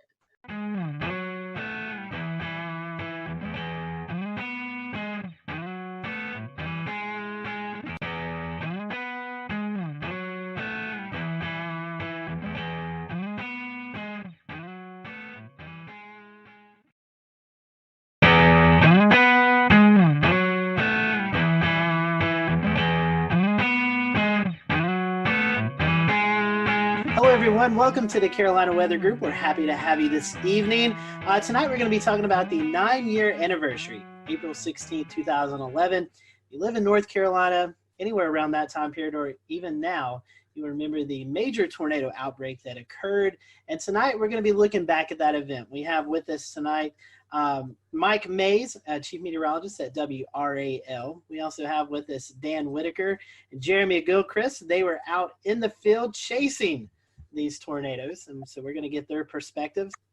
Also with us, we have Tim Buckley, who is the chief meteorologist at WFMY, but at the time was working in Wilmington, North Carolina at WWAY. And we have Gannon Medwick on with us, who is chief meteorologist at WECT in Wilmington, but at the time was working at WNCT in New Bern, North Carolina.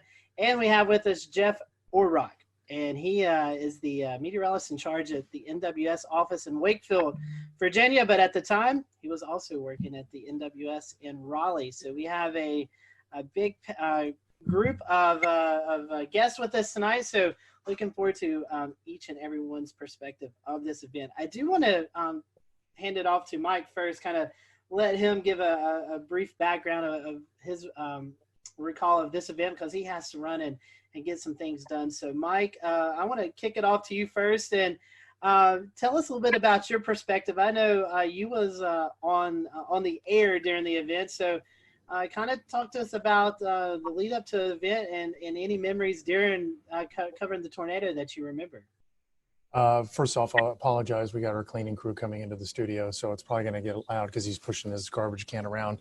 I recall a few days prior to the event, which happened on a Saturday, SPC putting us in a risk. I believe it was moderate on that Friday, and then Saturday morning I woke up to a high risk. Now, at the time, Greg Fischel, who was the chief meteorologist at the time, was out of town. He had a family emergency up in Pennsylvania, so he had to leave. So I have never covered an event as massive as the one that happened on that Saturday without him being here. So it's kind of like he's Batman, I'm Robin, and then Batman's gone and Robin has to take over. So for somebody who's never been the lead, it was kind of nerve-wracking. But I had Nate Johnson with me, who had tornado coverage experience. He was the chief meteorologist in Abilene, Texas. You guys probably all know Nate. So that morning, just the way the atmosphere felt, you could tell something was coming. And around lunchtime, 1 o'clock, we started having the tornadoes develop over the Sandhills. The first one, I believe, was in Sanford, had caused the damage to the Lowe's home improvement store there and tracked to the north and east. Now, I've been here in North Carolina since 1994. I've been in tornado coverage, but I've never had tornado coverage of long track tornadoes like the ones we saw that day. And at one point we had 4 tornadoes on the ground, and Nate and I were juggling back and forth where I was handling 2 tornadoes, he was handling 2. It was just an incredibly rough day. And I'm sure everybody here in this group has their own stories about what happened. The hardest part for me, I guess, was watching that tornado leave Sanford, and it was making a beeline to my house, to my neighborhood. I have family in town, and I was hoping and praying that they were watching the coverage on TV. And I know, Tim, you're on TV. How do you get the point across to people that you know to take shelter? I couldn't stop and pick up the phone and say, hey, listen, a tornado's coming to the house.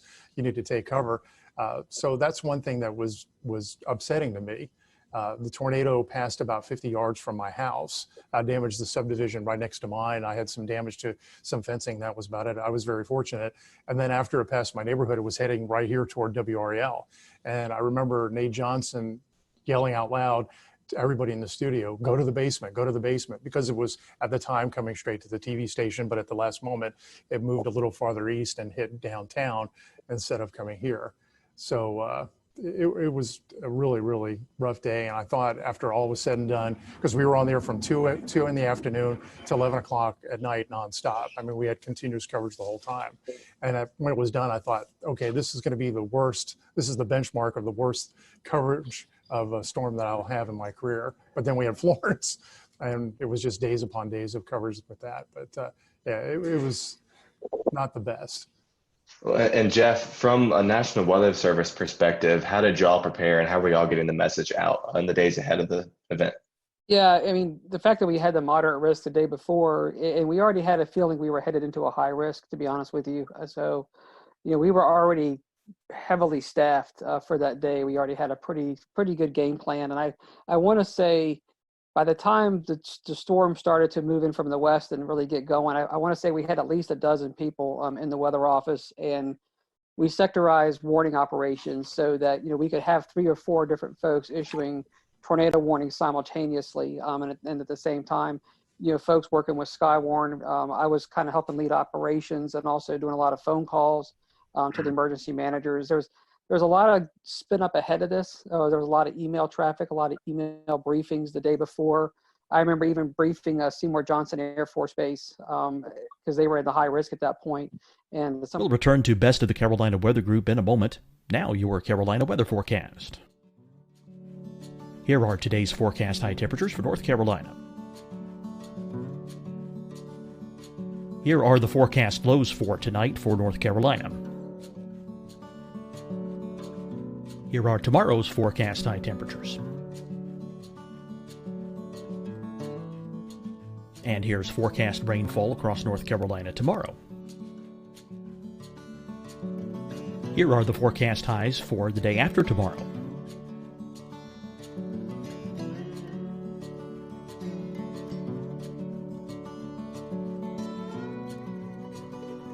And here's the forecast rainfall across North Carolina for the day after tomorrow. This is the total rainfall forecast across North Carolina for the next 3 days.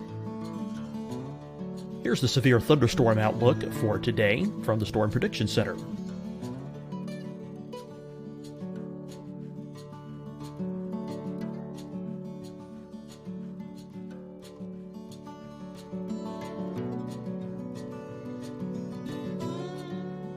Here are the forecast high temperatures for today for South Carolina. Here are the low temperatures for today for South Carolina. Here's the probability of precipitation forecast across South Carolina today. And here are the rain chances across South Carolina tonight. Here are tomorrow's forecast highs across South Carolina. Here are the forecast low temperatures for tomorrow for South Carolina. And here is the probability of precipitation across South Carolina tomorrow. Here's the precipitation chances across South Carolina tomorrow night. Here are the forecast highs for the day after tomorrow in South Carolina. Here are the forecast low temperatures across South Carolina for the day after tomorrow. And here are the rain chances across South Carolina for the day after tomorrow. And South Carolina's probability of precipitation for that night. Here's the Storm Prediction Center's severe thunderstorm outlook across South Carolina for today through tonight. Here's the Storm Prediction Center's severe thunderstorm outlook across South Carolina for tomorrow and tomorrow night. And here's the Storm Prediction Center's severe thunderstorm outlook across South Carolina for the day after tomorrow through that night. Here's the severe thunderstorm outlook for today from the Storm Prediction Center.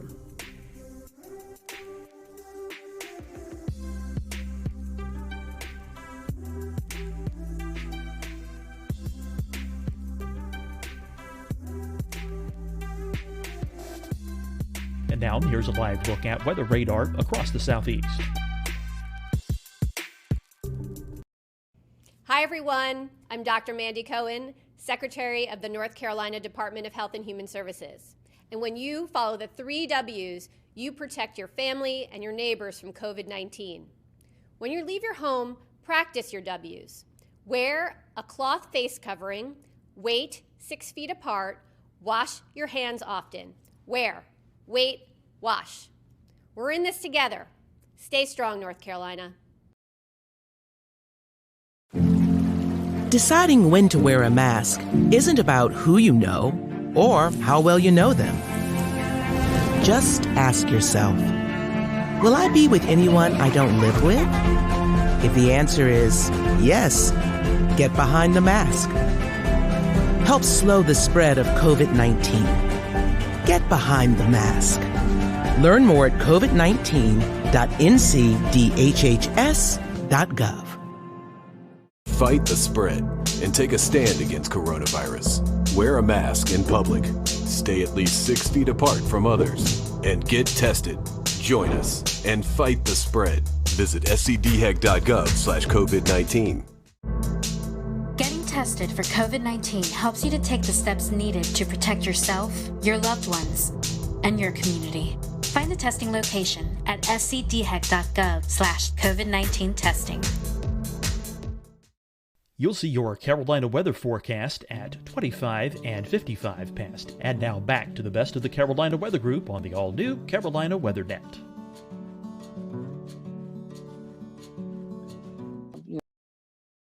In the east, so there was a lot of preparation for it. It's kind of one of those things where, like Mike was saying, everybody knew something bad was about to unfold. And I had been through Gerald, Texas, the tornadoes out there, and so going into this event, that was kind of in the back of my mind that we're headed into something pretty big. And I do remember talking with Wake County and trying to explain what does a high risk day mean. I mean, and the way we taught this in Texas was that someone's going to die today. I mean, these are going to be big, long track tornadoes. And this is going to be some serious stuff. Jeff, you're talking about Skywarn, the Storm Spotter group, and Jeremy and Dan, I want to bring you in here in just a second. But I imagine, like we were talking about, social media, not really that big of a thing at the time, with tweeting in reports, giving Facebook reports of the storm. How key were the Skywarn Storm Spotters for you that day? Yeah, and we've always had a great network across central North Carolina, so they've been outstanding. So we were getting a lot of real-time reports from spotters. They were calling on the phone. We actually had ham radio operators. I want to say we had 2 or 3 in the office ready for this. So the network was just lighting up. We were getting a lot of reports, almost to the point where as it approached Holly Springs, I mean, you couldn't keep up with them all. So that was a huge asset, and just a lot of people just calling in on the phone. It wasn't. We didn't have the social media like we do today, but we really pretty much knew what was going on. We had heard the Lowe's had been destroyed. About the time it was getting into Wake County, we'd already heard that the Lowe's hardware had been severely damaged or destroyed down there. And of course, you could see the debris ball on radar. So you kind of had a sense that this was really serious stuff going on. But there was a lot of great real-time reports, not only across the Raleigh area and down towards Sanford, but also with the Fayetteville up to a Wilson tornado. I mean, we had a lot of great reports with that as well. Mike, one question for you made me think. You're saying that before Florence, this was the biggest event you covered. Do you see any storm fatigue, even from 9 years from now, people kind of comparing severe weather events to April 16th? There was a lot of anxiety every time a risk would come up. You'd feel that. You'd feel what happened on April 16th. I would worry every time we had a SPC 3-day outlook, and on the 3-day outlook there was like a enhanced risk or maybe just a slight risk, and what it would be when we finally got to that day. And I got to the point where I was dreading severe weather coverage because of what happened that day. I'd get anxiety, I'd get scared, but I've gotten past that, and that's a good thing. I remember that day when we had the 4 tornadoes on the ground at one time. I was worried about, okay, how are we going to cover this? You can't show everything at one time. And we had to make sure, Nate and I had to make sure that we spent enough time on each storm to let people know that, it was coming to their communities, that they had to remain safe. But how do you juggle 4 tornadoes, inform everybody in their paths, and make sure you allot enough time so they know what's going on? We tended to hang with the one that went through Raleigh more and Fayetteville more because it was affecting larger populations, but that was the hard part and the worrisome part, that we weren't giving enough, coverage to one tornado and giving too much to another one. Tossing over to Tim and Gannon as well real quick. This was a career-defining event, one of the biggest, or definitely the biggest in North Carolina. Are there any specific memories or stories that you remember hearing about that day from viewers? So I was in the Wilmington area, and if you look at the map, the final one with all the red lines, it confirms where all the tornadoes were. Oftentimes the worst stuff doesn't quite get to Wilmington, right? And in this case, it didn't either. So city of Wilmington was fine. A lot of the populated coastal centers were fine, but on the periphery in the rural areas, most of the tornadoes that we were covering for about 8 hours that day Robeson County, Columbus County, Duplin County, Onslow County, those counties inland were the ones we were talking about the most. Bladen County had I think a 4 fatality storm. We, as always we do, actually got a lot of angry phone calls that day because most of the people in our area, they weren't seeing much other than blue sky. It was a really nice April morning. It was close to 80 degrees, I remember, breezy. There were NBA playoffs on at the day, so we were kind of fighting that battle in the newsroom, right, keeping people at bay a little bit while we were doing tornado coverage. Now later on, people understood how serious it was, especially once you started to see like the destroyed those foods and everything. But that was my first time ever really doing tornadoes, to be honest with you. It was my second year in Wilmington. Prior to that, I was in college, so I didn't know a lick about tornadoes. I grew up in upstate New York. I went to school in Pennsylvania. We don't get tornadoes. I mean, not really. So this was new for me too. But myself and Jerry Jackson, we were there for about, I think we went on TV at 2 and we went off at about 8. So it was a while covering these things. And it was just amazing to me how there were very few, if any, false alarms. There were 1 million tornado warnings and there were 1 million tornadoes, to use hyperbole, but they were pretty much each cell produced as it was going through, and it was just boom, boom, boom, one after the other, and a lot of damage was done, especially to the rural areas in Southeast North Carolina. My second daughter was born on the 11th. I didn't come back to work till Friday, just throwing stuff out there. Saw the slight to moderate risk, alerting for storms going into Saturday. I was third on the pecking order to be coming in because we had our weekend person, we had our chief, and I was doing mornings. But it became clear, especially what was going down in central North Carolina.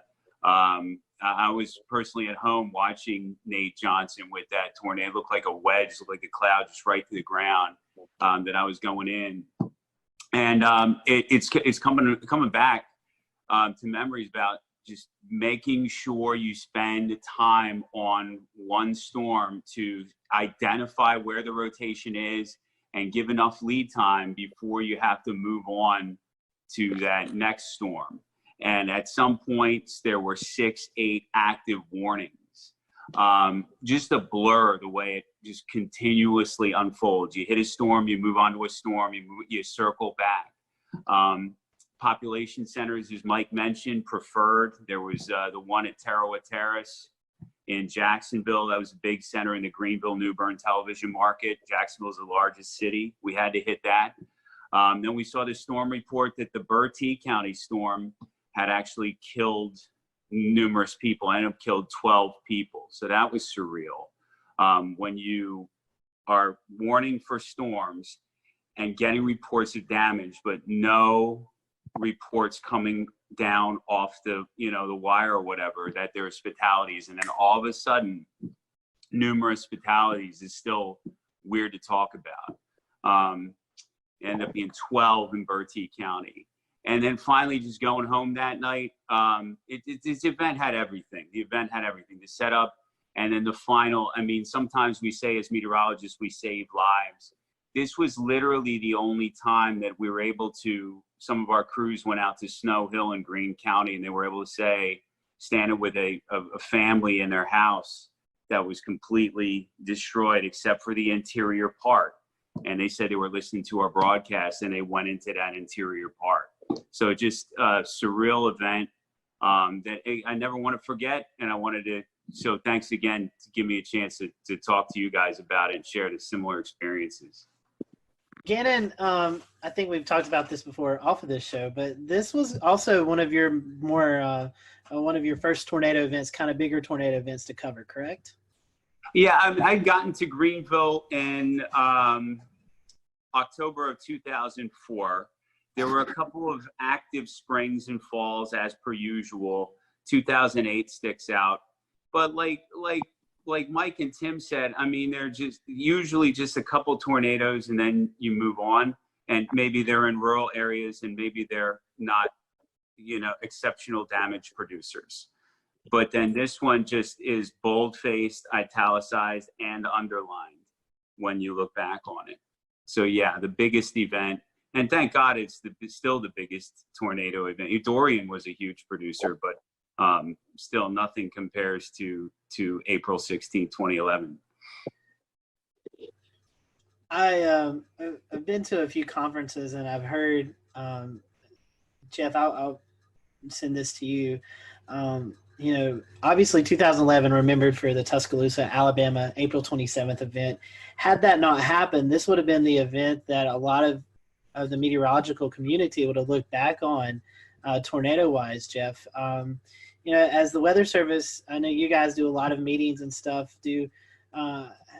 Has this event kind of tailored some of your studies or some of your outlooks on stuff that you've, I guess, done case studies on this event to kind of find out the whys of what happened and how to better prepare for maybe the next setup we get like this? Yeah, I mean, there's no doubt this event, I mean, it still stands out, even though, like you're saying, the later event was even larger than this one. For our region, this is still, what our benchmark, storm. And, it even went up, not even just the Carolinas, eventually went up into Virginia and did a lot of damage up there too. So, it's been widely studied. It was before some of the newer technology came out with on the radar, even some of the new impact-based warnings. So we've actually gone back in and rerun cases like this with what we call the impact-based warnings. And we did use tornado emergency, but nowadays we even have more tags we can put into the warnings to kind of say, okay, it's radar confirmed on the ground before we even have, spotter reports of anything on the ground. We can confirm it just using radar data. And so we've actually used cases like this and kind of run back through them with some of the new products and new ways that we issue tornado warnings, as well as some of the different dual pole products. So, we do go back in and kind of practice and relive some of these events like this, putting them more into, I'd say, the current time. So this is definitely a benchmark event. We also look at it from a standpoint of, staffing and how do you handle events like this, because they don't come around often. So, you kind of go back and look at, how does operations run in the Weather Service office when you have an event like this, making sure that, you're dotting your I's, you're crossing your T's, every storm is being interrogated, simultaneously, and that you've got warning operations going, for each individual storm, and you're doing your coordination with 911 centers and working with emergency management, and then keeping the damage reports, as they're coming in, also sending them out. So, looking at how an office should run, and how we should be running our operations to keep things, being pushed out so folks know what's happening. I mean, we use events like this to kind of go back and revisit and relive, what we did right, and also sometimes where we can improve. But it's important to kind of take these events in context, realizing we'll have an event, something like this again at some point in the future. We hope not, but we've got to be ready for it. And Jeff, one more question, then I want to get to Dan and Jeremy and let them talk about what they experienced out in the field. We were talking before this show. You guys at a point in time, I think it was 5, 6, 7 minutes, were backed up by the National Weather Service in Blacksburg. Can you talk to our viewers tonight who may not realize in these situations when the Weather Service is actually in danger of getting hit by a tornado, you actually pass the coverage off to a neighboring office? Yeah, so it's similar to what Mike was saying earlier. About probably just shortly after the tornado went through Sanford, and you could see the massive debris ball on the radar. Before it got to Holly Springs, we realized that this thing was coming into most likely southern Wake and eventually the south side of Raleigh, where the Weather Service office was. So I remember I picked up the phone and talked to the Blacksburg office. So we're paired so that a neighboring Weather Service office can really kind of basically restart their computer system, and they can come up as if they're, the Raleigh Weather Service office. So we called them probably almost half an hour out and just said, hey, look, we may get to the point where we've got to be backed up if this thing gets too close, so be ready to go, giving them a chance to get the radar up and running, the warning system up and running, things that they would need. And I think we called them back, I want to say about probably 15 to 20 minutes later, and we basically said, okay, this thing may really come get us now. And so I basically remember saying, if you hear from us again, you've got it. And so then what we started doing is we had 12 people in operation. So as it got closer, we started funneling some folks downstairs into the lower part of the building. And we kept 3 of us up in operations. And literally about the time we could see insulation and things falling outside the window, we picked up the phone and basically told Blacksburg, okay, you've got it. We're sheltering at this point. And we had already issued the tornado emergency for Raleigh. So the warnings were already out for Raleigh. And then we sheltered downstairs, like you're saying, for probably about 7 minutes, and then came up. And the tornado passed just to our east, going up South Saunders Street. Dan and Jeremy, y'all had a very different kind of experience. You guys were actually out in the field chasing these long track tornadoes. I guess, Dan, we'll start with you since you're the first on my screen. Kind of give us the firsthand perspective. What was it like actually being there within a mile of these monsters? One of the things that we had at the time that we still use that was very active was the NC Storm Chasers and Forecasters group on Facebook. And fortunately, there's a lot of information coming in through there being funneled in as well. And I remember I was in Alabama, I caught the storm, and all of a sudden there started being people kind of looking at some of the parameters for the next day in North Carolina. This was when it was at a moderate, I guess, before it got pushed to a high risk. And one of the things that was being looked at was how the storm system I was currently inside and what was turning into a squall line in Alabama was going to keep pushing across into North Carolina. And they were seeing on the HRR runs how basically that squall line eventually was going to break apart into supercells. And that's when really the tornado potential would strengthen. And so when that started coming into play, I just hauled it right straight back towards North Carolina, drove all night long, and made it into Greensboro, Burlington area for the start of where the tornado warnings really kind of got going. Followed the storm in front of it. I actually was able to bust through it because I was inside of it / behind it until about Charlotte to Greensboro, somewhere in there. I busted through the front of it and got in front of the squall line, and then was in front of it near Burlington to Raleigh, somewhere in between there, maybe kind of close to Durham. And that's kind of when it went tornado warned, and it started to kind of quickly overwhelm my vehicle and me and my ability to keep chasing it. There's a couple things that were very clear about this storm system and about these storms, which is one, they were very fast moving. I remember they were going about 60 to 80 miles an hour.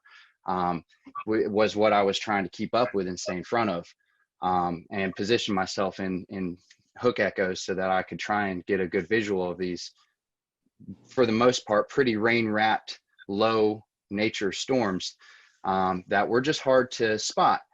I had great luck in Alabama the day before. I actually found myself up on a hill is kind of how I was able to see that tornado so well for such a long period of time. But this day it seems, in North Carolina, a lot more heavy rain, a lot more heavy wind. I basically ended up inside of some severe winds going, just at a guesstimate, 50 to 70 miles an hour at the very least, sideways blowing rain. Once I got out of that, I tried to get back in position, ended up in that again. Eventually just kind of the whole storm inside of that tornado warning just overwhelmed me and got in front of me right as it got into Raleigh. And just waiting for this line, and we're sitting there going, oh man, this thing is not breaking up. There's no supercells, what's happening. All of a sudden, obviously within a few frames it started to go. And so we're in Newton Grove still, and which was the right area to be. We just got a little impatient. And so the first one, by then it was already hitting Sanford in the lows. And we decided to speed on towards Raleigh to try to get it there. And I do remember, as Mike Mays said earlier, the broadcast, Kevin had his ham radio with us. He had a ham radio in the car because he was doing the storm spotting. But I do remember that specific broadcast said, do not approach Raleigh, stop where you are, and all this stuff. And one thing I do remember about that whole day is just a surreal feeling that I can't even describe of the atmosphere. And the winds, even outside the thunderstorms, are blowing 40 to 50 miles an hour. Lots of inflow into these supercells from a long distance away, blowing dust and all of that. But when we got to Raleigh, it was said it went up South Saunders Street. We were not far from there, coming onto the belt line. And it was, I remember specifically seeing the power flashes just to my left as we were coming in. And we stopped right there because we knew it was rain wrapped. We couldn't see it. And we looked for an exit after that. And then we were trying to decide, do we, for about a couple of minutes, do we try to keep up with this one? We all knew that the storms, as Dan said, were doing, forward speeds of 60 to 80 miles an hour. We're already behind it. We're in a metro area. We're like, no, let's get out of here. Let's go for the next one down the line. That was the Wilson storm. And interestingly enough, that storm hit Fayetteville first, that next cell down the line. And I have a friend there who was in contact with me pretty much before we were chasing the Raleigh one, saying, do I need to take shelter? Is this the real deal? And I looked, and the couplet was almost on top of him. And I'm like, yes, get in, And they got into a closet, and the tornado did hit their house. Fortunately, at that point, it was the start of that tornado's path. So it was weaker. They had a few shingles gone, but up the road from them, it turned into EF3 damage. So, but they were, they did take precautions and they were fine. I didn't find that out till later, but so then I had to beat the forward flank of that next cell. So coming out of Raleigh, so I was speeding definitely to beat that forward flank to get. I didn't want to get cored and then stuck and miss knowing how fast these storms were moving. So I was driving a Volkswagen Beetle at the time, and finally made it to 795 area. I got just a little bit south of it, and because I did want to get a clear view if there was a tornado. And then we were going up 795 northbound, so we get a straight on look at it, and I looked to my left, and I saw the rotation. I looked to my left, and like, is that what I think it is? Because it was there wasn't that much contrast at that point, and it was an open field, and so we just decided to stop there. And then it came out for some trees, and sure enough, that's the tornado, which many of you have probably seen the video of. Marker 5.5, looking north-northeast. Large tornado on the ground, all the way to the ground. Multiple times. Kevin called it in. I think the tornado was about 100 yards wide at that point. We were about a mile and a half away. I could have gotten a lot closer to it, but I did not know the area that well, so I didn't know if I was going to pull up. And this is the only reason I didn't. I didn't want to lose the view we had, and I knew how fast it was moving. I knew we had one shot to get a look at it, and that was going to be it, and then it was going to be gone. And so we decided, all right, we got a good view here. We're not super close, but we'll just stay where we are, and we're safe here. So we watched it, and then kind of faded into the rain from where we were as the rear flank downdraft came around. And we got hit by that a little bit. And then after that point, we took off for the next cell down the line, which we ended up in Farmville outside of Greenville. And we just missed it. We weren't fast enough. These storms were moving way too quickly. So we just had to find a safe. We actually had to use an escape route and go into the rain and hail so we get away from the couplet and let it pass because we weren't going to be able to see it from where we were. And then, so we did. And then we went into Farmville, and we saw the damage there. It just happened, but immediately, amazingly, the emergency crews were there. They were probably there within a minute or two after the storm passed. And so we took a look for a minute, and I remember letting, again, cell phone. I mean, smartphones were relatively new, but I did have one, Pickle 3. And I remember just letting a guy whose house got damaged use it to call his family. And then we wanted to get out of the way of the emergency services as quickly as we could. So, and that was it. And then there was a squall line behind that. But that was it. And then we went home after that. And then the last thing I remember is going to the NC State Library to upload my footage to YouTube, since I had the super fast connection as quickly as I could. And I think I remember emailing Mike Mays and sending him the link or something like that right away. And then Ariel, I know, put it up. And then it actually ended up in a few things like a National Geographic did a special on that whole spring because, as Dan said, there were a number of outbreaks that spring. Everybody remembers Tuscaloosa and all that.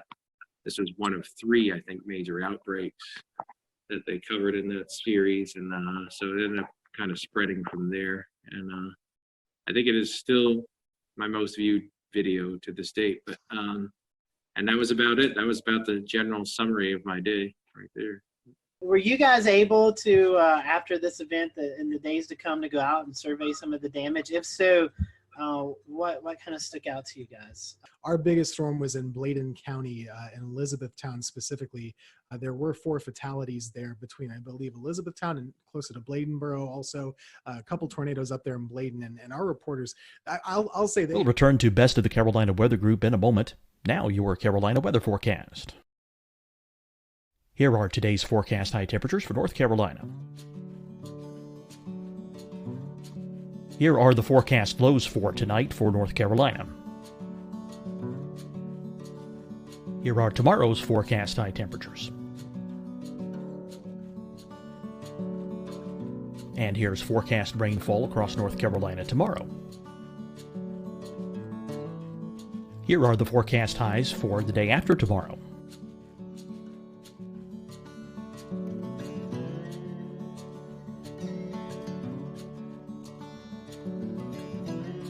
And here's the forecast rainfall across North Carolina for the day after tomorrow.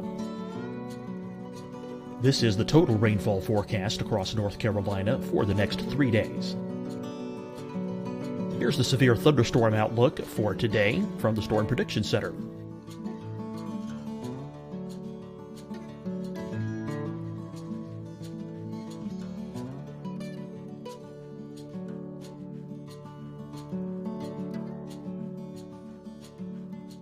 Here are the forecast high temperatures for today for South Carolina. Here are the low temperatures for today for South Carolina. Here's the probability of precipitation forecast across South Carolina today. And here are the rain chances across South Carolina tonight. Here are tomorrow's forecast highs across South Carolina. Here are the forecast low temperatures for tomorrow for South Carolina. And here is the probability of precipitation across South Carolina tomorrow. Here's the precipitation chances across South Carolina tomorrow night. Here are the forecast highs for the day after tomorrow in South Carolina. Here are the forecast low temperatures across South Carolina for the day after tomorrow. And here are the rain chances across South Carolina for the day after tomorrow. And South Carolina's probability of precipitation for that night. Here's the Storm Prediction Center's severe thunderstorm outlook across South Carolina for today through tonight. Here's the Storm Prediction Center's severe thunderstorm outlook across South Carolina for tomorrow and tomorrow night. And here's the Storm Prediction Center's severe thunderstorm outlook across South Carolina for the day after tomorrow through that night. Here's the severe thunderstorm outlook for today from the Storm Prediction Center.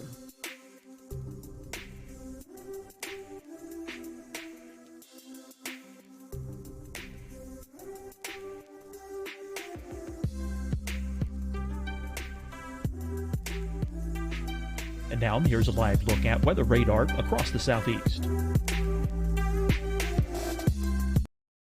Hi, everyone. I'm Dr. Mandy Cohen, Secretary of the North Carolina Department of Health and Human Services. And when you follow the 3 W's, you protect your family and your neighbors from COVID-19. When you leave your home, practice your W's.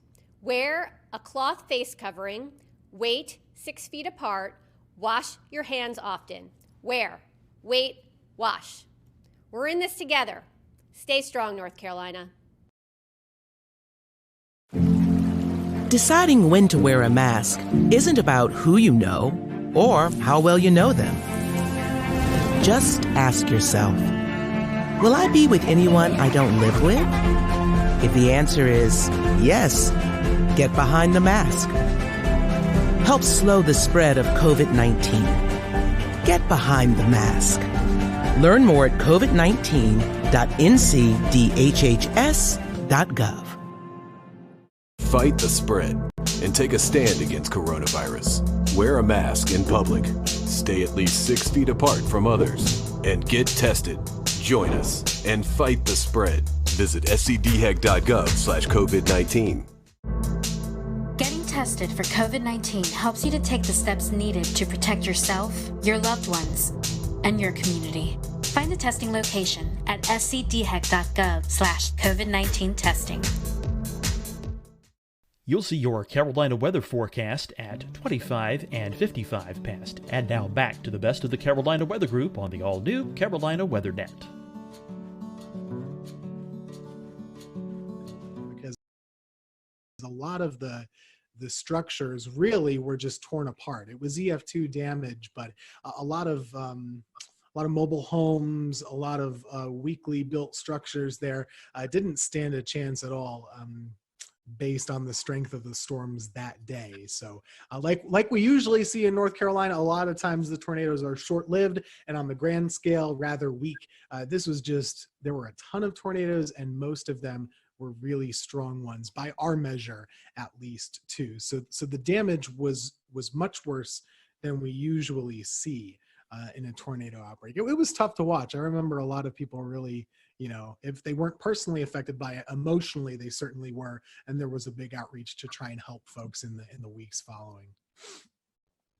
So I have a question, Tim, coming back to you. How do you think the public responded as these warnings were going off and folks were being warned, hey, look, stay inside.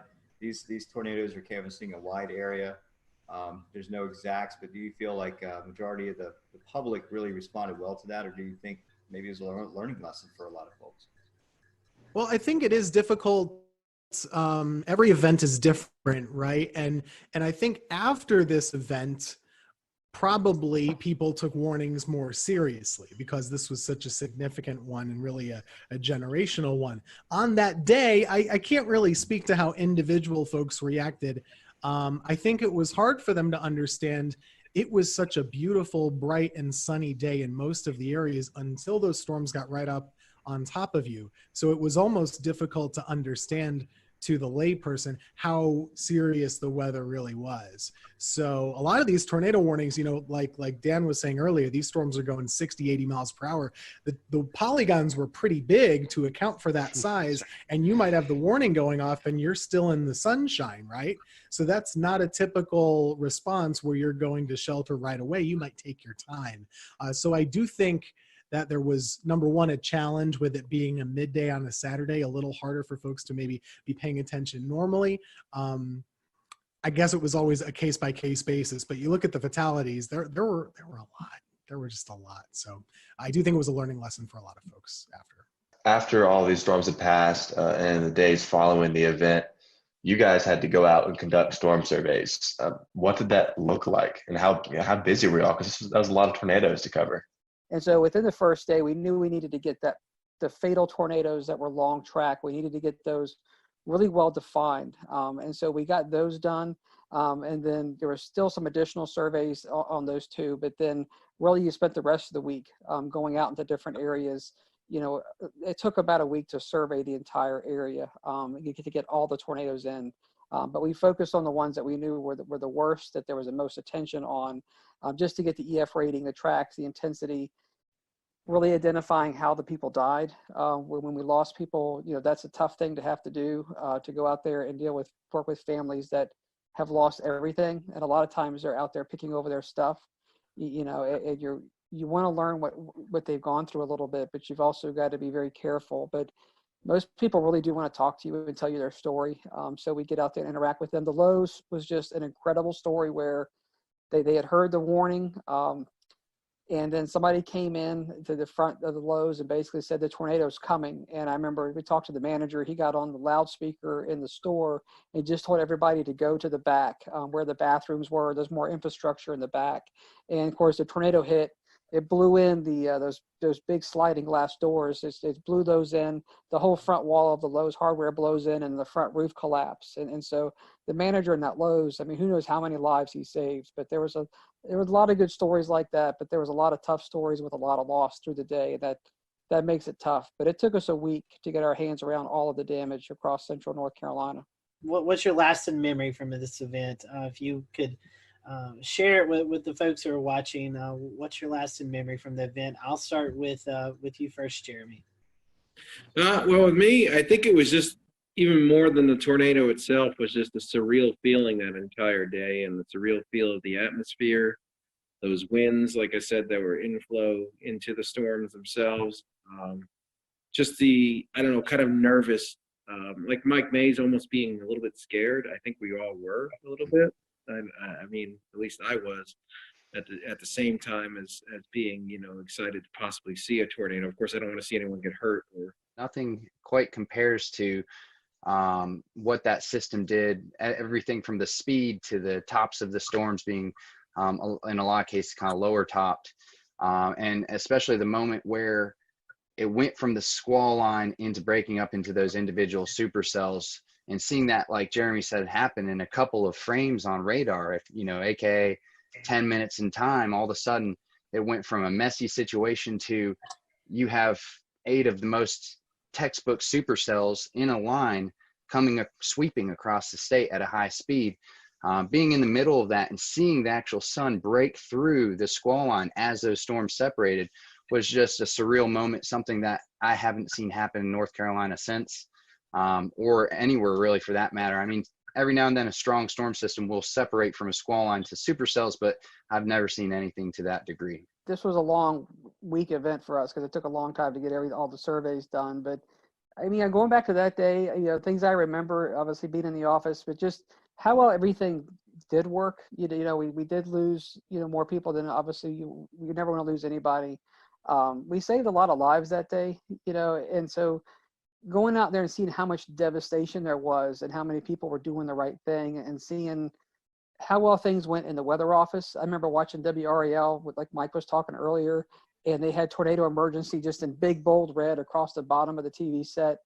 They were on wall-to-wall coverage. We were getting great spotter reports. It was one of those days where everybody was intensely worried. We were all had a heightened awareness, but everything really worked the way it was supposed to work. I mean, everything we had practiced, all the work we've done with the media and Skywarn and the training inside the office, it just all came together. And so, while we lost people that day, and that's always a tragic thing, there was a lot of things that did work, and a lot of people came together and I'd say performed at a top level. And at the end of the day, it saved lives.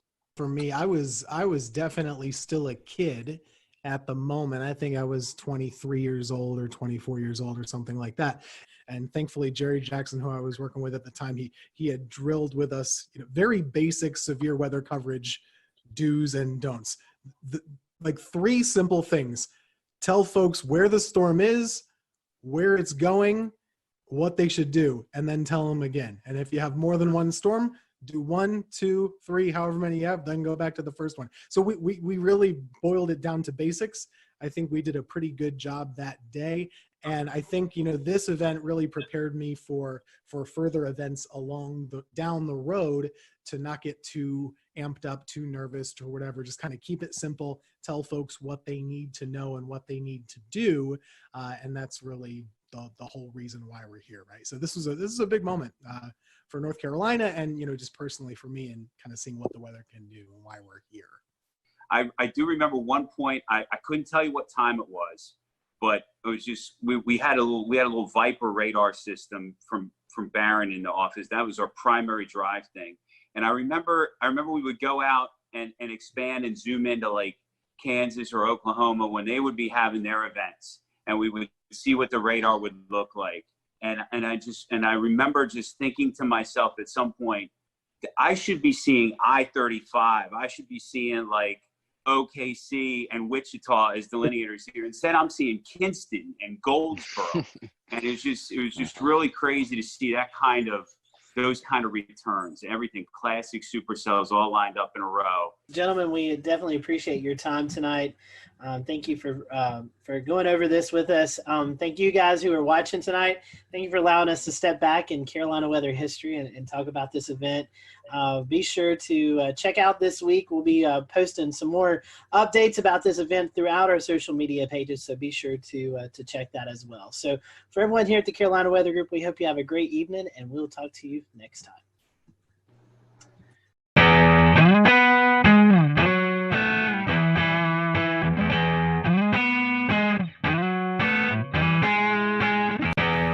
I'm James Brierton in Matthews, North Carolina. This tree, one of many that has fallen here in Matthews and across the two-state region of North Carolina and South Carolina following last Thursday's tornado outbreak.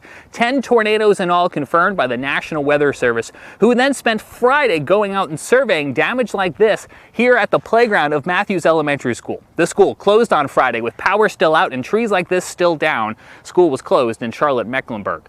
Now, the National Weather Service happened to be celebrating its 150th anniversary this week. We're going to be talking about that coming up. The important life-saving mission they played today was all created over a century and a half ago. But first, let's talk more about the recovery efforts here in Matthews and across the region. This tree, the EF1 tornado coming through here on Thursday, caused damage across the region. 95-mile-per-hour winds knocking down trees like this, and also unfortunately taking down some homes where the roofs were damaged when big trees like this fell. All in all, we had about 2 storm deaths across the region, and that's too many. But it could have been a lot worse, and that's why we're going to spend some time in this episode talking about the very important life-saving role the National Weather Service played, because none of those deaths came inside of tornado polygons, and I think that has a lot to do with the role that the National Weather Service plays, getting those warnings out on TV, on radio, to NOAA weather radios, and now to our cell phones, wireless emergency alerts, alerting people like myself that they were in the path of danger. On Thursday, I was trying to make my way to the day job at the TV station when I received one of those wireless emergency alerts on my phone. I happened to be streaming on Periscope at the time. I'm driving here on Interstate 45. As that message comes in, take a look what happens. Just now receiving an emergency wireless alert on my phone for a new tornado warning issued until 12:45. Severe thunderstorm capable of producing a tornado was located 9 miles northwest of Indian Land or over Carrollton. Impact.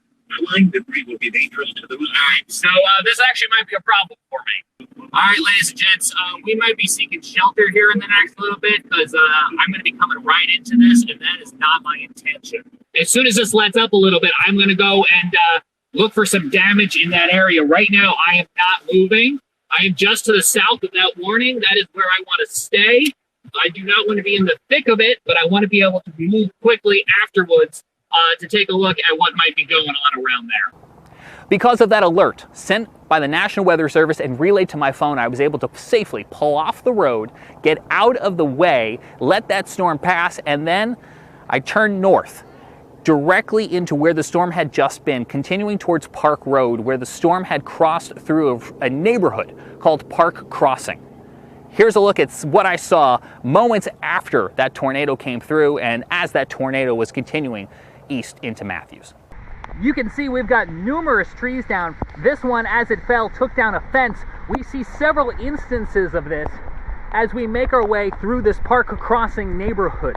Now, all of this damage occurred during the midday hour when a tornado-warned cell came through the neighborhood and it brought down several large pines, just like the one you're seeing right here behind me.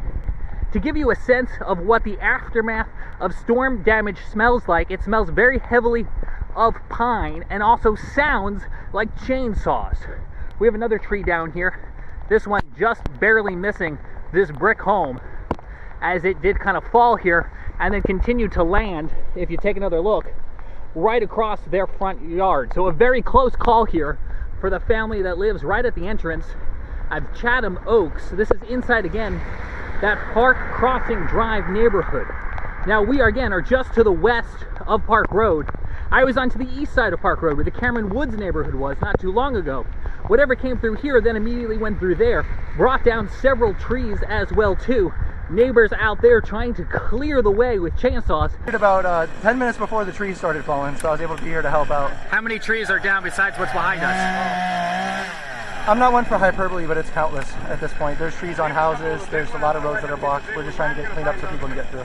And also clear those storm drains, because as you can see, the rain is continuing to fall here at this hour, and so all of this water is going to need a place to run off. So you can see neighbors trying to also clear those drains as well. Back out here in the Park Crossing neighborhood, you can see this fence was no match for whatever came rolling through here a little bit earlier on, knocking down not only the wood sections of the fence, but also tearing it right from the brick pillar. The National Weather Service will be looking at damage like this and like the tree laying across the road to determine what exactly rolled through here during the height of the severe weather. The EF1 tornado that came through Mecklenburg County, not even the strongest of the storms we saw. This EF2 tornado caused damage in Gaston County near Kings Mountain, where it toppled 4 of those huge metal transmission towers that Duke Energy runs to bring power into the region. It took 150 workers this past weekend to get all of that cleaned up and back up and running. And when they twisted and laid on the ground, I mean, it's just the structures were twisted. If you go look at the footing of that, you'll see where it was a twist. It wasn't a break, it wasn't a bend, it just twisted the structures and they came down together. So it was a very severe wind that caused these structures. From Gaston County to back here in Mecklenburg County, those were just 2 of the tornado warnings that were issued here for the greater Charlotte area. Numerous storms across the region, a lot of them in that greater Charlotte area. Joining us now from his home in Morganton, North Carolina, is Scotty Powell with a look at some of the other storms. Scotty. One of the first tornado warnings to be issued was for Cleveland and Lincoln County. The National Weather Service was able to confirm an EF1 tornado touchdown 1 mile west of Lawndale in northern Cleveland County. The end location was 3 miles northeast of Fallston, right near the Cleveland and Lincoln County line. One of the stronger tornadoes that we saw occur on Thursday was an EF2 tornado that occurred just outside of the city of Kannapolis, North Carolina, in Cabarrus County. The tornado began just west of Interstate 85 near Lane Street. The awning of a service station was damaged. The strongest damage was found just east along Pless Road, where several homes were damaged from this tornado. This damage suggests wind speeds of 125 miles per hour. The tornado weakened as it moved east, snapping and uprooting trees as it went, and it ended in Rowan County. Again, no fatalities or injuries from this tornado. I'm Carolina Weather Group panelist Scotty Powell. Thank you so much, Scotty. Continuing our coverage now with even more of those storm survey results from the National Weather Service. Here's Evan Fisher. One of the first tornadoes to occur last Thursday happened in Spartanburg, South Carolina. Now, this one touched down pretty early in the day, before noon. It had a path length of 10.26 miles, so the second longest of the day, and a rating of EF1. This tornado did the most damage near the mall, just to the west, Westgate Mall in Spartanburg. As you can see here, there's a bunch of EF1 damage indicators near the mall area. However, as it tracked closer to Spartanburg, it did weaken a bit, and as it passed through downtown, there was minimal tree damage with just EF0. We had a pair of tornadoes in Stanley County, North Carolina, the first of which was pretty short-lived, only 0.4 miles long, with a maximum width of 100 yards. Peak winds around 100 miles an hour, only did some minimal tree damage. However, the other one was a little bit longer with a path length of 7.3 miles, albeit discontinuous damage. But you can see here that there was damage indicators on the eastern side. Then again over here, where there was a little bit more civilization, this tornado occurred just to the west of Albemarle, out in kind of a rural area. But nonetheless, this one did damage a child care center, ripping off some roofing, as well as damaging some manufactured homes with trees that fell onto these homes. This one actually had a maximum width of 1/4 mile, 400 yards, which is one of the more impressive widths of any of the tornadoes on Thursday. Moving a little bit further east, I guess all the way to the east, we actually had one tornado up in northeastern North Carolina in Gates County. As you can see, compared to all the others, if we zoom out, the rest of the tornadoes were down here near Greenville and Charlotte and Greensboro and Raleigh. However, there was one up here in Gates County, rated an EF0. We kind of flip over to the damage survey here. tracked for about 3 miles with peak winds of 85 miles an hour, touched down near Taylor Mill Road and Askew Road, and crossed Turner before doing some tree damage, as well as a few homes suffered damage, mainly from falling branches. From Evan Fisher now to Tim Pounds, who joins us with a look outside a storm that crossed from Georgia into South Carolina. Well, thanks, James. The storm team out of the Columbia, South Carolina office of the National Weather Service confirmed that an EF1 tornado touched down in southwestern Aiken County.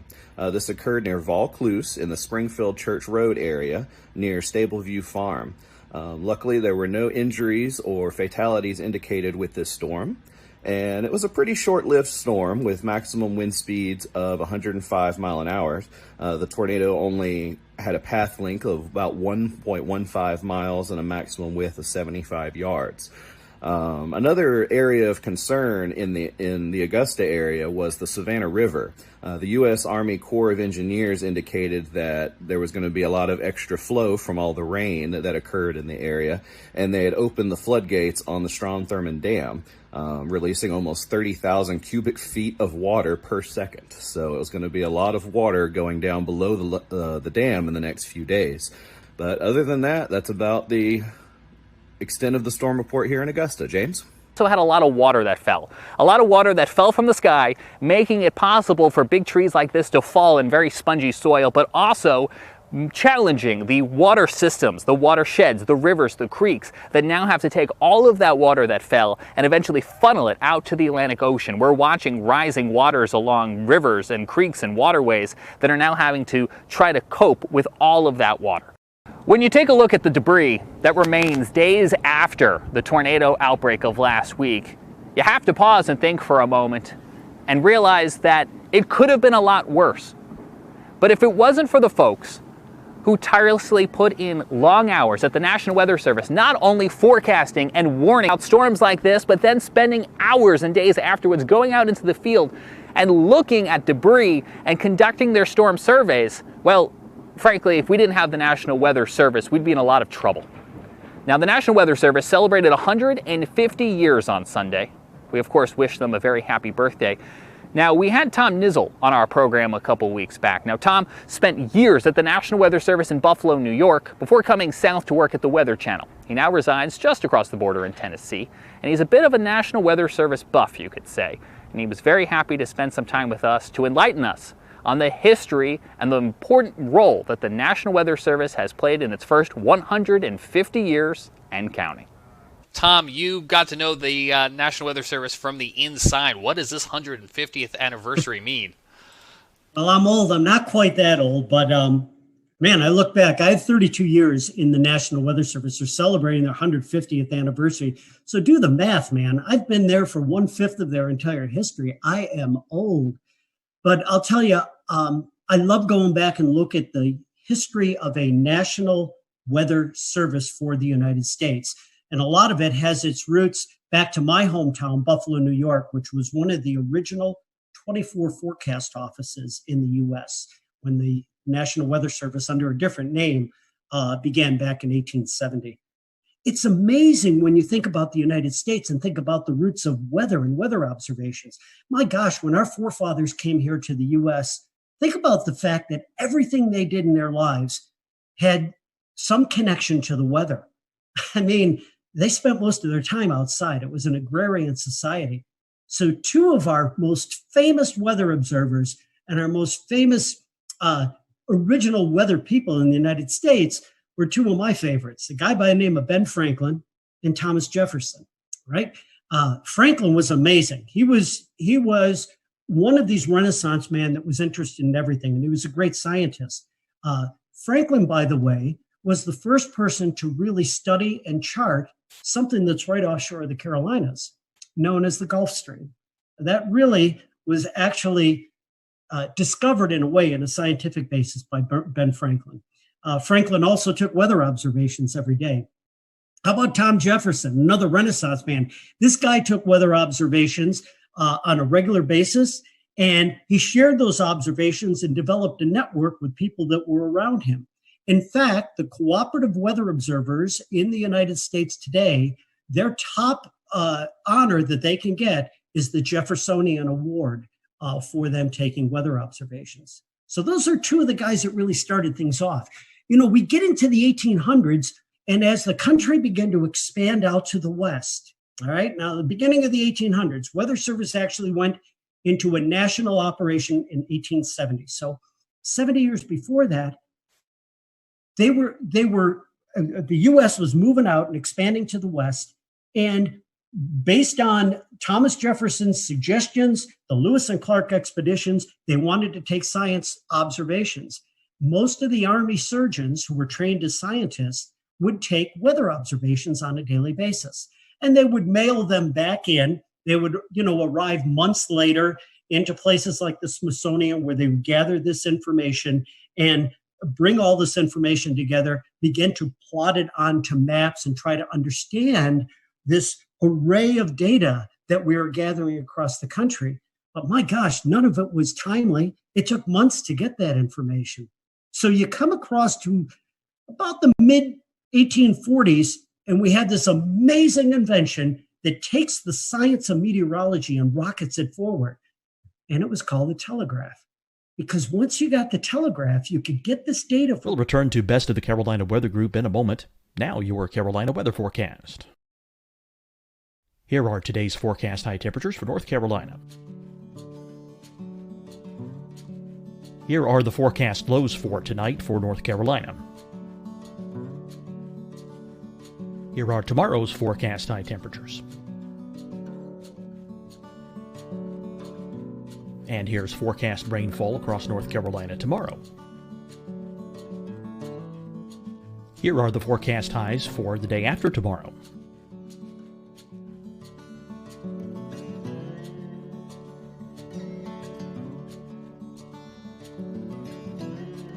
And here's the forecast rainfall across North Carolina for the day after tomorrow.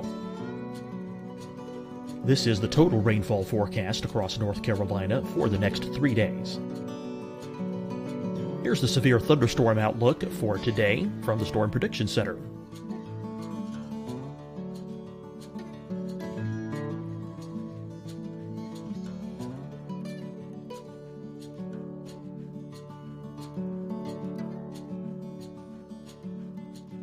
Here are the forecast high temperatures for today for South Carolina. Here are the low temperatures for today for South Carolina. Here's the probability of precipitation forecast across South Carolina today. And here are the rain chances across South Carolina tonight. Here are tomorrow's forecast highs across South Carolina.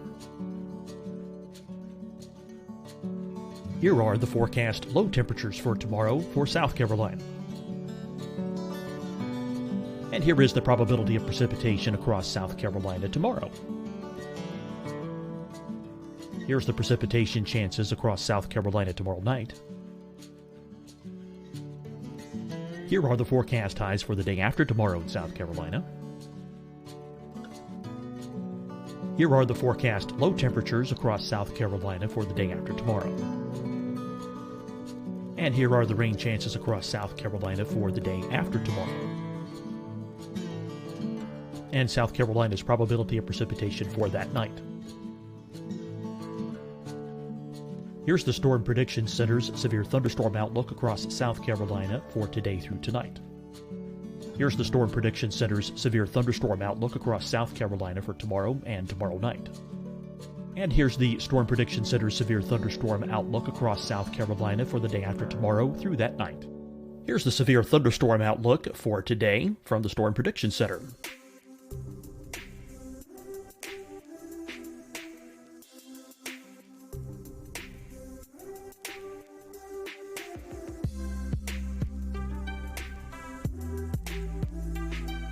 And now here's a live look at weather radar across the southeast. Hi, everyone. I'm Dr. Mandy Cohen, Secretary of the North Carolina Department of Health and Human Services. And when you follow the 3 W's, you protect your family and your neighbors from COVID-19. When you leave your home, practice your W's. Wear a cloth face covering, wait 6 feet apart, wash your hands often. Wait Wash. We're in this together. Stay strong, North Carolina. Deciding when to wear a mask isn't about who you know or how well you know them. Just ask yourself, will I be with anyone I don't live with? If the answer is yes, get behind the mask. Help slow the spread of COVID-19. Get behind the mask. Learn more at covid19.ncdhhs.gov. Fight the spread and take a stand against coronavirus. Wear a mask in public. Stay at least 6 feet apart from others. And get tested. Join us and fight the spread. Visit scdhec.gov/COVID-19. Getting tested for COVID-19 helps you to take the steps needed to protect yourself, your loved ones, and your community. Find the testing location at scdhec.gov/COVID-19 testing. You'll see your Carolina weather forecast at 25 and 55 past. And now back to the best of the Carolina Weather Group on the all-new Carolina Weather Net.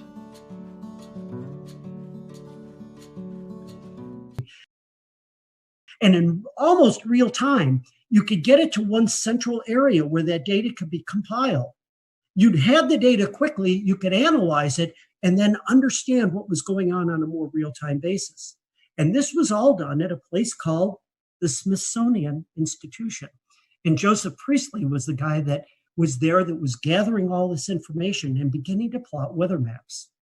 Well, we get into the Civil War, and that kind of detoured in some way the expansion of science as far as weather was concerned. But boy, the Civil War brought a lot of technical expertise and other inventions that would then help propel all of this technology and science forward. So let's get into the late 1860s now. And we're a couple of years beyond the Civil War.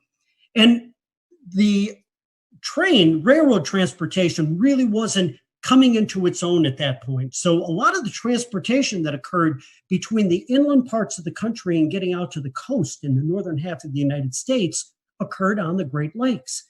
There was a tremendous amount of shipping that occurred on the Great Lakes and moving not only goods and materials, but moving people and passengers around. And in 1868 and 1869, in 2 consecutive years, there were over 1,100 shipwrecks on the Great Lakes. Think about that, 1,100 shipwrecks and hundreds of fatalities on the lakes. Well, now I go into 4 cogs in the wheel that I think were most important people that were responsible for the development of a national weather service. Because of all the fatalities that were occurring on the Great Lakes, due to weather, by the way, due to severe weather, there was an amazing guy by the name of Increase Lapham, Lapham. This guy was, again, another Renaissance man. He was a geologist, and he was, at that point in Wisconsin, very interested in the weather.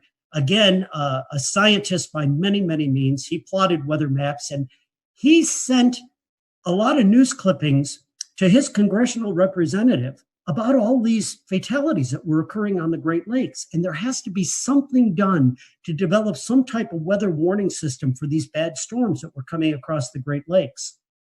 So in 1869, I believe it was, Increase Lapham sent this letter out to his congressional representative, another second cog in the wheel by the name of Halbert Payne. And Payne took this information and introduced a resolution under Ulysses S. Grant to the United States Congress. And on February 9th of 1870, the resolution was passed to then bring into service a national weather service for the United States. And it was under the direction of the U.S. Army Signal Corps at that point. Why the Signal Corps? Well, it now brings in our third character. Our third guy that was in big responsibility and a big part of developing a national weather service was a guy who was in charge at one point for the Signal Corps in the U.S. His name was General Albert Meyer. And Meyer has a connection to my hometown of Buffalo, New York. But Meyer actually developed a signaling system during the Civil War of using flags to send signals between military installations. And this signaling system, or wigwag system, was in play, and it was in place during all of the Civil War. Meyer was an amazing character because he had a great military background. He had the ability to organize, and he also was in charge of this signaling system that they were using at that time. And so when Ulysses S. Grant signed the orders to bring into law a national weather service across the United States, Albert Meyer was brought in as the first head of the National Weather Service. And Meyer then brings in the fourth cog in the wheel, the guy that really made this happen from a scientific point of view. His name was Cleveland Abbey, and this guy was a scientist by every stretch of the word. He is the person who first began to issue forecasts, actual weather forecasts across the eastern part of the United States, and he had a tremendous, tremendous science background. And when he came into that first beginnings of the National Weather Service, it was Cleveland Abbey who introduced science, who introduced coursework, who introduced the theory of meteorology and the science of meteorology to those employees who were hired to man the 24 original offices across the United States. It was really, really a fascinating time. And from there, the ability to bring in weather data and weather observations led very, very quickly to production of weather forecasts. Within a couple of years of the formation of the Weather Service, these daily forecasts were something that everybody asked for. People understanding that they might not be all that accurate all of the time, they weren't able to do the kind of detailed forecasting that we can do these days, but they had an understanding of the basic concept, in most cases, of weather moving from the west to the east across the United States. With the ability to plot these maps, the early forecasters were able to trace storms. And as storms were moving from Chicago to Detroit to Cleveland to Buffalo and out to New York City, these forecasters could time to some degree the occurrence of this bad weather that was coming in that direction. And as they would do that, they would put these signal flags outside of places like post offices and other places where the public would frequent within these towns and cities. And so a quick walk down the street, someone would look at the flag and they would understand that the red flag with the black on it, okay, again, if you were in a coastal area, could mean a hurricane warning that was out. There were other types of flags that they used to get this information out. But it was amazing how quickly the science grew and how quickly the Weather Service expanded as we went through that time frame right after the Civil War.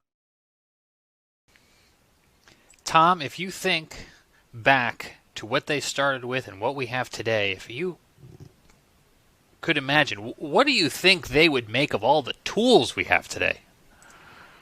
Well, it'd be like being on a different planet. I mean, you think about the fact that, yeah, they were getting weather observations, but there was no such thing as a satellite to monitor the weather from space, a radar to look at precipitation, even heaven forbid, a computer model, something that would actually foretell by using basic laws of mathematics what the weather would be like several days or maybe even into weeks in advance. It would be like a different world. And by the way, because I'm such a senior person at this point with a history of being in the National Weather Service, I came into the Weather Service at a time before computers were even introduced into weather forecast offices. At a time where there was something called a teletype machine, a machine where it actually typed out the weather observations onto this giant typewriter. And as weather forecasters, we would rip that information off of this machine and sit down and hand plot and draw weather maps. I got to do that when I was an intern in my first couple of years within the National Weather Service. And to go from that to what we have today is amazing. So I can't imagine what someone like Cleveland Abbey would be thinking if we were able to place him into a science office like we have within the National Weather Service today. This is a very specific reference, and I'm not sure how many of our listeners will know it, but if you've ever been in the New York metropolitan area, and Tom, you're obviously from the state, and you listen to 1010 Winds AM, they have that tick tick tick tick tick tick tick tick tick tick tick tick. That's what I'm imagining when you say teletype, just all of that constant automatic typing. So the RFK bridge getting up to the Bronx is also very slow, and because of that, leaving Manhattan. That brings back memories for me, because that was the background noise in the Weather Service. It was like the old newsroom where you heard that, and that was the teletypes rattling away. I'm going back to my history only 35, 40 years ago in the National Weather Service. When I first came online, that's when we were first beginning to get satellite pictures, we'll call them, into the National Weather Service office. Now, we get satellite data today at minute intervals. It comes in on the computer. We run these huge loops at any resolution in any part of the globe on a regular basis. Everybody can do that online these days. In the weather office back then, we would get one image that would come in every hour. And if you wanted to do an animation of what was going on, all those images were placed on a clipboard. And you literally would take your fingers and take the pictures and let them go, and you could see the clouds moving across the eastern part of the United States. That was our animation back then. And that was after a tremendous increase in science and technology. It's fascinating because, as we all know, wars are terrible. War is hell. But wars also bring out tremendous advances in technology. And, World War II pilots, they were responsible for discovering the jet stream. As we got into World War II and immediately after, we developed the first large-scale upper air network across the United States with the launching of radiosonde balloons twice a day to get that information from the upper atmosphere, because weather occurs on 3 dimensions, right, throughout that depth of the atmosphere.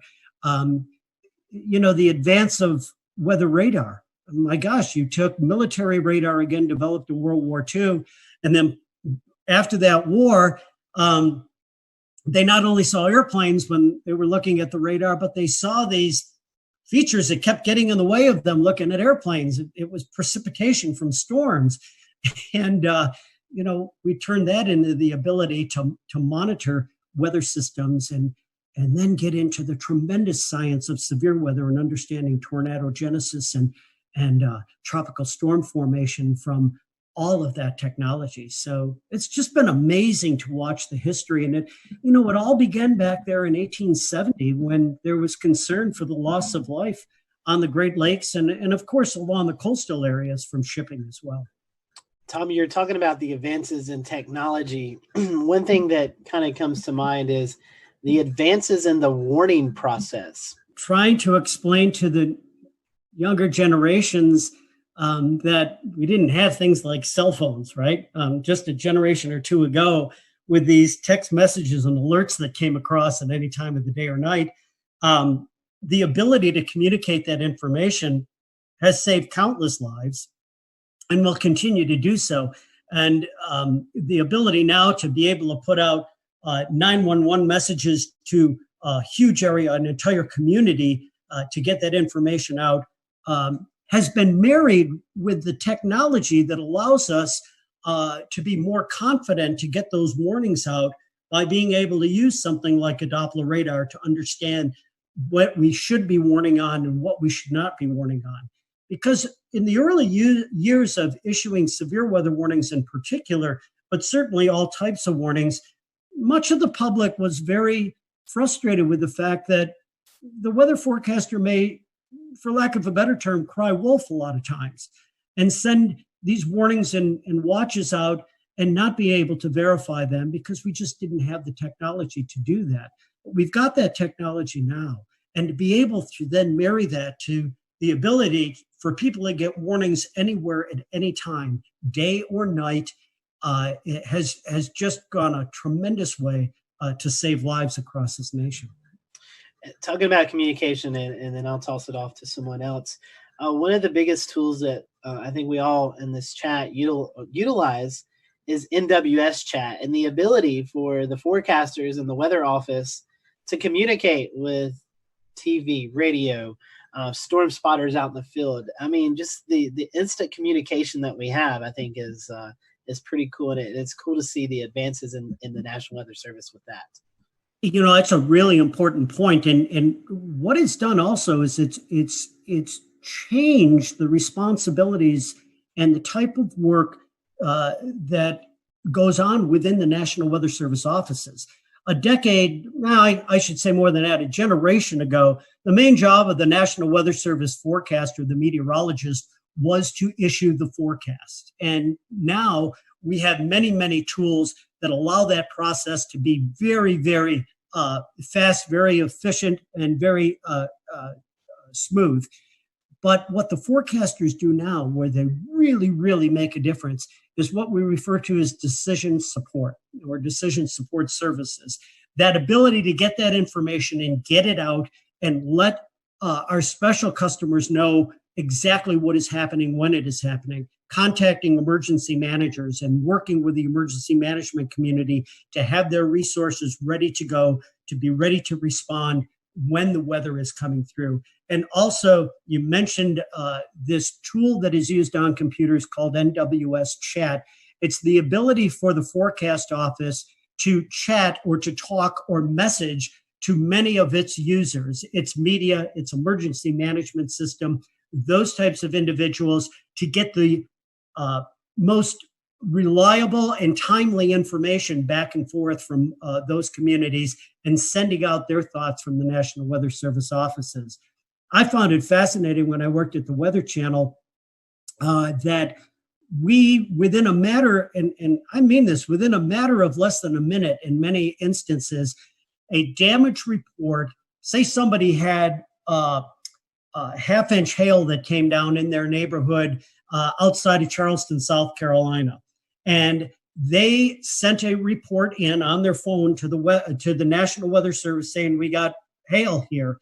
Within a matter of a minute or so, the Weather Service gets the report, pops it into a computer that goes into this system. And at the Weather Channel, our graphics meteorologists were watching that data coming in. And when they picked that data up with the click of two buttons, it ended up on air. I was amazed to see how quickly that process took. And it's the ability to get that information and communicate it out to the public, because time is of the essence, especially with severe weather. So it's another huge increase in technology that, once again, is helping to save lives. Tom, I don't know if there's any telling what this world would be like without the National Weather Service. So let me try to phrase this closing question to you this way. What would day-to-day life here in the United States be if tomorrow morning we woke up and there was no National Weather Service? I think it would be chaos. If you think about how much of our economy and daily life is tied directly to the weather, and the way you see that most succinctly is being in the checkout line at the grocery store, because everybody's talking about it.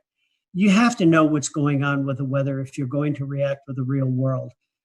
Everything from our transportation to our agriculture to daily life in general revolves around the ability to understand how nature, how the atmosphere is going to impact us over the next several days.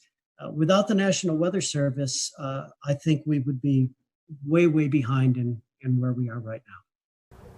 We again thank Tom for his time, and to all of the folks at the National Weather Service who continue to keep us safe each and every day. We can't thank you enough. And to you at home, thanks for joining us for this special edition of the Carolina Weather Group.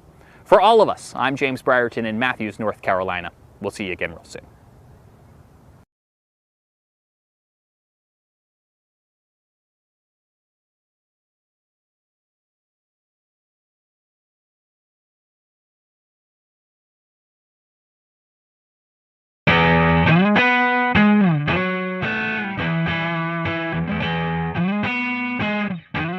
Hello everyone. Welcome. We are here with the WFMY weather team. We have on with us Tim Buckley, Christian Morgan, and Taran Kirksey, and we're going to be getting to know them over the next few minutes. This is a new segment that we are rolling out and hope to do, but we're going to spend a little time just getting to know our local meteorologist, and everyone has been kind enough to donate some time. So we're just going to do a few quick hitting questions. These are just you guys can elaborate if you want, or you can just give a quick answer. So our first one is Twitter or Facebook?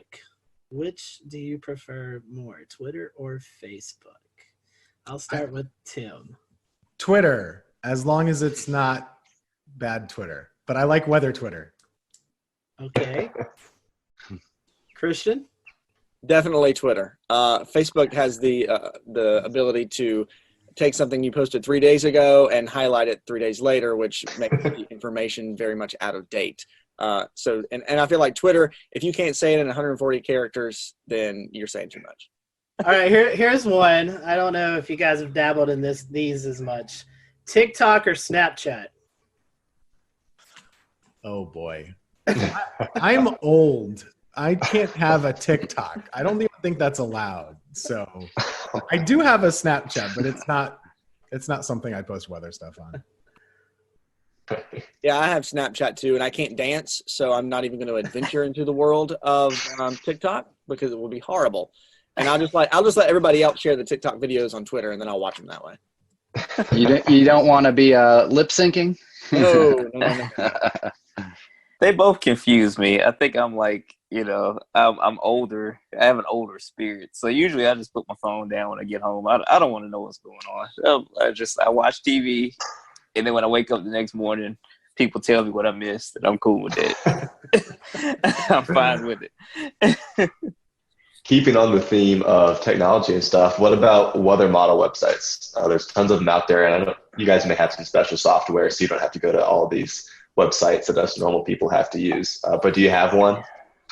We have so much special software, and we pay all this money for all the great stuff. And I still love the Penn State e-wall the most. Oh, you're biased. Undecipherable. No one understands what it is, but I do because I went there, and that's just my comfort zone. It's like my chicken soup for my weather soul is looking at the page of garbled numbers, knowing what it means. So I do like, and it's the only one that has an easy to understand 6-panel chart for like the NAM and stuff, and I like a 6-panel chart.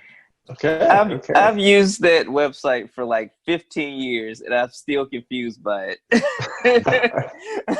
but it was the first website I used a lot though. Now I use Pivotal Weather a lot, and occasionally I look at some other ones if it's like hurricane season or something like that too. Yeah, the first time I met Tim, he was showing me this Penn State e-wall, and I said, "What is this thing that looks like it's from 1985 that I cannot understand?" And I laughed at him for it, but he's like, "Oh, it's got all these charts and things on it." I was like, "Okay, I'm gonna find a different website." And then I took my weather classes and stuff through Penn State, and I was like, "Oh man, I really love the e-wall now." It's fun to actually sit and work side by side with Tim because we actually understand the Penn State e-wall and how great it actually is. But also we do have it's something you have to pay for, but WeatherBell has some good maps on it. But I really like to use Pivotal Weather, especially when we look at severe weather parameters. They have it very easy to access on there. I can't say that we've really dabbled in the e-wall, but definitely agree with you on WeatherBell and Pivotal. I think I'd have to throw in Tropical Tidbits just because that's where I started, and it's so nice having those easy assignments. Keep on this topic. Do you think that weather data is too easily available? Yes, but there's nothing we can do about it. I have two opinions on this. Number one, I don't think it should be that easy. I don't think it should be easily available to people that aren't seeking it out. So what I mean is, like, if you want to really be able to look at a weather model, of course I agree that's a good thing to be able to do. But I don't like that it gets out there to people that aren't wanting to see it. So it gets posted to Facebook, and then my grandma gets it and says, "Oh gosh, this is really bad." That's the bad part that we all know about. So in a perfect world, it's 1995 and only the weather folks have the weather models, but you can't put the toothpaste back in the tube. I think with it being so accessible, yes, it's public knowledge. it's out there, so why can't you access it? But at the same time, you get a lot of these hype weather sites and, people who think they're weather gurus and don't really understand it. And they like to, screenshot things and then post hype weather stories based on looking at one model. People don't really take the time to actually dive into the models and try to find the consistencies in them. And a lot of people don't even know like the biases of the models and typically how they run. So having it so accessible is kind of doing, the weather folks a disservice. So we actually kind of have to take a step back and say, what you're seeing is not really accurate, but here's what we're looking at. So we almost have to kind of be careful where we step to make sure we cover the bases of what people are really seeing on Facebook and Twitter and what they're, sharing out at a mass rate. Yeah, because 90% of the time when something looks bad 5 or 7 days out, it doesn't happen. So I know my forecasting philosophy is usually like, okay, that looks like 10 days out. Oh, it looks horrible, but I'm not going to say anything. We'll just kind of pay attention to it. And then once we get in the, okay, it's 4 days out to 5 days out. If it looks really bad, okay, let me start kind of sprinkling this in.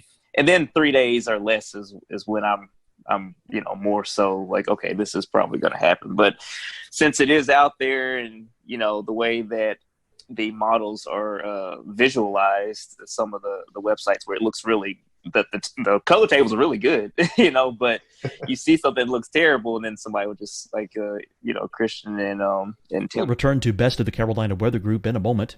Now your Carolina weather forecast. Here are today's forecast high temperatures for North Carolina. Here are the forecast lows for tonight for North Carolina. Here are tomorrow's forecast high temperatures. And here's forecast rainfall across North Carolina tomorrow. Here are the forecast highs for the day after tomorrow.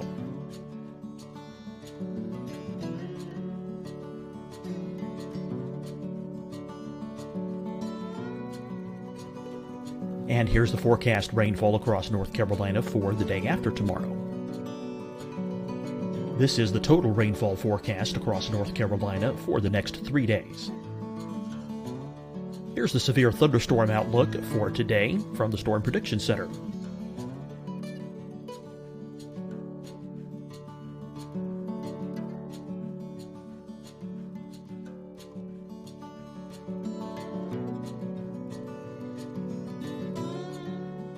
Here are the forecast high temperatures for today for South Carolina.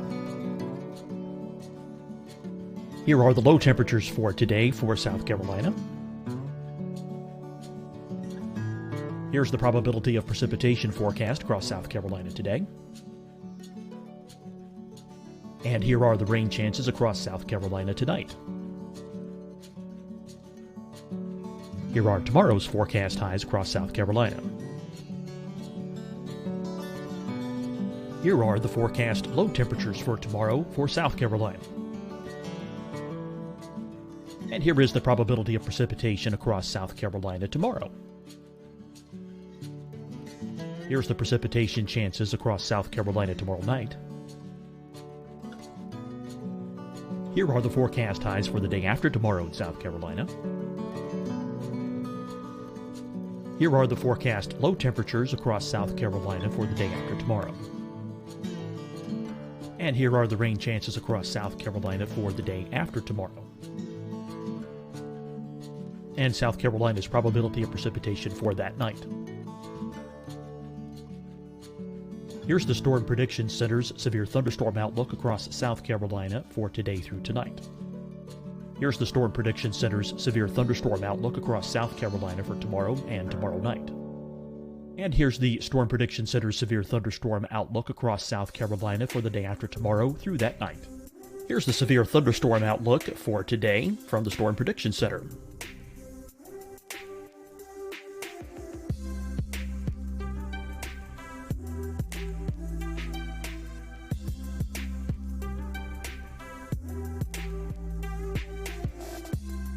And now here's a live look at weather radar across the southeast. Hi, everyone. I'm Dr. Mandy Cohen, Secretary of the North Carolina Department of Health and Human Services. And when you follow the 3 W's, you protect your family and your neighbors from COVID-19. When you leave your home, practice your W's. Wear a cloth face covering, wait 6 feet apart, wash your hands often. Wear, wait, wash. We're in this together. Stay strong, North Carolina. Deciding when to wear a mask isn't about who you know or how well you know them. Just ask yourself, will I be with anyone I don't live with? If the answer is yes, get behind the mask. Help slow the spread of COVID-19. Get behind the mask. Learn more at covid19.ncdhhs.gov. Fight the spread and take a stand against coronavirus. Wear a mask in public. Stay at least 6 feet apart from others. And get tested. Join us and fight the spread. Visit scdhec.gov/COVID-19. Getting tested for COVID-19 helps you to take the steps needed to protect yourself, your loved ones, and your community. Find the testing location at scdhec.gov/COVID-19 testing. You'll see your Carolina weather forecast at 25 and 55 past. And now back to the best of the Carolina Weather Group on the all-new Carolina WeatherNet.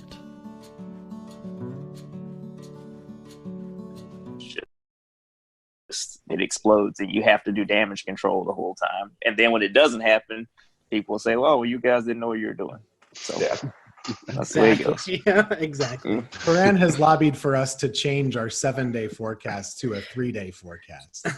All my career, I've been like 7-day forecasts. I don't like 7-day deterministic forecasts because most of the time the temperature 7 days out is going to be at least 5 or 8 degrees different, than what I said a week before. But that's just, again, my old man grumpiness. I've been complaining about that for my entire career, and it has not changed anywhere I've worked. So it's not gonna happen. I did a little personal case study not long ago. I was like, okay, I'm going to take, my forecast sheet and I'm going to keep it. And here's what I put for day 7. And when I get to day 7, I want to see how much it's changed. And I mean, over those 7 days, the conditions change, the temperature changes. It's an evolving thing, especially once you get past, 3 and 4 days. Yeah, I even tell kids when I do school talks, like, okay, days like 5 through 7, don't worry about those. It's more of a here's what we're looking at down the road. This is kind of a suggestion of where things may go. Exactly. Yep. And heavens forbid you put a snowflake in day 5 or 6 and it doesn't happen. Never do that. That's the rule of thumb. Never do that. I could think it could be a blizzard. I'm not putting a snowflake on day 7. Dig your own grave. Mm-hmm. Kind of bringing it back around for your viewers here. What was it that kind of jump started y'all to want to become weather people? Was there a defining moment, or was it something you kind of always knew you wanted to do?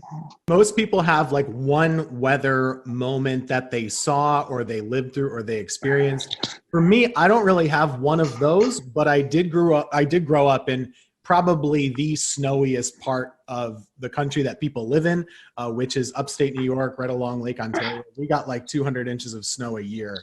And so weather was just hugely controlling of your life for about 4 to 5 to 6 months every winter. So I always wanted to know what the weather was going to be.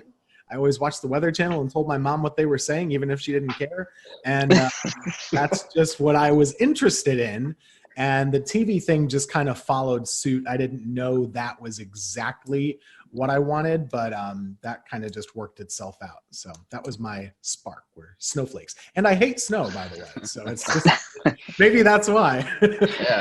Yeah, I'm going to catch heat for this from Tim and Taran, but I really like snow. And see, look. They've unclaimed me. So always, that was my thing. And my birthday is in January. And there, for a while, there was a couple of years where it always snowed on my birthday or within a couple of days of my birthday. So that kind of, I've always was interested in weather. And actually, I never knew that's what I wanted to do as a career.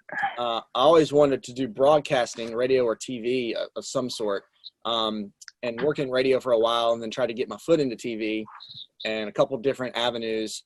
And then the weather thing just kind of popped up. That's where I was able to kind of get my foot in the door. and I knew I enjoyed it, and kind of gotten my foot in the door. And actually, kudos to Tim for helping me, and helping me learn a lot and teaching me, and kind of really growing that passion for weather that I had. And so much so that it sparked my interest to actually go back to school and get my meteorology certifications and stuff. And so here we are. It all kind of came full circle at one time. For me, I'm from the deep South. I'm from Alabama originally. And so I grew up a bunch of tornado events, and one time I saw one, and that just kind of locked it in for me. And so that just made me interested in, because, when you're a little kid and you have tornado warnings, you get a little scared, and that fear made me want to learn more about them. And so, yeah, so now, that led me to kind of pursue meteorology as a career. When I was in college, I was somewhat interested in broadcast, but probably more into research. The broadcast thing just kind of happened, and I've just been doing that ever since. But I do want to say I do not like snow. Snow is terrible. I hate tornadoes too, because tornadoes are bad, as we've seen. So I just like I think I like more so the challenge of forecasting, as opposed to certain weather events, weather phenomena. Yeah, that's a word. Yeah, I said it right. Phenomenal. My short career so far that I've had, I've already learned that weather is a very humbling thing. Forecasting weather is a very humbling thing, because you have this period of time where you're on it. You're like, man, I'm accurate. This is, it's working out. And then something falls in your lap, and it's, you're like, okay, I'm gonna come on back down to earth now. But yeah, so the challenge is fun. And also, weather is one of those things, like, you think about it now, we've got everything going on with the coronavirus, but weather doesn't stop. Like, it's something that never changes, and it's something that's always happening, no matter what's going on. And people always, no matter what they're doing, whether they're staying at home, or whether this is a normal period in time where people are going to work and kind of coming and going as they please, weather affects everybody in some way, shape, or form. And to be able to, be one of the folks who's actually looking at that and helping you kind of plan your day, providing that service for you, I think is something that internally, and in my mind, I really, really enjoy. I have a running joke with Turan. I guess you've been here about 3 years or so, man, like that. Mm-hmm. And when he was on his interview, he's asking, what's the weather really like in the Carolinas? And, he's been in Oklahoma and Mississippi. And I say, you know what, man, we don't get that much severe weather. Every now and then we get a tornado. Every now and then we get some hurricanes, but they're mainly at the coast. And we're in the Piedmont.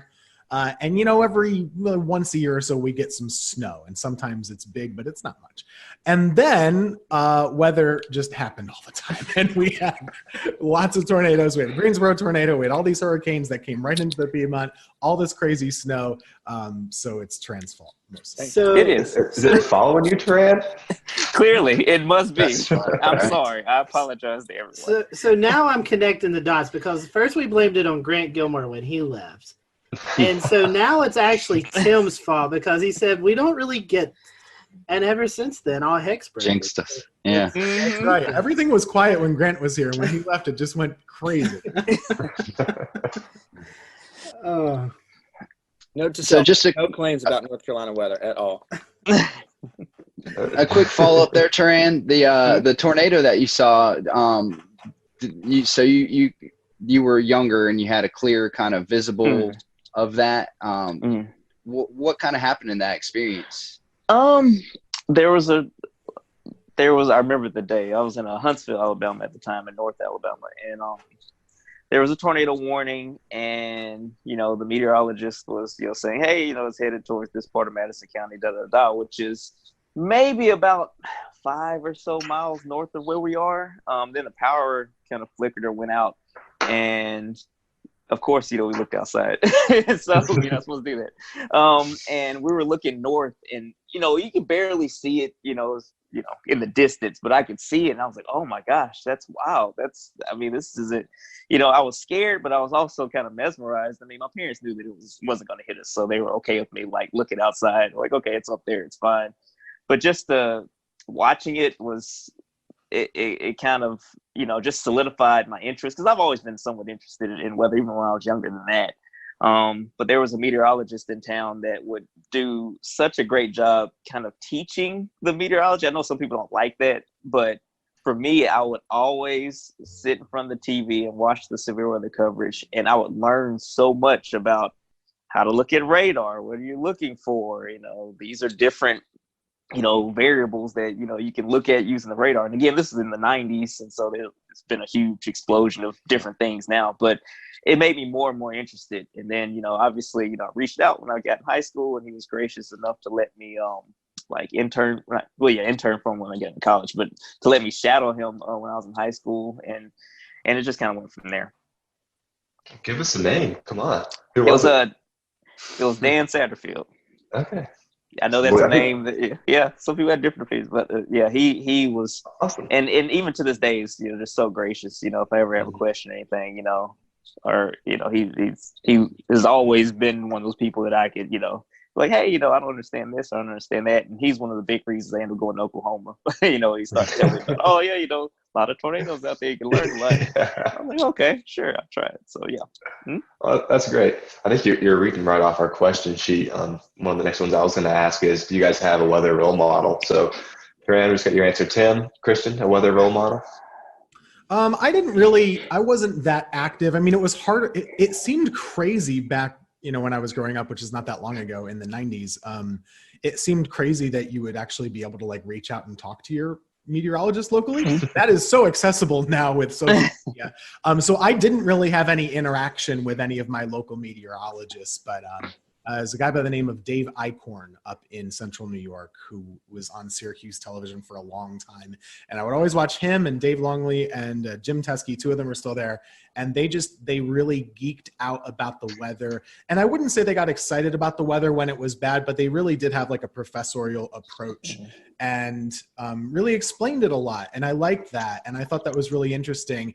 And they would really tell you, if this lake effect band isn't here and it's there, there's a reason why. We're not able to predict it that precisely. And so those were definitely the folks that inspired me, even though I didn't really interact with them much. The funny part about now being in the position that I am and having social media is we interact a lot on social media together now, just chatting about local weather, and they know I'm from my little small town that they cover and all that stuff. So it's cool.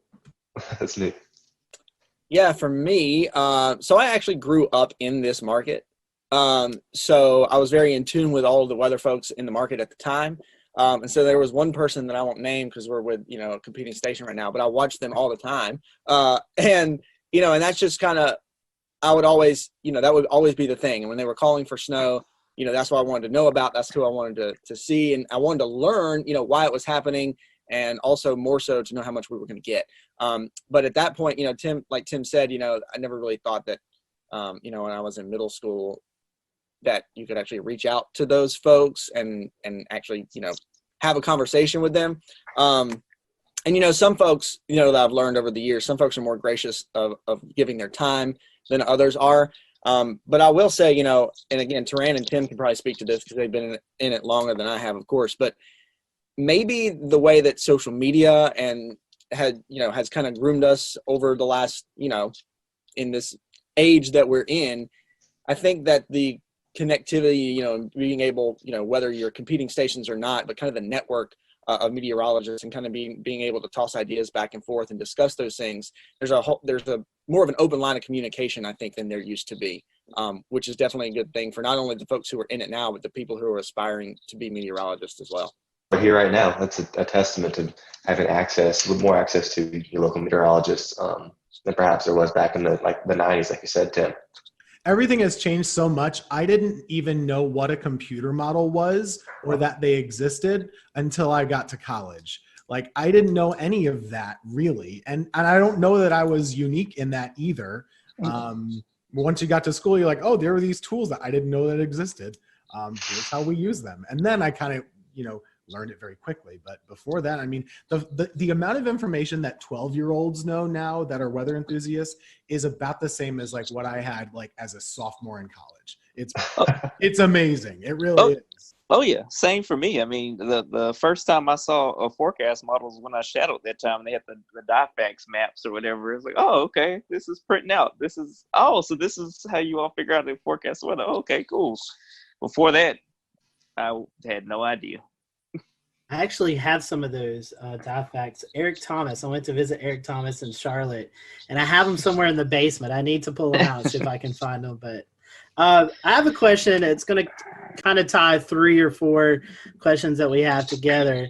It's kind of the future of meteorology, working from home, and the role of social media, which we all 3 are experiencing right now in the COVID-19 pandemic. So what are your thoughts on the future? Do you see working at home maybe more of a thing to come and doing a lot more via social media? I think that, I mean, obviously, kind of hate the reasons why, we've gotten to this point, where a lot of people are working from home, hate that there's, the virus is kind of causing all this disruption. But with that said, a lot of friends I've been talking to over the past, somewhat talking to, I'm kind of introverted. Occasionally I'll ask them a question. I got to have one conversation a week with friends. But basically we were talking about, hey, it's 2020. The idea of going into an office every day in many industries is antiquated. If you're in sales or something like that, why do you have to go into an office building when you can just make your calls from home, or you can go and drive to your different sales spots from home and work out of your home office and maybe go to the office once a week. I think a lot of employers are seeing that their employees can be just as productive or even more productive at home, depending on how they work or, what works best for different people. I know everybody's different though. So for extroverts, it's probably important that they, go into the office regularly to get that social interaction. For introverts, they might work better in solitude. So I think that as meteorologists, when you look at it, most weather days are fairly benign, fairly quiet. And I feel like on those days, working from home should be more of an option for all meteorologists. But you also have days where there's the threat of severe weather where that's not probably the best method. That's just kind of my 2 cents on that. I don't know what you think, Tim. I mean, I definitely do miss being able to interact with folks at the station. However, typically meteorologists aren't interacting with one another personally face-to-face because we're on different shifts. So it doesn't change us working together. Christian and I do have a lot of overlap at the station just because of our schedules. But aside from that, the main difference is just being able to show things in front of a wall and explain things by pointing them out and maybe some interaction with other anchors and stuff like that. I don't think that I'm surprised at how much we've been able to do at home, and I do think that this might continue to be an option in the future on quiet days. I don't see why not. So we'll see what happens. It's new for everybody. So what we did learn this past week, though, and whenever this is aired, we had a tornado situation back on this past Monday. That is something that very much needs to be at the station. Mm-hmm. And just the reason for that is, we don't have backup power at home. This building does, and we can explain it. And I think there's a comfort to folks at home who are able to actually see us at work. On top of it, we got it covered. Don't worry. Agreed. Yeah, I'll real quick, I'll echo off what Tim said about our severe weather event this past Monday. And I was actually working from home, and Tim and Taran were in the studio, of course, very much separated because of social distancing guidelines right now. But the other thing, and I know that this is, again, the quality that we're able to put out, even working from home, video quality, audio quality, is pretty mesmerizing, honestly, because we never thought that we'd be at this point. But the other thing, there's also still a lot of downfalls with it. And one of those being the fact that when you remote into whatever weather software you have, there's going to be some sort of latency at whatever rate, which does, I noticed this working from home on Monday. When you have that, it does make storm tracking, especially in like a severe weather event, it makes it more difficult because, you're trying to move the map around, and because of the latency you may have in some, like if you're remoting into a computer, well, you might have moved past it too much, and then you got to kind of scoot it back a little bit. There's just so many extra steps, and even extra seconds can be crucial in a severe weather event. But taking an overall approach to it, working from home is interesting. I've always been one of those folks who, all right, I have to get up and get ready and then go out the door to kind of get my, get my mind in the right place to do work. So working from home has been a challenge for me to kind of get into that groove. It's not so much a challenge anymore just because we've been doing it now, for a month at least. But having that interaction with folks in the building, even though, here's the weather center over here and here's the news people over here, and we come together at the newscast, just kind of having that interaction, and the lines of communication are of course a whole lot better. Tim and Taran, and if you've been in a newsroom, like, this, like, you can just, scoot the chair back and you yell something across the room or say something across the room. Now, working from home, okay, got to send this email, or did I check this on the little chat, or did I send somebody a text message? So the communication line kind of is something you have to kind of double check yourself on. But I think there's something about, if the weather's nice, of course, we can forecast from anywhere. Yes, we have some tools at the station, but we can do a forecast from anywhere as long as we have internet. We can even look up stuff on our phone, if we need to do that. But working from home and putting the forecast together, is easy. But I think when things return to normal, if we are seeing more work from home situations, I think just being in the station, being in the studio, at least for the shows, has a value to it that you can't replace. No, absolutely. It's amazing all of the just how much we've seen this working from home thing develop over the last 2 months. Who would have thought that every single meteorologist, just about every single meteorologist in the nation, would be broadcasting from their office with their cat in April. So it's just unreal. So we only have a few minutes left, y'all. So we're each going to ask you one kind of silly, lighthearted, fun question. So I guess, Tim, I'll start off with you and we'll go around. What is your favorite non-weather hobby? Favorite non-weather hobby? Getting outside and hiking and taking pictures. That's it. Great choice. And I know it's supposed to be fast, but I got this hobby, I think, by a product of working weather. And the reason is when I moved to Greensboro, I was working weekends. My days off were Wednesday and Thursday. No one in the world, let alone in our building, has days off on Wednesday, Thursday. So I had nothing to do. So I got in my car and I would drive to pretty places like Hanging Rock or the Blue Ridge Parkway or something like that. I would drive a long way and get to know the area. And then I got to know hiking. And at the time I was just taking pictures on my iPhone. And then I kind of, started getting a better camera. I don't take as good pictures as Dan, but I try. He's my inspiration for good photos as well. So that's my hobby. Christian, Taran? Music for me. I'm a drummer in a 10-piece party and dance band that plays across the Southeast quite a bit.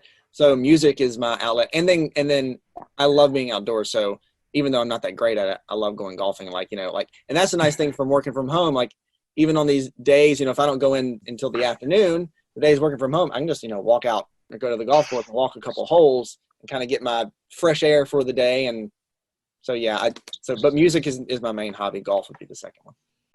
I like to spend time outside as well. Just kind of sitting outside is always nice. And I like the barbecue, which is a verb and a noun. Okay. It's a verb and a noun. Contrary to popular belief, read the dictionary, it's a verb and noun.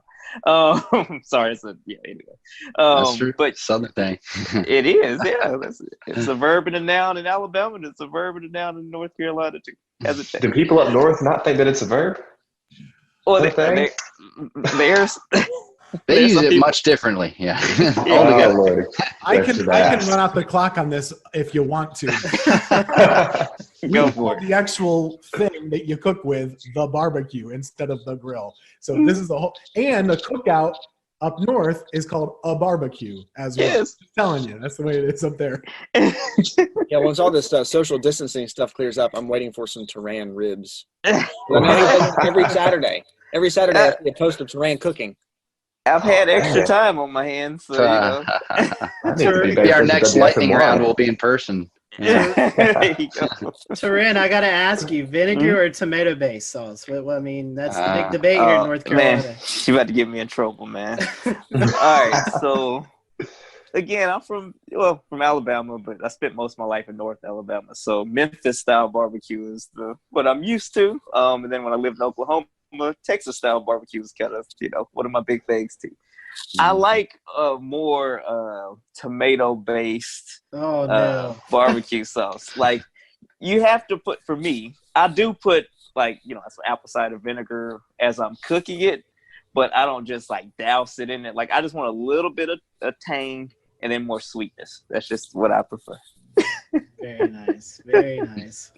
We'll give that to you. Ran on that. I'm with Ran on that. Even though I'm from North Carolina, I don't want to eat barbecue and have my throat burn. All that vinegar. A good mix, a good middle of the road barbecue. Well, Christian, I didn't, because we need the viewers to still like us after disparaging barbecue or whatever. And these are the fun questions. Christian, I didn't know you golf, so next time I'm in the air. We'll have to go hit the course. We'll do it, absolutely. All right, so one last, I guess, question before we wrap. Do you have a favorite weather or disaster themed movie? And if you all three say Twister, Yahtzee. Yeah, that was what I was gonna say.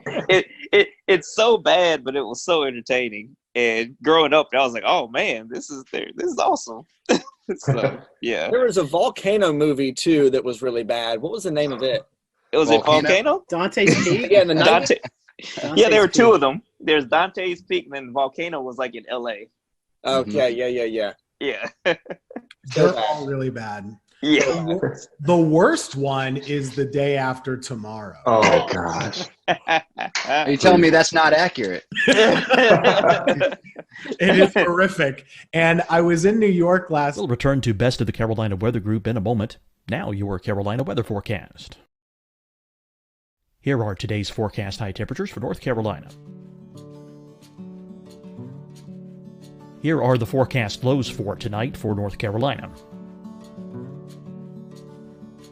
Here are tomorrow's forecast high temperatures. And here's forecast rainfall across North Carolina tomorrow. Here are the forecast highs for the day after tomorrow.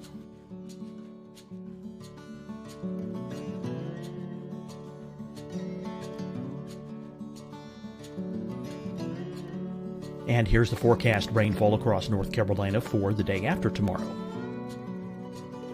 This is the total rainfall forecast across North Carolina for the next 3 days. Here's the severe thunderstorm outlook for today from the Storm Prediction Center.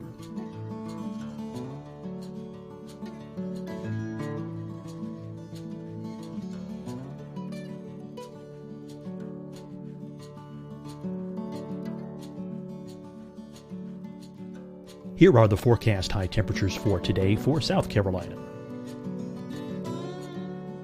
Here are the low temperatures for today for South Carolina. Here's the probability of precipitation forecast across South Carolina today. And here are the rain chances across South Carolina tonight. Here are tomorrow's forecast highs across South Carolina. Here are the forecast low temperatures for tomorrow for South Carolina. And here is the probability of precipitation across South Carolina tomorrow. Here's the precipitation chances across South Carolina tomorrow night. Here are the forecast highs for the day after tomorrow in South Carolina. Here are the forecast low temperatures across South Carolina for the day after tomorrow. And here are the rain chances across South Carolina for the day after tomorrow.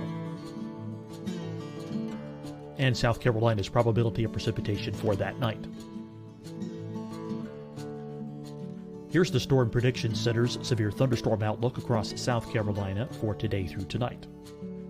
Here's the Storm Prediction Center's severe thunderstorm outlook across South Carolina for tomorrow and tomorrow night. And here's the Storm Prediction Center's severe thunderstorm outlook across South Carolina for the day after tomorrow through that night. Here's the severe thunderstorm outlook for today from the Storm Prediction Center.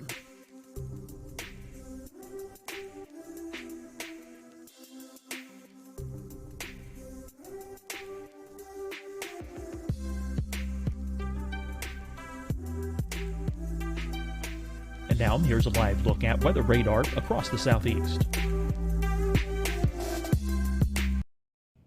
Hi, everyone. I'm Dr. Mandy Cohen, Secretary of the North Carolina Department of Health and Human Services. And when you follow the 3 W's, you protect your family and your neighbors from COVID-19. When you leave your home, practice your W's. Wear a cloth face covering, wait 6 feet apart, wash your hands often. Wear, wait, wash. We're in this together.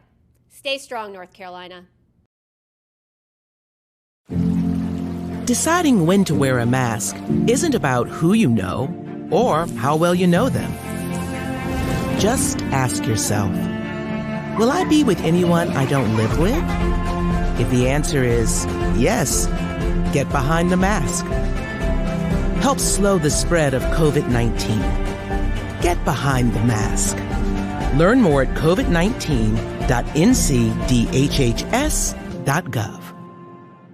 Fight the spread and take a stand against coronavirus. Wear a mask in public. Stay at least 6 feet apart from others. And get tested. Join us and fight the spread. Visit scdhec.gov/COVID-19.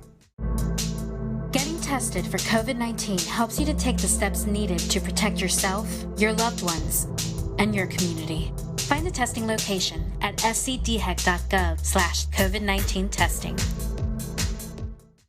You'll see your Carolina weather forecast at 25 and 55 past. And now back to the best of the Carolina Weather Group on the all-new Carolina Weather Net.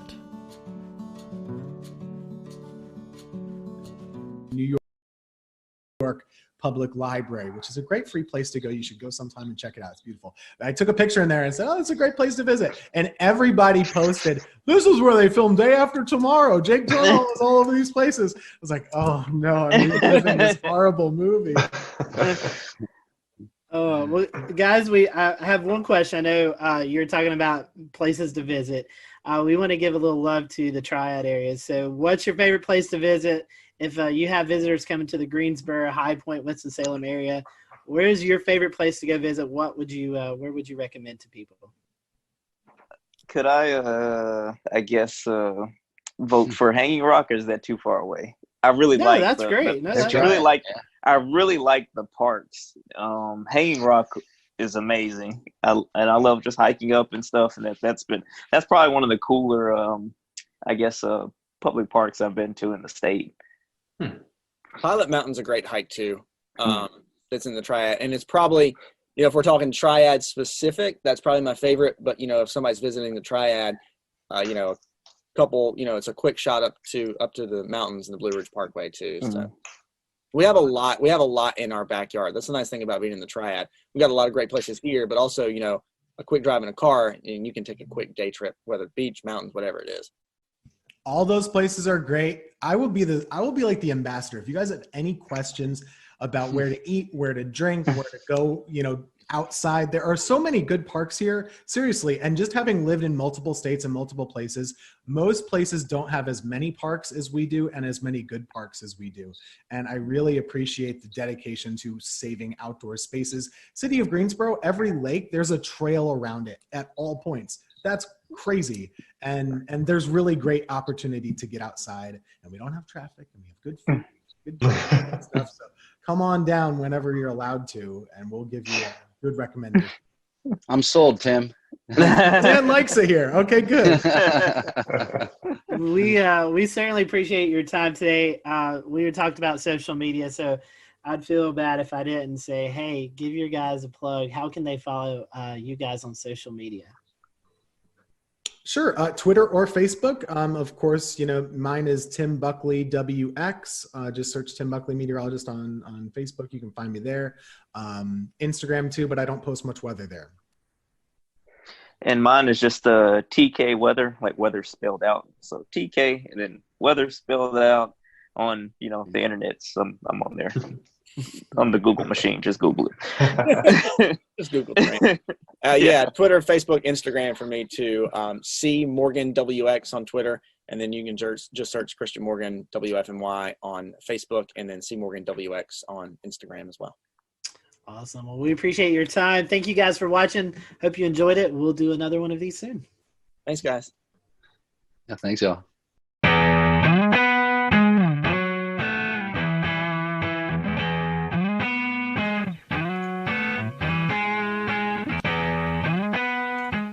And good evening from Charlotte. We are live with you on this Wednesday night. What a very busy day in the science and weather community here on May the 27th, 2020. We have a great show for you. It wasn't exactly the celebration that we were hoping for, as you probably know by now. SpaceX Demo 2's launch from the Kennedy Space Center in Florida scrubbed today due to weather, so we were going to talk a lot about the weather. We also had a surprise appearance by a tropical storm named Bertha, who suddenly came together off the coast of South Carolina, came ashore, and then brought flooding rains here to Charlotte. So we'll have Chief Meteorologist from WCNC, Brad Panovich, on to talk about that, and also geek out with us about space. And we're also joined by Tony Rice, our go-to friend of the show and space expert, and we're so happy that you all are here. Let's get right on into it. If you're joining us live tonight on Facebook, on Twitch, on YouTube, or Periscope, you can comment along with our show. If you're listening to the audio podcast or you're happy to catch this replay on the new Looping Carolina WeatherNet, hello to you as well, too. Tony, let's just start with the elephant in the room. Not the day we were necessarily hoping for. But not the day that came unexpectedly either. If you ever had the opportunity to go down and see a launch, if you haven't, do. Once all this current situation is over with and we're back to whatever normal looks like, you get the opportunity to go down to Florida and see a launch, do it. It's just an incredible situation. We were talking about that a little bit before we started here, and it doesn't capture what it's like if you're watching it on TV or on YouTube or whatever, what the experience is like down there. So that out of the way. If you have ever been down there, you know that Florida weather is Florida weather, and we kind of expect these things to happen.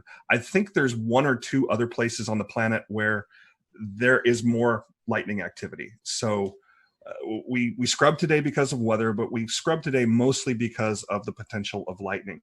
And that's something that we learned back during Apollo 12, even when the Saturn V was hit by lightning on ascend and basically rebooted the rocket several hundred feet above the pad.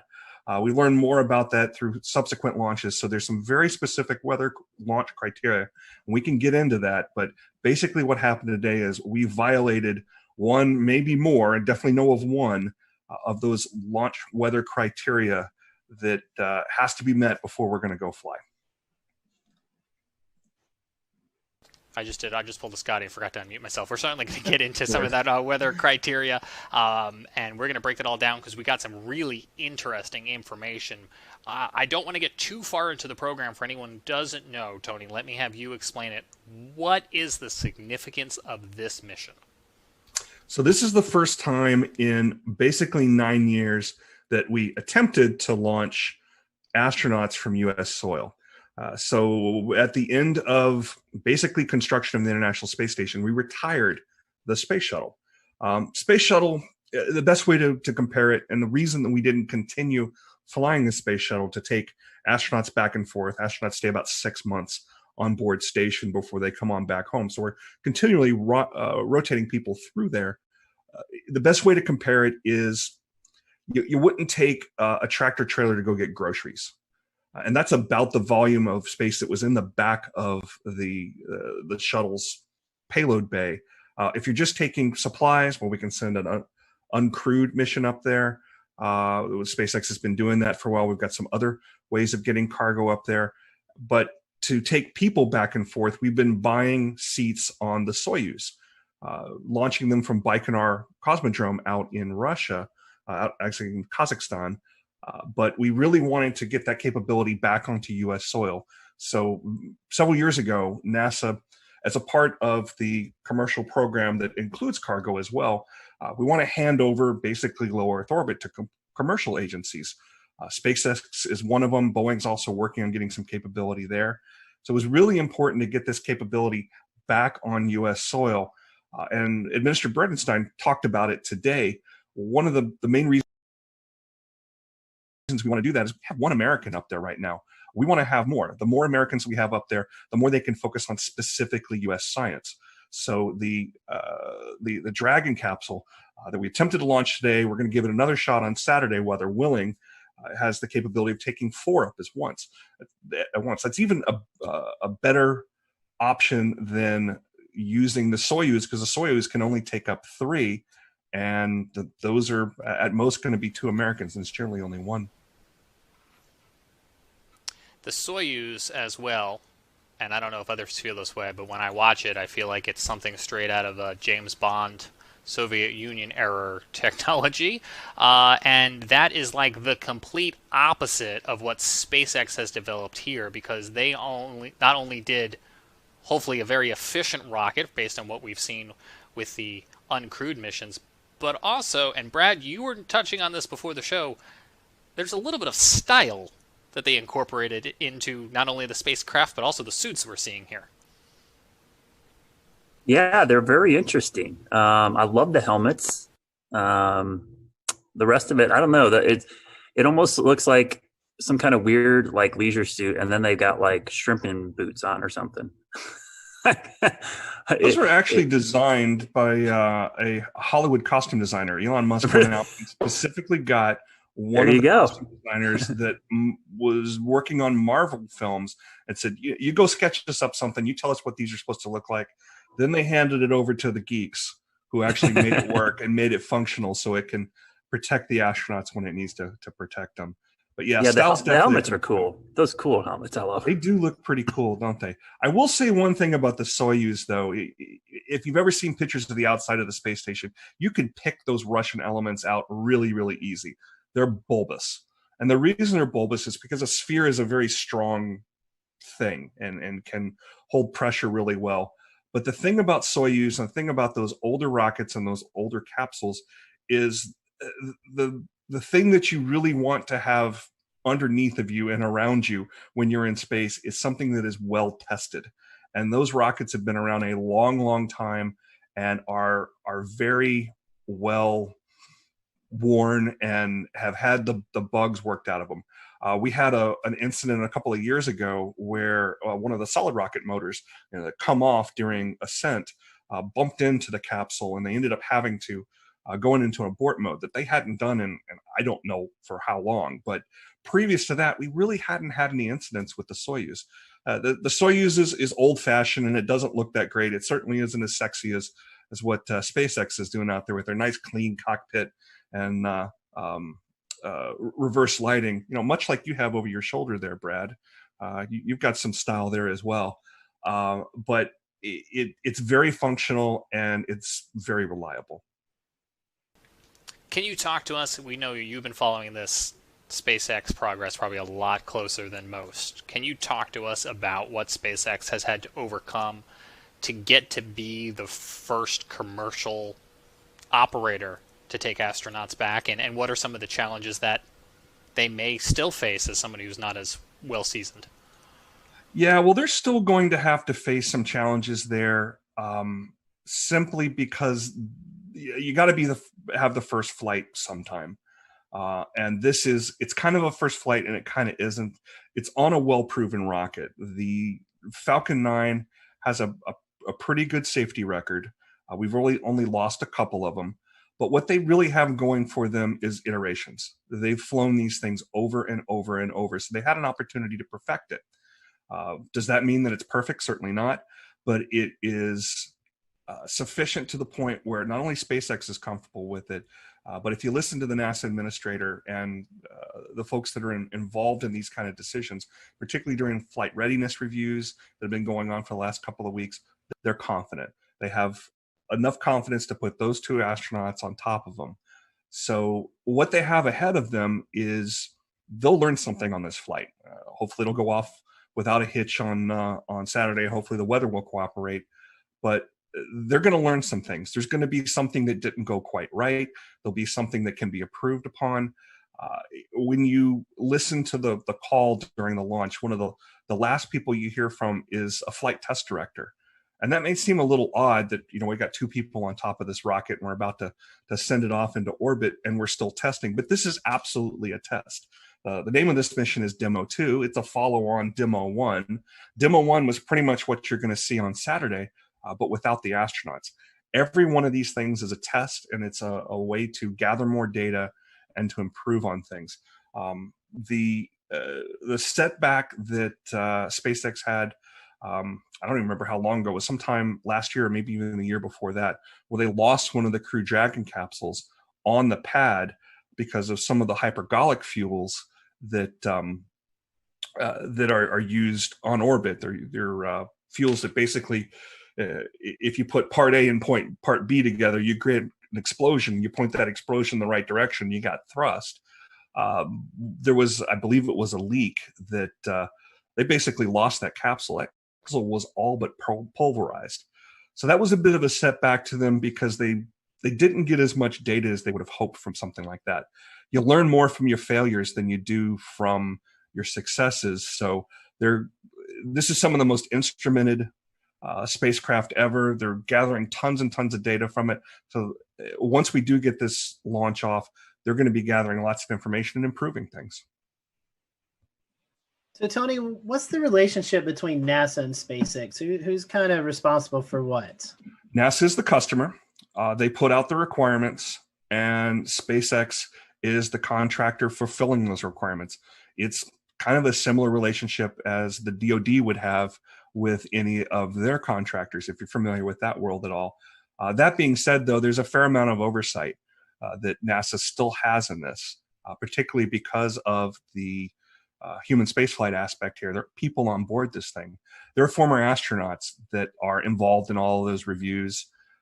And somebody asked during one of the press conferences this week, who in NASA, if anybody, can raise their hand and say, no, something's not right, something's not safe.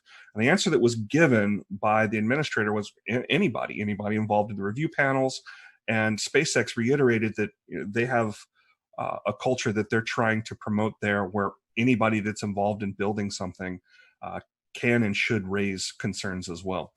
How much that actually happens, that remains to be seen. I don't know of any specific reports of it, but that's at least the story that they're telling. Tony, in a moment, we're going to listen to some of that audio communication today as they came to the realization that the weather was going to be a no-go. Set this up for us. Who's doing the talking here? Is it NASA or is it SpaceX? If it's the clip I think you're talking about, you're actually hearing an Air Force officer.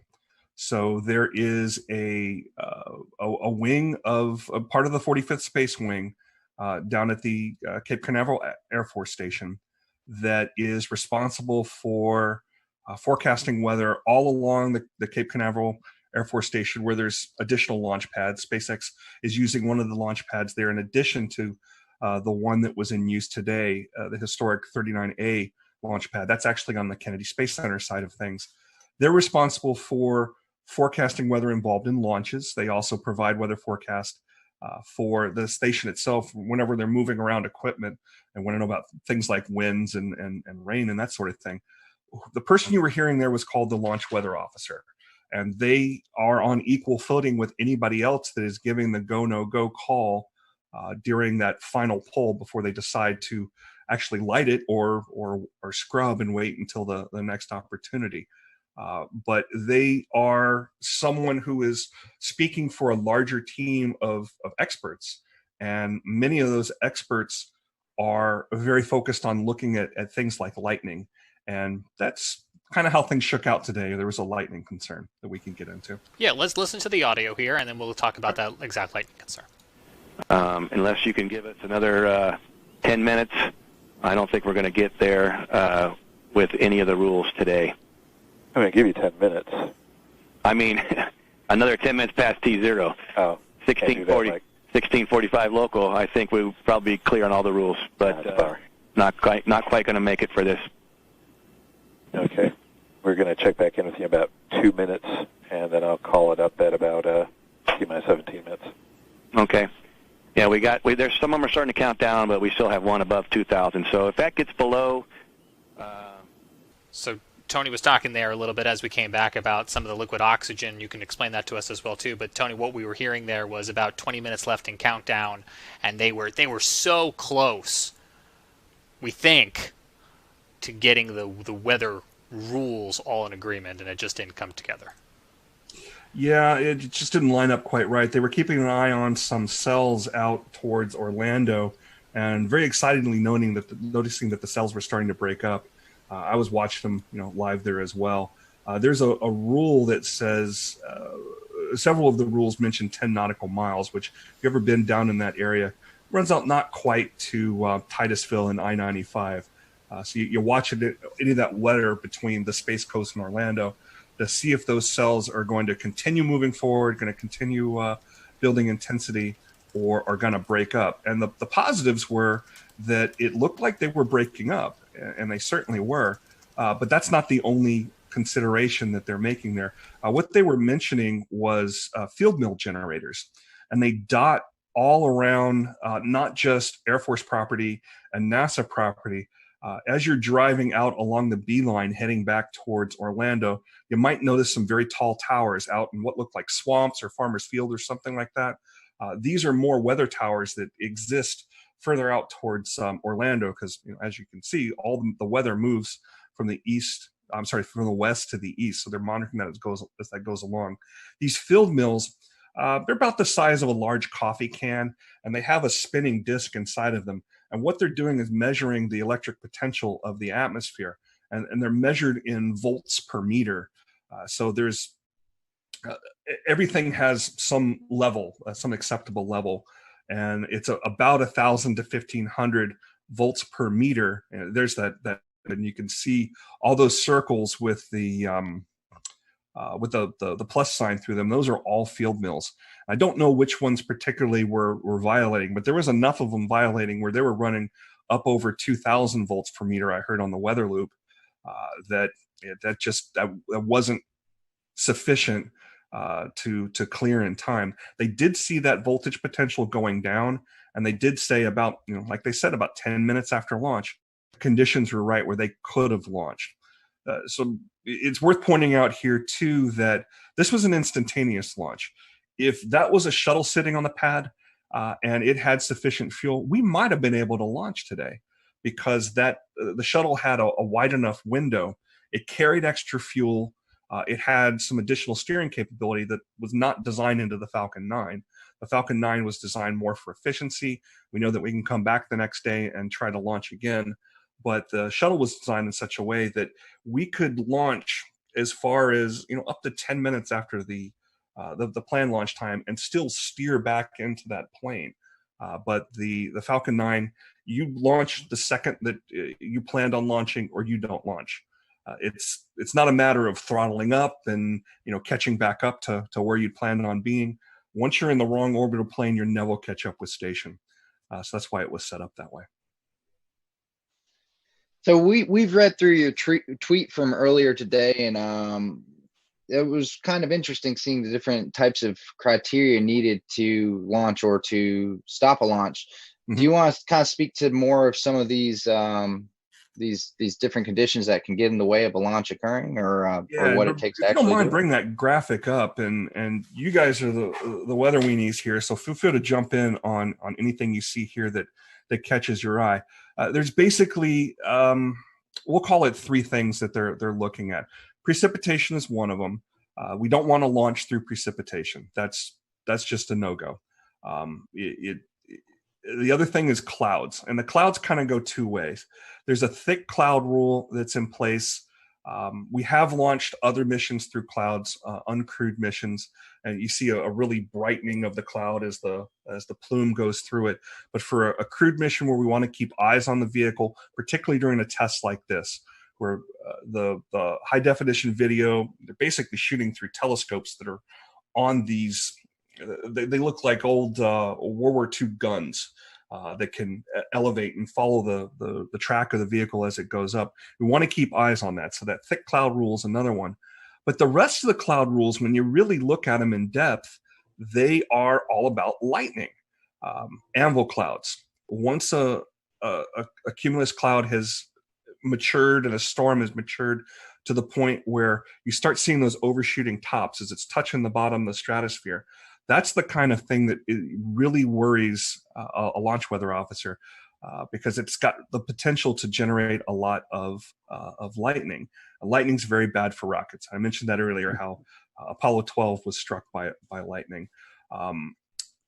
Smoke in the area can trigger lightning. The rockets themselves can trigger lightning. That plume that is coming off the rocket can act as a bit of a grounding rod, and the lightning is drawn to the vehicle itself because it's trying to find that path to the ground, and the plume itself can create a path to the ground. So any potential for lightning in the area we want to avoid. A good percentage of those launch weather criteria that you see there is about avoiding lightning. Yeah, Tony, I was going to say the lightning's concerned, but I can see 2 or 3 other ones, especially the convective debris one and the within 10 nautical miles of an anvil. Those were all met as well. So it wasn't, and I think it wasn't just one storm. They had storms exiting and also storms coming in. They were kind of surrounded. It was just a bad situation. As soon as I was looking at the radar and saw the lightning, I was like, this did not look good. Yeah, the times when I'm down there, I definitely have radar on my phone out watching it, and you can watch the storms boil up. Little tiny cells boil up halfway between Orlando and the Space Coast. And it's that convective action as the sea breezes come on that really can create some of that. Didn't see a whole ton of that this afternoon. Really did this morning. Saw those boil up, move across, dissipate. We're mostly seeing more organized storms move across, or cells, I should say, move across Central Florida. Hey, Tony, I have a question. What was the precise flight path? Was it to the northeast, southeast? What direction was it going to go? All these flights are going to go to the northeast, and they're following the same inclination that the International Space Station has. So when you're looking at an orbit, we'll return to Best of the Carolina Weather Group in a moment. Now your Carolina weather forecast. Here are today's forecast high temperatures for North Carolina. Here are the forecast lows for tonight for North Carolina. Here are tomorrow's forecast high temperatures. And here's forecast rainfall across North Carolina tomorrow. Here are the forecast highs for the day after tomorrow.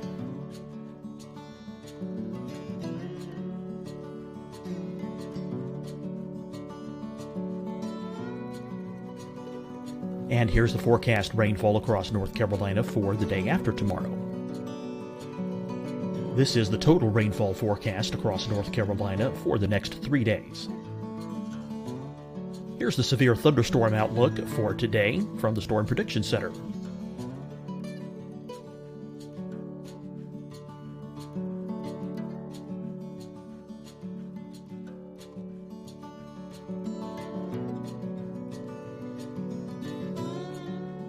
Here are the forecast high temperatures for today for South Carolina.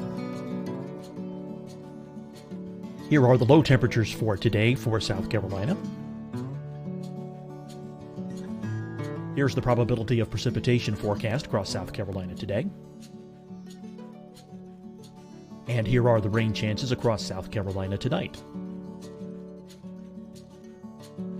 Here are tomorrow's forecast highs across South Carolina.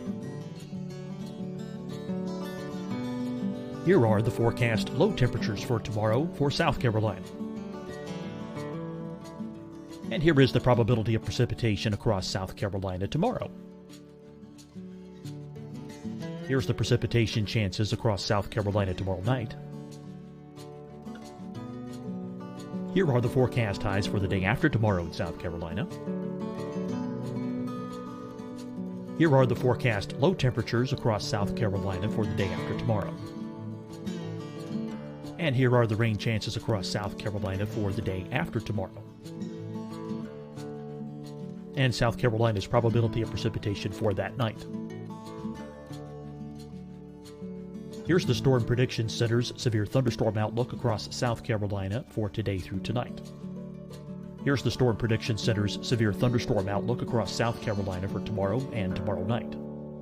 And here's the Storm Prediction Center's severe thunderstorm outlook across South Carolina for the day after tomorrow through that night.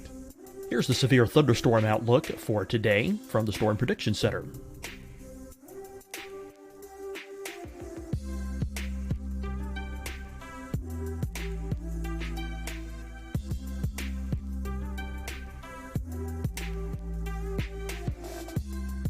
And And now here's a live look at weather radar across the southeast.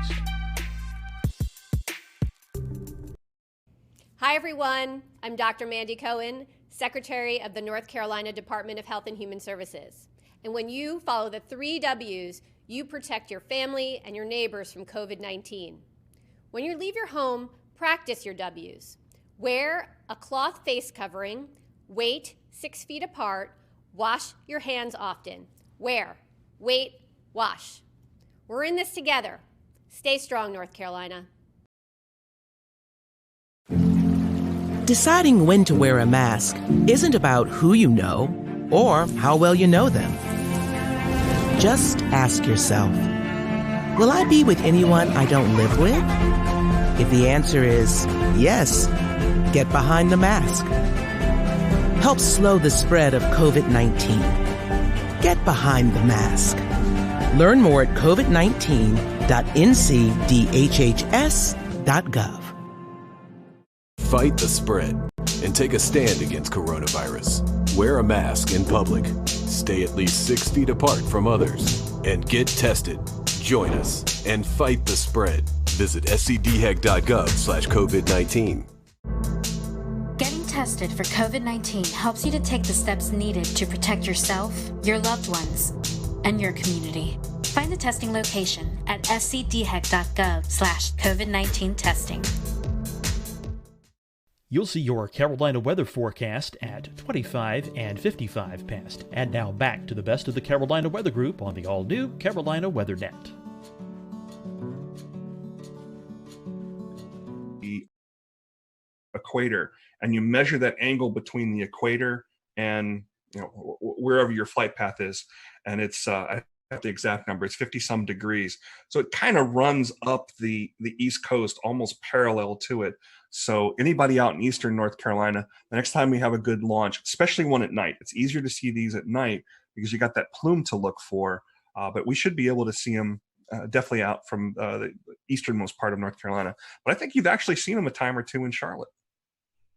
Yeah, we got lucky with that sunrise launch because the sun was coming up and it illuminated the plume on the horizon, and it was spectacular. It freaked people out, but as soon as I saw it, I knew right away. I'm like, oh, this is awesome. It was just the perfect setup of lighting and angle and everything. Brad, Venus freaks people out, so. Well, Tony, I have a question. We're talking about the weather, and it kind of scrubbed this launch. So what happens now? I mean, what do you think the mindset of these astronauts are? I mean, now you get pumped up for this, and now it's kind of wait a few more days. I think this is a bit of muscle memory for them. It is not built up in their mind, maybe to the point where we think it might be, because they've done this so many times. There's a comment made on the broadcast today. Well, we got another good dry run. And in their minds, that's probably what this was, a more organized dry run with more cameras and more attention. They saw this as a positive thing. This was another chance to check out the suits.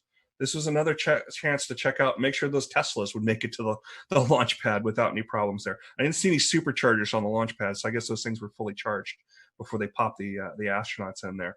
It was another chance to see their families. They've been in quarantine for a good amount of time.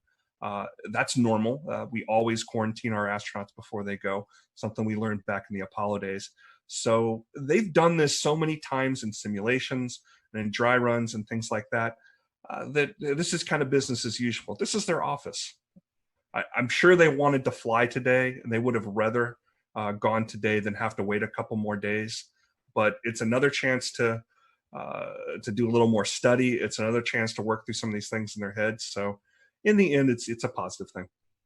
Tony, actually playing on the screen right now is some emotional video of them saying goodbye to their family, and it's most notable in these coronavirus times that they are 6 feet apart and social distancing. But I think you just hit upon it too, in that space is a very sterile environment, and there typically are some separation and some quarantine.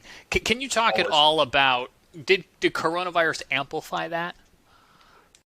Not really. The main thing that the main impact that it had on this launch was in the support personnel.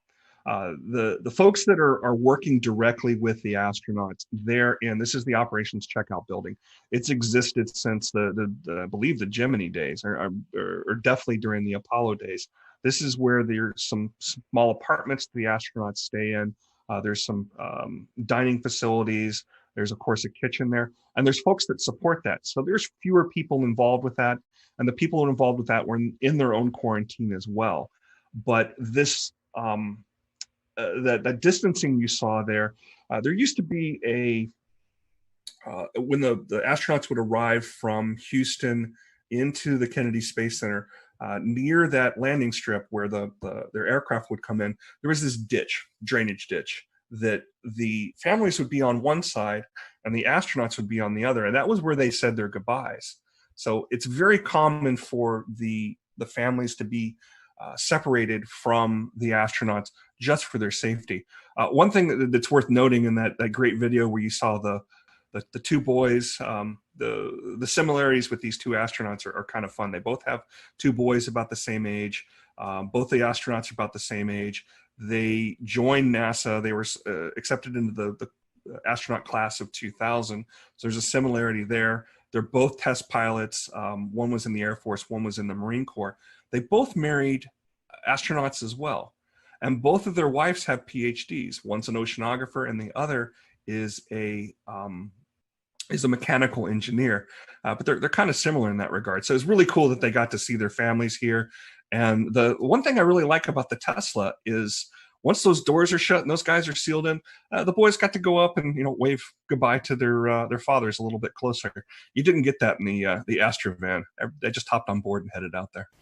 Kind of brings us right back around to that whole stylistic difference we're seeing now with SpaceX in 2020. Did we think Elon Musk was going to put them on a motorhome and send them out there? No, he's going to send them out there like this. I did like the addition of the worm logo too, the old worm logo type. I was going to ask you that. That was going to be my end question. But is that your preference over what I learned today is otherwise called the meatball? The meatball, NASA has 3 logos. The meatball is what you see on the door there, and each one of those little items on there, the red swoosh represents aeronautics. You see some stars back there. Obviously, that's representing the space aspect of NASA. NASA's covering both aeronautics and space exploration. But the NASA logo, the stylized logo type, the worm logo we call it, I remember that from when I was growing up. So it's kind of nice to see it back. I don't have a preference personally. I think it's great to see them both. Tony, is there anything maybe we didn't ask you about that was on your mind today that you think would be important to include in tonight's conversation?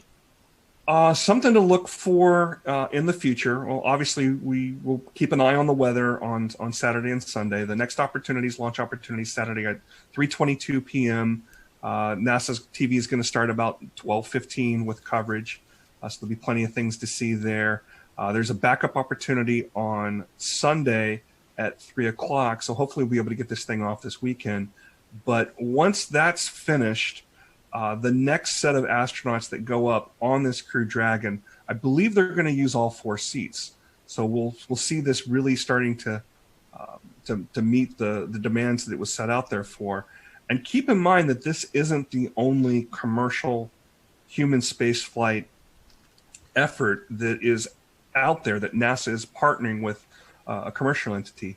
Next, we're going to see Boeing. And we don't have dates on when that's going to be, but Boeing has a Starliner, is what they call their capsule. And it's going to be on top of an Atlas rocket, which is put out by United Launch Alliance. SpaceX builds both their capsule and their vehicle, and the launch vehicle, the Falcon 9. But there's an additional partnership with United Launch Alliance, which NASA has a long, long history with. Just about every uncrewed mission, all the robotic missions through the Jet Propulsion Laboratory that are out there studying the sun, studying Mars. We're going to have a launch of the Curiosity rover's twin, Perseverance, here in July. That's going to be on a United Launch Alliance rocket as well. That's a very well-proven rocket, too. It's actually the rocket I've seen launch the most. The times I've gone down there, mostly to see uncrewed launches. So keep an eye out for that as well. Is the plan here to get some commercialized versions of the International Space Station up there orbiting? That's one of the things that's being discussed, and it's certainly not going to be the last station up there. It is the most expensive, most complicated things humans have ever built. So I don't think SpaceX is going to be putting up their own version of this anytime soon. Are there commercial benefits to having an ability to do science and do manufacturing in low Earth orbit and taking advantage of the microgravity?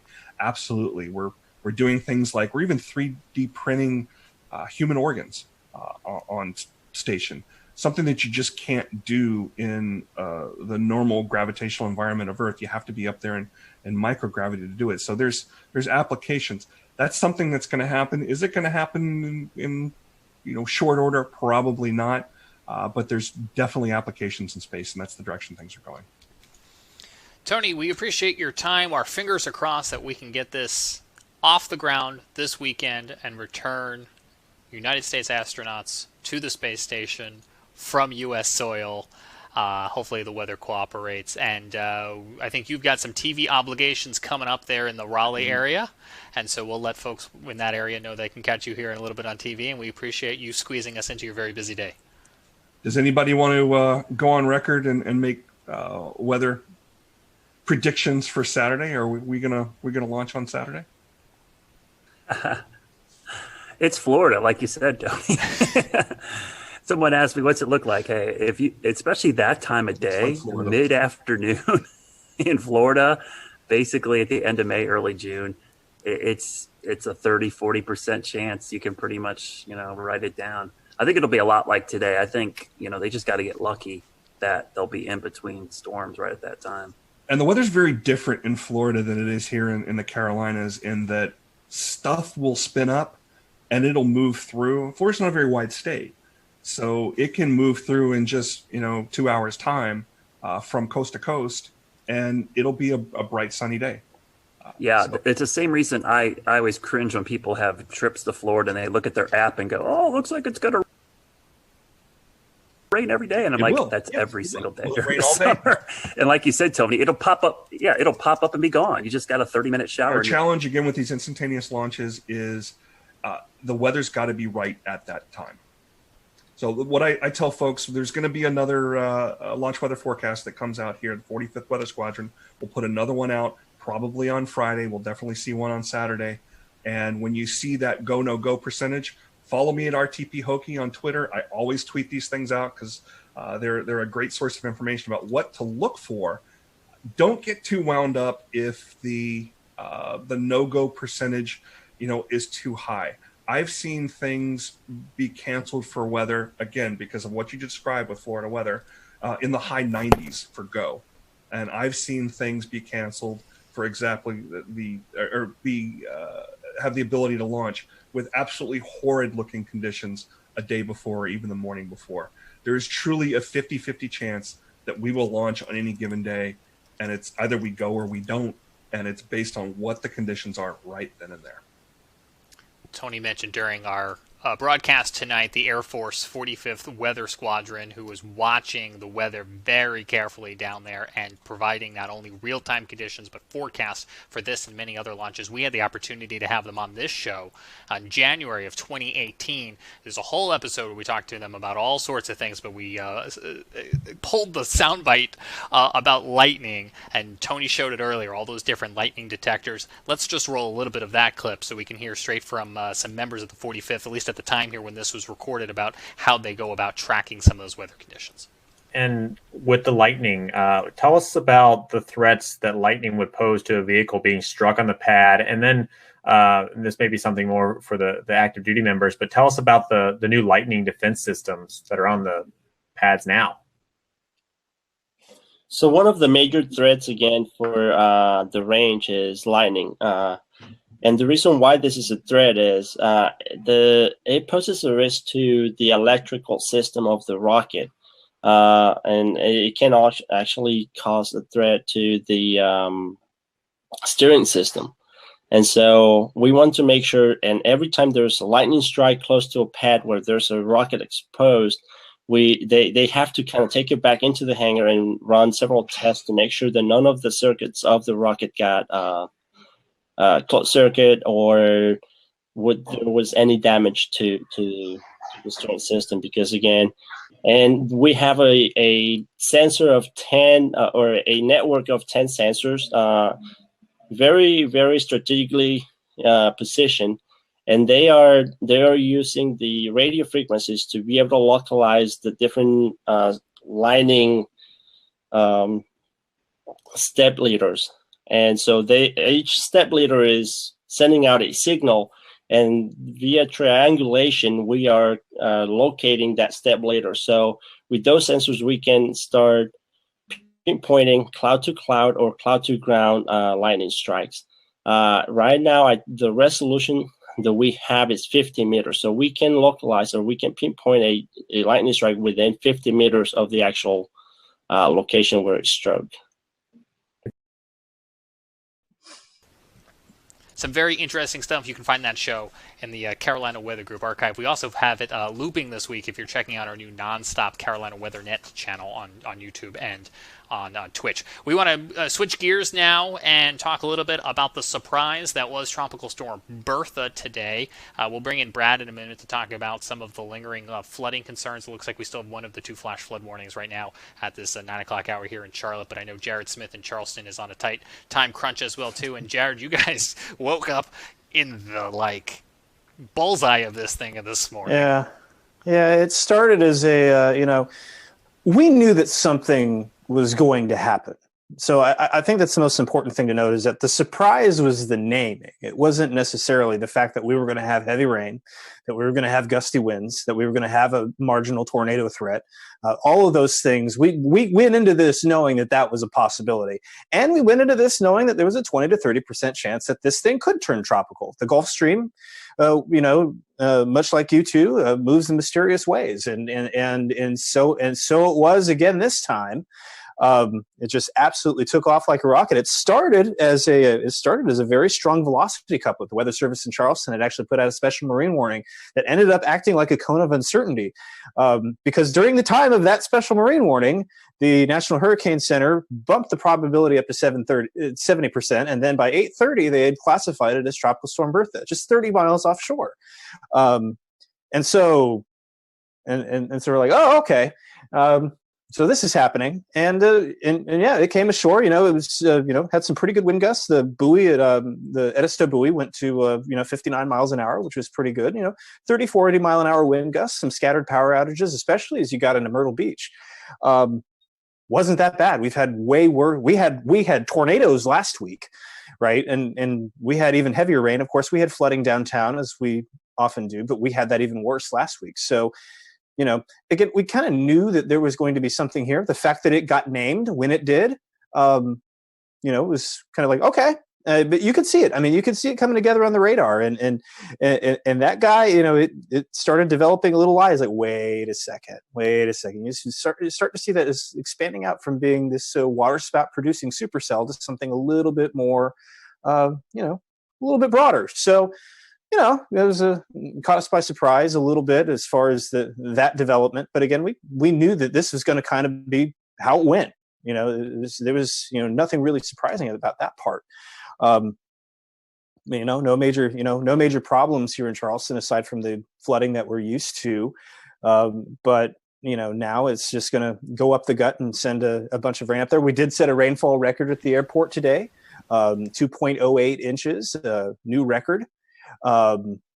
Breaks a record set in 1977 of 2 inches straight on the dot. So we got another pretty good deluge of rain after the bone dry start to May. So yeah, it was an interesting day. I'm still getting comments tonight on Twitter and Facebook saying, "Is like, oh wait, there was a tropical storm? What?" It's like I was too busy. My favorite one right here is I was too busy disinfecting everything to know that there was a tropical storm. So. To give you a general idea of what kind of event Bertha was here, really wasn't that big, but did you say that we're up the gut? Because that's what I took away from what you just said. Yeah. Well, I mean, it's running. You do a little football analogy here. We're just going right up. It's doing the old Hugo. God, the track parallels to Hugo were kind of fascinating, actually. And yeah, fortunately, there were no parallels as far as intensity, so that was good. So that got some locals, buzzing a little bit as far as like, ooh, that looks familiar. We've seen that before. But yeah, at landfall, the Hurricane Center said it had 50-mile-an-hour winds. Now, Shea Gibson, our panelist, he helps maintain a pretty dense mesonet of weather stations here, and really along the southeast and with weather flow, and they didn't see anything like that. So it'll be interesting to see kind of what the postmortem looks like on this. I'm going to be very interested to see how this goes. I know that. And I'll tell you what, it's like the local weather service had everything, nailed down and ready to go. And so to switch to tropical mode just on the fly like that, usually they have some time to prepare for that. Today, they had to just flip flop into tropical operations, and kudos to the weather service in Charleston for making that just so seamless. They did such a wonderful job. Keeping everything flowing, keeping everybody informed. So not an easy day for anybody in weather, to put it mildly. Well, Brad, your colleague to the south, Chief Meteorologist Efron Alfante at WLTX, had a graphic. I was just looking to see if he tweeted it. I saw it on the air earlier that kind of just did a timeline, and I'm going to paraphrase because I don't have it in front of me, but it was essentially 5:30 advisory, 20% chance, 7:30 advisory, 70% chance, and then somewhere at like 9:30 it was like landfall. Jared mentioned the tornadoes. I think when that 70% came out, it was probably already a tropical system. Probably. They needed to get a little bit closer for all those sensors, I guess. Yeah. It brings up a good point. I think Jared was exactly spot on. It's funny how this just getting a name makes a big deal of it, but literally the forecast and impact, nothing changed. It's like I joked all day. It's like, hey, our rain now has a name. It's like pretty much, we were forecasting the flood threat. The timing was exact. I was calling it a tropical low for the last 3 days. I really wasn't referring to it as a tropical wave because it looked like it was going to have some spin to it. All the short range guidance had some rotation. But it is interesting that it gets a name, and it's, the B storm, it's weird. It's the third time in the last 10 years we've had the B storm before June 1st. So that is rare, but it's happened a lot more frequently in the last 10 years. And I looked it up today, and I'm pretty sure, I think it tied for the third or fourth earliest B storm on record, at least formation-wise. But it's probably going to set a record for the shortest duration tropical system because I think it was last year we had the A storm. Was it Andrea? Only like 3/4 of a day did it maintain tropical characteristics. So this will be interesting to see what kind of longevity stats it's going to come up with. But the thing to remember about these is, I think as a communicator with the public, is the name really isn't important. It's the impacts. And I think if people focus on the impacts more, the name is not that big of a deal. For instance, everybody was freaking out about this today, but it honestly did less damage and issues to us than a cutoff no-name low last week, which plagued us with flooding for 4 days, tornadoes, straight line winds. So it's a really good wake-up call about how we communicate weather impacts. I know for insurance purposes, especially on the coast, that the naming is a big deal for deductibles and stuff. But in the grand scheme of things, the overall impacts did not change at all just because we gave it a name today. Can you talk about how last week's weather, and I don't mean to make any assumptions in the question, set us up for the flooding risk today, how it all kind of came together? Oh, I've been fascinated by watching the flooding. We had a lot of flooding in Charlotte, a lot of creeks, and I saw a couple creeks come up with only 1.25 inches of rain. That's almost, I never seen that happen. The problem was everything's saturated. That 1.25 inches of rain went right into the creek. Nothing soaked in. So we had several creeks flood almost instantaneously because of the 4 to 6 inches of rain we had last week. It's like a wet sponge, trying to clean up a wet table with a wet sponge. You just spreading the water around. You're not really soaking anything up. And so today we actually set a rainfall record as well. I'm glad Jared brought that up because I had to check. in Charlotte, we did set a rainfall record for today as well. 1.55 broke, or 1.64 broke the old record of 1.55 in 1981. So I think that's the 9th or 10th 1 inch or more rainfall in a day this year. I think that's a record for this early in the year as well. So yeah, last week's rain really set the table for the flooding issues today. And we're going to see a lot of the creeks and streams continue to rise in the next 24 hours because this is all running off back into the Catawba, the Rocky River. It's flowing into the PD. I bet you're going to see some pretty substantial and surprising crest on some of these rivers because people don't expect the little bit of rain we got today to cause a quick jump in water levels. And just watch any of the storms that pop up the next 2 days. They'll be more scattered, but any one of those is probably going to produce flash flooding pretty quickly. I've been doing a lot of talking this episode. I want to just pause for a moment and see if anyone else wants to hop in so I don't steal all the questions. I'll just say, normally with these tropical systems, the foothills really, we really wring out the moisture, but it's not been too bad up this way. It's more like Brad said, along the 77 corridor onto the east where most of the flooding has been. Last week, it was a lot of rain as well, but we didn't see as much flooding because of the breaks and things that happened. We didn't see a lot of flash flooding. So we've got lucky, but like Brad said, I think it's time to dry out for a few days. It's been awful saturated. The good news too is this thing was moving. If it was 6 miles per hour slower, I think we would have major issues in the Charlotte area because we started seeing the water come up real quickly right at the tail end of that last rain band. If it stuck over us a little bit longer, I think we would have a lot of water rescues and a lot of issues in Charlotte. So I think we got pretty lucky with that forward speed, almost moving 25, 30 miles an hour by the time it got up our way. I think what's interesting is one of the comments I've been getting a lot today, and I think this is always one that's kind of the public sees these early storms and they go, uh-oh, looks like a bad season. And honestly, it doesn't really mean a whole lot for the season. I mean, we might go 2 months now without seeing another tropical system, though. I don't know. Next week in the Gulf looks kind of interesting. But I think it's one of